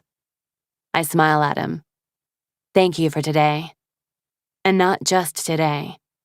This wedding, this reception. It's insane. The floral is astounding. I can't believe I made you do all this. You didn't make me. I'm hoping to elevate blooming, so this is just as insane for me. I nod. Good. You're so special, Elliot. Tears prick behind my eyes. And I can't ever thank you enough for getting this wedding off its feet today. You've always told me that I need more help, but I really thought I had this one under control. I choke on my words. The full weight of what happened today hits me. It could have been really bad, I say. I couldn't get to my phone, and I just had to wait for someone to call me, or I had to scream for the neighbors, and then you called. Because I broke the arch, he jokes lightly. Right. I smile, sniffling. Maybe it's your turn to get an assistant. He smiles at me, and it's the first time I've seen it directed toward me since he asked me to marry him. My heart hurts with the absence of it. I miss him so much, even when I'm near him. I can hear his words to Jackie beating against my skull, and I don't know if he knows that I heard. But I did hear. He's standing there, against the brick building with me. I step forward, limping, and rise up on my good toes. He tilts his mouth down to meet mine, and the simple movement cracks my chest in half.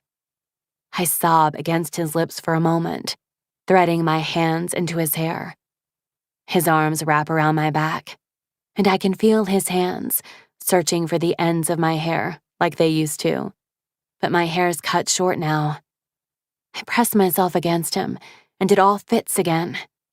He smells like soil and roses, and I'm so short without heels on that I need to climb him like a monkey. His mouth parts against mine, and I cry more. I whisper into his skin, I love you, Elliot. I do. He holds me for a second, and I'm waiting to hear him say it back. His arms slip from around my ribs, and carefully, he puts me back a step. He won't meet my eye when he says, I can't. Not again. I can't. Head down, he moves away from me.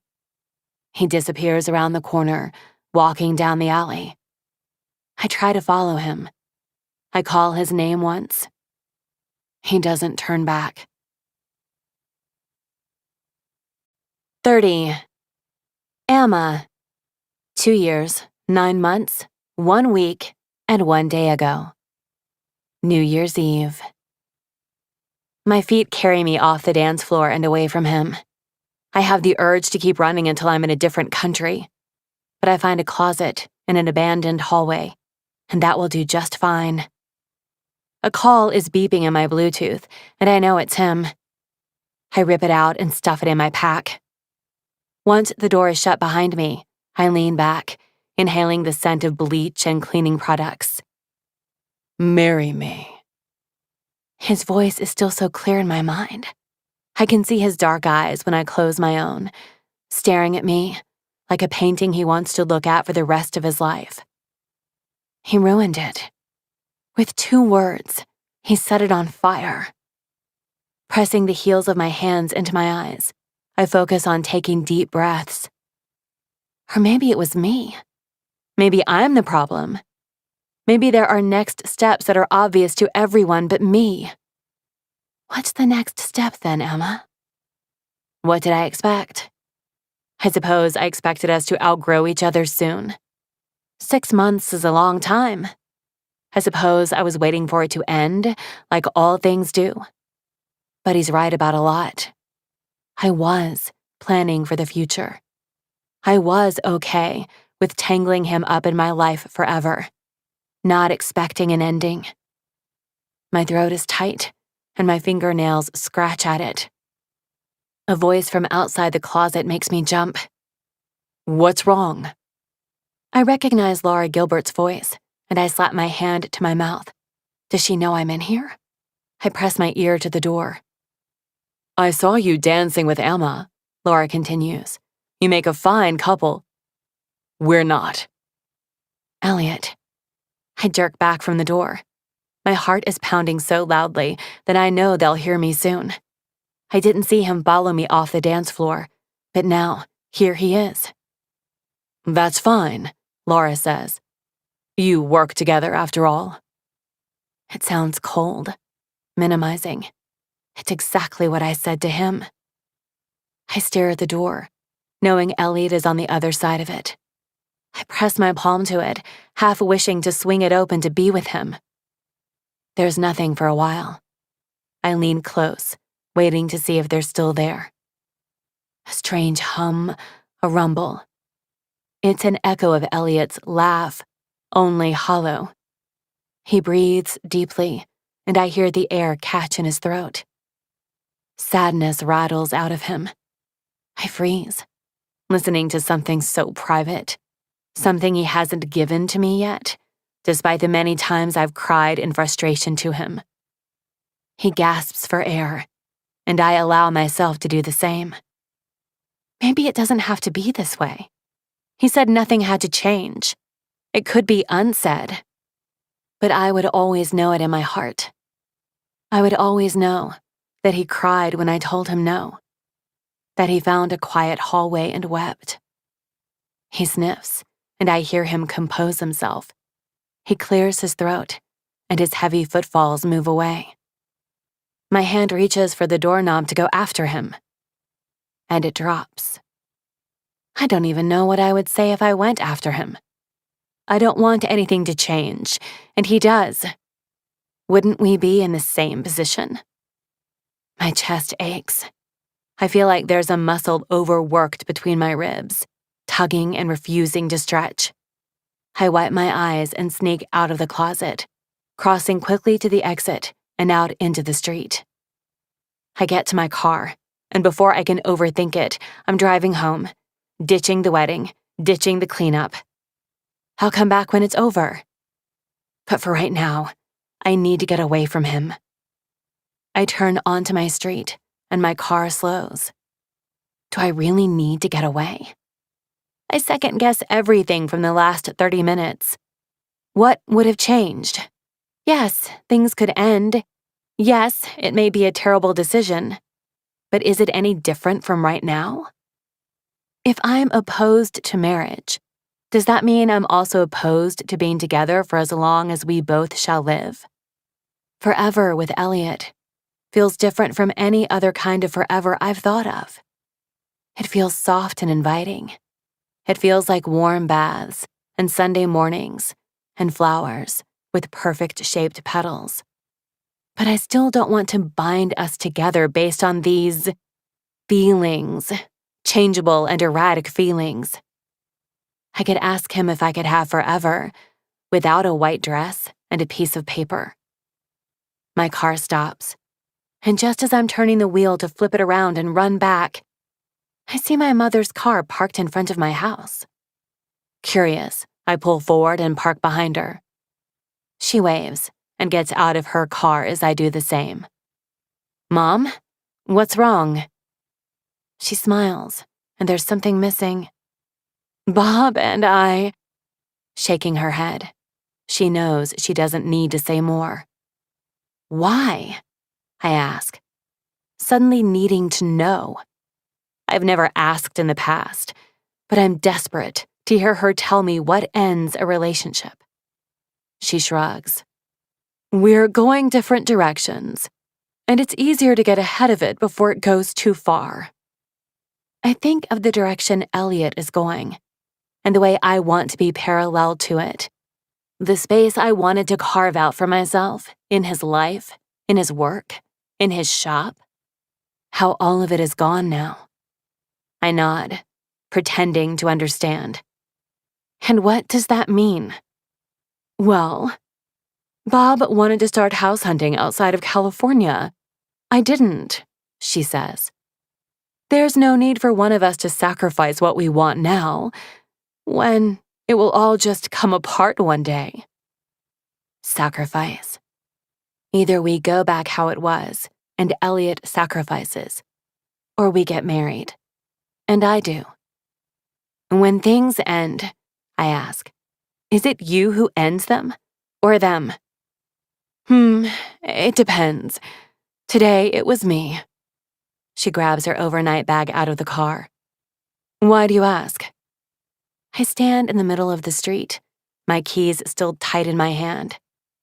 I ignore her question and say, do you think any of them will ever be the one? The final one? She tilts her head at me. Maybe, but I don't think so. Heaving her bag onto her shoulder, she considers for a moment. There's no perfect someone for everyone. There's just promises and weddings. One can be broken. The other is just a party. I finish for her. She smiles at me. She shuts the car door, and I watch her walk up to my porch. I stare down at my keys. I could make a promise to Elliot that will only get broken. But why would I put him through that? Why agree to marriage, or even just going back to what we had, when I know now that it will end? It will, because he wants something I don't believe in. The wind pushes through my hair, twisting it around my face.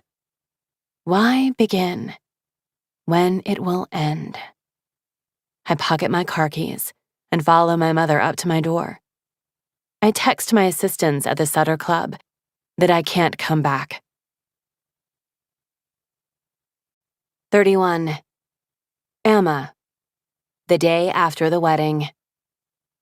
On Sunday morning, there's an email in my inbox from Sacramento Magazine asking to do a feature piece on me and the Hazel Renee wedding. Just under it, theknot.com has asked for an exclusive. It's a lot to see it all come true. This is exactly what I wanted. Only, I thought I'd have full mobility and that maybe I'd get to see the wedding in question. But regardless, I'm on my way.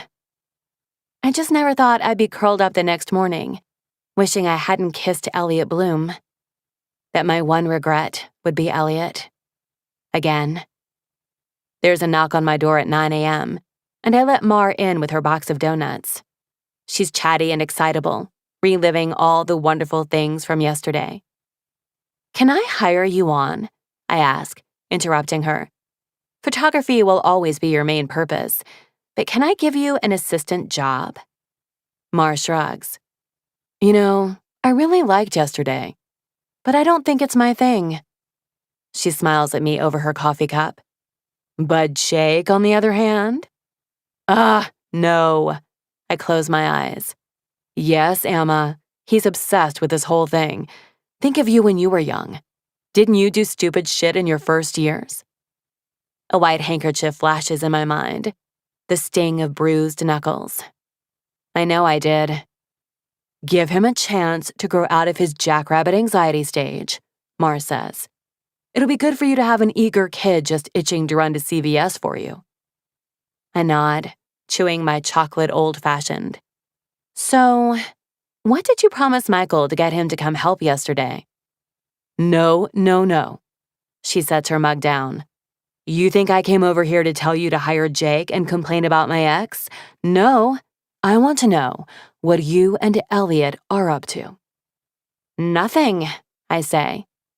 He was there for me yesterday big time, but I hesitate.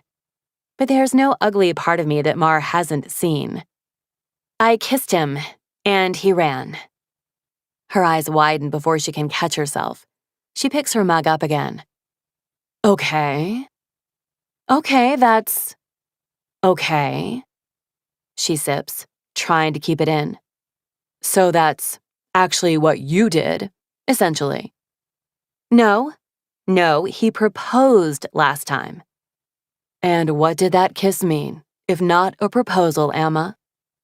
My chest tightens.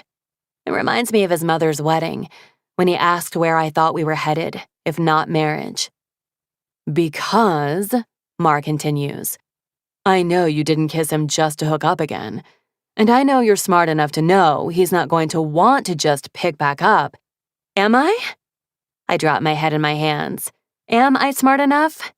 I feel very unsmart. Mar is silent until I feel I can look at her again. She lets me just chew on my lip and think for a bit until she says, What do you want? If there were no consequences to your actions, what would you want? To be with him, I say softly. I sniff back the tears that spring. For how long? I press my lips together. I look up at her. I pull into the Blooming parking lot at 9:30. They open at 10 on Sundays, but I can't wait for this. I drove over with my left foot on the pedal since my right is in a boot. I haven't showered. I'm not even sure I brushed my teeth. I crutch my way over to the front door, and when I peer in to see it's dark, I hobble over to the parking lot. His truck is here. I pound on his side door to the showroom. When the metal door swings open, I lose my breath at the sight of him. He's in one of my favorite Henleys, and the tight jeans that I can barely fit my hand into. He blinks down at me before opening the door wide to let me in. I squeeze past him, my crutches clicking on the floor in the silence. What's the occasion? He says, frowning down at the boot. Once I've leaned the crutches on the wall, I turn to him. I made a mistake. His lips press together. We can forget about the kiss. Not last night. Kissing you was very purposeful, I say. A few years ago. His eyes dart between mine before he crosses his arms and waits for me to continue. I kissed you because I miss you. Because I still want you. My heart pounds, and I watch him swallow, but remain still. Because I shouldn't have left your mother's wedding. And I shouldn't have given you the gift of the Franklinia and then made you feel like we weren't even close to talking about forever. Because we were. We were forever.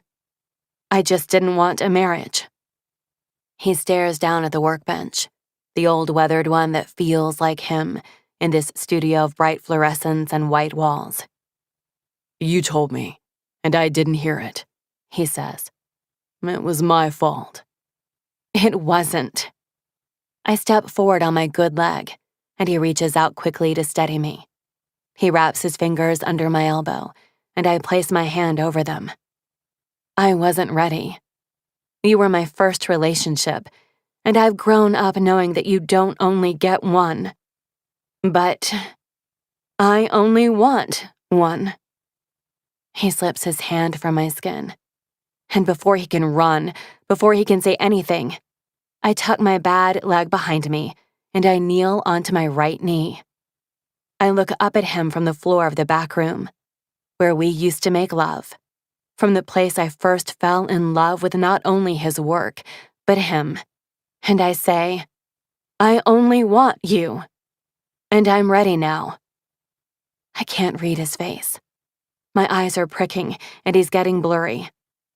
So I clarify, repeating his words. Marry me. 32. Elliot.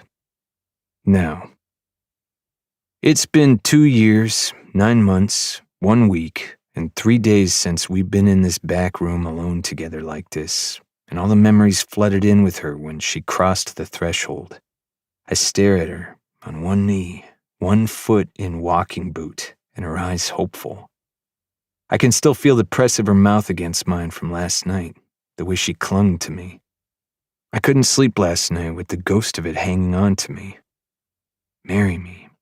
I clear my throat to keep from choking on the answer, and I step backward. I see her face fall. That's not necessary, I respond. It feels dull and stupid on my lips. She stays there on one knee, waiting for me. It burns a hole in my chest to see her confidence drain like this, but I can't do this. I can't allow her to change everything she wants after just one kiss. That's what we did last time, and look where it got us.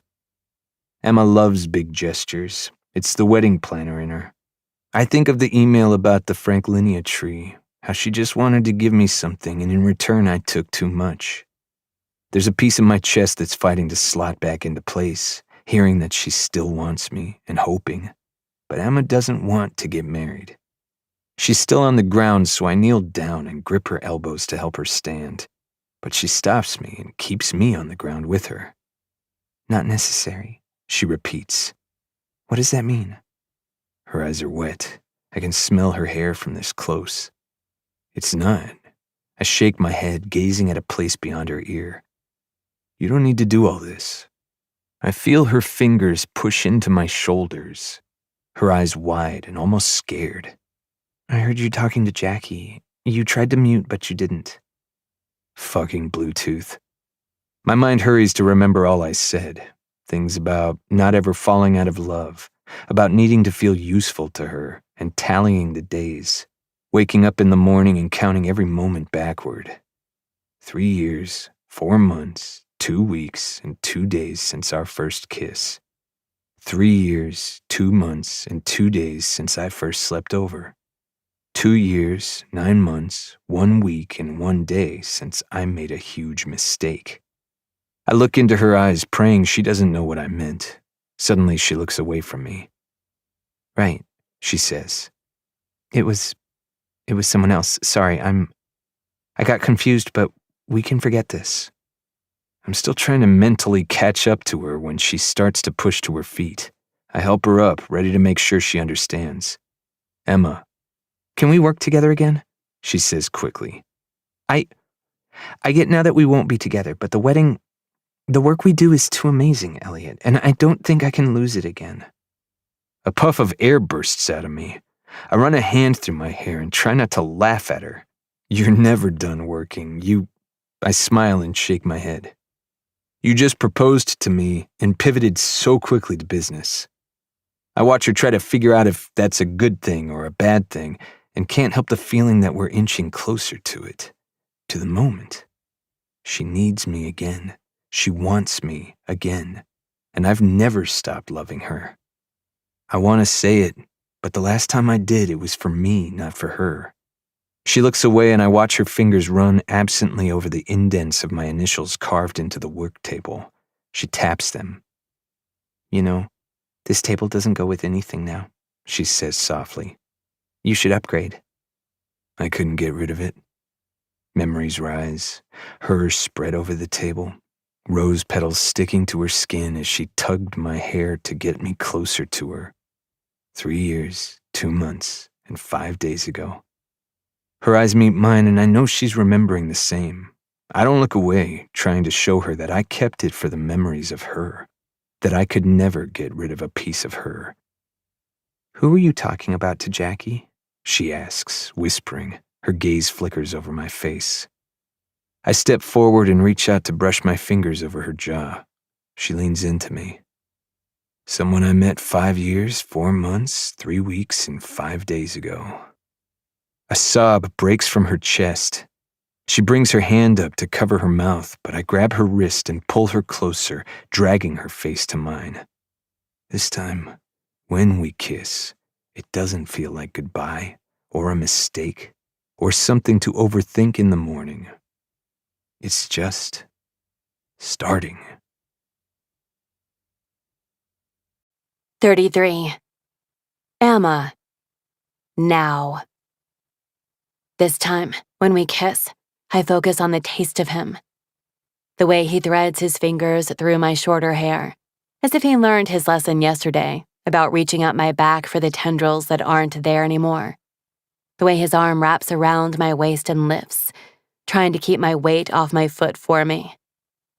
I open my mouth to him, and I feel like a million questions will pour out. He clutches me closer, and then spins us and drops me onto the old work table. His hands run up my thighs, and he puffs out a laugh. The one day you've ever worn jeans, and we can't even take them off. I look down at the massive black boot over the top of my right jeans leg. I smile up at him. And you?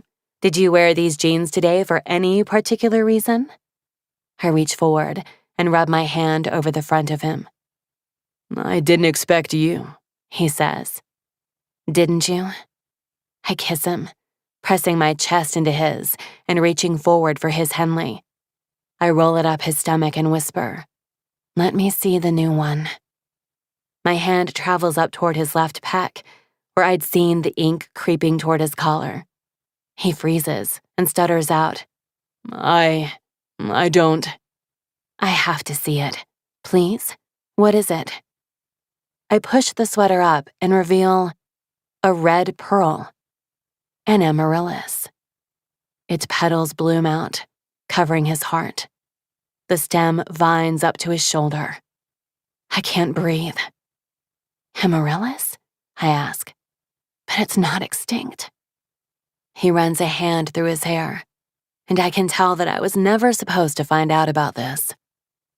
It was never about extinction. The tattoos, he blows out his air. They're ones that I can't have.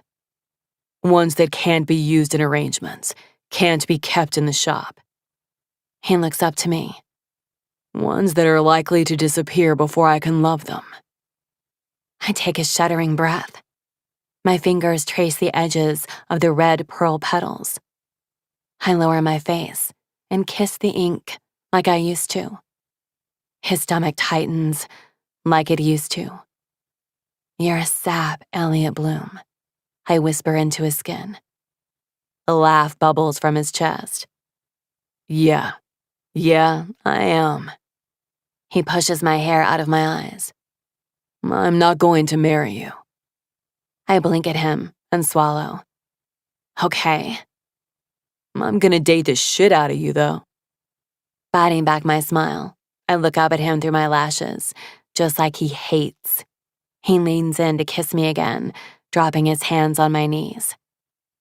There's a lot that goes on when Elliot Bloom kisses. Things he's not even aware of. Things I'll never tell him. He moans in the back of his throat. A lot. It's completely intoxicating. Also, he tugs my body, as close as physically possible to him, and it drives me insane. He kisses like someone who didn't kiss a lot, and although we've found a rhythm together by now, it still shocks me when he fumbles or when he loses concentration as I unzip him. Like now. Elliot looks down at my hands, as if he might stop me. But my favorite thing in the entire world is putting my hand down his jeans. His breath catches, his eyes haze, and he looks like he can't believe I want to touch him. And I get to feel him lengthen in my palm, harden and swell. Emma, he murmurs, and I kiss him again. His hands tug at the bottom of my shirt, and once it's off, his mouth latches onto my neck. My skin tingles when I remember the bruises he likes to suck into my skin, the way I'd have to cover them, and the reaction he had to finding the ones I didn't cover. A sudden thought hits me, and I have to tell him. Elliot, I say, pushing him back. I wasn't with anyone this year. You told Jackie I had someone over, but I swallow. I think you heard Mar on the phone one morning. I watch his jaw work as his gaze flashes between both of my eyes. Okay, he says, almost distrusting.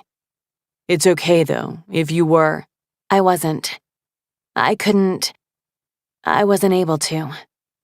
I glance down at his amaryllis tattoo, so I don't have to look at him. I tried a few times, but it didn't go well, so I take a deep breath. And you were seeing someone? Kate? Was it serious? I mean, God, sorry, you don't have to. No, it wasn't serious. I look up at him. His eyes are black. I haven't been with anyone since you.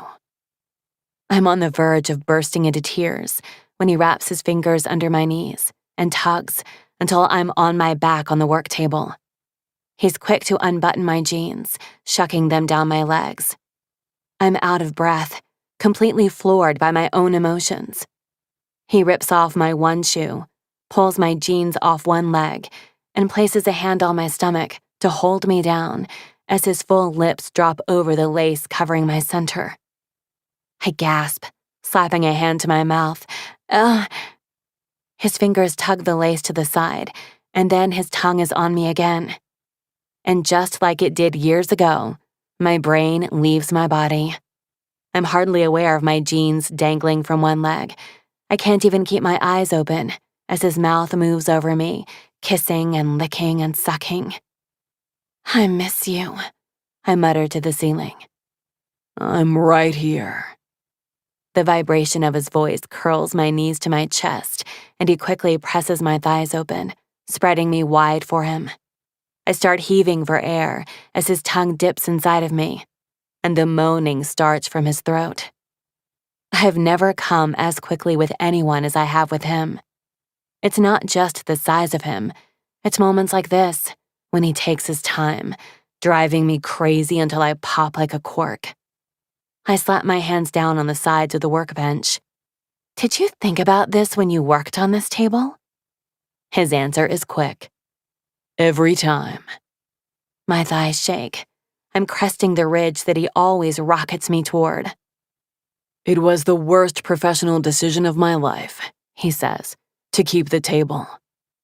I laugh, and then his lips close over my clit and I scream. I can hear myself cursing, mumbling nonsense words about love and forever, sucking air back into my body. He doesn't stop. He pushes 2 fingers inside of me, and I quake with it. His lips are sucking at me, his fingers pumping into me, and I break apart again, shaking and sobbing. I can't keep my hips still, fucking his mouth and rolling against his face. When he pulls back and quickly pushes down his jeans, he says, I'm gonna come. I can't. Inside, please. My thighs are still shaking when he tugs me to the edge of the table, lines himself up, and pushes in. He groans from his chest, and I can't believe how wrong I got his size. I tried toys to match him, and I was wrong. My eyes roll back in my head, and I'm coming again. I can't focus on anything but the pleasure ricocheting inside of me, the sound of his hips slapping against my skin. I hear him yell out, and I know from experience that he's coming. But my knuckles are between my teeth to keep myself grounded, to keep from screaming again. He grabs my wrist and tears my fingers from my teeth, thrusting once, twice more, and I let loose a cry that would embarrass me if I had a brain anymore. When we're panting against each other, he leans down, moves the fabric of my bra to the side, and lays kisses on my breasts. Like an afterthought, like he forgot to, and he needs to make it up to them. My skin hums. I love you, I whisper. His dark eyes flick up to me. That's the second time you've said that to me. Heat fills my cheeks as I realize he hasn't said it back. Not since his mother's wedding. Oh, I can stop if you... I'm just so mad that you thought you could walk in here, propose, and tell me you love me. He smiles, his nose brushing against my cheek. Things don't really change, do they? I say. I've always done whatever I wanted in this back room. He brushes my hair over my ear. That's why I love you. 34. Emma. 6 months later. In the mornings, I wake up in either Elliot's bed or mine, but his arms are around me just the same. I turn in his embrace and run my fingers over his eyebrows until he wakes up. When his lashes flutter open, I say, "Will you marry me?" He shakes his head, or mumbles a no, or turns over and tells me to fuck off. And I say, "When then?" Maybe tomorrow. he always says. I like to gather up Lady Catherine in my arms on Elliot's grumpy days and drop her from a height over my head onto his stomach. I used to be able to wander to my laptop somewhere between 8 and 10 in the morning and start my day whenever. That's not possible anymore. The TLC special aired 3 months ago. I'm now booked out 2 years in advance. And a year from now, when Jake has had enough training, I'm starting double wedding Saturdays. So now, Elliot and I head into Blooming at 8 a.m. every morning and get to work. And it's not just that Hazel and Jackie's wedding was highlighted perfectly on Fabulous Dream Weddings, putting me in the spotlight. It's that no matter how hard her lawyers fought, Whitney couldn't get B to drop her from the episode. Her outburst was televised to the nation, including calling me a slut and bitch. And if that didn't ruin her reputation, the horse meme did. Whitney almost getting run over by that horse is now a national treasure. The way she jumped back, screamed, and recovered all in one take has gone viral. I've seen several different captions for it. When you get your tab at the bar. Me going into 2024 like, when she says she wants to see your porn folder. Horse girls encountering real horses. I got memed too. It didn't stick like Whitney's. But, Whitney, come on. Be a professional. Made the rounds on Twitter as a clapback for a while. And the day the episode aired, Hazel Renee tweeted, "Because I'm coming," and nothing else. It was what I said to Whitney when I told her she should fear me. 2 weeks later, Elliot replaced the blooming rose wall in the showroom with "Because I'm coming," spelled out in white roses against a pink rose background. He didn't say anything about it, just continued on with his day. There's silk flowers, so now all future couples who meet me for the first time at my office in Blooming get to see my catchphrase. I cleared a space for myself in the showroom. It's a simple desk with my laptop and my Rolodex, next to a portion of Jackie and Hazel's dance floor hanging on the wall like a window. We dried the flowers so that it would be a permanent reminder of that day. My little office is like a Starbucks in the middle of a department store. June 14th is a great date, I say to the couple sitting in the chairs in front of me. I'll be able to add you to the calendar now. Wonderful, the woman says. Beth. She sits back in her chair, as if all her problems are now over. And they might be. I'm so glad we could nail you down. And remember, I say, if June of next year is too far, you can always go with a different planner who has availability this year. No, the groom says. He waves his hand. She's really adamant about you. Beth nods vigorously. I smile. Okay, sounds good. Do you think, Beth leans in, do you think we could do a found space like Hazel Renee's? Absolutely. We can talk budget and wish list at our next meeting, but send me that Pinterest board that I know you've been building, and we'll get started. Elliot comes into the showroom then, cleaning his hands with a rag. I have an installation at the high school dance to get to, but I'll be back in an hour. I nod and stand from my chair. Will you pick up on the way back? I ask, and he rolls his eyes. Please, you know Jake is in class right now. Chocolate old-fashioned and a maple bar? I beam at him and press up on my toes to kiss him goodbye. When I turn back to Beth and Robbie, I say, you are under no obligation to contract Blooming for flowers, by the way. I'll go over all your vendor options at the next meeting. That's cool, though, Robbie says offhandedly, that you guys are like a team. I think I like that. Beth leans into me. I saw from Hazel Renee's Twitter that she and her wife set you two up. That is the most amazing story. I smile. It is. Hazel and Jackie were excellent matchmakers. I send Elliot a wink, and he grumbles. He loads up the truck with the rose wall St. Joseph's ordered for their photo background, and Robbie won't take no for an answer when he offers to help Elliot lift it into the truck bed. Beth turns to me. It must be so hard to plan other couples' happily ever afters with your own boyfriend. When are you two getting married? I smile at her, folding my hands under my chin. I keep asking him the same thing. Ah, non-committal type, she pries with a grin. Something like that, I say. So, tell me about your proposal story. They're my favorite.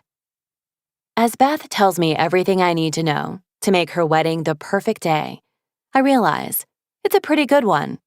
They'll probably last. I love a good proposal story. But my favorite one I've heard? Well, I'll let you know when he says yes.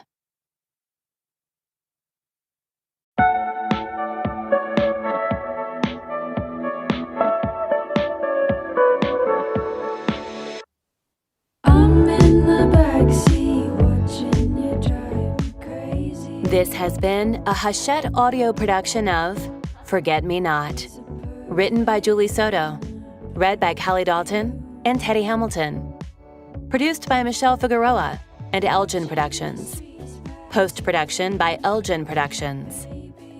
Forget Me Not is also available in print and as an ebook from Forever, an imprint of Grand Central, a division of Hachette Book Group. For more Hachette audio productions, visit us at hachetteaudio.com. Thank you for listening. Text copyright 2023 by Julie Soto. Audio production copyright 2023, Hachette Audio. All rights reserved. Hachette Book Group supports the right to free expression and the value of copyright. The purpose of copyright is to encourage writers and artists to produce creative works that enrich our culture. The duplicating, uploading, and distribution of this audiobook without permission is a theft of the author's intellectual property. If you would like permission to use material from the audiobook, other than for review purposes, please contact permissions@hbgusa.com. Thank you for your support of the author's rights. This audiobook is a work of fiction. Names, characters, places, and incidents are either the product of the author's imagination or are used fictitiously, and any resemblance to actual persons, living or dead, events, or locales is entirely coincidental. Can we go back? Can we go back to that moment I want déjà vu? Can we go back? Can we go back to every moment with just me and you? Can we go back? Can we go back? Audible hopes you've enjoyed this program.